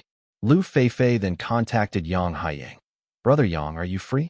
Check how Director Wang is doing with the drinks, and remember to send a short video. Hee hee. She expected there would be a great show today, but to her surprise, Yang Haiyang was quite impatient. What's there to look at? It's just drinking. We're looking at them. Drinking, stop wasting time, hurry up. Lu Feifei got angry, her brows furrowing. When I tell you to go, you go. Why all the nonsense? I said it's just drinking, what's there to see? Yang Haiyang retorted, not pleased. They're just drinking. What's there for me to see with a bunch of guys drinking? Yang Haiyang meant outright that it's pointless to look, nothing interesting, to prevent frustration. But clearly, Lu Feifei and the others picked up something else. It's about them drinking. Hurry, hurry. Exactly. It's so interesting when men drink too much. Go quickly, or you'll miss it when you fall asleep. A group of women chattered and egged Yang Haiyang on, with Lu Feifei particularly excited. Exactly. Hurry up and check it out, and don't forget to send a short video. A bunch of trash, Yang Haiyang said helplessly, but had no choice. These old ladies with long hair and short sight wanted to see it, so he would show them. Soon, Yang Haiyang sent over a video clip. As soon as the short video came through, Lu Feifei and the others were instantly excited. The video's here. Come look quickly. Let's see what a mess these guys are in. Yeah, hurry up. I can't wait. Miss Ice Princess, aren't you going to watch? Bai Yining just smiled and shook her head. A video of men drinking. What's there to see? You all go ahead. She closed her eyes, ignoring the commotion. Are you afraid to look? The women whispered and giggled among themselves. Then Lu Feifei finally tapped open the video. The moment they saw it, Lu Feifei and the others were absolutely shocked. What is this? How is this possible? The women screamed together as if they had seen the most horrifying and thrilling scene. Their shouting startled Bai Yining. Thinking something had happened, she looked over with furrowed brows. What's wrong? Did something happen?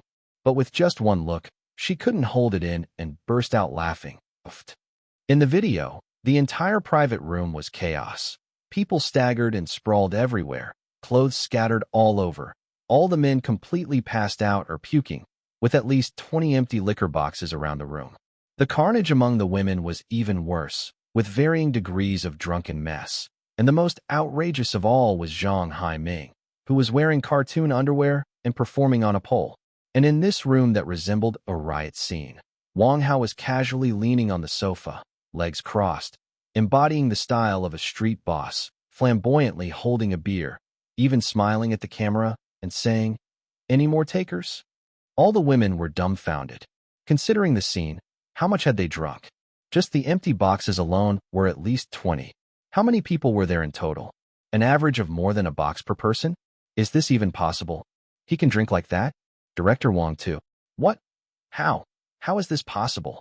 Seeing Wang Hao stand out. Performance, Bai Yining finally smiled slightly and lay back down, saying with a smile, I told you it was just drinking. This rascal actually drank so much. Feeling greatly relieved, Bai Yining had been quite worried at first, fearing that it would look bad if they really drank too much, but it seemed like this rascal was quite capable after all. Yang Haiyang. Lu Feifei still couldn't believe it and asked Yang Haiyang.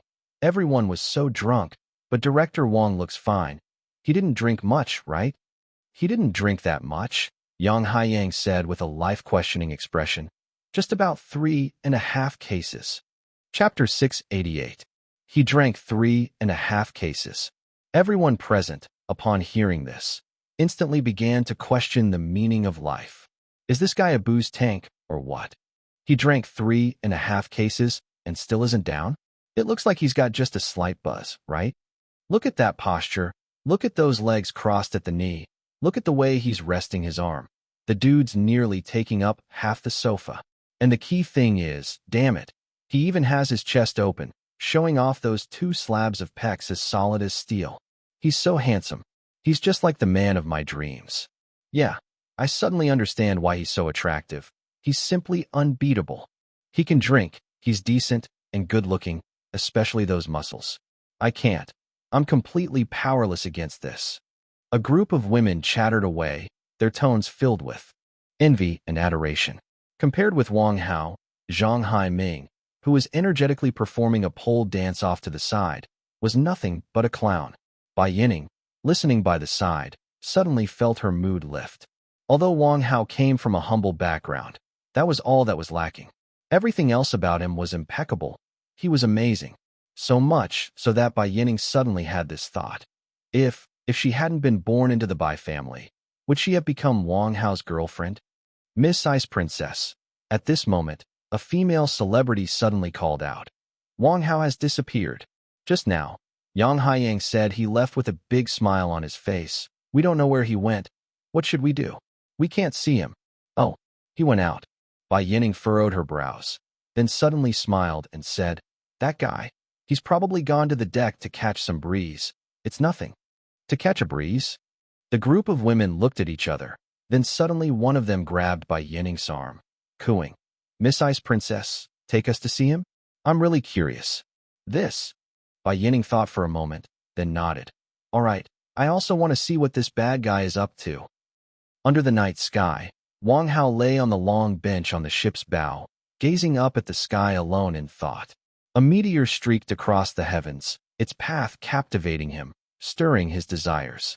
There were no clouds in the sky, and against the deep blue of the night, a few sparse stars hung distant from one another, giving off a feeling of coldness and solitude. Meteors, Wang Hao murmured to himself. He felt like a meteor himself, appearing without a trace and disappearing without a trace, but always shining, always leaving a mark. Ever since his life's trajectory had been altered by the dice of luck, everything had been so dreamlike. He was naturally optimistic and open-minded, never knowing sorrow or anxiety. His creed was to treat others well, and others would treat you well in return. In the years since his university graduation, no matter where he was, he always made new friends and helped many people, intentionally or not. And now, perhaps as a reward for his goodness, or perhaps due to his optimistic nature, and of course, that hint of luck, he felt more and more fulfilled. I drank 3.5 cases and didn't even get drunk. Wang Hao, resting his head on his arm and looking at the night sky, smiled. It seems my body is really getting stronger. Now I bet if I said I opened my governor and conception vessels and became a martial arts master, people would believe it. This wasn't him bragging. With his current strength, he could almost be called invincible in body. He wouldn't dare claim to be bulletproof, but at the very least, in terms of physical fitness, he was extraordinary. Sigh. He took a deep drag on his cigarette, half asleep and half awake. Wang Hao lay there contented, the red glow from the cigarettes. Mars reflecting in his eyes, so serene, so calm. Suddenly, he felt someone approaching slowly from behind. As if their minds were connected, Wang Hao immediately gathered his thoughts and sat up to look over. Just as he had imagined, it was an incredibly beautiful figure, with long flowing hair dancing in the wind, the slightly cool evening breeze outlining that endlessly gorgeous body. I guessed you'd be here. Bai Yining stood just a few meters away, calm and composed, watching Wang Hao slowly sit up, the corners of her mouth curling into a slight smile. Are you having fun? Not bad, Wang Hao grinned, shrugging his shoulders. I thought I'd be in trouble today, but it turned out to be nothing. What made you think to come here? Didn't you go have fun with Lu Feifei and the others? They said they wanted to meet the divine envoy. Bai Yining slowly walked up to him and gently took Wang Hao's hand. Is there anything you want to say to me? For any ordinary man, the first thing to do at this time would definitely be to desperately explain to his girlfriend. Wang Hao's hand was being pulled by Bai Yining, and as their hands clutched each other, his entire being seemed to inflate with helium, nearly soaring into the sky. His eyes were wide open, and having just finished drinking, he seemed even more spirited. Surrounded by the shimmering lights, Wang Hao couldn't help but extend his arms, lunging toward Bai Yining, intending to give her a warm embrace. But, unexpectedly, just as he was about to pull Bai Yining into his arms, he stopped. What's going on? Shouldn't there be a big embrace followed by a passionate kiss at this moment? Yeah, why did he suddenly stop? What's happening here? Weren't we promised a hero's kiss? A group of onlookers exclaimed in surprise, each covering their mouths. According to the usual script, shouldn't there be a kiss after the embrace at this moment? Such a perfect opportunity. If it were themselves, wouldn't they have fallen long ago? Even going straight to bed after the kiss would be met with 100 times the willingness. How could? Bai Yining was also stunned by Wang Hao's action. At the very least, she thought there should have been a kiss. Shush! Wang Hao put a finger to his lips, signaling Bai Yining to be quiet and make no sound, because just then, he violently remembered something. He wanted to take her to experience a rare moment in life, the sense of a celestial realm where they were about to take flight. Bai Yining nodded lightly, then obediently held her breath. Give me your hand. Close your eyes, quickly, come on, follow me up, grab the railing, hold tight. Don't open your eyes, no peeking. Wang Hao instructed Bai Yining as if he were coaxing a child. Bai Yining's hand was tightly gripped in his, not willing to let go even for a moment. She was guided forward a few steps, then ascended a step. A few more steps forward, and she climbed. Another step. Bai Yining kept her eyes closed the entire time, and although it was unfamiliar to her, she felt secure. The strength of Wang Hao's hand transmitted to her, making her walk steadily despite her blindness. When Bai Yining sensed that her body was much higher than before, Wang Hao placed his hands on top of hers, helping her clutch the railing tightly. Leaning close to her ear, Wang Hao asked, Do you trust me? Bai Yining smiled and nodded. I trust you. At that moment, Wang Hao stood behind Bai Yining, pressed firmly against her body, took her hands off the railing, and spread their arms wide together, his voice incredibly tender. Okay, open your eyes. As Wang Hao's voice faded, Bai Yining slowly opened her eyes. In an instant, her heart raced like a frantic deer. Oh my! Bai Yining's beautiful eyes were filled with disbelief. What a magnificent sight! Under the moonlight, the unobstructed sea with its spray just beneath, with no other living creature beside Bai Yining except for Wang Hao, all material existence had vanished. The entire setup of the Victoria receded behind them, as if she had descended from the heavens, placed between the sea and the sky. The sensation was like that of a seagull's low flight skimming the ocean surface, ready to frolic with the water at any moment, or like a dolphin leaping from the sea, tumbling at will, graceful and agile. The arms they held together tightly were like a pair of wings for two, capable of soaring, capable of flight, capable of reaching any desired place. Bai Yining's heart was like that of a newborn child, innocent and pure. The clear, deep sea and the sky bearing the last tinge of twilight exhilarated her, lifted her above the mundane, as she cried out with abandon. I'm flying. Wang Hao, I'm flying. Wang Hao held her waist tightly, keeping her stance stable. Close to her earlobe, Wang Hao shouted, Fly, fly, my dearest, soar with me. Ha ha ha, we're flying. The troop of female celebrities watching from a distance were utterly enraptured. Lacking in imagination as they were, they could never conjure in their minds that such romantic things existed in this world. Simply too beautiful, too romantic. This scene will forever exist in my heart. Oh my, I can't stand it. Too perfect. In this world, there really is such a romantic and perfect love story. I can't take it anymore. This man is too remarkable. I've really fallen for him. Does he still lack a woman? Even being the other woman would suffice. The crowd was spellbound. At this moment, Wang Hao and Bai Yining were like angels descended from heaven. Even the most critical observer could not find any fault in their harmonious union. Their closely knit hands exchanged emotions, and the brilliance in their eyes made them realize how insipid language was. With the ocean as their companion and the stars bearing witness, in an instant, the world disappeared, the human realm vanished. The Victoria too disappeared, leaving only love, only that passionate kiss indicative of their entwined hearts. With a graceful turn, Bai Yining embraced Wang Hao's arms, pressing her face against his, while delivering lips warmer than her body temperature. Wang Hao grabbed Bai Yining's waist, bending to accept the girl's fervent kisses. With her arms wrapped around Wang Hao's neck, Bai Yining ensured her kisses were lasting and powerful, full of fiery passion. Chapter 689. It's just too romantic. Too touching. Watching Wang Hao passionately kiss Bai Yining, women standing afar all went crazy. Is that Wang Hao? He is truly perfect. So perfect that there's not a single flaw to point out. Oh my God, if I were Miss Ice Princess, I would have probably lost myself to him long ago. Not just that, if it were me, I would desperately hit on him every night. I can't take it anymore. It's too romantic. What do? When will I ever find such a perfect man? The women were chattering about it, while Lu Feifei, grinding her teeth, directly captured the kissing scene with her phone and then sent it to the huge Ocean Heart Banquet group chat. As soon as the small video was posted, the entire group chat exploded. Holy crap! What's going on? Miss Ice Princess's first kiss. Damn it, this is unbearable. Wang Hao, you are now my sworn enemy. Is that Miss Ice Princess's first kiss? My goddess. Wang Hao. We need to take down Wang Hao. They are on the deck. Brothers, grab your weapons. Let's get our goddess back. We absolutely can't let him go. Brothers, this is too much. He just stole our goddess's first kiss. Her first kiss. My goddess, are you really leaving us? The whole group chat was in chaos. All men went wild. Ice Princess Bai Yining was considered a pure and chaste fairy in their hearts. How could she be kissed by a mere mortal like Wang Hao? Did a good cabbage just get eaten by pigs?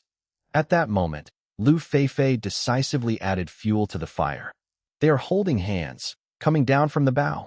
Looks like they're headed to book a room. This drove the men even crazier. No way. We must stop them. Brothers, this is absolutely intolerable. Yes, we can't stand this. Grab your weapons quickly.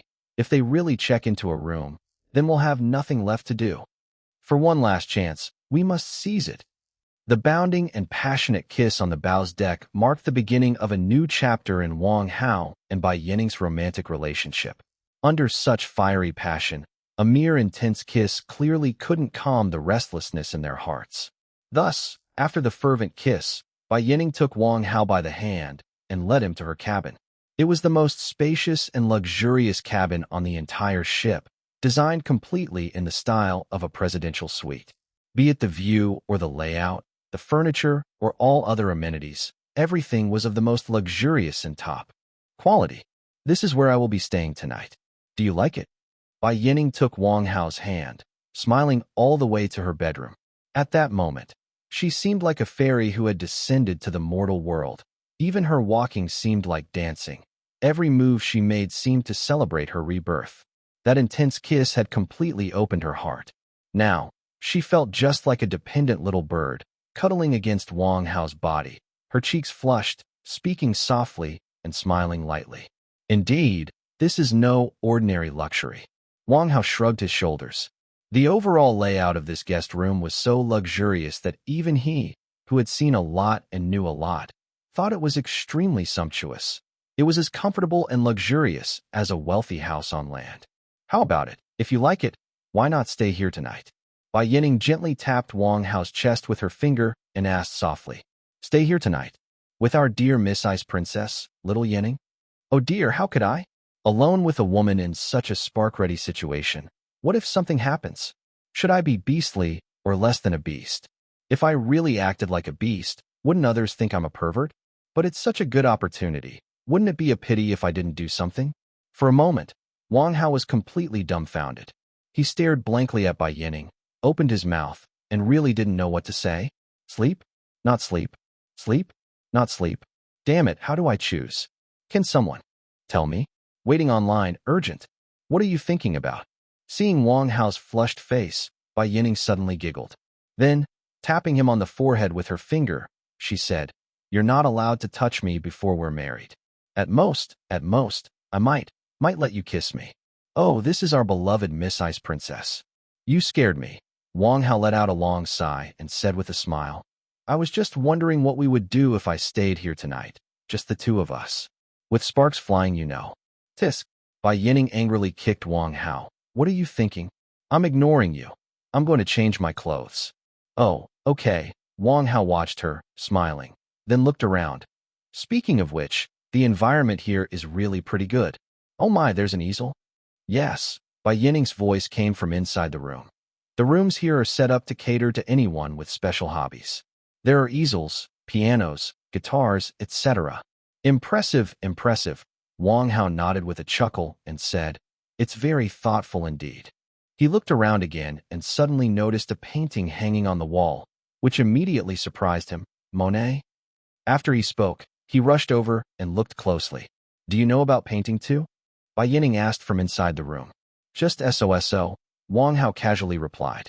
He hadn't really studied painting, but ever since he had a few bodily enhancements, he was quite confident that, if he were really the one painting, it might not be too bad. "This is Water Lilies by the early Impressionist painter Monet," Bai Yining said. "Can you paint? How about painting something for me?" "Sure." Wang Hao immediately nodded with a smile, but just as he turned around, he was completely stunned. At that moment, Bai Yining was wearing a white, floor-length gauzy dress, her long hair lightly tied back with a black satin ribbon.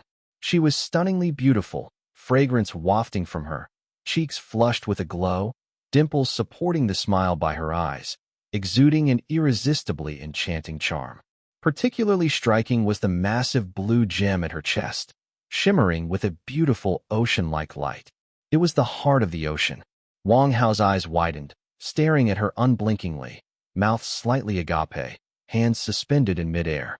He was completely astounded by Bai Yining's appearance, feeling as if he couldn't even move. "You rascal." Bai Yining pursed her lips and smiled. "Are you stunned? Do I look pretty?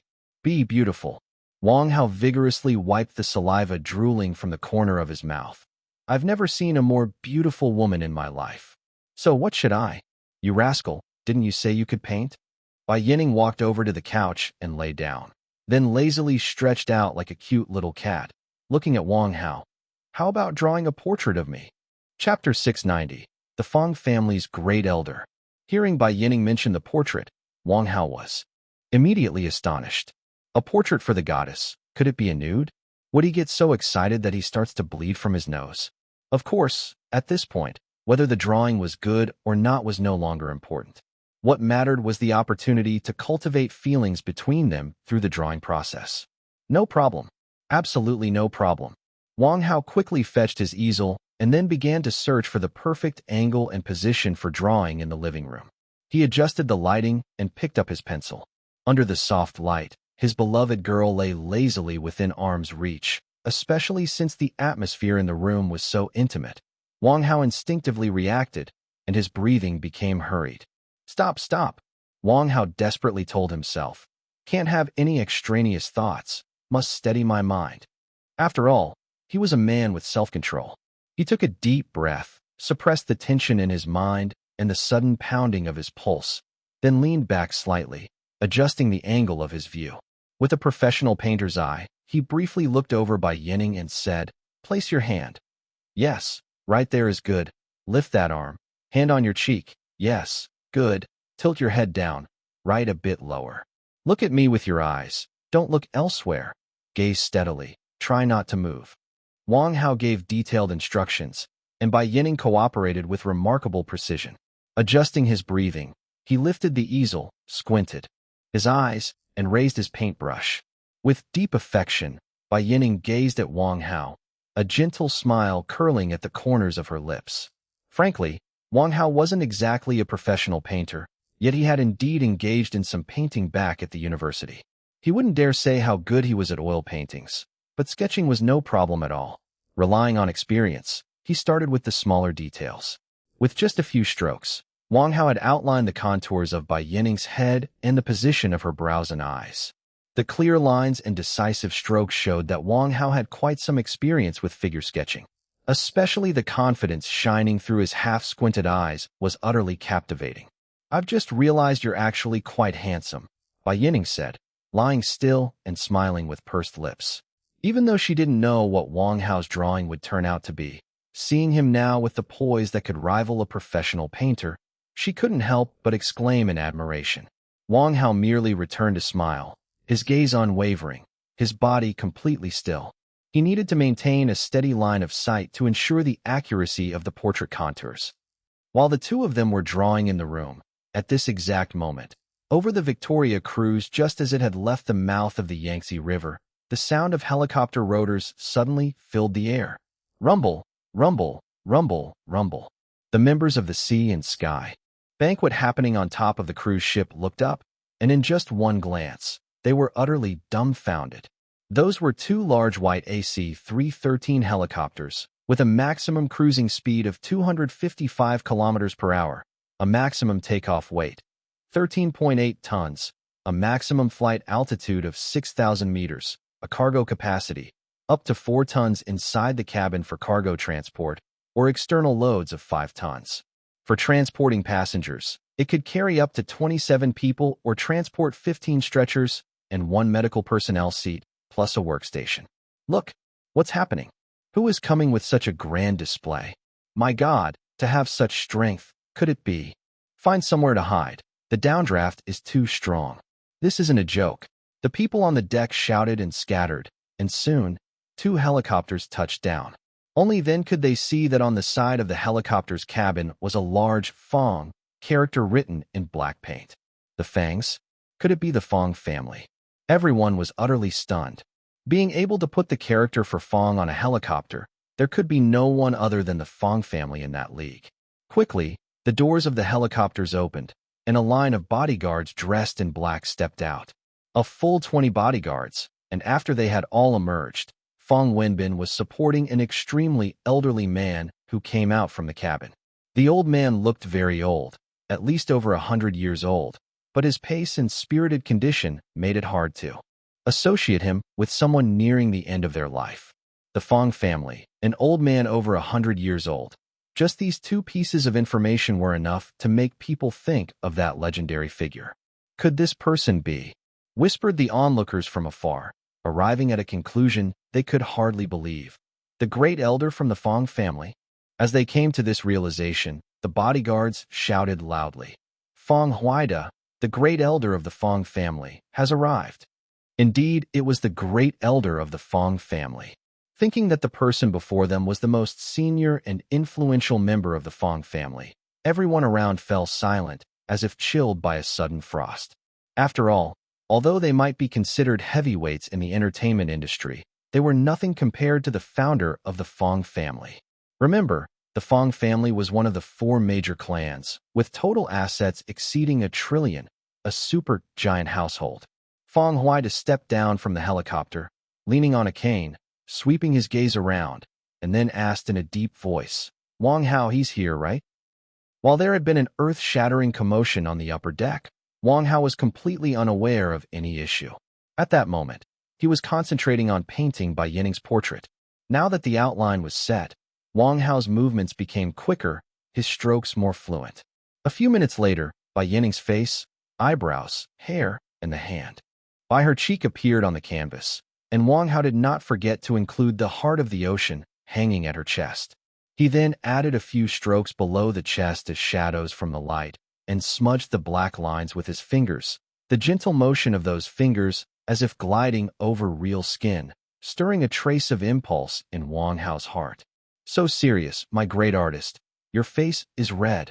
Bai Yining, while not knowing what exactly Wang Hao had painted, teasingly sensed his emotional shift and joked, Do you blush, too? What do you think? Wang Hao shrugged his shoulders, pretending to be serious, painting in such an atmosphere. With you smiling like a fox spirit, any normal man would blush. Relax your face a bit. Okay. Bai Yining found Wang Hao's engrossed demeanor cute and chuckled, but Wang Hao immediately corrected her, Don't laugh. Bai Yining had to rein in her smile. It must be said, Wang Hao painted quickly. Roughly 3 hours later, he casually signed his name on the painting, then blew away the eraser shavings, and turned the canvas for Bai Yining to see. Thank you. Bai Yining admired her portrait. Then she slowly stood up and wrapped her arms around Wang Hao, delivering a deep kiss with a smack. Ah, such initiative, even I'm feeling shy. Wang Hao's face turned red again, just as he was about to respond enthusiastically. But at that moment, frantic knocking erupted, and Yang Haiyang's voice boomed from outside the door, Director. Wang, something's happened. A big incident. Come and see. Chapter 691. As for Fong Tai, that's an appliance. Just call me Grandpa Tai. What important matter? Looking at Yang Haiyang coming over, Wang Hao was full of curiosity. What could be so important at this time? Had the ship collided or encountered a storm? It seemed the biggest issue that could occur now was them plotting against him. Was there anything else that could go wrong? The great elder of the Fong family has come. Yang Haiyang, however, looked terrified and said, He came over and immediately asked to see you. You better go see what it is. It's a serious matter. Judging by the great elder's expression, you must have really messed something up. Yang Haiyang seemed a bit gleeful as he said this. The moment he saw the great elder of the Fong family's sullen face, his intuition told him Wang Hao was indeed in big trouble. It was good in a way.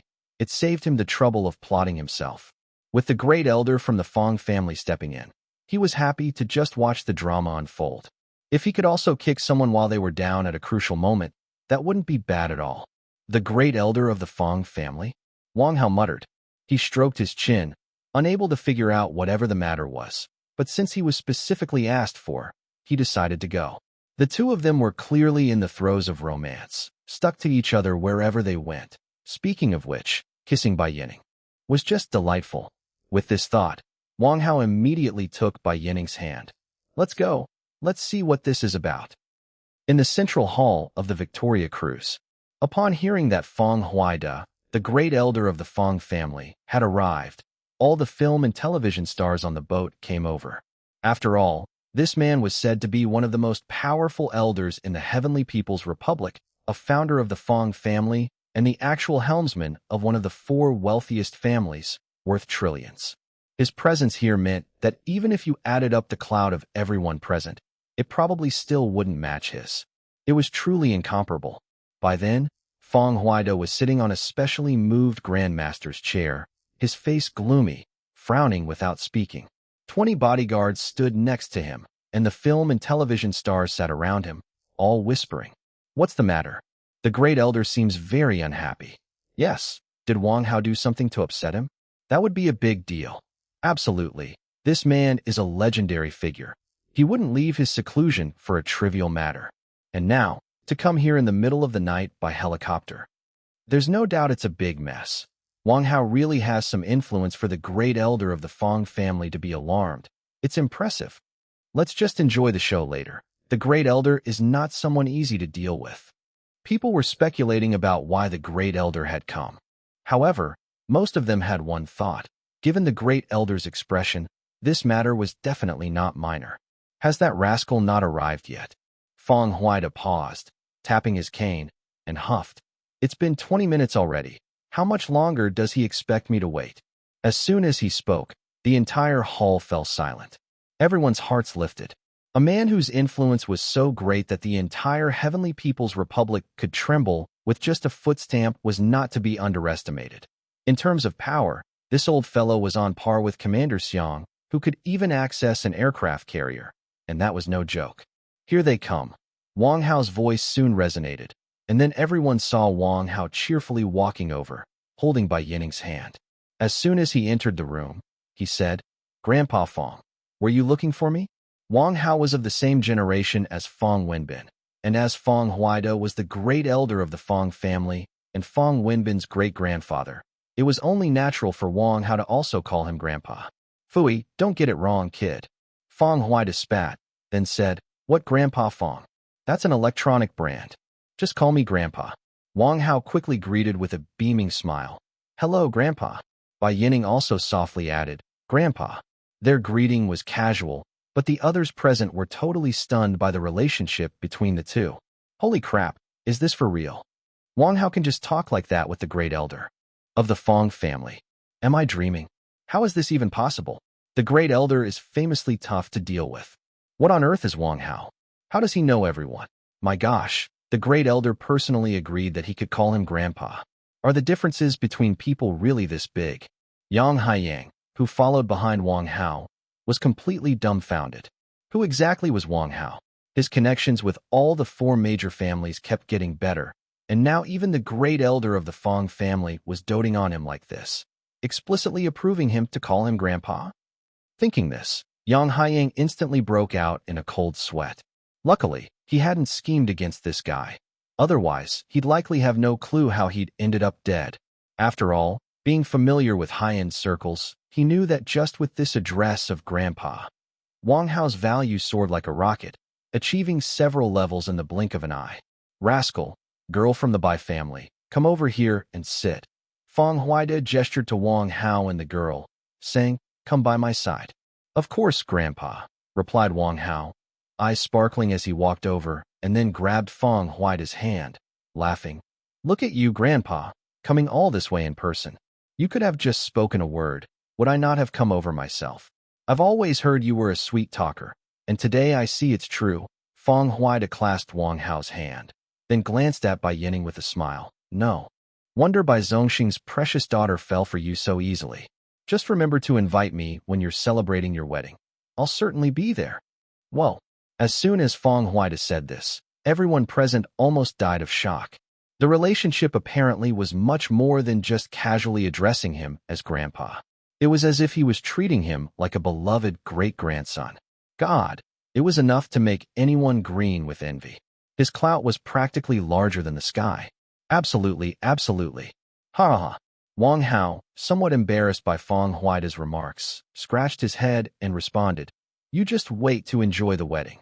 Then he turned to Fong Wenbin and asked, "Fong, could you not have just given me a call on WeChat instead of having Grandpa come all this way? What's going on anyway?" This. Fong Wenbin's face turned red before he finally sighed and said, "Better Grandpa tells you himself." At this, Wang Hao was also taken aback.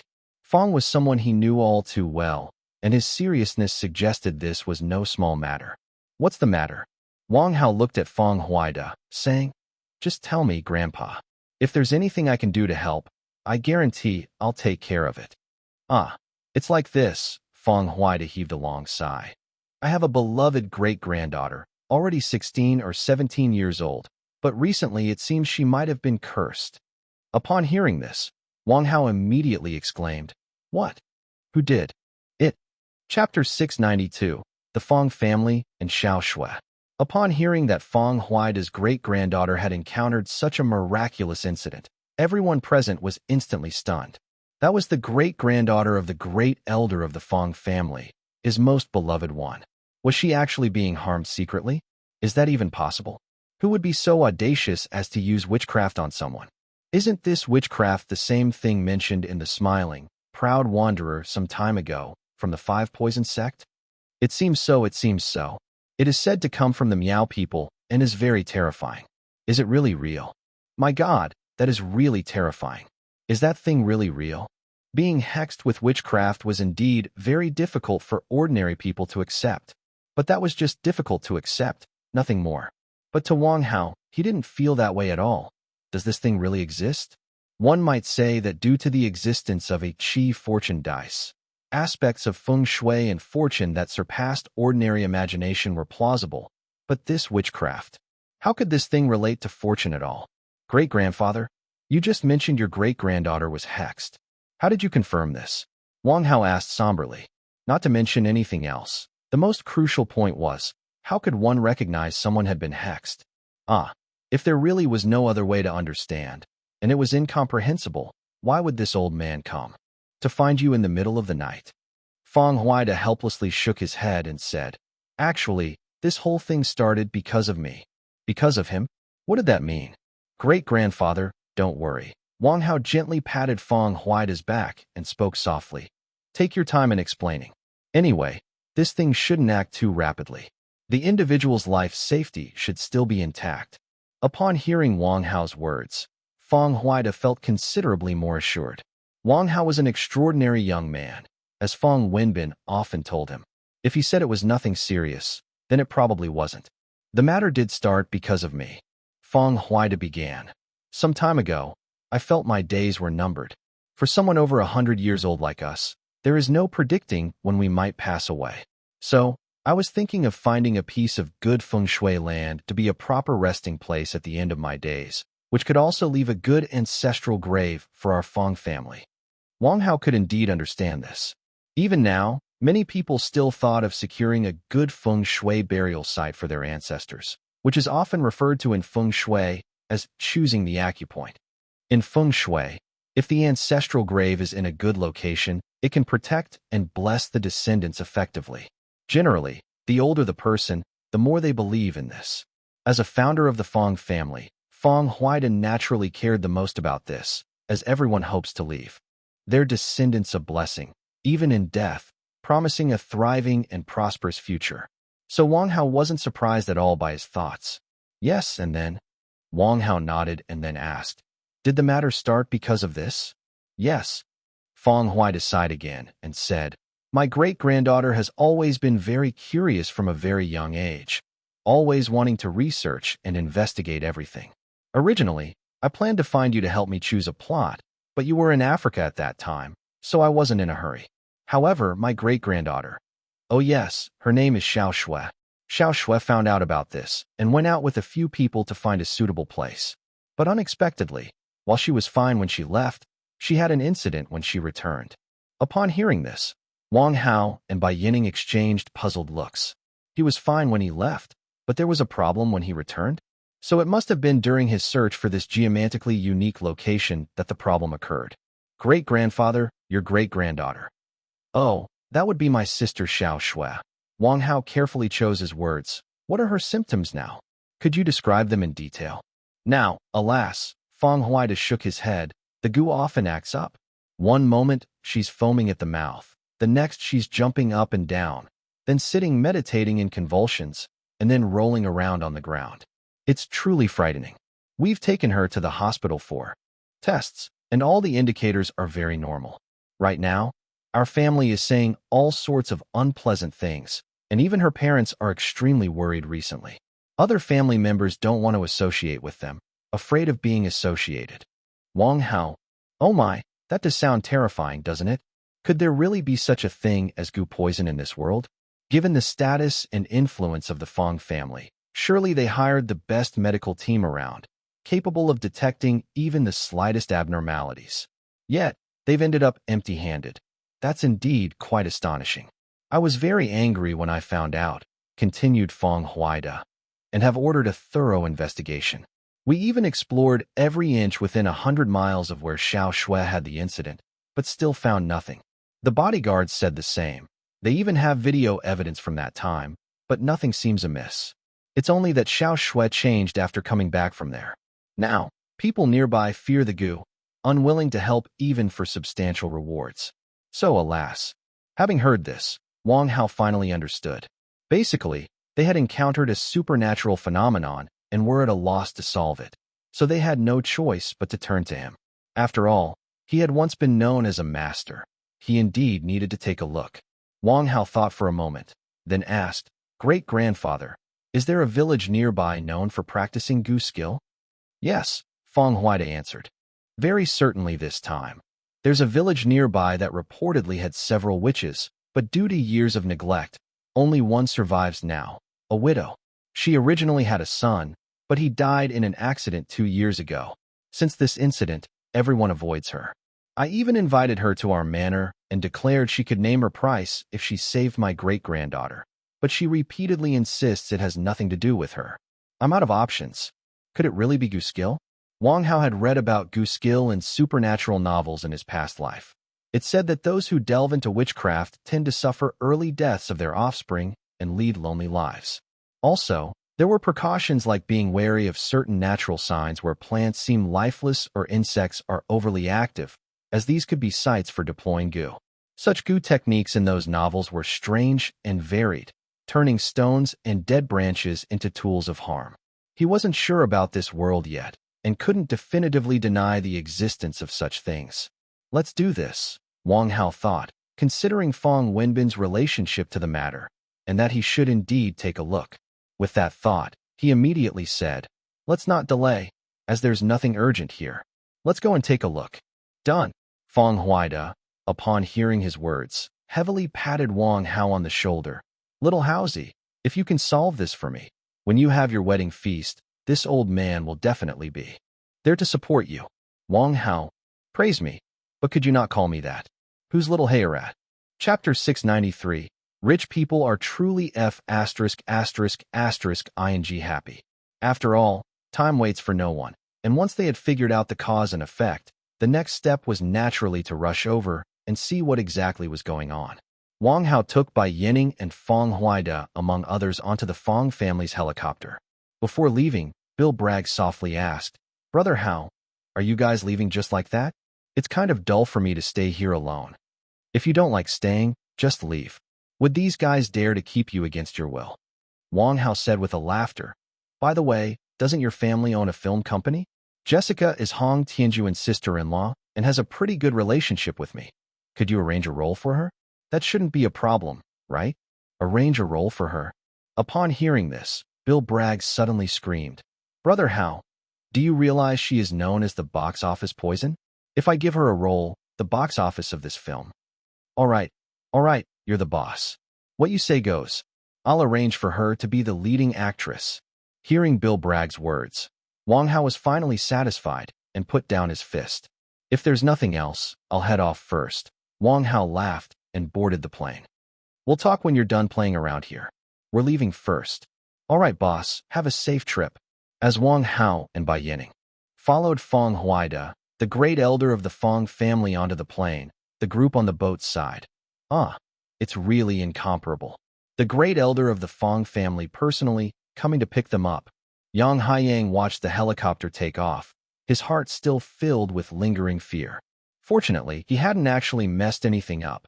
Otherwise, even if Wang Hao and Bai Yining stirred up some trouble, just looking at his relations with the Feng family, he definitely would not have gotten away with it.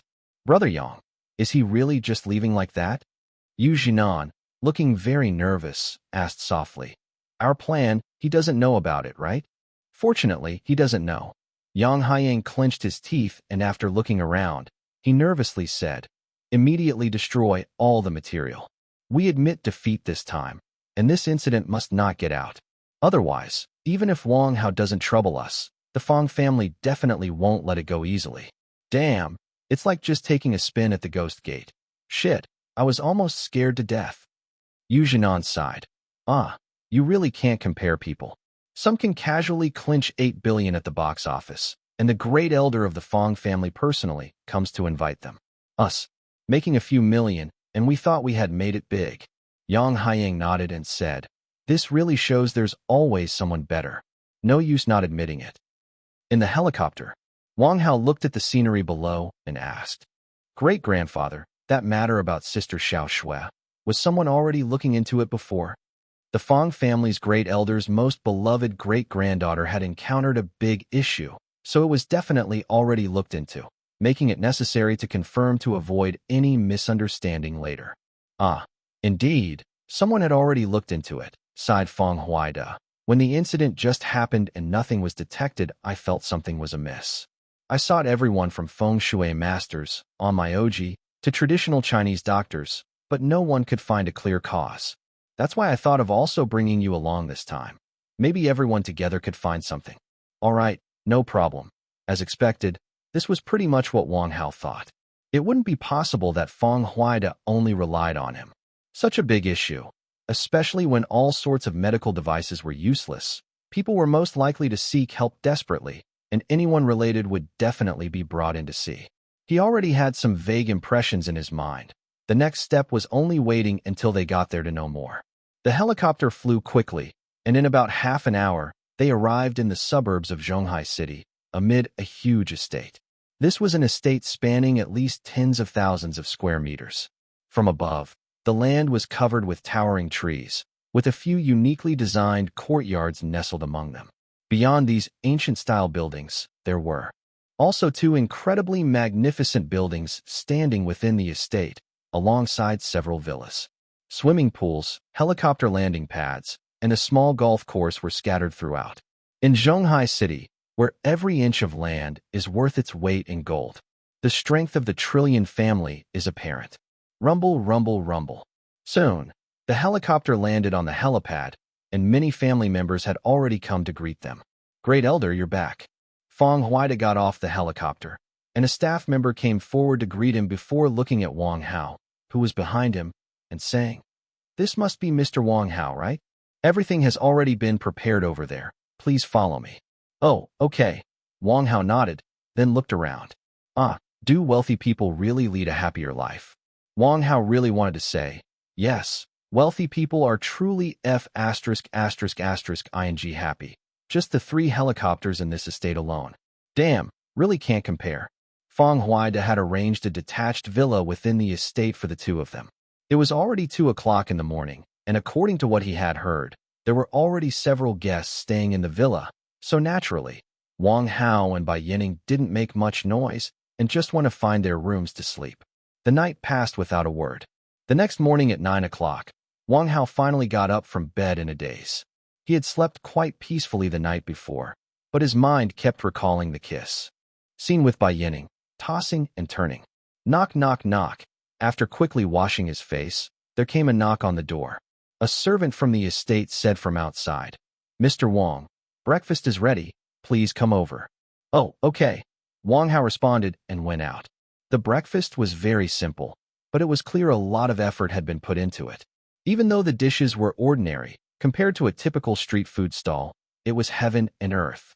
At this point, about 7 or 8 people were already sitting at the dining table, all unfamiliar faces, chatting amongst themselves about various random topics. However, looking at the scene and their demeanor, major business deals involving tens or even hundreds of millions could be decided in these quiet, seemingly trivial conversations. "You're here." Bai Yining, upon seeing Wang Hao come over, immediately greeted him with a smile. "Come here. Did you sleep well last night?" Wang Hao pulled out a chair and sat down, then started eating breakfast. Speaking of the 7 or 8 people at the table, they were all elders in their 50s or 60s, and seeing such a young guy join them, they immediately became curious. "Who is that kid? Don't know him. He doesn't seem to be from our circle, right? Looks a bit familiar. See, he seems quite close to Miss Ice Princess. Could he be her boyfriend?" A few people quietly discussed, and then someone who recognized Wang Hao started explaining to the Others. Hey, I remember now. Isn't that the actor from Werewolf? I heard that movie made over 8 billion at the box office. He's quite the rising star lately. It's normal for him to be friends with Miss Ice Princess, I guess. Werewolf. Oh, I've heard of it. It's quite popular. But what is he doing here? It wouldn't be for this matter, would it? How would I know? Probably just here to watch the excitement. What else could such a young kid do? That makes sense. Let's just ignore him. Chapter 694, Saint Yun Venerable.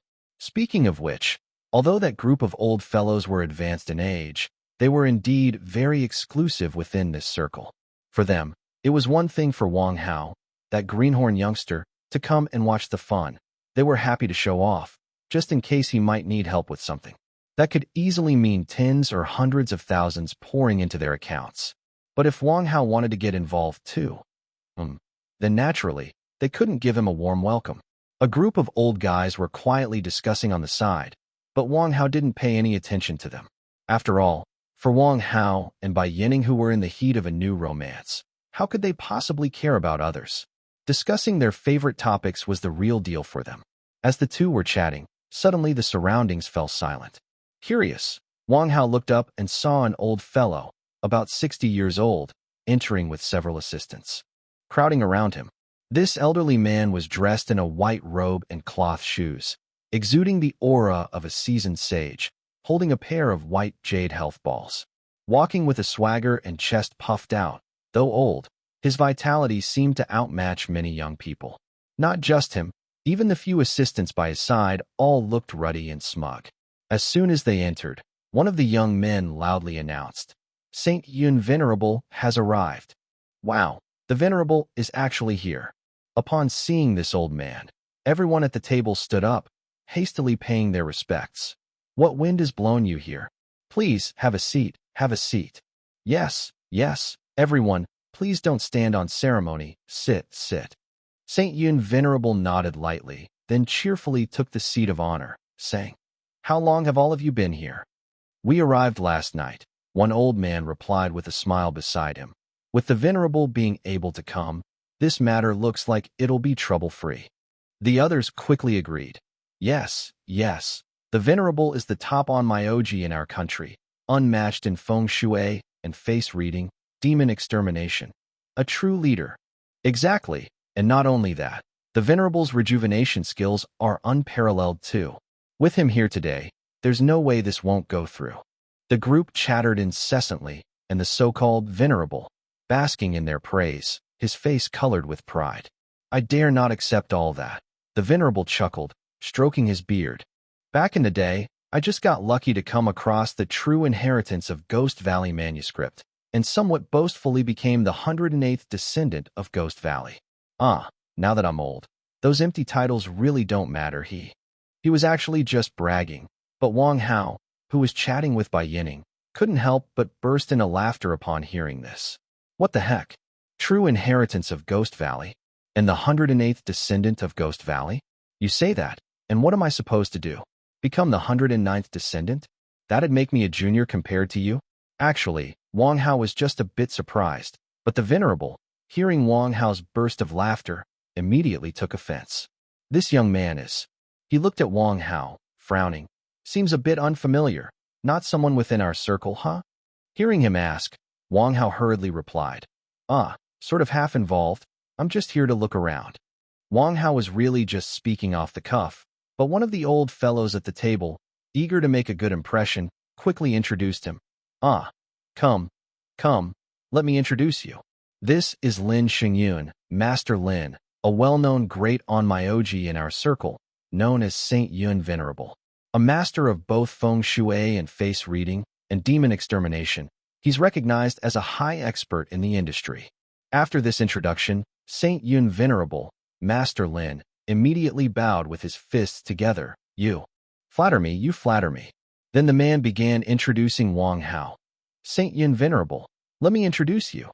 This is Wang Hao, a very famous director and actor. The hugely popular movie Werewolf that was recently released, he directed and starred in. He's considered a prominent figure among the younger generation, a rising star." Wang Hao. Had it been anyone else, they would likely have exchanged a few courteous remarks first.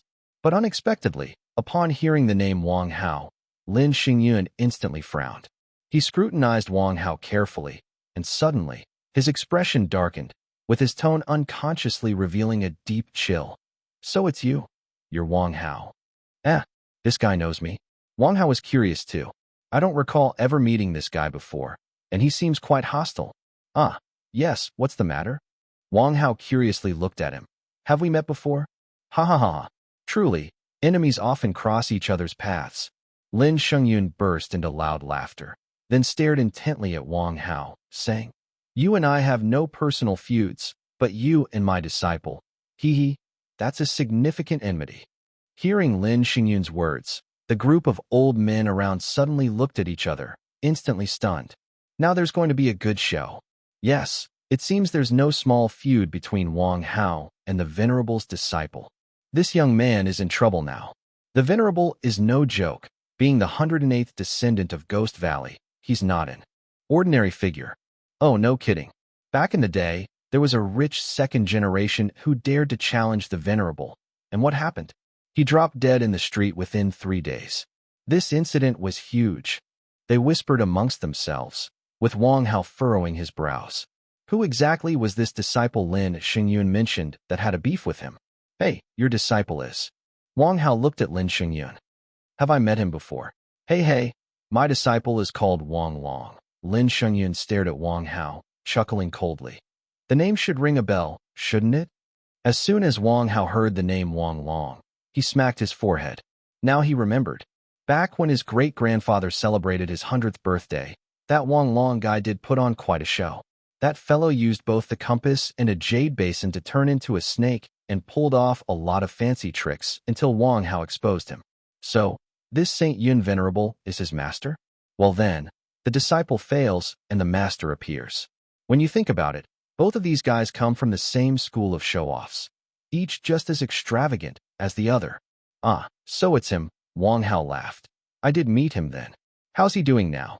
Not so great. Lin Xingyun exploded in anger at Wang Hao's comment. Now his reputation is in tatters, and it has even affected my own reputation. Wang Hao, don't assume that just because you defeated my disciple, you can do whatever you want. That useless Wang Long only learned less than 30% of what I taught him. Now that I have bumped into you, I must make you understand. We from the true inheritance of Ghost Valley are not to be trifled with. Oh, really? Wang Hao was quite indifferent. After all, if the disciple was just a swindler living off others, his master was no better in Wang Hao's eyes. Whether it is or not, you'll find out soon enough. Lin Xingyun scoffed, and then shook his neck, clearly not taking his opponent seriously. With a vicious smile, he said, Boy, I'm warning you up front. It would have been fine if you hadn't provoked me, but now that we've met, whatever happens to you, don't blame me. Since you've broken the rules, you'll have to withstand the wrath of our lineage. His words were chilling, making everyone at the table shiver with fear. Oh, so what? Wang Hao shrugged, showing he didn't care in the least. And what if I told you? At this moment, a young man who had come along with Lin Xingyun said, Do you know who my grandmaster is? He seemed to be enjoying the biggest joke ever as he looked at Wang Hao and continued. My master received the heavenly scrolls at 16, debuted at 18. In his lifetime, he's seen more feng shui and face reading for graves and yang mansions than he can count. He's crossed more bridges than the roads you've walked.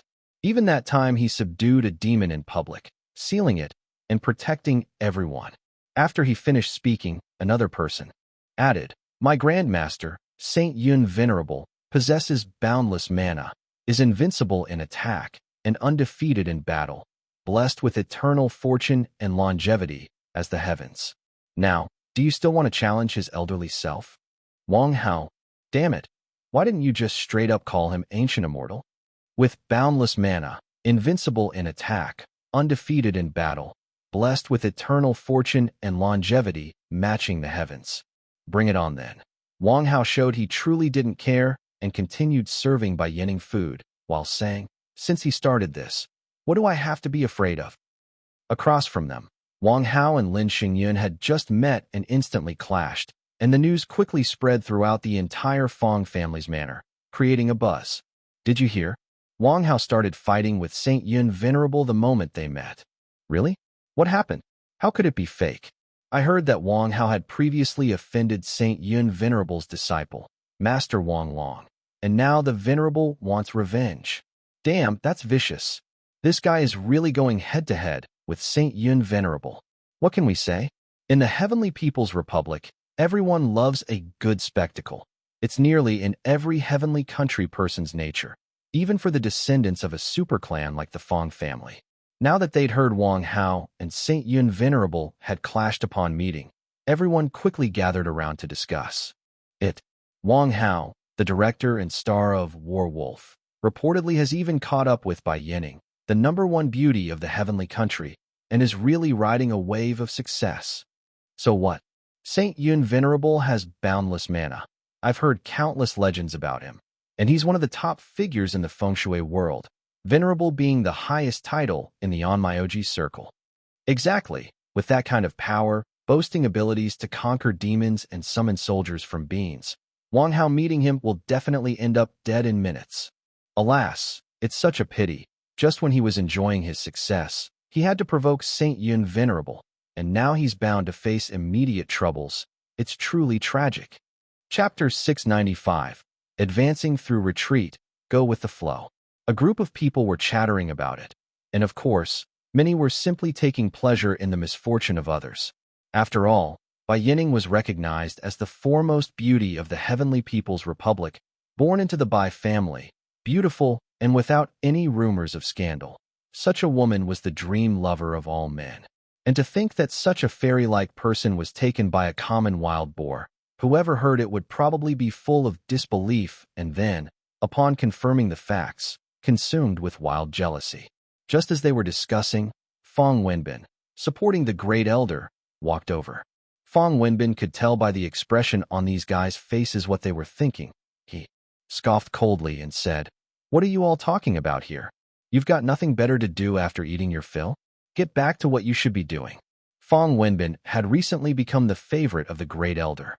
He was the investor behind the movie War Wolf, which had earned over $1 billion in net profits, with a total investment of less than $30 million. It was nothing short of a myth. So, his words carried a lot of weight among the younger generation in the family. Seeing him angry, the group of people immediately dispersed like birds and beasts. These guys, all they do is gossip every day, Fong Wenbin huffed and said, "Grandpa, let's not bother with them.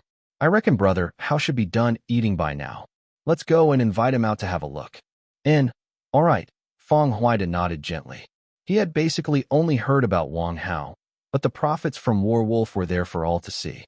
As the saying goes, hearing isn't as good as seeing. Fong Huida placed great importance on Wang Hao. The two of them then entered the restaurant where Wang Hao and the others were. But as soon as he walked in, Fong Wenbin sensed something off about the atmosphere. "Brother Hao, what's going on?" Fong Wenbin helped the Great Elder to sit down and then walked over to Wang Hao, whispering, "Why does the atmosphere seem a bit off?" "Oh, it's nothing." Wang Hao smiled and sipped his congee, saying, "Just ran into an old acquaintance, so I just greeted him." "An old acquaintance?" Fong Wenbin looked at the others in the room and couldn't figure out who among these old-timers could be Wang Hao's acquaintance. But since Wang Hao didn't elaborate, Fong Wenbin didn't probe further, smiled, and asked, "How's the meal? Shall we get going?" "Sure." Wang Hao nodded. "Then let's go." As they were about to leave, Lin Xingyun obviously felt slighted and huffed heavily. "Great Elder," Lin Xingyun spoke coolly. "Before coming here I thought this might be quite a tricky matter. But now it seems that since you've already found another expert, I might as well leave and avoid being tied down here." As soon as he said this, Fong Huida was alarmed and said, "What are you talking about, Saint Yin Venerable? The fact that you came to help out this time, I am deeply grateful. But how can you just leave like this?" "Sigh. Actually, before coming I had intended to help out of respect for your sincerity." Lin Xingyun pointed at Wang Hao and said, "But this young fellow here claims to be a feng shui master, and I truly feel embarrassed to be associated with him." "Great Elder, look, all the people here are influential in our circle. Any one of them taken out would be master level. It wouldn't harm the reputation to show off a bit in front of my colleagues, but to include such a youngster. Great Elder, I'm really powerless here."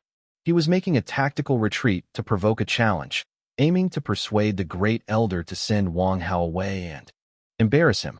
The circle of feng shui consultants was neither small nor big, and if they ostracized Wang Hao today, needless to say, he would find it difficult to make a living from this in the future. Indeed, as Lin Xingyun spoke, the great elder hesitated. In the circle of feng shui consultants, seniority was highly valued. Although Feng Huaida was indeed very optimistic about Wang Hao, even having personally flown in a helicopter to invite him in the middle of the night, now that the Saint Yun Venerable had spoken, he was indeed hesitant. Who was the Saint Yun Venerable? A recognized authority in the circle, his title Venerable was not something an ordinary master could match. And to be frank, Wang Hao seemed more like an enthusiast for feng shui, without even a name in the circle. So, for a moment, Feng Huaida found it hard to decide. What you're saying isn't right, Saint Yun Venerable. But then, Feng Wenbin spoke up. We came here to save my sister Xiao Shui. It doesn't seem proper for you to talk about leaving halfway. What about it? Lin Xingyun snorted coldly. I really have no interest in rescuing people in front of outsiders. Watching the tense atmosphere unfold, Wang Hao suddenly wanted to laugh. Lin Xingyun's tactic of withdrawing to advance was kind of clumsy, but he really didn't care one bit. Do you really think you're someone important?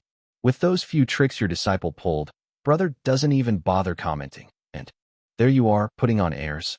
Oh, come on, great-grandpa. It's really not that big of a deal, Wang Hao said with a chuckle as he winked directly at Feng Huaida. Since the Saint Yun Venerable wants to leave, there's no need to make it difficult. Worst comes to worst, I'll put in a little more effort for Sister Xiao Shui and help her through the tough time. That's all. As soon as he said that, Bai Yining almost couldn't hold back on the side. This guy was truly too bad, turning a strategic retreat into an advantage, and now that the Saint Yun Venerable couldn't step down from his position. After all, he had already announced his intention to leave, and now Wang Hao had effectively said, if you want to leave, then go ahead. Now, the one in a bind was him. Do you really have confidence? Feng Huaida was now anxious and concerned, and with his age, he genuinely cared for his little great-granddaughter, which was why he wavered so much. Otherwise, with the skills that allowed him to establish the Feng family from scratch, wouldn't others be seeking their own doom by playing such games with him? I'm sure. Wang Hao nodded firmly. He then looked toward the Saint Yun Venerable with a smile and extended his hand. All right, Saint Yun Venerable, I'll take this job. When do you plan to return? Shall I have someone fly you back with a helicopter? You little brat, you. Lin Xingyun's face turned the color of a pig's liver. He had just arrived by helicopter today, and he hadn't even eaten breakfast yet. If he were to fly back right away, wouldn't that make him a joke among his peers? He couldn't leave now even if he wanted to. But after all, he was a sly old fox, quick-witted indeed. The old fellow quickly came up with a retort and suddenly chuckled. How can I be at ease with you handling it? You're not even fully grown. What if something goes wrong? But since you said you could treat her, I'm actually not in such a hurry to leave. I really do want to see how you're going to treat her. He stood up as he spoke and turned to Feng Huaida. Great elder, since this young man has taken the job, I, at least as a member of the circle, must ensure the girl's safety. Shall we set off? Feng Wenbin and Wang Hao exchanged a look and shared a chuckle. This old man's skin was indeed thick enough. He probably realized it wasn't going to be so easy to drive Wang Hao away, so he had to settle for defeating him on professional terms. Brother Hao, are you really confident? Feng Wenbin asked quietly. Sister Xiao Shui's beauty goes without saying, and she has a great personality too. She's my great-grandpa's favorite little girl. If anything happens to her, this wouldn't be just a game. Don't worry, Wang Hao patted his hand. I can't say 100%, but I am definitely better than whatever Saint Yun Venerable is. You don't have to worry about that. Now that the decision was made, everyone prepared to depart. Feng Huaida slowly stood up. Bai Yining was Wang Hao's girlfriend, and in times like these, she played the role of a good wife and helper. She walked over and supported Feng Huaida's arm, speaking softly. Take it easy, great-grandpa. Yes, good girl. Feng Huaida was very gratified, growing fonder of Bai Yining every time he looked at her. It's a pity my Wenbin doesn't have this luck, but no matter. Little Haozi is not bad either. If you two are doing well, that's enough for us old bones. Wang Hao listened on the side, grinning from ear to ear. This old man's temperament really suited his taste. Let's go. Xiao Shui isn't around here, Feng Huaida said as he walked out leaning on his cane. Ever since her incident, she's been living in that little village. Let's get on the plane, and we'll be there in half an hour. The group then boarded the plane. Isn't it just great to have money? If they traveled by car, aside from other hassles, just the traffic jam from this place to the highway would take an hour. But by flying directly in a helicopter, it was indeed just half an hour, and they arrived at a small town in the south of the Central Sea, surrounded by lush mountains. The place was so remote that Wang Hao had to zoom in the map to its largest scale to find Yangjiao village. On the way, Feng Wenbin gave a brief introduction to the place. It didn't have much of a history. The only thing worth mentioning was that it was where Feng Huaida came from. So naturally, when looking for the ancestral grave, they came here.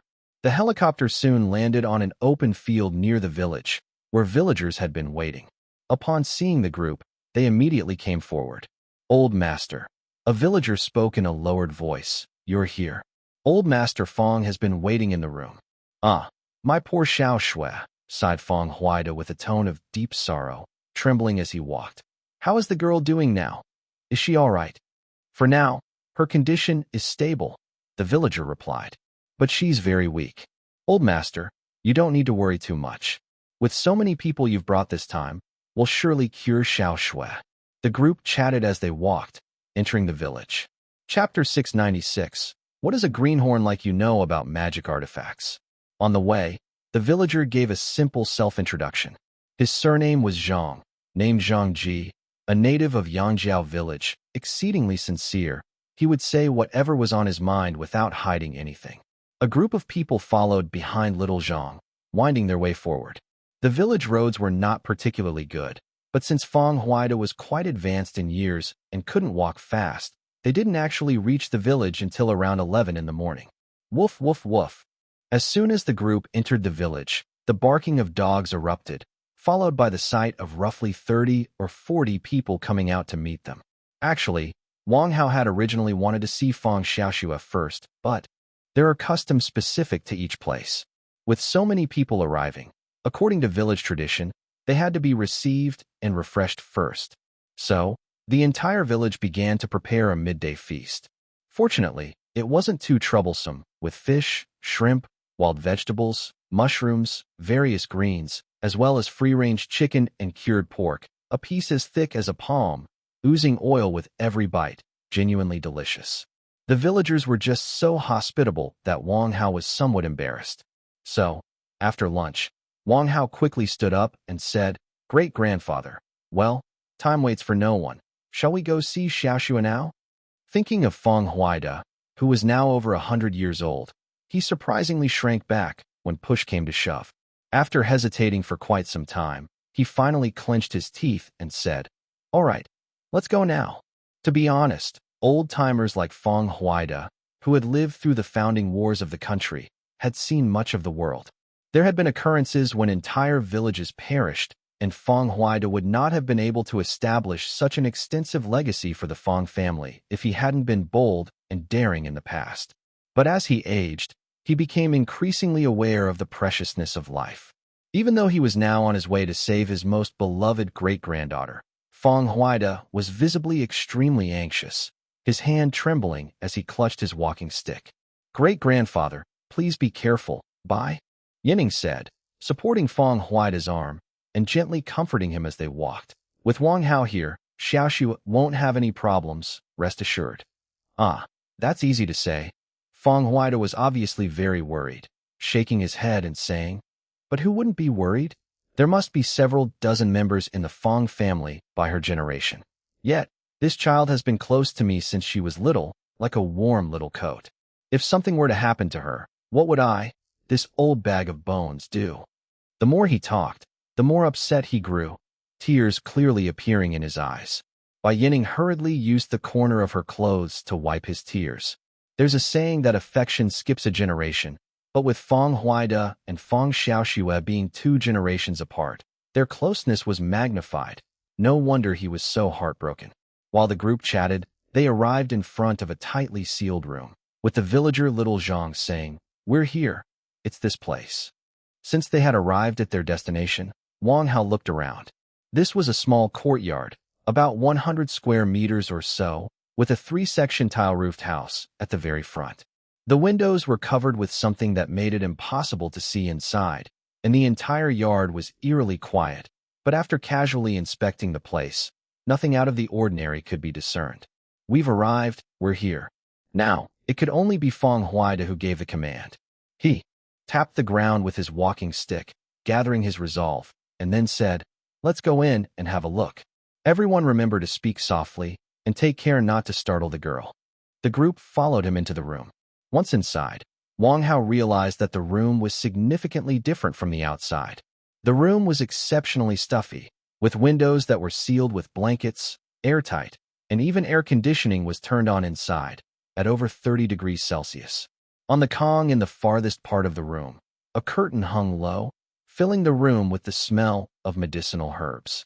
On one side, a man and a woman, both in their 40s, presumably Feng Xiaoshui's parents, sat with faces full of concern. "Grandpa, you've come." As expected, as soon as the man saw Feng Huida enter, he quickly got up and said, "I'm really sorry to trouble you." "What's there to be polite about?" Feng Huida shook his head, then sat down on the edge of the Kong and said, "Xiaoshua, my dear, how do you feel today?" The entire room was eerily silent, and it was a full half-minute before a very weak voice came from behind the curtains. Is great-grandfather here?" Okay, I just feel cold." Wang Hao listened from the side, frowning. No wonder the room was so hot. It was already over 30 degrees, and she still felt cold. This seemed like a serious problem. "Don't be afraid, my little dear," Feng Huida softly comforted. "Your great-grandfather has summoned many capable people to treat you. When do you think you could let them see you?" Really? Feng Xiaoshua's low voice came from behind the curtains. "Then, I will get ready." Since she had agreed, the rest was easy. Feng Huida gave everyone a look, then said, "Good. Then you get ready, little dear, and soon they will come to see you." A soft was heard from behind the curtains, and then Feng Huida led Wang Hao and the others out of the room. "You all saw it," Feng Huida sighed and said. "The child was perfectly fine before she left home, but by the time she returned, it became like this, my poor little one, alas." People glanced at each other, all a bit unsure about what exactly was going on. However, since they were there, naturally they couldn't go back empty-handed, so everyone started to take out their own items. Soon, a group of people, each with their good stuff, sat in a circle in the courtyard. To speak of it, these people came from all walks of life, and the personal tools they used also varied greatly. After some looking around, they all let out exclamations of surprise. "Wow, Master Lu, you even brought this? This is the 5-star fortune-changing bead, isn't it? It's said to possess miraculous effects that can overturn heaven and earth. Come on, the jade worn by nobles from the Han Dynasty that you have is the real treasure. It's said to protect against all evil when worn." "All right, stop buttering me up, it's the Shino ruler from Master Lu that's really the treasure. Carved from pure jade and used with that set of silver needles, it can cure all diseases." With all sorts of personal tools laid out in a circle, just hearing the names was enough to baffle anyone. Especially the praise they gave to one another. Each had significant origins and mysterious backgrounds. If you didn't know the truth, you might believe that these people could bring the dead back to life. "Brother Hao, what do you think of these items?" Feng Wenbin leaned closer to Wang Hao and asked in a low voice. "You're the professional here. Can you give an appraisal?" "They're all just mediocre trinkets. They might not even count as antiques," Wang Hao said with a shrug and a smile. To him, all these items were just junk. Not to mention anything else. If there really was something as powerful as they said, his luck dice would have already reacted, and he'd have had a big meal. Seeing Wang Hao showing no interest in these items, Lin Xingyun sitting aside couldn't help but snort coldly. He had disliked Wang Hao for quite some time. His own disciple had fallen to Wang Hao in the past, and he was certainly going to settle this account. However, there was no rush. First, he would present his treasure, then bring up the matter later. It seems the young brother has high standards. Lin Xingyun reached into his chest, then pulled an ancient-looking bronze bell from his pocket. This bronze bell was about the size of a palm, made of red copper. It was obviously extremely precious. The whole body of the bell was polished to a shiny gleam. Lin Xingyun held it, and gave a gentle shake, emitting a deep and sonorous sound. I don't know if the young brother recognizes my magic artifact. Lin Shengyun looked at Wang Hao with a hey cold laugh. Look at this little greenhorn. Only someone truly from the inner circle would recognize the power of my magic artifact. At your level, you might not even recognize it even if you lived another 10 years. Before Wang Hao could speak, the others were already shocked. My God, Saint Yun Venerable has actually brought this magic artifact. It looks like he's bent on winning this time. Of course, with this item in hand, this affair is absolutely certain. No problem at all.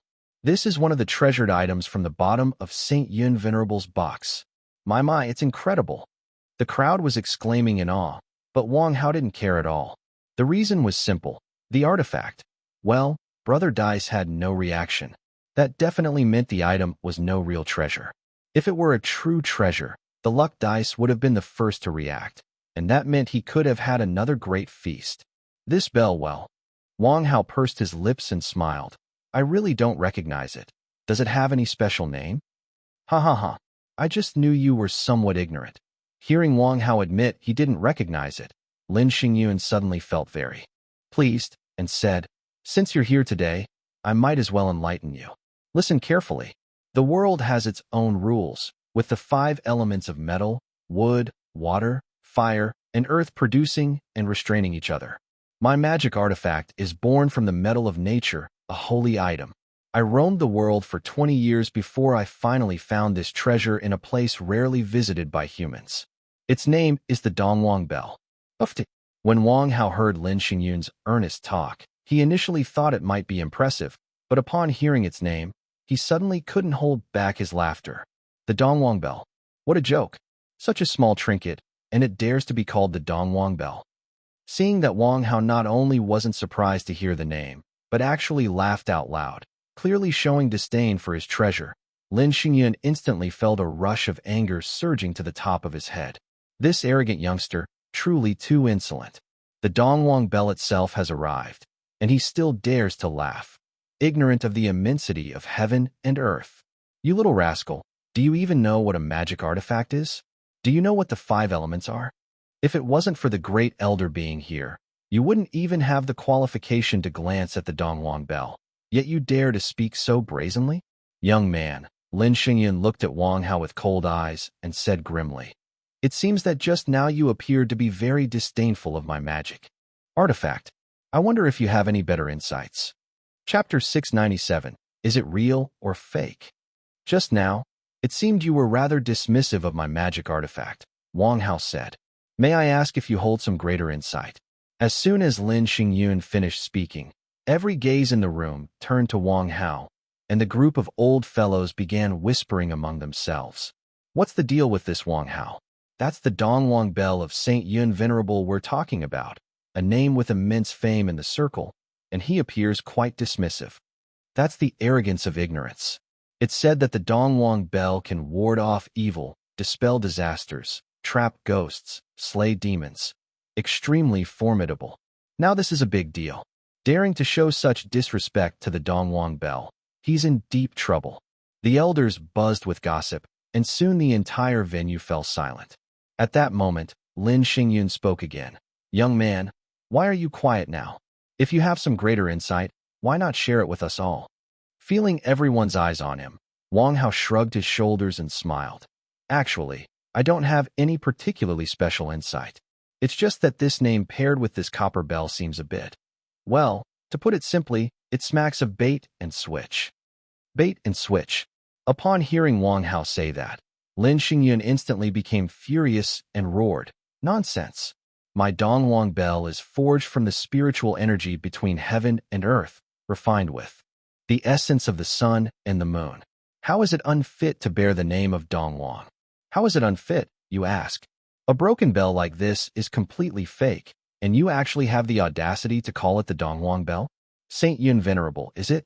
Wang Hao smiled cheerfully as he looked at Lin Xingyun, saying, You claim to be a master of the feng shui world, possessing the title of Venerable, yet you can't even get something as simple as naming right? That really is a bit indefensible. What's wrong with the name? Lin Xingyun countered angrily. Then enlighten us. Why is the name Dongwang Bell not fitting? Seeing that Wang Hao and Lin Shengyun were at an impasse, everyone in the room grew curious. It was clear that Wang Hao knew what the real Dongwang bell was. Otherwise, he couldn't possibly have such a reaction. Could there be another truth to the Dongwang bell? Well, to speak of the Dongwang bell, Wang Hao said, shaking his head, one must look at the origins from ancient times in the Heavenly People's Republic. According to the ancient murals left over from the era of the gods in the Heavenly Mountain Cave, the Dongwang bell is the foremost of the 10 divine artifacts, capable of destroying the heavens, swallowing all worlds. The actual Dongwang bell is impossible to trace, but the figure of Dongwang is verifiable since the poet Chu Yuan of Chu mentioned Dongwang Tai at the beginning of 9 songs. At this, everyone was shocked. If Wang Hao was spouting nonsense, that would be one thing, but he was citing Chu Yuan's 9 songs and the opening Dongwang Tai. Surely, one can't fabricate lies using a historical figure as great as Chu Yuan as a joke, right? Could there really be a Dongwang bell? No way. Does the Dongwang bell truly possess the power to destroy the heavens and swallow all worlds? The 10 divine artifacts? Are they that miraculous? Everyone was whispering among themselves, and at this point, the looks they were giving Wang Hao had clearly changed. And this was just the beginning. After all, the Dongwang bell was indeed one of the most powerful divine artifacts in mythical history. Generally speaking, Wang Hao looked at the ancient bell in Lin Xingyun's hand and smiled as he continued to explain. Dongwang can refer to one person, but Tai does not necessarily. So what exactly is Tai? Tai represents the supreme and utmost. E signifies the absolute and unique. Zhuangzi's Tianxia states that Laozi's teachings are focused on Tai. Hence, it can be said that Tai is an alias of Laozi. Spring and Autumn Annals of LV, Grand Harmony, even more clearly points out, the Tao is of the utmost essence, unable to be shaped, unable to be named. If compelled to name it, it is called Tai. It also proposes the idea that Tai gives birth to the 2 and 2 give birth to Yin and Yang, meaning Tai is closely tied to the concept of Taiji and also refers to the primal Qi. Song Yu's Gaodang Fu states, perform rituals to the gods, honor Tai. Zhang Shouji's commentary says, Tai is another name for the heavenly emperor.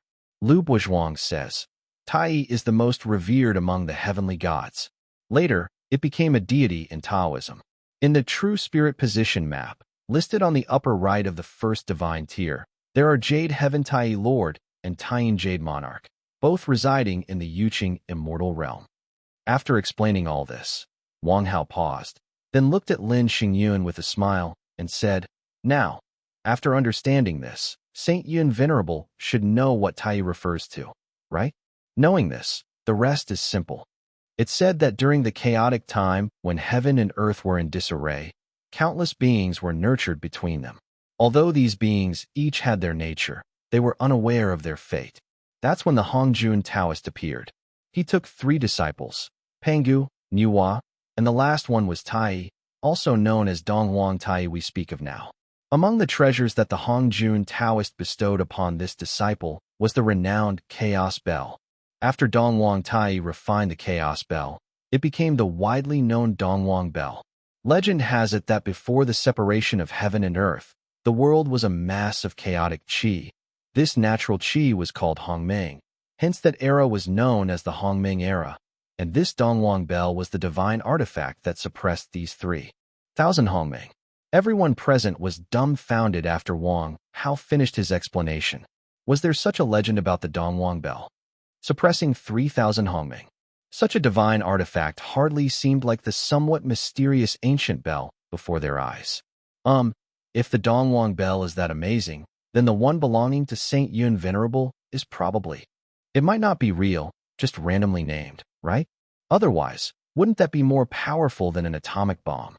No wonder he laughed when he heard the name. It's truly embarrassing, an unfortunate coincidence. People were whispering amongst themselves when Lin Shengyun couldn't sit still any longer. This damned Wang Hao, with just a few words, had made his Dongwang Bell appear like a fake and shoddy product. This was unacceptable. Nonsense, Lin Shengyun cried out in anger. What you're talking about are all myths and legends, where in reality, is there a Dongwang bell? I didn't say there was a Dongwang bell in reality. Wang Hao widened his eyes, innocently looking at Lin Xingyun. But since your bell is called the Dongwang bell, I naturally just mentioned its historical references. So now I'm quite curious, Saint Yun Venerable, is your Dongwang bell for real, or is it fake? The moment Wang Hao said this, Bai Yining and Wen Bin sitting nearby could barely contain their laughter. This guy was just too wicked. At this moment, if Lin Xingyun said it was real, that would clearly be unrealistic, especially since Wang Hao had already finished recounting the legends. If you claim it's the real Dongwang bell, then why not use it to wreak havoc and see? But to say it was fake, wouldn't that be slapping his own face? Bringing out a counterfeit trying to impersonate a powerful magic artifact? With so many people here, he couldn't afford such a face-slapping blunder. Lin Xingyun's face instantly turned the color of liver. Damn it, what was he supposed to do at a time like this? Is it real, or is it fake? Chapter 698, Nuwa Sky Mending Stone. Well, Lin Xingyun stammered for a while, unable to explain himself. However, as an old-timer, he had, after all, developed quite a thick skin over the years. I just randomly named this thing when I first got it. Lin Xingyun decisively refrained from elaborating on his magic artifact, switching the topic. Even if it can't compare to the legendary true Dongwang bell, calling my magic artifact the small Dongwang bell isn't a problem. On the other hand, Brother Wang, look, everyone here has their own trinkets. Don't you think it's about time you showed us your treasures and dazzled us all? With so many people here, why don't you share something? As soon as he said this, everyone became curious. After all, Wang Hao had just outperformed Lin Xingyun's small Dongwang bell, which meant he must have even better artifacts, right? Exactly, Brother Wang, you seem quite knowledgeable. Surely you count as one of us now. You must have at least one magic artifact, right? Yeah, brother, your discerning eye is unbeatable. Got any treasure to show off to us? I've lived a good long life myself, and I love nothing more than seeing fine treasures. Even if they're not mine, just having a glimpse of them is enough. A group of old-timers were eagerly persuading him, and Lin Xingyun wore a smug look. Kid, you talked big earlier. I want to see if you have anything that can match my artifact.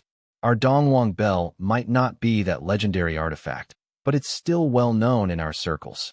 What can a young lad like you bring to the table? At this moment, the atmosphere was intense. If Wang Hao really had nothing to show, they would certainly mock him to no end. Brother Hao this. Fang Wenbin was nervous. After all, Wang Hao was his close buddy. If Wang Hao embarrassed himself, it wouldn't look good for Fang either. Even Bai Yining was getting nervous, griping Wang Hao's hand tightly.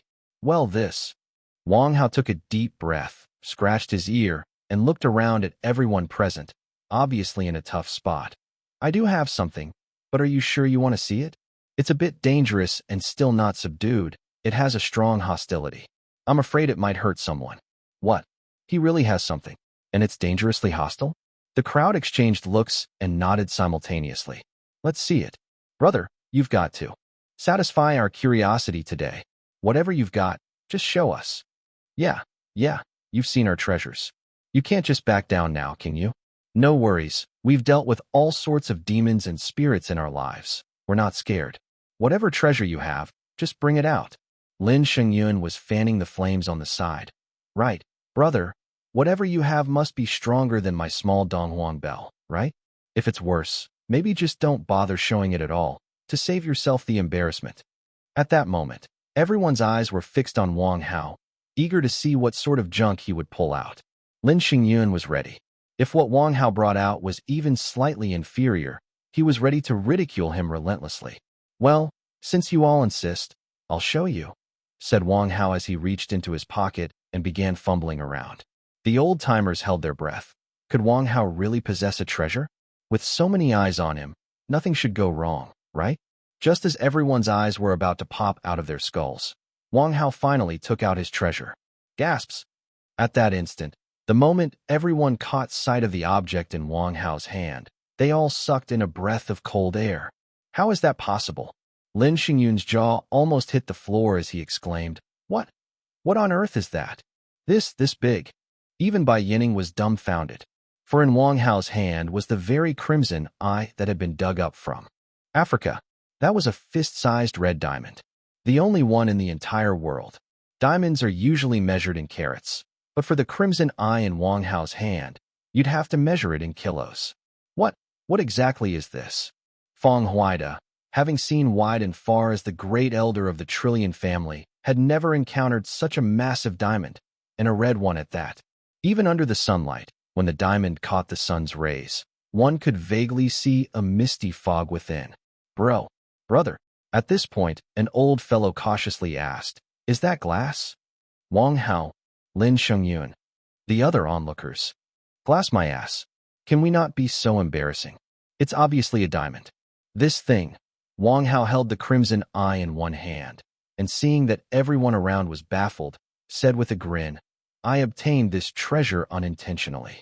Doesn't it look a lot like a diamond? And a red diamond at that."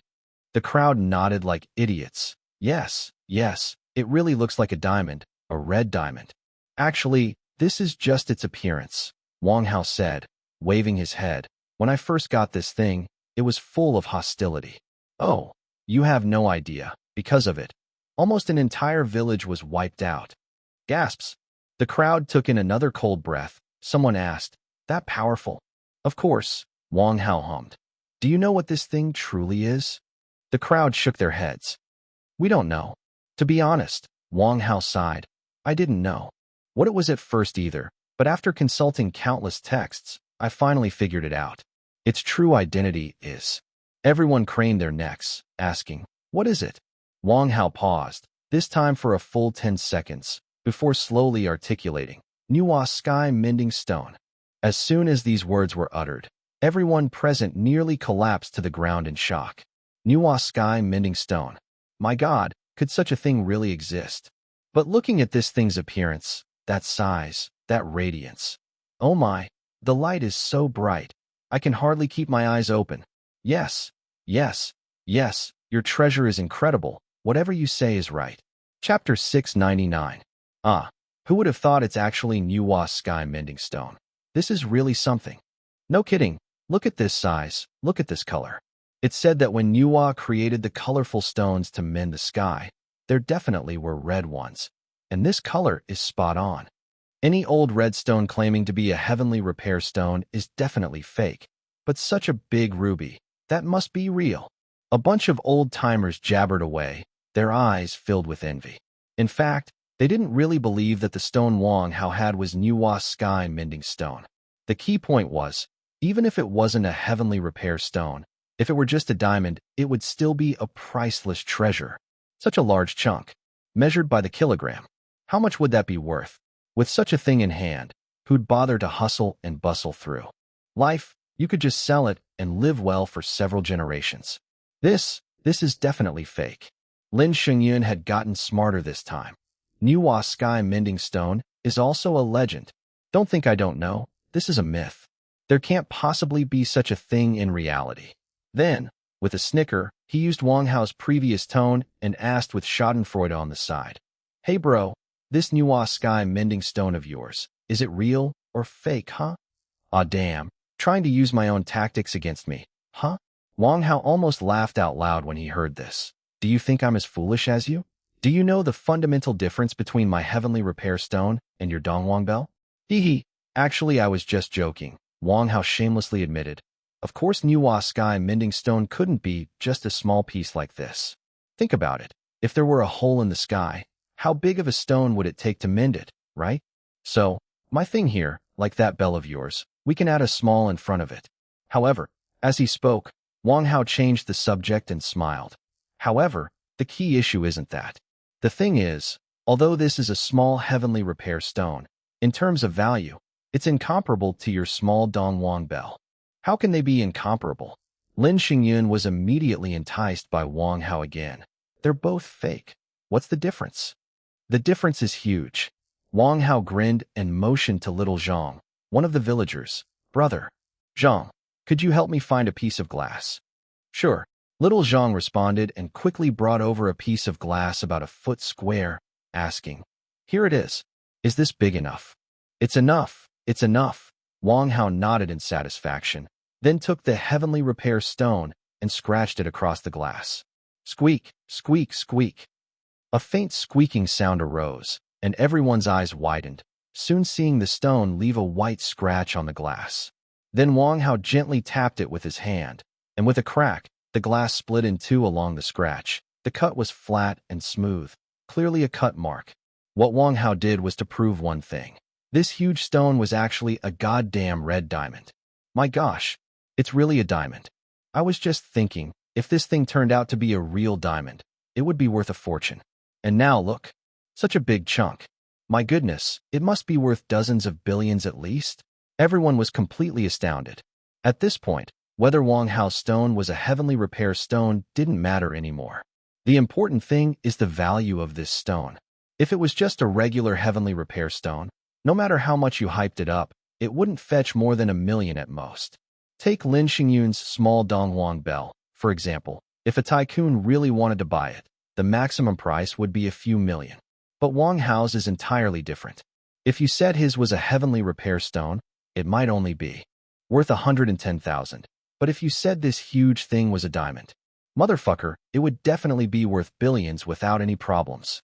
Now you see the difference between our two objects, Wang Hao said with a smug smile, looking at Lin Xingyun, teasing. Calling my stone a heavenly repair stone is actually an understatement. This thing is really a diamond, and not just any diamond. It's the most mysterious ruby.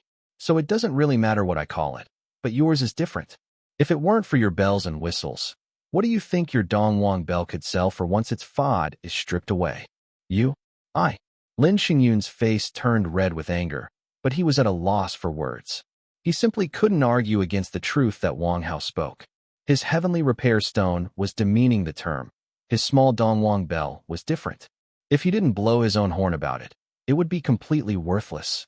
Comparing a busted copper bell to someone's fist-sized diamond was an exercise in self-humiliation, wasn't it?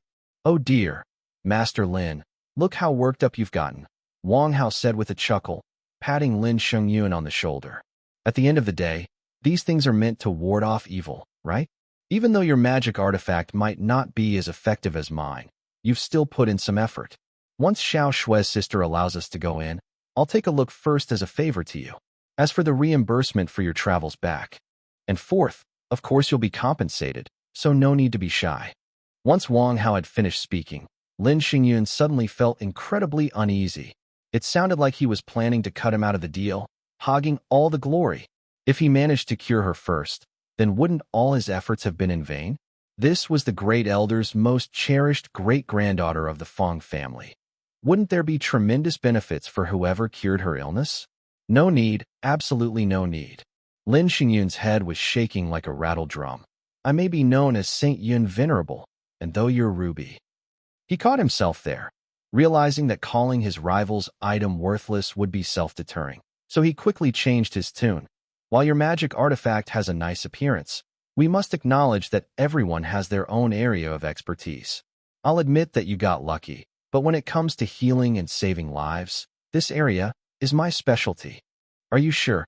Wang Hao stroked his chin, thought for a moment, and then nodded. All right then, you can have the first look, Master Lin. Don't say I didn't give you a chance. I've been making my way in the world for decades. Do I need opportunities from some greenhorn like you? Lin Xingyun said irritably with a glance at Wang Hao. We'll see soon enough what the results are. Okay, Wang Hao said with a smiling nod.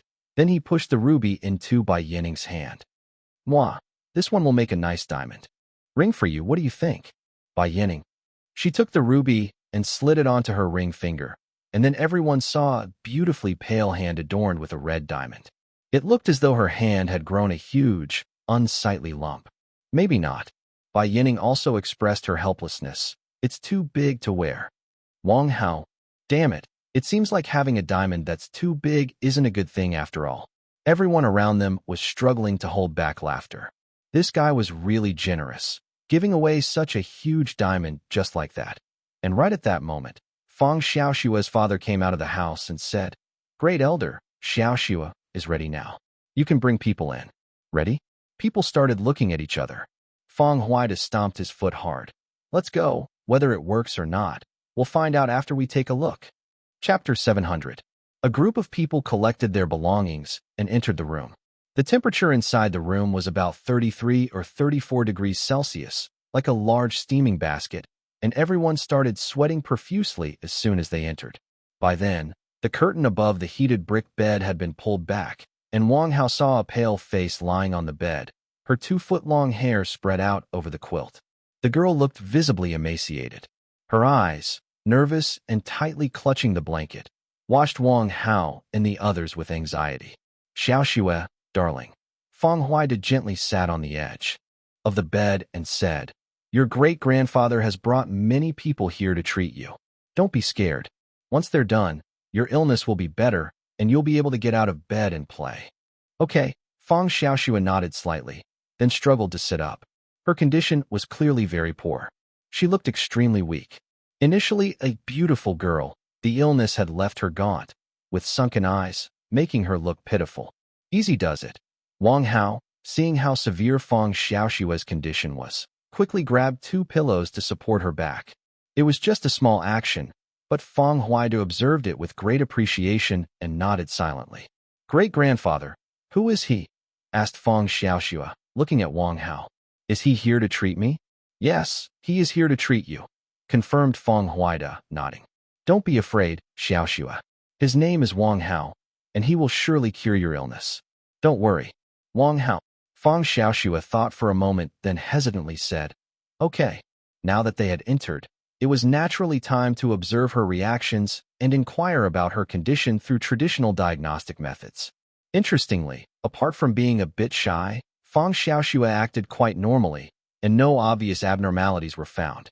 Her father then told everyone that her seizures were erratic, characterized by thrashing limbs, foaming at the mouth, and running around the room without remembering anything. When not having seizures, her main complaint was feeling cold, but otherwise, she was much like anyone else. She was such a good child, sighed Feng Huaida after her father had finished the introduction. To think she got this illness and now is so fearful. Her personality has become timid and reclusive, poor thing. As he spoke, tears glistened in the corners of his eyes, clearly distressed. Now that they had seen and asked everything necessary to understand her condition, it was time to draw conclusions. Everyone looked around at each other until finally, all eyes turned to Lin Xingyun. "Master Lin, what do you think?" someone asked. "I didn't notice anything unusual, perhaps due to my lack of experience. You have the most experience here. Do you have any insights?" "Well," Lin Xingyun glanced at Wang Hao, eager to demonstrate his abilities, then approached and began a thorough examination. "Xiaoxue, don't be scared. Listen to Grandpa.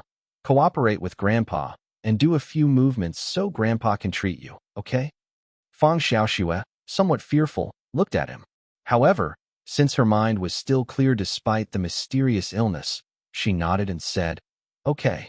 Lin Xingyun then took Feng Xiaoxue's wrist, manipulating it through several movements, flipped her eyelids to look, then examined her tongue and took her pulse. The entire process took over half an hour, after which he returned to his chair and sighed deeply. "This child Xiaoxue is not cursed," Lin Xingyun stated confidently. "I have never seen such a condition before, but according to the records in the books, it is clearly a case of ghost possession." Ghost possession? Everyone was shocked upon hearing that, and Feng Huaida hastily asked, "Master Lin, with this ghost possession, how can it be cured?" In times like these, it naturally becomes about negotiating terms, right?" Lin Xingyun sighed softly and said, "To get rid of a ghost indeed consumes a lot of mana, and I dare not act rashly. So, Great Elder, please don't be anxious. After I bathe and change clothes, today at 6 o'clock in the afternoon, I'll perform a ritual for Xiaoxue and expel the ghost from her. Then there should be no problem." "Good, good, good." Upon hearing that there was a solution, Feng Huaida kept nodding his head. "Master Lin, as long as you can save my Xiaoxue, we can talk about the conditions later. He is the great elder of the Feng family, and when he says conditions are negotiable, they truly are." "All right then, I'll go prepare," Lin Xingyun exclaimed with joy in his heart. "Great Elder, just relax and wait. I guarantee you won't be disappointed." With that, he went to prepare for exorcising the ghost, and a group of people filed out of the house, all waiting for 6 o'clock in the afternoon. "Brother Hao, do you think he can actually do it?" Feng Wenbin didn't understand such matters, and, pulling Wang Hao aside, asked, "The last time, Master Wang Long turned out to be a charlatan. Can we trust his master? Why? Didn't you just expose him? What do you think?" Wang Hao shrugged. In times like these, he definitely needs to show some performance. You know, great-grandpa is desperately seeking a cure in his condition, you get it? In such a mental state, he definitely needs to try every possible method. If it doesn't work, then you can say he's no good. That's when it counts. Otherwise, if you don't even let the person show what he can do and just say it's fake, how would you feel if it were you? That makes sense, Fong Wenbin thought for a moment, then nodded and said, "If it were me, I'd definitely get more upset the more you argue, and in the end, I'd still have to try everything." "That settles it then," Wang Hao said cheerfully.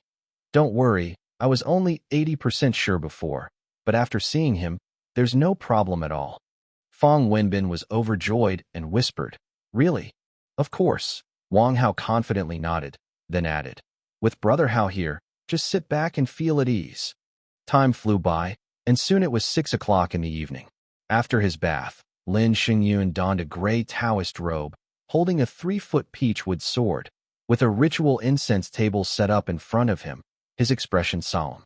Fang Xiaoxue, wrapped in a thick pile of blankets, sat in front of the incense table, shivering from time to time. At 6 o'clock sharp, "Sha!" Lin Xingyun shouted loudly, then started performing. Swift as a decree, supreme true monarch, manifest. Lin Xingyun waved the peachwood sword, burning joss paper and beheading chickens, hopping and jumping around the yard. A truly energetic display. Wang Hao was dumbfounded. Good heavens, this deity sure knows how to put on a show. Lin Xingyun danced for more than half an hour. Then suddenly, with a loud shout, "The world has its mighty way, diversely established in drifting forms, below as rivers and mountains, above as sun and stars, bound to time and showing in sequence, each and every one drips down Qinghua." Then, there was a whoosh as a burst of sparks exploded from the fire pit with burning joss paper. Lin Xingyun held the small dongwang bell above the flames, and with a dong, placed it on the table. "Capture!" Ding, ding, ding. The clear sound rang out, and everyone in the audience stood up, all eyes fixed on the small dongwang bell. Wang Hao was staring in disbelief. Is that it? Chapter 701. Brother Hao takes action. Master Lin this. Fong Huida glanced at Fong Xiaoxue, then at Lin Xingyun, his tone full of unease, and asked, "Is my little Xiaoxue obedient?" "Rest assured," Lin Xingyun said confidently, his right hand pressing firmly on the small dongwang bell. And then he explained, "I just pinched the left side of Miss Xiaoxue's right middle finger and felt a strong pulse beating ceaselessly. When I increased the pressure, Xiaoxue felt nothing, and I understood what was happening." "What's going on?"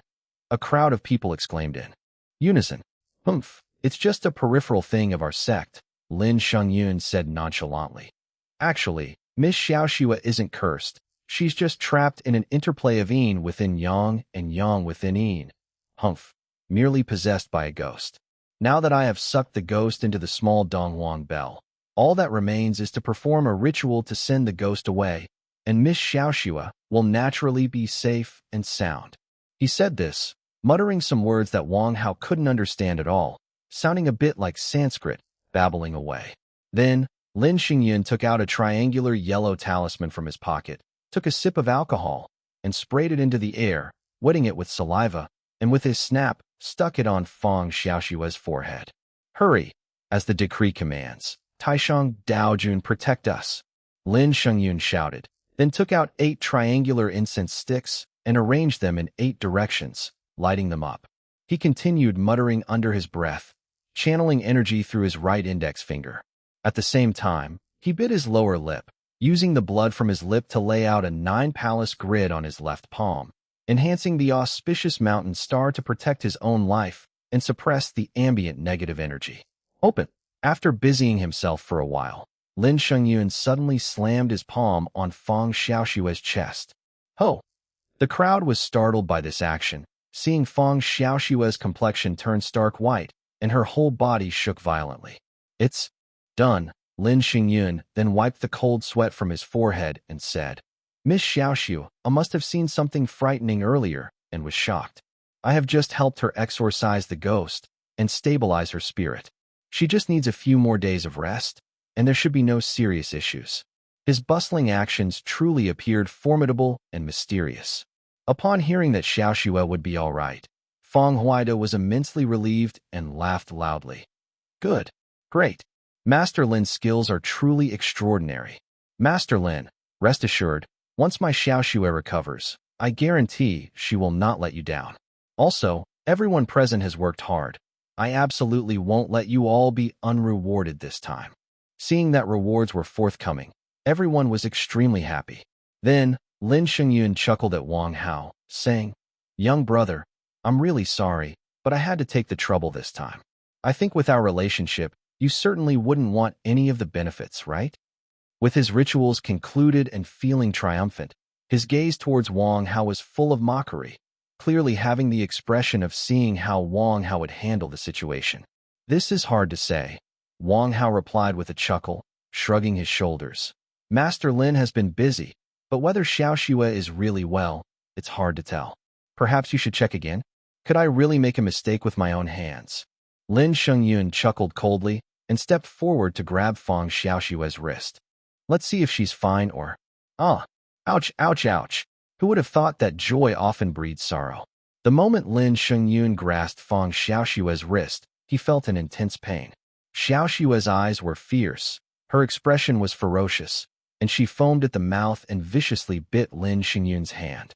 Her parents quickly restrained her, while Feng Huaida slapped his thigh in frustration. She's having an episode again, another episode. Feng Xiaoxue struggled violently. Her actions during Lin Shengyun's bustling half a day had filled her with hostility towards everyone present. What should we do? What should we do? Feng Huaida fretted and paced around frantically. Seeing Lin Shengyun helpless and everyone else shrinking back, he had no choice but to turn to Wang Hao. Little Haozi, what are you still sitting for? Hurry up and save my Xiaoxue. Oh my, just keep her from biting. Be careful. Seeing Wang Hao had to act, Bai Yining, who was sitting beside him, quickly grabbed his arm and whispered, Don't let her bite you.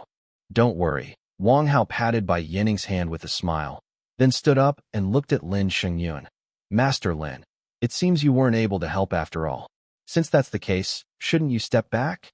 Lin Shengyun had likely never been spoken to like that since he became famous, but there was nothing he could do, as his earlier efforts had clearly been ineffective. He could only retreat sullenly. Little sister Xiaoxue. Wang Hao approached her with a friendly demeanor. Don't be agitated. Your brother Wang Hao is here to save you. Hiss. At that moment, Feng Xiaoxue's eyes were bloodshot, and she looked hostile toward everyone. Seeing Wang Hao approach, she bared her teeth and lunged to bite him. But just then, Wang Hao harshly slapped her on the forehead. Immediately, everyone felt a chill through their bodies, and then they saw two streams of black qi suddenly emerge from Feng Xiaoxue, growing stronger. Black qi. That's black qi. Heavens, is that really demon qi? Is Master Wang performing an exorcism and subduing demons?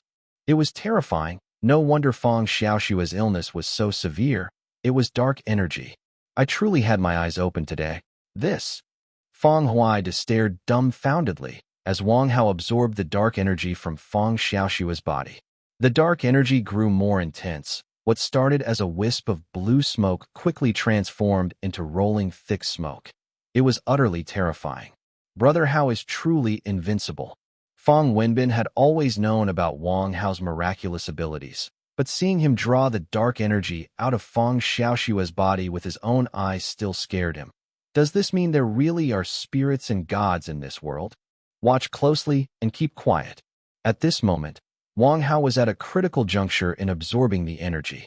The dark smoke kept burrowing into his hand, and after nearly 10 minutes, the blackness was finally completely drawn out, leaving Wang Hao's entire right hand pitch black as ink. Be gone. Wang Hao slowly raised his right hand, then suddenly slapped Feng Xiaoxue on her forehead. She instantly rolled her eyes and fainted. But at this moment, Feng Xiaoxue had clearly changed. There was color on her face, and her breathing had stabilized. Wang Hao let out a breath and said, All is well now. Once she wakes up, she'll be like anyone else and won't fall sick again. Is she really okay? Feng Huaida looked at Feng Xiaoxue, and then at Wang Hao, hesitantly asking, "Little Housie, are you certain?" "Great-grandfather, please rest assured, this time she is truly fine." Wang Hao nodded smilingly, then added, "However, the situation was a bit unexpected for me. The dark energy had contaminated her a lot."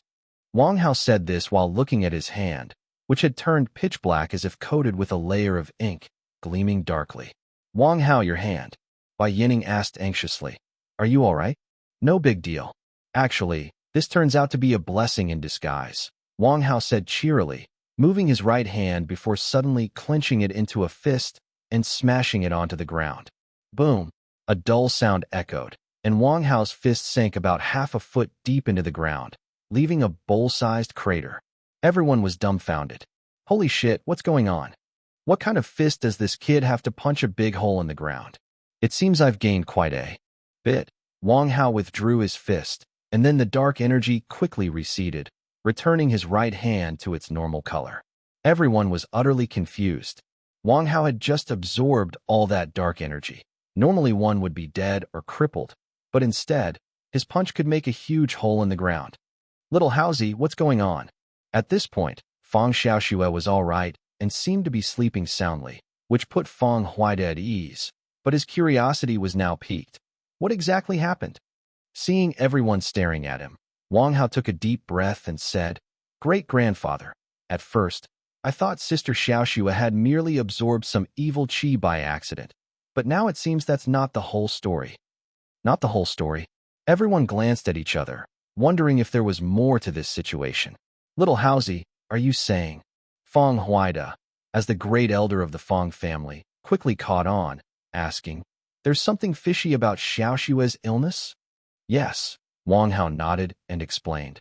"Normally, there are always some special objects in the world carrying various kinds of energies. For example, we often say jade has a noble qi, and many people like to wear jade guanyin or pixiu for good luck. That's pretty common, but the qi from the objects we commonly see isn't that strong. However, some uncommon items carry much stronger qi, like certain artifacts passed down from ancient times, often imbued with murderous energies." Murderous energies. At the mention of this, everyone shivered and looked at Wang Hao differently. "Normally, it's no big issue if objects have a bit of murderous energy," continued Wang Hao. "But then they definitely shouldn't be kept at home as decorations. Clearly, although Sister Xiaoxue has a pure yin physique, which attracts this murderous energy, ordinary objects shouldn't have had such a significant effect on her. So, I can now assert that there's definitely something extremely sinister in these mountains, and Sister Xiaoxue encountered it as soon as she entered, which is why it had such a big impact." Chapter 702, Qualifications for the Future Clan Leader Candidate. A harbinger of extreme misfortune. Upon hearing Wang Hao say this, everyone present was shocked. Even without any contact, Fang Xiaoxue had already absorbed so much black qi. If they were to really come into contact with this harbinger of extreme misfortune, who knows how formidable it might be. Master Wang. Now, the way the group looked at Wang Hao had completely changed, and they began addressing him reverently. Are there really such dangerous things in the mountains? If that's the case, rashly entering the mountains. Everyone nodded in agreement. After all, they were insiders, accustomed to encountering all sorts of strange events far more frequently than ordinary people. Venturing into the mountains so recklessly might lead to unpredictable accidents. Don't worry about that, Wang Hao was surprisingly confident. When he had earlier seen Fang Xiaoxue, the dice of fortune in his arms had vibrated intensely, and that was merely from detecting the black qi. Now, no one could say for sure what lay within the mountains, but Wang Hao was absolutely certain that whatever it was had a profound significance for the dice of fortune, an attraction that could be described as fatal. He had only absorbed the black qi from Fang Xiaoxue, and he had already been able to manipulate it to such an extent through the dice of fortune, let alone what would happen if he absorbed the evil qi from that harbinger of extreme misfortune. Damn, would he become Superman on the spot? I think little Housie's words are worth considering. Fang Huida at this moment reverted to the adventurous great elder of the Fang family, as he paused and tapped his walking stick. After such an event, this old man insists on having a look. Those who wish to follow may come along, and those who do not can stay in the village and await orders. I shall not force anyone. Afterwards, the rewards will not be meager. Everyone can rest assured on that. With the great elders speaking out like that, who amongst those present would dare object? Lin Xingyun, who had made a fool of himself in front of Wang Hao and was now blushing to the point of almost bleeding, followed with a sheepish silence. With his status being the highest here, and him not voicing any objections, who else would dare to speak? Since everyone has decided, Wang Hao looked around the room and made a decisive clap. Then let's all have a good rest tonight, and set out tomorrow morning at 10 o'clock sharp. The people looked at each other, nodded, and agreed together. All right. That night, Wang Hao slept in a room made available for him by the villagers. He and Bai Yining were currently in a passionate phase of their relationship, but since Bai Yining was pure and untouchable, letting him kiss her was already pushing the limit. Wang Hao naturally did not overstep his bounds, so the two slept separately, one in a room and one on the sofa, huddled up for the entire night. The next early morning, Bai Yining woke up early for a run. As the saying goes, life depends on exercise, and to maintain her good figure, morning jogs were a habit for Bai Yining.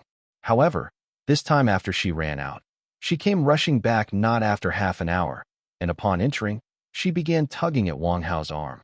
Stop sleeping. I found a great place, Bai Yining said with an excited expression. Come on, follow me. It's really nice there.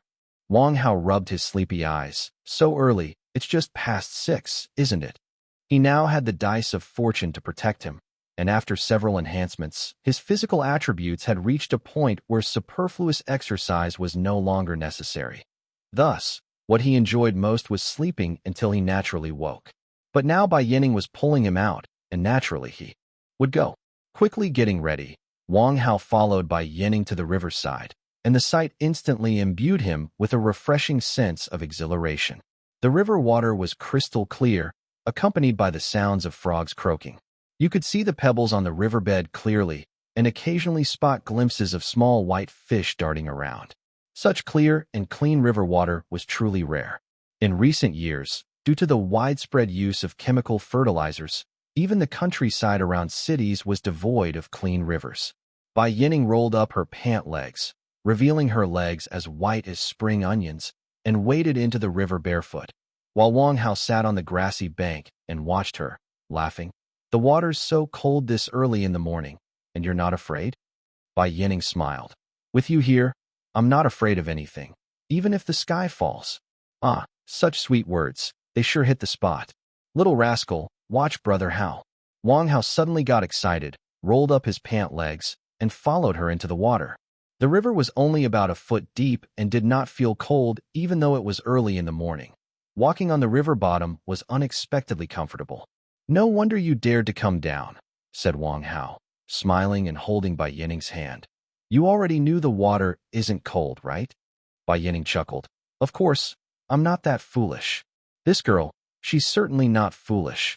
The way she has a grip on someone is awesome as. Me. Ha ha. The two played and laughed in the river, and Wang Hao even caught a few fish for fun. In the blink of an eye, it was past 9 in the morning.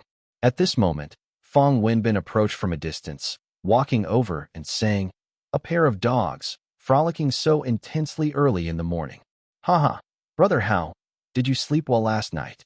Old Fang is here. Wang Hao asked with a big smile. You look pretty good. Has Xiao Shui recovered? With Brother Hao's help, of course, it worked, Fang Wenbin replied, squatting by the river. She's almost back to normal. She's not shivering from cold anymore, and she had 2 large bowls of porridge this morning. Although she's still a bit weak, she's able to get out of bed and move around. My great-grandfather is overjoyed. He can't stop grinning. As he spoke, he suddenly looked around furtively and lowered his voice. Brother Hao, my great-grandfather mentioned earlier that I handled this matter extremely well. I was an investor in War Wolf, and earning 700 or 800 million from it shouldn't be an issue. He is now considering recommending me as a candidate for the next family head of Fang, an important matter. What do you think? Upon hearing this, Wang Hao immediately froze. A candidate for the next family head of Fang? Holy shit, if that actually happens, it would be amazing. Really? For real. Wang Hao eagerly helped Bai Yining out of the river and asked, did great-grandfather really say that? What status does my great-grandfather hold? Fong Wenbin asked excitedly. Would there be any falsehood in what he says himself? Right now, the situation is that with an investment of a little over 30 million, I've earned back more than 800 million. Our Fong family has never seen such profit margins. With this one investment, I'm qualified to be among the candidates for the next family head, but the biggest issue now is that our branch's foundation is still weak. The evaluation of candidates from the younger generation in a year's time requires turning 10 billion in total assets into 100 billion in revenue. I'm currently not there yet. Brother Hao, do you think I have a chance? 100 billion in revenue. Wang Hao frowned upon hearing this figure. To be honest, if it was a few billion, he could confidently assure Fong Wenbin. But 100 billion is certainly not that easy. There aren't many top companies whose annual net profit reaches this figure, and now Fong Wenbin is aiming for it. It's nearly impossible. To be frank, I don't have much confidence in this, Wang Hao said, stroking his chin before adding. However, old Fong, where there's a will, there's a way. The hope may not be great, but at least we have a chance to try. Didn't you used to not even have the opportunity to compete? Yeah, that's right. Fong Wenbin immediately cheered up on hearing this. Brother Hao is truly Brother Hao, awakening someone who was lost in a dream. I was worried about the possibility of failure, but now that you mention it, just having this opportunity is enough to make me happy. Ha ha ha. Opportunity, this is an opportunity. At least I have the qualifications to try now. Before, I was just living aimlessly. Ha ha. You bumpkin. Wang Hao patted his hands clean, then washed his feet and put on his shoes. Don't worry, I can't make guarantees about other stuff, but I can certainly give it a shot to help you. If you become the future family head of Fong, that's a massive boost to my reputation, right? Is that even a question? Fong Wenbin excitedly rubbed his hands together. If I become the family head, you just say the word, Brother Hao, and I'll make sure to get things done right for you. This was no empty boast. What does the concept of a future family head signify? Just look at Hong Tianjun. $100 billion company could be gifted away with just one word. If Fong Wenbin became the future family head of Fong, how could the benefits Wang Hao would receive be anything but plentiful? How difficult is it to make money these days? Yet, for the future family head of Fong, a single word could easily throw a $100 billion company Wang Hao's way for him to play with, without batting an eyelid. Ha ha. Let's strive for it together, said Wang Hao, slapping Fong Wenbin's shoulder with force. If there's a chance, there's a way. The two laughed heartily together. After the laughter subsided, Wang Hao checked his watch and said, All right, it's nearly 10, let's head back. Let's take care of things here first, and then start discussing your candidacy for family head. Okay, Fong Wenbin nodded vigorously. Brother Hao, my future relies on you. I know you have many ideas. Let's give it our all to secure this. Absolutely. The three of them then headed back to the village. By this time, Fong Huaida and others were already packed up and ready to go. Wang Hao looked around. Although Fong Xiaoxue still looked a little pale, she seemed to be in good spirits, and upon seeing him, she gazed at him with her large, beautiful eyes, stealing glances. Yet, after looking around, he didn't see the great fraudster Lin Xingyun anywhere. Where is Master Lin? Wang Hao casually asked. Why don't I see him? That charlatan from the pugilistic world has no face to show up here. Fong Huaida snorted disdainfully. He fled in the middle of the night yesterday. Humph, luckily, you came this time. I dread to think what could have happened to my dear Xiaoxue. By the look on Fong Huaida's face, it was clear he wasn't pleased. However, letting Lin Xingyun escape without any consequence was like sparing him a path to life, in a way. Brother Wang Hao. At this moment Fong Xiaoxue approached playfully, took hold of his sleeve, and said with a giggle, Thank you for saving me yesterday.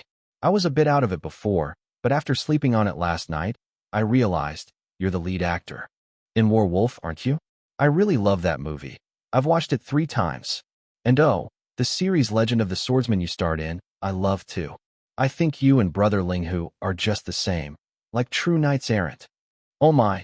Upon hearing Fong Xiaoxue's words, even Wang Hao, who prided himself on having skin as thick as city walls, blushed. To be compared with the great swordsman, how embarrassing, how utterly embarrassing. Chapter 703, Feng Shui Treasureland. Ah, I don't deserve such praise. Wang Hao's old face reddened. and he chuckled. Then he patted Feng Xiaoshua's head and said, Xiaoxua, where were you before that you can still remember all this? I can only remember vaguely. Feng Xiaoxua thought carefully, then said, I remember walking along this river, then encountering a lake, such a beautiful lake, but after I arrived at the lake, I can't remember clearly anymore. Hearing this, Wang Hao immediately stroked his chin. This child had followed this river. Upstream must be the lake from which the river flows. Wang Hao looked around. The river flowed from north to south, so going upstream meant heading north. From a feng shui perspective, it was an excellent terrain facing north and surrounded by mountains. Although Feng Xiaoxua had not studied feng shui, her intuition was extraordinary. Brother Hao, what's wrong? Seeing Wang Hao lost in thought, Feng Wenbin asked quietly, when do we depart? Huh? Let's go now. Wang Hao recovered, then nodded his head. I have a feeling that Xiaoxua discovered something incredible. I can't say for certain, but we probably can't miss out on an excellent feng shui site. Feng shui treasure land. Hearing Wang Hao's words, everyone present grew excited. In this world, feng shui treasures were finite. Discovering one meant there was one fewer. If Mr. Feng really could find such a treasure here, it essentially meant no one else could lay claim to this place. Competing with the Feng family, one of the 4 major clans, was unquestionably a fool's act. Then what are we waiting for? Let's go now. Mr. Feng was clearly very excited. After all, he was over 100 years old. Who knew when he might breathe his last? Now that such a place was within his grasp, he was undoubtedly the most anxious one. Let's go, we're leaving now. Wang Hao took Bai Yining's hand, and with their belongings ready, they followed 2 villagers to lead the way up the mountain. As they walked along the river, Wang Hao kept looking around. Walking and observing along the way, he nodded silently in approval. This place, located in the south, had truly charming mountains and rivers with a well-preserved natural environment. What surprised Wang Hao the most was that there were monkeys on the nearby mountains. Others might not understand what monkeys on the mountain signified, but Wang Hao couldn't be clearer. Indeed a great place. Wang Hao exclaimed, Great-grandfather, look at this mountain. The shape is smooth, rocks solid, vegetation lush, especially with monkeys visible to the naked eye. A great place. No need to scrutinize closely to confirm that this is definitely a treasure land. Really? Feng Huaida became even more energized upon hearing this, urgently asking, Little Haozi, are you sure this is a good place? You're not tricking me. Those few aspects you mentioned, do they have some special significance? At that moment, those present, the older generation had been in this business all their lives, though knowledge in this world was extremely scarce, and they usually knew just a bit. The younger ones were more curious. Connecting what Wang Hao said with feng shui seemed incredible to them. Especially Feng Xiaoxua, her big eyes wide with curiosity as she looked at Wang Hao. In her heart, Wang Hao was just like the all-capable brother Linghu from the dramas. Master Wang, those aspects you just mentioned, what's special about them? Can you share with everyone? Yes, Master, your mana is profound, your technique's extraordinary. Could Master possibly enlighten us today? Master Wang, how do you know the feng shui here is good? It looks quite ordinary to me. Seeing everyone's curious expressions, Wang Hao began to explain. First of all, whether it's a good place or not needs to be discussed one by one, Wang Hao said as he walked. Firstly, the shape of the mountain is too steep, which can greatly affect a person's spirit. Think about it. If you were choosing a place, whether it's a young mansion to live in now or a grave for after your death, wouldn't it feel uncomfortable? The mountains on the sides are like knives. Isn't it unsettling to look at? Everyone nodded in agreement. That makes sense, definitely. Having mountains around shaped like knives would indeed be awkward. Then, there are the stones. Wang Hao continued his explanation, pointing casually at the large rocks beside the path. Look at these rocks. They lack sharp edges and appear very smooth, which scientifically makes for a safer environment. Imagine if these rocks had sharp, knife-like edges. Wouldn't that be unsafe, especially if there are children at home? After some thought, everyone agreed. Adults generally consider the shape when looking at rocks, but children see rocks differently, preferably those with few sharp edges and more rounded for safety. After all, children can get out of control when they play, and playing among jagged, strange rocks could easily lead to injuries. If children frequently get injured in a place, the feng shui is certainly not good, and even psychologically, it feels very discomforting. Wow, Master truly is a master. Your level is just different. Everyone exclaimed in admiration. Such simple words have cleared many of our doubts. It does make sense indeed. Feng Huida seemed most reassured, stroking his beard and smiling. Little Housie, what about the monkeys then? Ah, the monkey. That's the most important, Wang Hao replied with a smile. Monkeys are among the most spiritual of animals. I don't know if you've noticed, but generally speaking, wherever there's clean water and beautiful mountains, a feng shui treasure land, there are monkeys living there. According to our professional feng shui expertise, such places are known as cave heaven blessed lands. In our Heavenly People's Republic, among the 36 cave heavens and 72 blessed lands, most are inhabited by monkeys. Thus, a place that can nurture monkeys is definitely a feng shui treasure land. There's no doubt about it. What a way to think. Everyone nodded in sudden understanding and began to carefully consider. Indeed, beautiful, spiritual mountain areas in the south where monkeys live are almost all national scenic protected areas, truly precious. Great. That's wonderful. Feng Huida laughed heartily. I never thought we could find such a perfect place. When my time comes to merge with the earth, I'll be laid to rest here. Little Housie, you must help pick a good spot for your great-grandpa. I can't promise anything else, but I definitely won't forget your good deed. Oh, great-grandpa, look at you, being so courteous. Wang Hao embarrassedly scratched his head. It's all in a day's work, truly. While chatting, the group arrived at the lakeside mentioned by Feng Xiaoxue. Feng Xiaoxue was right. It was indeed a beautiful lake. At around 12 noon, under the sunlight, thin mists rose from the lake, blending with the sunlight as if veiled by a light gauze. The lake was extensive, with water from a nearby waterfall flowing into it, carrying an indescribable spiritual energy and beauty. It's so beautiful, Bai Yining exclaimed, her eyes wide. It's just like a fairy lake. Wang Hao, look, a rainbow. A rainbow. The lake was indeed beautiful, crystal clear like a fairy lake, absorbing the essence of the sun and moon. Wang Hao, looking over, couldn't help but sigh. It harnesses the spiritual energy of the heavens and the earth, and absorbs the essence of the sun and moon. Just so, just so. Chapter 704. After hearing Wang Hao's words, Feng Huida was instantly overjoyed and hurriedly exclaimed, Little Housie, you are saying that this place is a feng shui treasure? Would it be good then if I build my future grave here? After all, he was getting on in years, and the older generation cared most about this. It was absolutely impossible to just find a public cemetery for burial. Currently, it's hard to say. Wang Hao looked around, then frowned and said, Originally, this place was indeed a treasure land of feng shui, an excellent choice whether for Yang mansion or graves, but something feels wrong here. Normally, such a promising feng shui treasure should not have any major issues, yet Wang Hao had found several abnormalities at least. Something is wrong. Upon hearing this, everyone was taken aback. One of the elderly feng shui masters named Zhang Chu asked, Master Wang, I see that everything here is very good, and you even mentioned that it could be described as a land blessed with outstanding people. Shouldn't it be without issues? Is it because of what happened with Miss Xiaoxue? Everyone nodded in agreement. Indeed, this place looked great from every perspective, but why did Wang Hao think there was something wrong? Could it possibly be some legendary weapon of misfortune?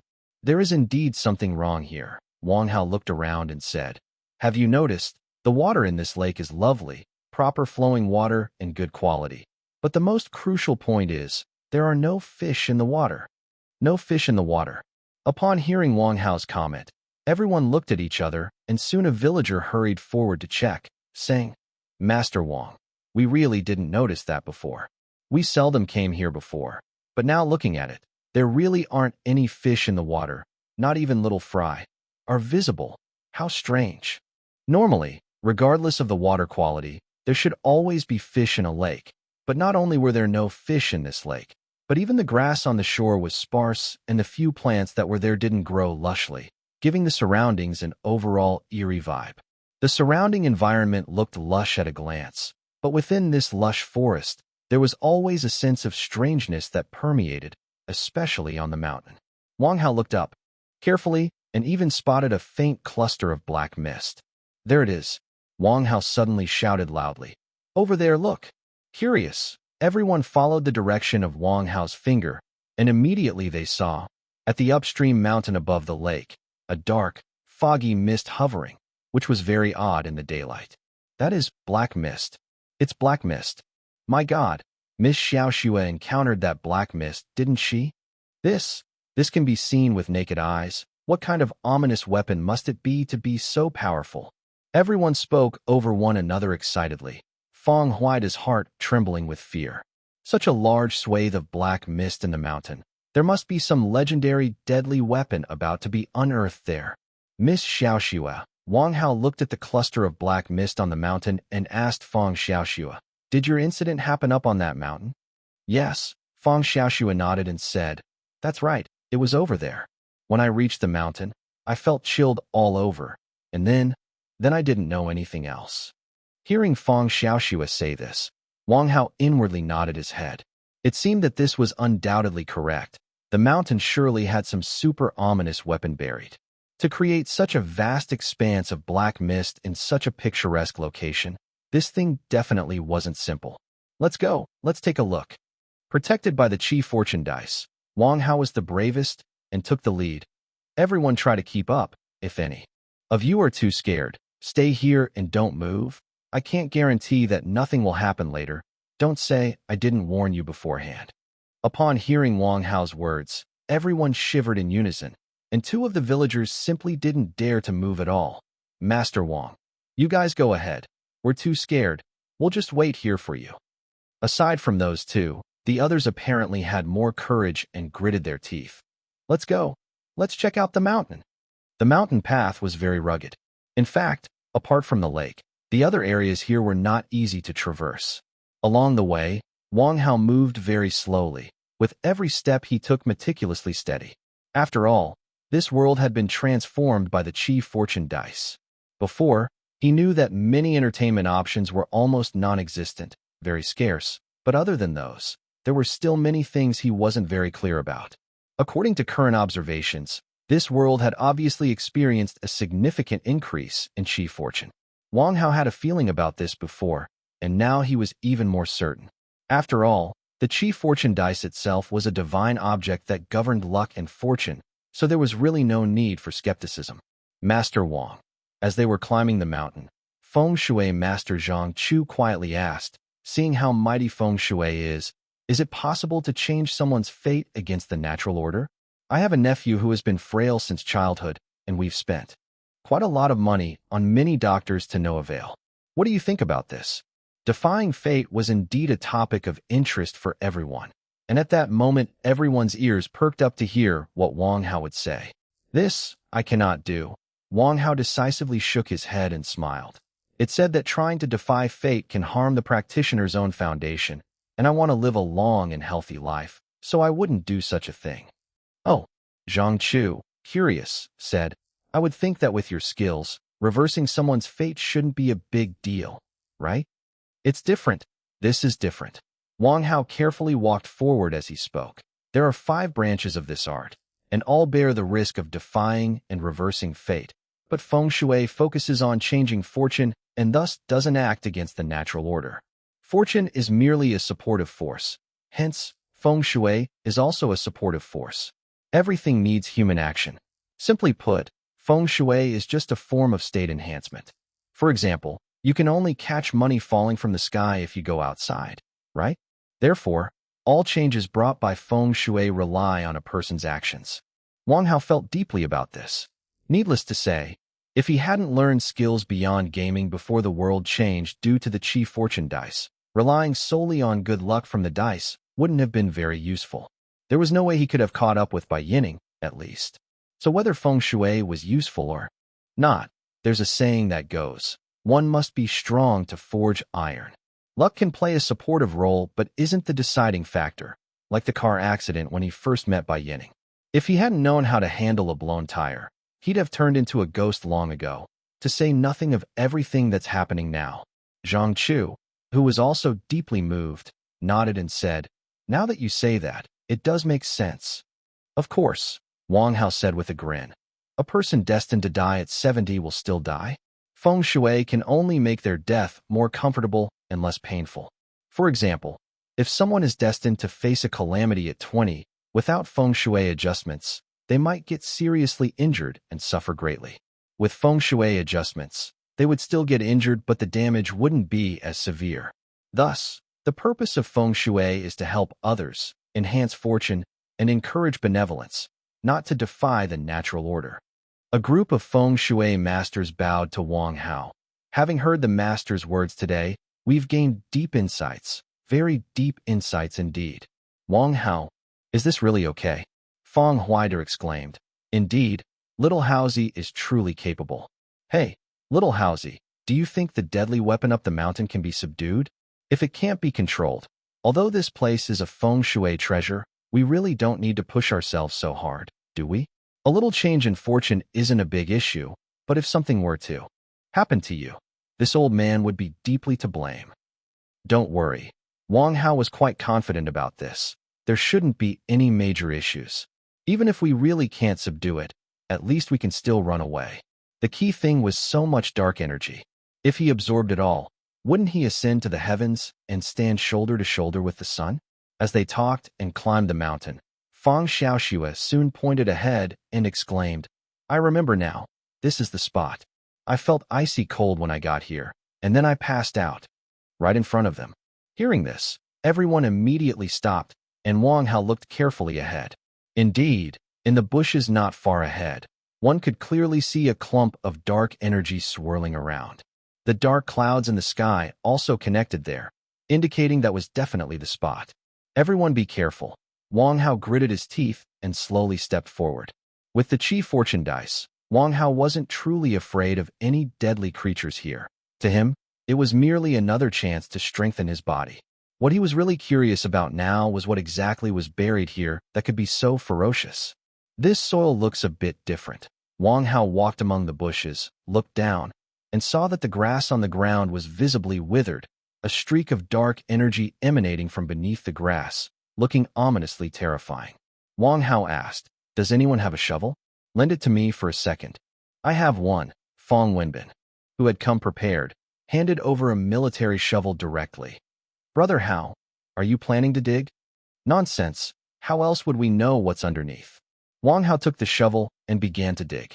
With his current physical strength, digging was as easy as eating or drinking. Earth flew around as he shoveled intensely, and in just over half an hour, he had dug a pit nearly 1 meter deep. "Brother Hao, you don't need to do anything else in the future. Just digging alone could ensure you never have to worry about food and clothing." Feng Wenbin watched in astonishment. "That's really quite professional." Wang Hao replied irritably, "Quit your yapping. Why don't you try digging?" As he spoke, suddenly there was a ding sound, and the shovel finally hit something. Chapter 705, Great Harvest. "We've hit something." Upon hearing this voice, everyone present tensed up. To be buried here and still harbor such immense murderous aura, what on earth could it be? "Little Haozi, you must be very careful." Feng Huida genuinely liked Wang Hao and couldn't bear any mishap. Otherwise, his old bones wouldn't rest in peace even when buried. "Make sure it's safe." "Don't worry, great-grandfather," Wang Hao replied, then gently started digging in the earth with the shovel. First, a bronze artifact appeared, looking like the hilt of a sword. "This is..."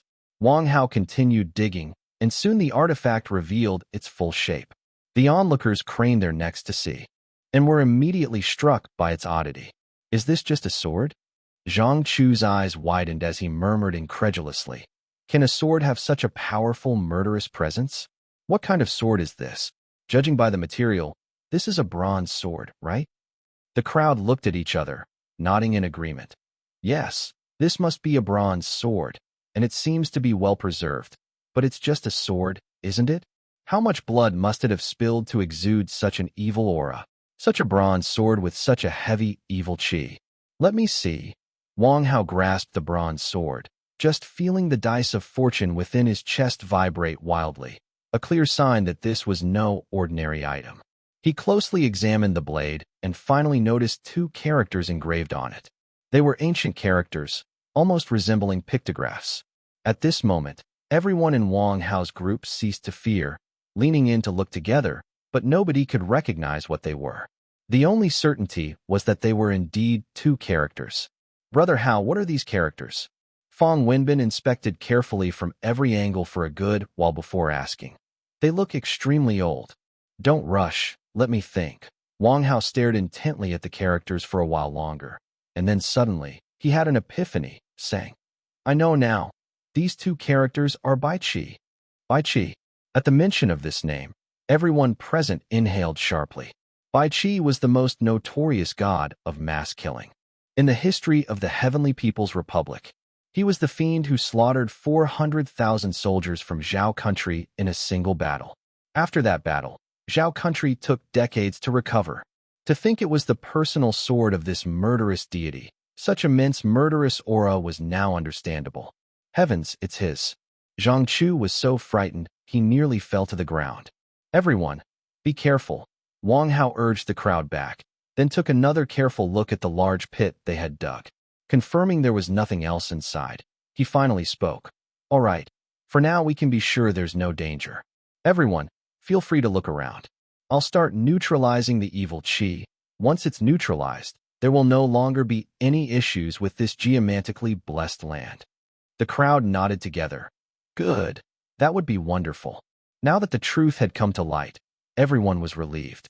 After all, judging by Wang Hao's intention, although the sword had a notorious reputation, if he said he could neutralize it, then there likely wouldn't be a big problem. Everyone busied themselves with their tasks, while Wang Hao, carrying the sinister weapon, walked to a more spacious place on the ground and sat down cross-legged to begin absorbing the evil qi within the sword. He had already made significant gains from absorbing the evil qi from Fang Xiaoxue, and now he had found the largest source. I wonder what will happen after I finish absorbing it this time. Wang Hao muttered to himself.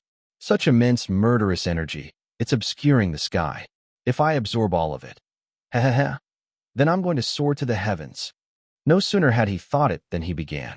Almost immediately, streams of dark energy began to flow from the sword directly into Wang Hao's arms. And this dark energy was completely incomparable to what he had absorbed from Fang Xiaoxue before. If Fang Xiaoxue's dark energy was a stream, then this was definitely a great river.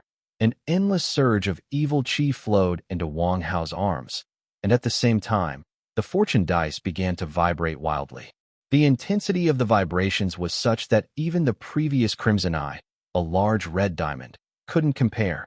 After all, this was Bai Qi's weapon, the evil weapon that had killed 400,000 in one battle.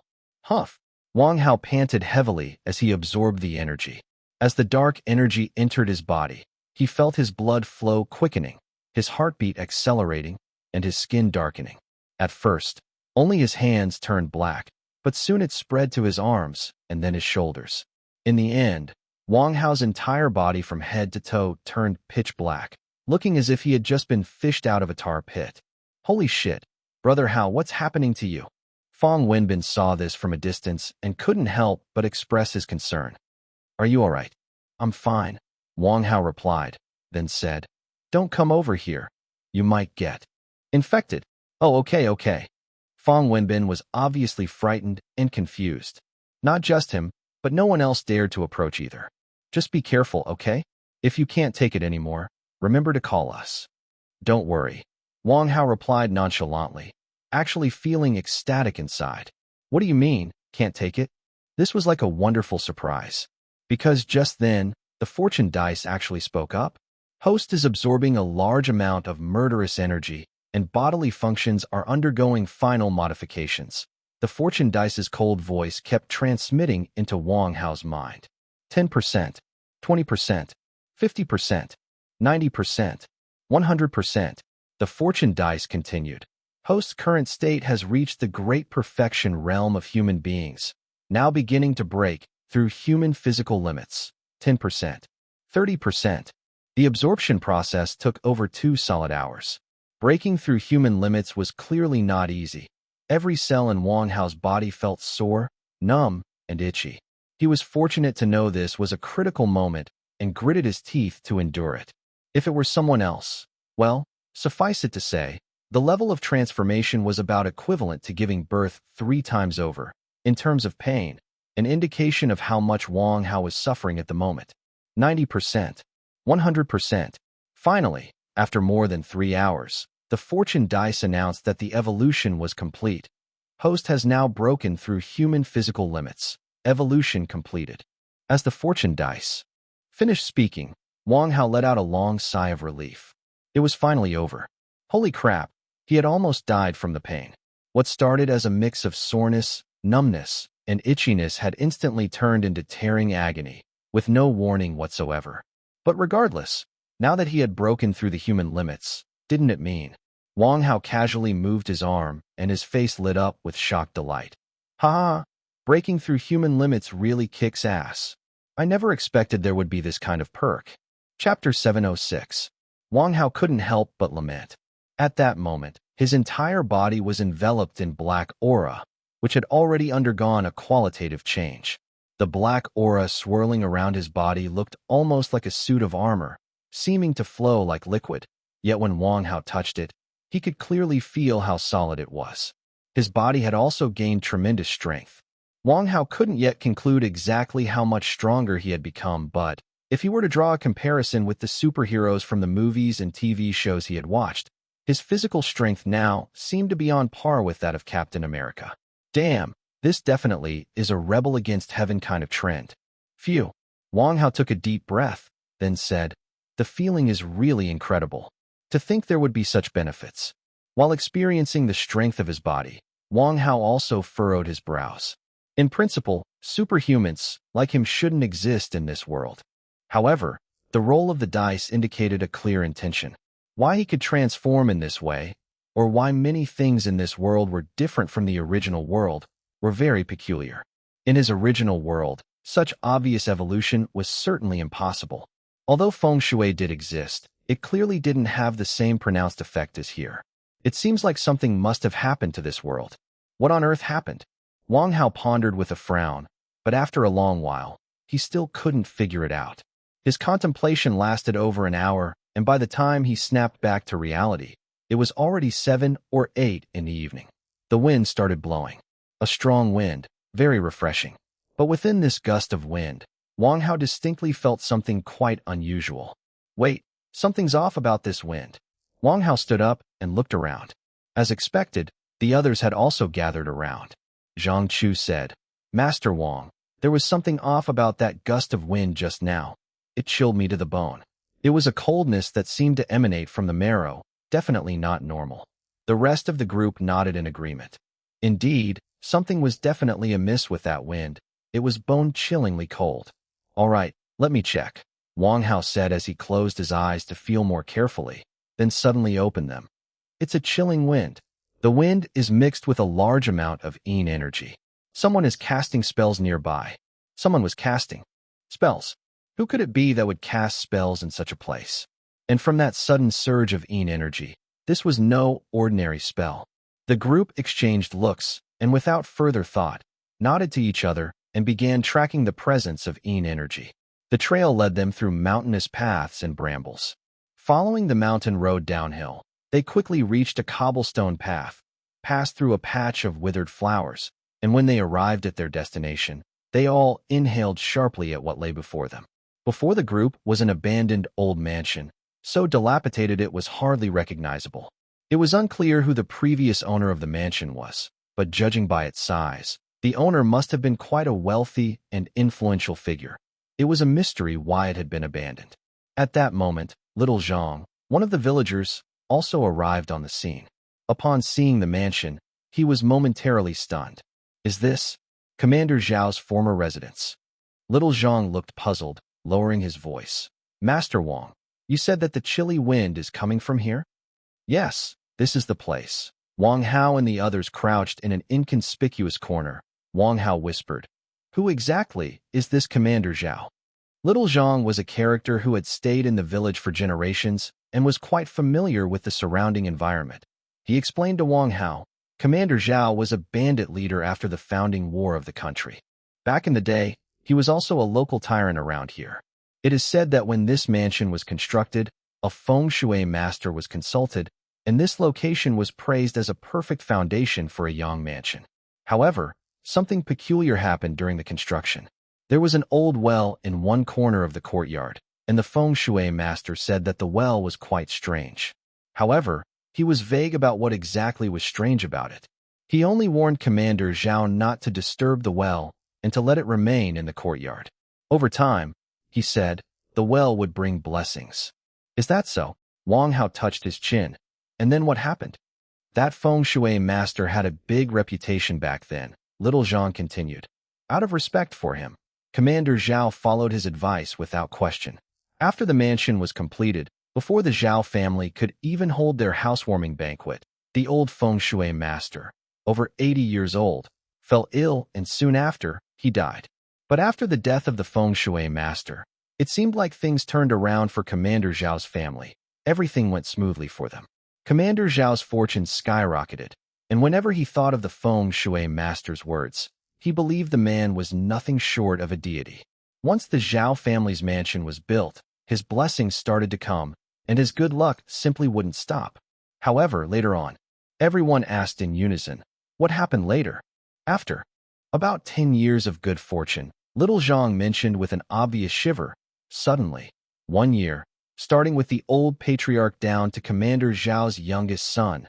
Within that year, the entire family died off in various ways. Because of that incident, this courtyard was completely abandoned, and people from the village dared not take half a step towards it. The entire household wiped out in a year? How brutal. Everyone felt a chill running down their spine, their intuition telling them that there was definitely something eerie about this place. Wang Hao, Bai Yining shrunk behind Wang Hao, whispering, I feel there's something odd about this place, should we?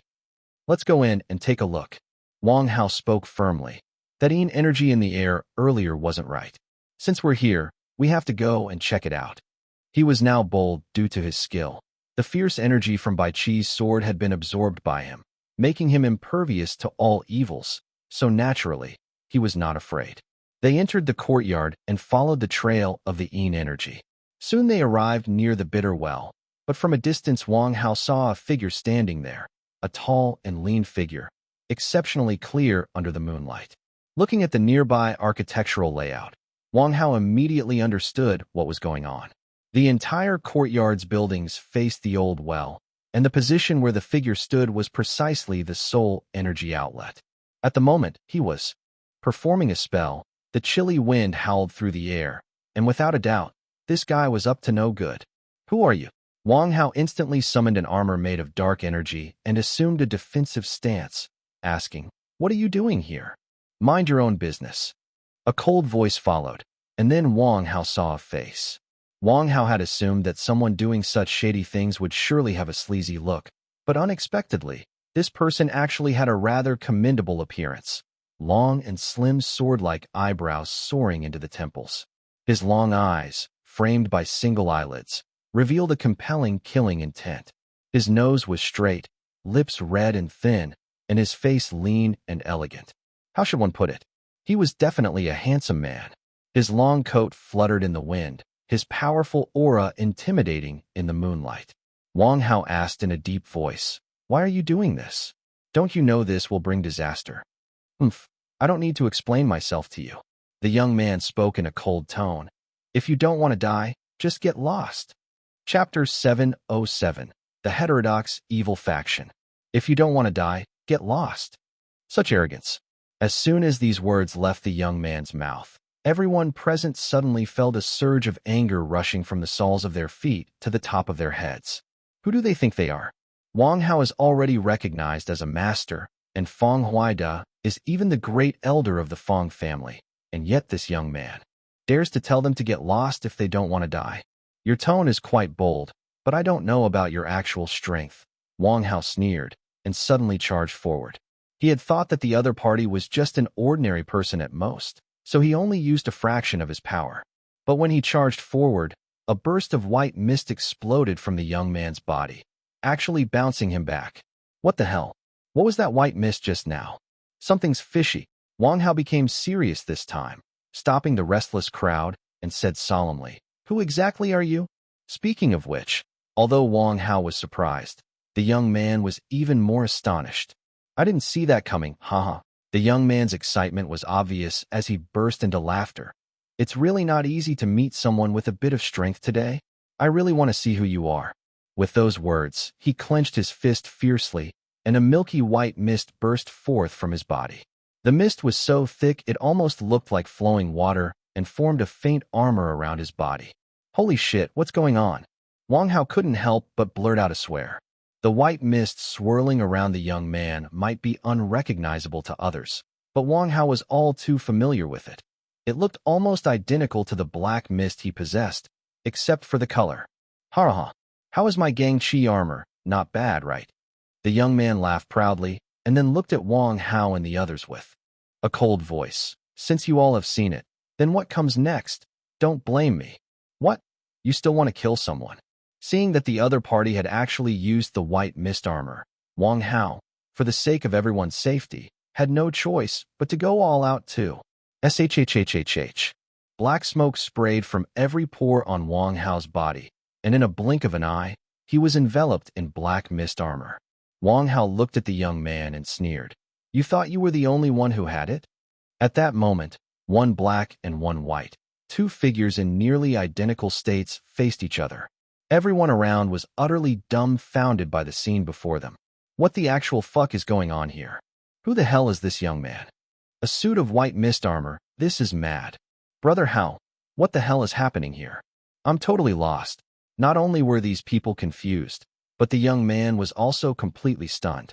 He stared blankly at Wang Hao, then suddenly yelled, This is impossible. How could you also have Gang Chi armor? Why is your armor black? Wang Hao, I want to ask you the same thing. What's the deal with your white armor? Of course, although he was surprised on the inside, he couldn't show it on the outside. Wang Hao chuckled. You don't understand, do you? My armor has a name. It's called the Qi Gang Battle Armor. It's on a whole other level compared to your Gang Chi armor. What was it that you wanted to do just now? Let's go ahead and see. Who's better? Playing tricks. The young man gritted his teeth and suddenly lunged forward, launching a punch at Wang Hao. Wang Hao's physical condition had long surpassed the limits of Earth humans. His combined abilities were on par with Captain America, so why fear him? He immediately swung his fist and smashed it forward. Boom! A deep, muffled sound erupted, and an almost visible shockwave exploded, causing a fierce wind to suddenly whip up around them. Boom, boom, boom. Under Wang Hao's punch, the young man's body was thrown backward, smashing through 3 or 4 walls and instantly turning the courtyard into ruins, with the sound of collapsing walls making everyone's teeth ache. I told you yours wasn't good enough. Wang Hao chuckled and walked forward, saying as he walked, Kid, who are you really? Where are you from? Spill it. I'm not in a great mood today, and you won't like it if you don't make things clear. Under the broken walls and ruins, the young man struggled to his feet, his face filled with disbelief, staring harshly at Wang Hao. I can't believe I'm no match for you head-on. Who the hell are you? Come on, I'm the one asking you, all right. Isn't that my line? Wang Hao approached the young man and said, Don't you think that's a question only the victor should ask? Victor? Humph, that's not necessarily so. The young man suddenly burst into laughter, then hastily retreated backward, saying, I'll remember today's encounter. The green hills won't change, the clear waters will flow forever. We shall meet again. With that, he ran off, easily covering more than 10 meters with a single leap, like a great bird, and disappeared into the mountains in the blink of an eye. The crowd that had been watching all along. Once the scene had completely quieted down, the crowd exploded into chatter. What on earth was that just now? What's going on? Who was that guy, leaping tens of meters in a single bound? Damn, is that even human? People were buzzing with discussion, one after another. They were about to boil over. Encountering such a character in such deep mountains and forests, no one could figure out what was going on. Brother Hao, are you okay? Fong Wenbin looked around cautiously, then timidly asked, That attack just now was pretty close. No issues, right? Who on earth was that guy? He's pretty much, cough cough, on par with you. To be honest, I don't know either. Wang Hao helplessly shrugged and said, Don't dwell on it too much. Let's break his formation first. Saying this, he stepped forward and kicked the dried well flat. breaking the sinister formation before saying, "Let's go. We'll head back first, and I'll explain about that guy when we return." Everyone looked at each other, clueless about what had just happened. But since Wang Hao had said so, they naturally followed his lead. So the group made their way back along the path. After returning to the village for a meal and a wash, they quickly gathered at the place where Wang Hao was staying, waiting for his explanation. "Little Haozi, what on earth was going on with that guy just now?" Feng Huida was the most concerned, having encountered such a thing in his own home, and urged anxiously, "Hurry up and tell me. I'm about to die of curiosity." Well, Wang Hao sat on the couch, took a deep breath, and said, "If I'm not mistaken, that guy just now was definitely one of the evil faction among feng shui masters." The evil faction among feng shui masters. Brother Hao. Hearing this, Feng Wenbin immediately asked cautiously, "This evil faction you're talking about is?" "Let me put it simply," Wang Hao began to explain to everyone. "A long time ago, I came across some related materials and got to know a little about this evil faction. You all know the main purpose of a feng shui master is to adjust people's fortunes, to turn the bad into good, right? So, on this earth, if there's good, there's naturally bad too. Some people want to strengthen their fortunes using feng shui, and naturally, there are those who use feng shui to harm others' fortunes. I encountered this once in Jinhua, when someone buried a white tiger talisman next to someone's home, almost destroying that family. My God, there's actually such a faction," Zhang Chu exclaimed. "To use feng shui as a tool for harming others, their hearts deserve to be condemned." Everyone nodded in agreement. Exactly who would do such a harmful thing? Little Haozi, what do you think was the purpose of that person performing rituals just now? Feng Huida pondered and asked, what was he up to? This was what everyone was curious about, waiting for Wang Hao to explain. The intention was certainly malicious. As for the exact purpose, Wang Hao stroked his chin and said, "I took a close look just now, and I'm not sure what was going on with that dried well before, but after his modification, it turned into a yin formation. This formation can absorb the yin energy between heaven and earth. The more yin energy it absorbs, the more harmful it becomes, ultimately having a devastating impact on the fortune of the entire village." Those guys were indeed no good, and Feng Wenbin was still feeling a bit afraid. "Brother Hao, I'm not too concerned about the rest, but it's not normal that this guy was unscathed by your move just now." "Indeed, it's not normal, but I don't have any clarity on it." Wang Hao shook his head and said, "Actually, it was a coincidence that we encountered him today. It's hard to say who his initial target was. In any case, everyone should be more careful in the future. I have a feeling there's more to this." Everyone looked at each other and nodded. Right, right, right. It's best to be cautious. Though the incident was filled with mysteries, it was an unexpected event and merely a chance encounter. So everyone didn't take it too seriously, and soon enough, those who needed to leave did so. Before long, only Wang Hao, Bai Yining, and Feng Wenbin were left in the room. "Brother Hao, let's not talk about what just happened," Feng Wenbin said in a low voice once he saw they were alone. "Things here are almost wrapped up. Once we return, we'll have to prepare for the clan leader competition. Do you have any good strategies?" For Feng Wenbin, the evil faction of feng shui wasn't significant. The real key issue was the upcoming competition for the future clan leader of the Feng family. It's too early to say." Wang Hao pondered for a moment, then looked at him and asked, "Mainly because I don't know much about your family clan's affairs. What conditions and principles are there for this clan leader competition? You need to fill me in on that." Indeed, that was important. Feng Wenbin carefully phrased his explanation and then said, "All right, I'll explain the details to you now." Chapter 708. After all, it was a competition for the future clan leader, and Feng Wenbin had started much later than others, not by just a little bit. Now that he finally had a chance, although it wasn't for a long period, at least it was an opportunity, so he discussed the rule very seriously. The election for the future clan leader is not just about making enough money, Feng Wenbin explained carefully to Wang Hao. In fact, it is divided into three aspects. The first aspect is the ability to make money, earning 10 billion from 1 billion in 3 years. However, I got this qualification a bit too late, with only 1 year and 2 months left, so the chance is not great. Wang Hao had heard about this before and nodded. Okay, And then comes insight, Fong Wenbin continued. After all, for our kind of large family, insight is very important. No matter what you plan to do, it has to have a great future prospect. For example, engaging in illegal things like illegal fundraising can earn a large sum of money quickly, but our family does not acknowledge such activities. So, we can only engage in industries that have good prospects and are legitimate. Furthermore, it includes insight in employing people. After all, no matter what, a family this large cannot rely on just one person, so discovering real talent is also very important. Wang Hao could understand this point as well. For the stable development of the family, strategic vision and business tactics were also very important. If one engaged in illegal methods, one might amass a wealth indeed in a short time, but it would be like a ticking time bomb. Once it exploded, the loss would not be trivial. The four major families have stood to this day because they have such principles and could not do without them. And the third point? Wang Hao asked again. I can understand the insight and making money abilities, but the third one is... The third point, this one is very difficult, Fong Wenbin sighed. Actually, this is the hardest of them all, and it requires family members to contribute to society while making money. Naturally, it doesn't have to be hands-on personally, but it definitely has to be people under your command. Wang Hao, the first 2 points were manageable, but this third one, wow. It's no wonder the four major families have stood for so many years without falling. Wang Hao almost wanted to applaud this rule.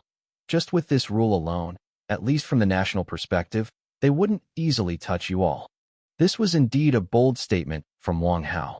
One could fully imagine why the four major families were called so. Such large-scale familial conglomerates could not possibly escape the higher levels of the state's considerations. Not to mention direct management or takeover, at the very least, they must have some defensive measures, right? But with this third requirement in place, at least on the surface, there were no objections. Look, our family not only makes money, but we also do charity. We contribute to society. Would you have the nerve to interfere with such a family business? Just give the word where we're needed. We guarantee it to work.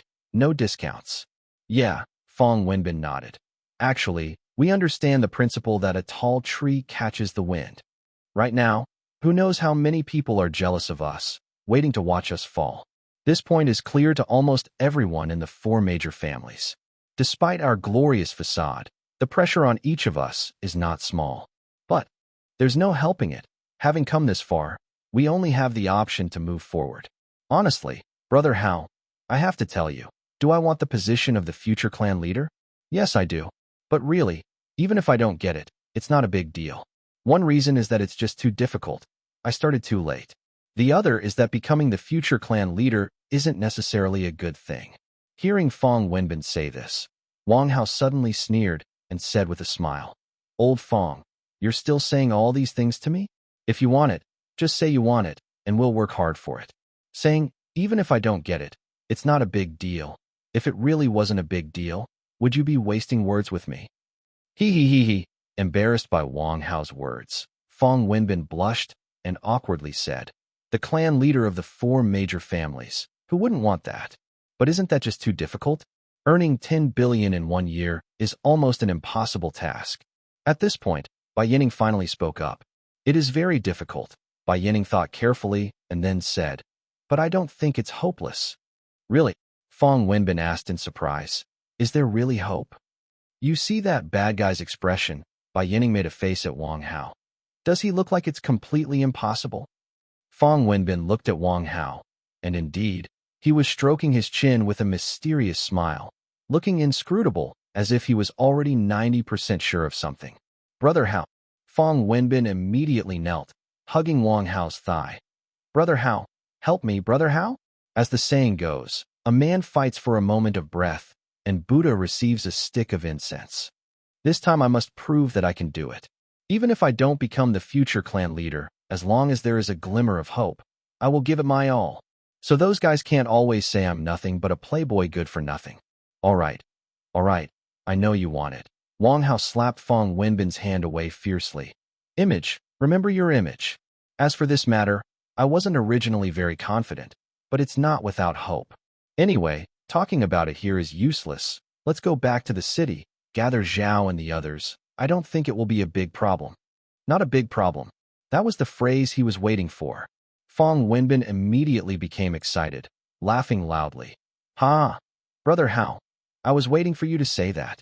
If you say it's not a big problem, then it definitely isn't. All right, I'll go report to great-grandfather. And since there's nothing left to do here, let's aim to leave tonight. Leaving already? Wang Hao looked around, and indeed, it was hard to part with such a pristine and scenic place. All right then, Wang Hao nodded. I need to use the restroom. Let me know tonight. Got it. Fong Wenbin was out the door. After Fong Wenbin left, Bai Yining looked at Wang Hao and asked, Wang Hao, are you really confident? What are you planning to do? Generally, to reach that level of billions, regular small tricks won't cut it. Do you have some big plan? There is a plan. Wang Hao touched his chin and said, the key issue is time, just 1 year. It's indeed a bit rushed. Anyway, let's not talk about it for now. I'm off to the restroom. We have dinner soon. Oh, go ahead, Bai Yining nodded. I'll rest for a bit. Wang Hao then left.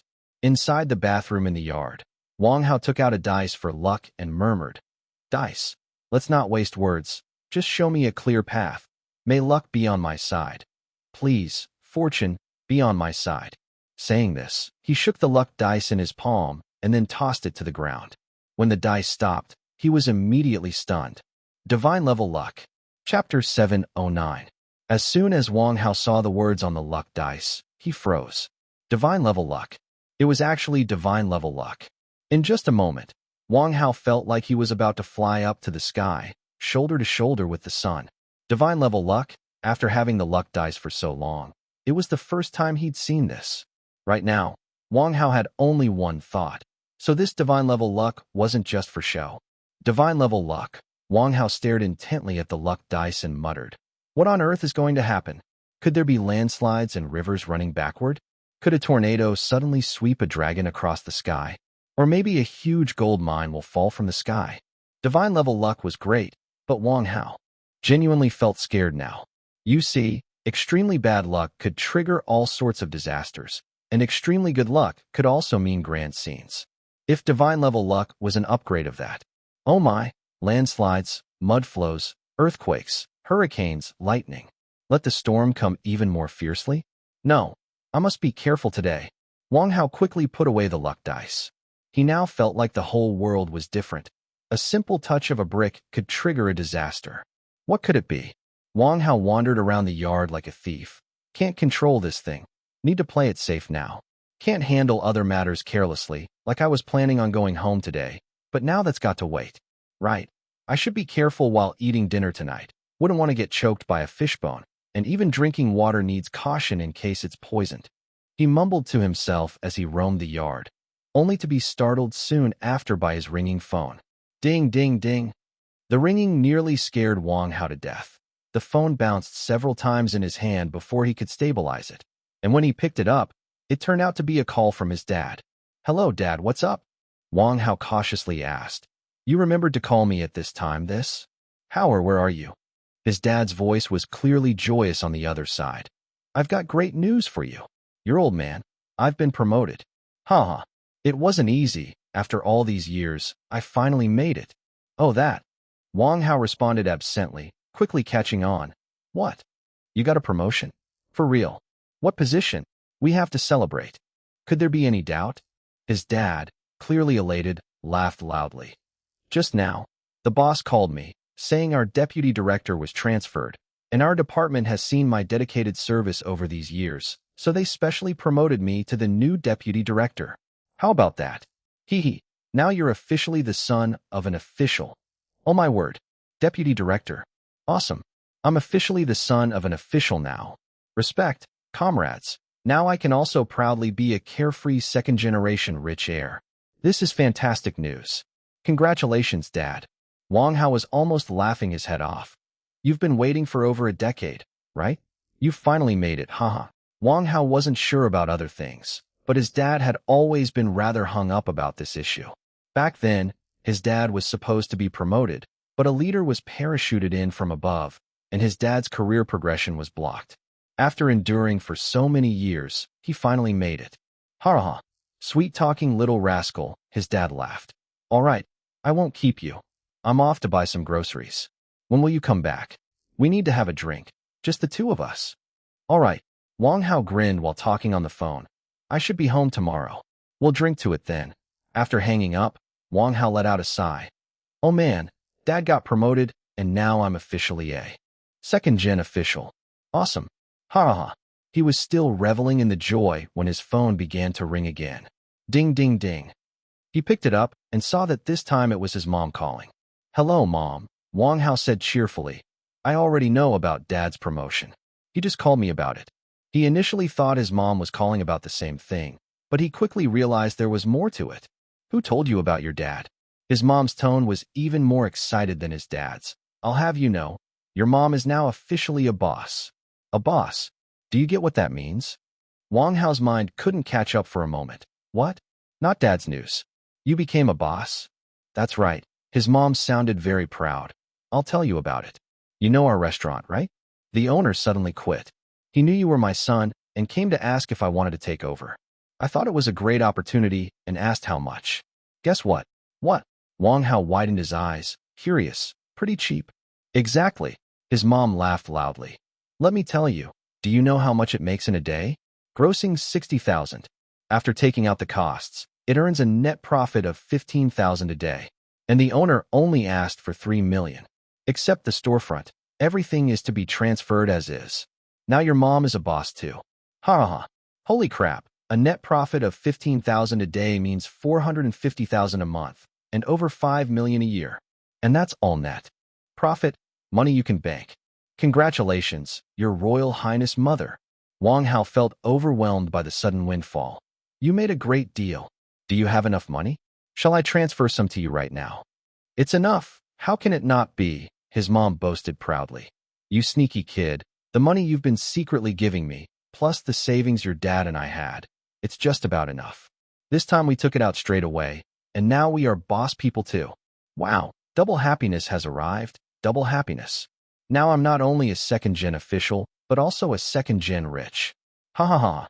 In the past, after earning money, Wang Hao had indeed given his mom a fair amount of cash. He just kept it low-key. Initially, he never wanted his mom to work at that restaurant to avoid her getting tired, but she wouldn't have it. His mom used to say her flesh was cheap.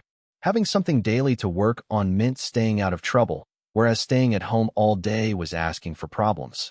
Although the pay wasn't much, she treated it as a distraction and thus kept working there. But now, goodness, the restaurant owner had quit and directly approached her to take over. She was literally singing a turncoat surf song, having upgraded straight to a boss. Haha, great. Our family has double happiness. Wang Hao beamed, then added, when I come back tomorrow, we really have to celebrate this properly. After hanging up the phone, Wang Hao sighed. Oh man, double happiness in one day, and it all happened in just this short while. Then it suddenly hit him. Holy shit, Wang Hao slapped his thigh hard. This divine level luck, could it be? Chapter 710, The Power of Divine Level Luck. Just now, divine level luck brought double happiness, especially right after I rolled the dice. Could it be that this divine level luck means that my family and friends are all going to have incredible luck? Holy cow, this is just awesome. Wang Hao was dumbstruck, calculating. Our friends are going to have a collective burst of luck, damn. If this round of good fortune really kicks in. Sure enough, before he could finish speaking, his phone rang again. Ding ding ding. Wang Hao picked up and was surprised to see that Ren Xing was calling. Brother Hao. Ha ha ha. Brother Hao, great news. Great news. Ren Xing burst out excitedly as soon as the call connected. Brother Hao, this time is truly awesome. Holy shit. Holy shit. Do you know what happened? What could have gotten Ren Xing, that chubby guy, so excited? Did you win 5 million? Is that why you're so happy? Wang Hao was almost scared to death by Ren Xing's laughter on the phone and asked, what happened? Look at how excited you are. Steady now. You really need to calm down. Don't get too excited. How can I not be excited, Brother Hao? Ren Xing sounded almost ecstatic. Mu Qing is pregnant. She's pregnant. Holy shit. Just now, she told me she missed her period, and it has been a few days already. So we did a test, and it's true. It's really true. Woo woo woo. Brother Hao, I'm going to be a dad. Ha! Holy shit. Mu Qing is pregnant. Wang Hao almost blurted out a swear word. Ren Xing and his situation were well known to him. The doctor had mentioned a low sperm viability rate, and Ren Xing had secretly brought up the possibility of needing IVF. But who would have thought she would become pregnant so soon? Congratulations. Wang Hao got excited too. This is such wonderful news. When I get back, we must have a good drink to celebrate. Absolutely. Ren Xing seemed to be floating with joy. When you come back, Brother Hao, we're going to drink till we drop, and we won't go home until we're plastered. Ha ha ha. My mom and dad know about it too. They said our family has a future now. My dad even mentioned when I should bring her home for a visit. And now it seems he really approves. That's great. Wang Hao was truly happy and remarked, hadn't you told me before that your parents were somewhat opposed? Now they agree. They agree, Ren Xing said excitedly. We have a child now. How could they not agree? This is like boarding the train first and buying the ticket later. Who cares about the formalities when there's a child involved? Both my heart-hardened parents have to soften. Plus, now that Mu Qing has finished filming War Wolf, she's quite popular, and my dad was worried I wasn't good enough for her. Heh.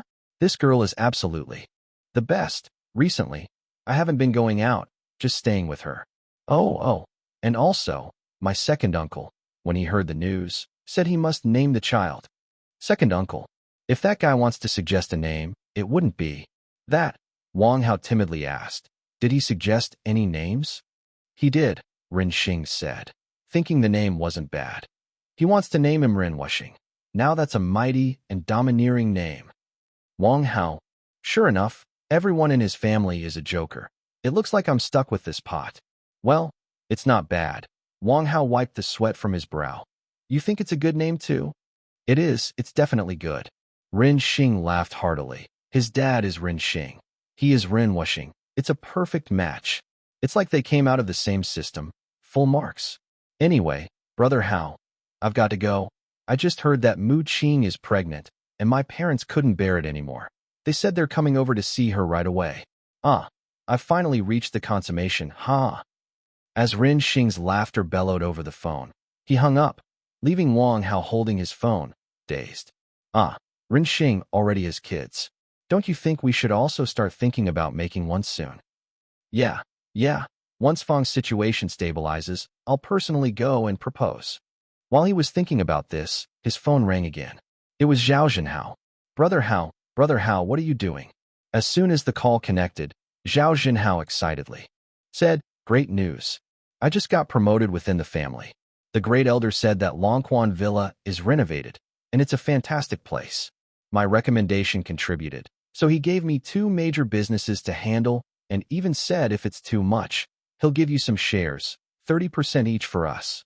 Wang Hao.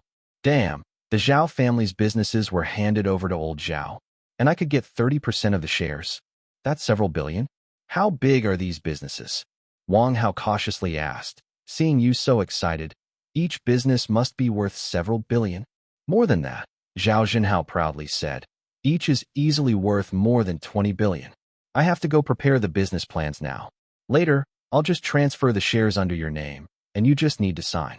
The great elder said you don't have to do much normally, just help out during crucial times. These businesses are worth more than 20 billion each.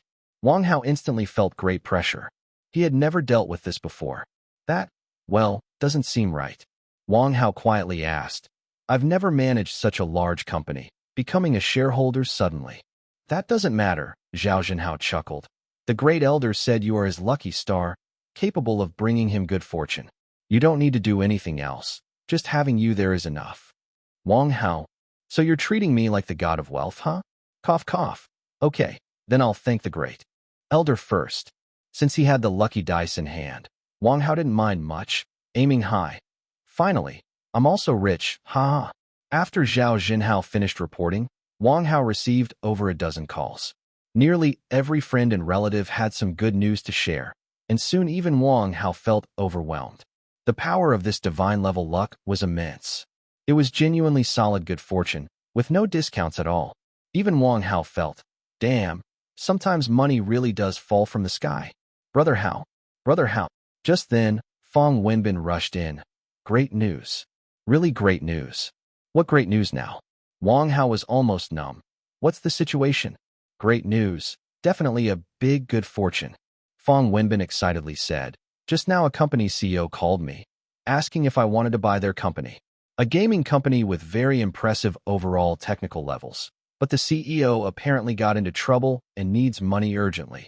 So he's selling it for just 30 million. Damn, a gaming company.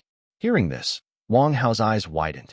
He was just considering this, thinking it would be an ideal move if Fong Wenbin wants to compete to become clan leader in the future. Wang Hao had also worried that technology and gaming companies here might not be sufficient, and acquiring one might be very time-consuming. But now, a company literally fell from the sky. Chapter 711. This is doable. With this game company, basically a lot of things can be arranged. This is great. This is great. Wang Hao laughed heartily. With this, earning 10 billion within a year isn't impossible at all. Really? Are you serious? Fong Wenbin heard this and was incredulous. How could such a small company worth 30 million earn 10 billion? How is that possible? Of course, I'm serious. Wang Hao stroked his chin and said with a smile. With this, I guarantee there won't be a problem. Let's rest for today and head back tomorrow. Then we'll go see the company. I need to check out their technical level. Oh, by the way, Brother Fei called me just now, saying he's dug up a super awesome technical team that specializes in special effects and CG animation. If it really doesn't work out, we could merge the two companies and then develop a few hit online games. Haha, 10 billion a year. Maybe it's not out of reach. Yes, there's definitely hope, Fong Wenbin nodded. When I visited your place last time, I remember seeing several games. When the time comes, we'll develop all of them. Haha, it's settled then. Wang Hao gave Fong Wenbin a hearty pat on the shoulder. Give it your all. I remember your company's profits are SOSO. I think we could arrange for a reliable person to manage it. As long as performance doesn't slide, we'll focus on the online games. After saying goodbye to Fong Wenbin, Wang Hao hummed a tune on his way back to his room. As soon as he entered, he saw Bai Yining sitting excitedly at the head of the bed, laughing while playing with her phone. Moi, what's got you so happy? Wang Hao walked over, sat beside her, and asked, seeing your expression, it must be something big, right? Divine level luck, eh? Everyone around us seems to be exploding with good fortune, so our dear Moi must be doing well, too, right? It certainly is good news. Bai Yining turned her head and smiled. The United States World Fashion Weekly has chosen me as the Global Fashion Figure of the Year. I just got a call asking me to prepare for an interview and to shoot a few sets of pictures for the cover of their fashion magazine. Global Fashion Figure of the Year. Wang Hao was stunned when he heard this. Is this selection important? Sometimes I really wonder if you're from our world. Bai Yining gently leaned her head on Wang Hao's shoulder and said, the Global Fashion Figure of the Year is perhaps the most influential accolade worldwide. Being able to stand on this podium is the highest honor in anyone's life. Let me put it this way, my father was only selected for this when he became the family head of the Bai family. Even Hong Tianjun, the future family head of the Hong family, hasn't been chosen yet. Wow, it does sound very high-end and prestigious. Even Hong Tianjun hasn't qualified. One can only imagine how difficult this selection is. Amazing, amazing. Wang Hao laughed and gave Bai Yining a big hug, then said, our Moi must be ranked among the most influential women in the world now, huh? Awesome. You bad guy. Bai Yining pinched him hard. It's this late, and you don't have any sort of response. Wang Hao. What kind of response? What could I even offer? Wang Hao thought hard for a while, and then had a sudden realization. Bai Yining herself lacked nothing, so gifting things was definitely unnecessary. Besides, their relationship was certainly solid. Something like roses definitely wasn't what she wanted. So, the only thing left. My bad. Wang Hao smacked his forehead. Don't worry. Once you're back, I'll go to your place and formally ask Uncle Bai for your hand in marriage. How does that sound? You catch on quick. Bai Yining blushed shyly upon hearing this, but nodded. That's more like it. Otherwise, what would it look like with me just hanging around you every day? Though, my father probably can't even decide on my marriage. It might be necessary to meet with our family's great elder, so just be prepared. Meet the Bai family's great elder.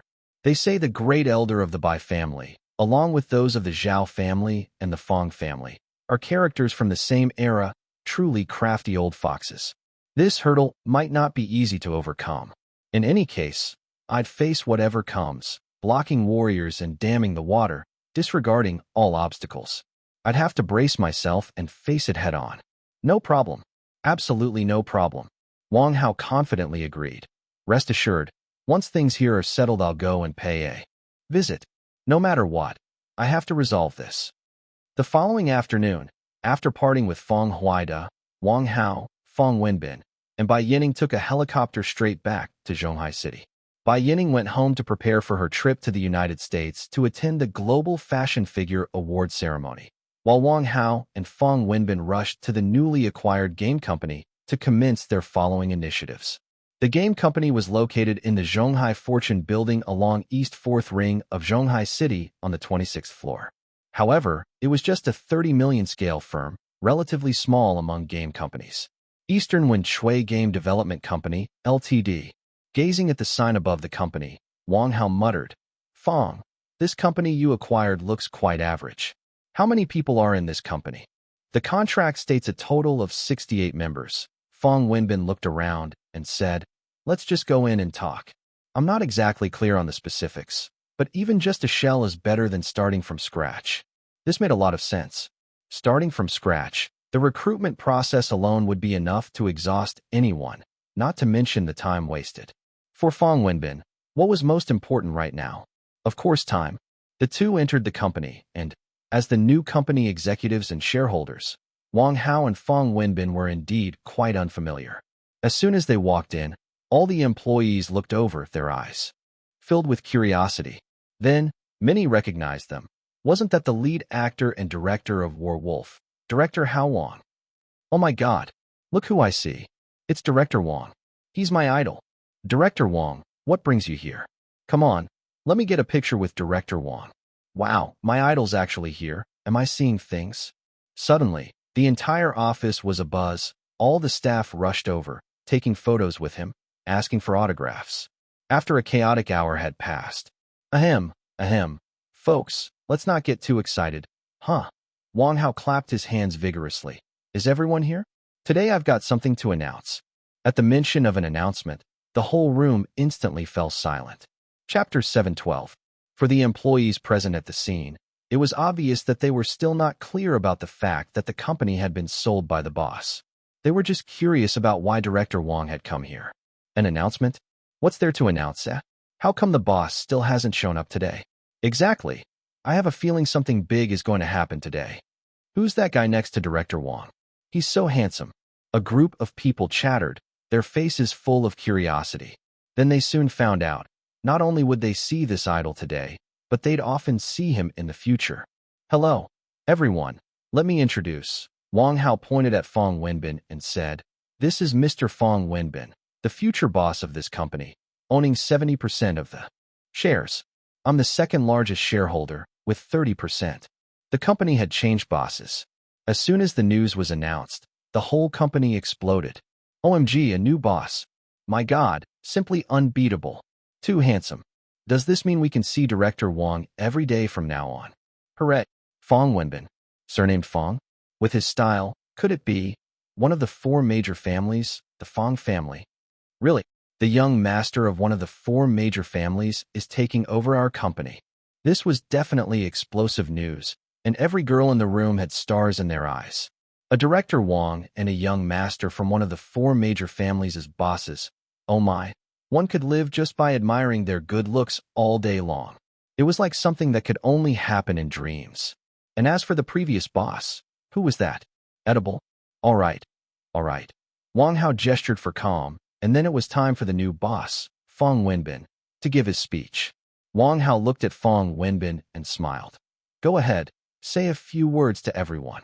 At that moment, when Feng Wenbin should have been speaking, an eerie voice suddenly rang out. Yo, isn't this Wenbin? Two more people walked through the company's doors. The man in front was about 30 years old, approximately 1 meter 82 tall, wearing a gray Armani suit and a Rolex on his wrist, his eyes filled with mockery as he looked at Feng Wenbin. The man behind him was dressed casually, with an extremely handsome face, but his gaze held an odd, captivating charm as he surveyed his surroundings. Wang Hao didn't recognize the man in front, but his heart jolted when he saw the man behind. It was the mysterious man he had seen by the old mansion's ancient well. Fong Wenhao. Fong Wenbin exclaimed in surprise when he saw the man in front, then frowned and asked, "What are you doing here?" "I'm not up to much," Fong Wenhao chuckled, then continued, "Just thinking of clearing out some useless assets. I was wondering who would take over, and I hadn't expected it to be you, Wenbin. 30 million isn't a big deal, but since you've taken over, as your older brother, I'm quite happy. Isn't that right, my little brother Wenbin?" Wang Hao immediately understood the situation. Looking at the two of them, and considering Fong Wenhao's age, he could tell right away that the man was likely one of the candidates for the future clan leader. "It's your company?" Fong Wenbin was taken aback by the revelation, and then furiously demanded, "So that's why you called me directly? You had it all arranged, didn't you? Do you even have to ask?" Fong Wenhao laughed heartily. "From the moment you were eligible to compete to be the future clan leader, I had already marked you as my rival. The business world is like a battlefield, and using some tactics is nothing extraordinary. What I'm really curious about, though, is your friend here. Wang Hao, right? Werewolf was well made and must have made a fortune, huh?" Though his words sounded nice, his eyes were filled with hostility. After all, as a contender for the clan leader position in one of the 4 major families, he had already compiled a detailed report on Fong Wenbin. The moment he was eligible to compete, which of course included Wang Hao, a key figure. It was decent. Wang Hao obviously didn't share the same path as Fong Wenbin, and wasn't going to indulge his nonsense, smiling as he replied, "Still, it's nothing compared to you, Brother Hao. Even deceiving your own family, I can only express my deep inferiority." Nicely said, nicely said. Despite Wang Hao's mocking words, Fong Wenhao didn't get angry. Instead, he seemed quite proud. Life's like that, isn't it? There are always some vexing things, and even within a family, brothers can have their disputes. It's quite normal, part of human nature. But you, I'm interested in you. I heard from Sheng Kuan that you two had met before. With this line, the man beside him chuckled and looked at Wang Hao. "I didn't expect us to meet so soon. Quite surprising indeed. I am Wei Xingkuan. We should learn from each other more in the future." "Sure, no problem." Wang Hao extended his hand to Wei Xingkuan with a smile. "We could say we're sort of in the same line of work. I interfered with your plans last time, so I'll be counting on you to look after me." "Of course." Wei Xingkuan looked at Wang Hao's outstretched hand, firmly shook it briefly.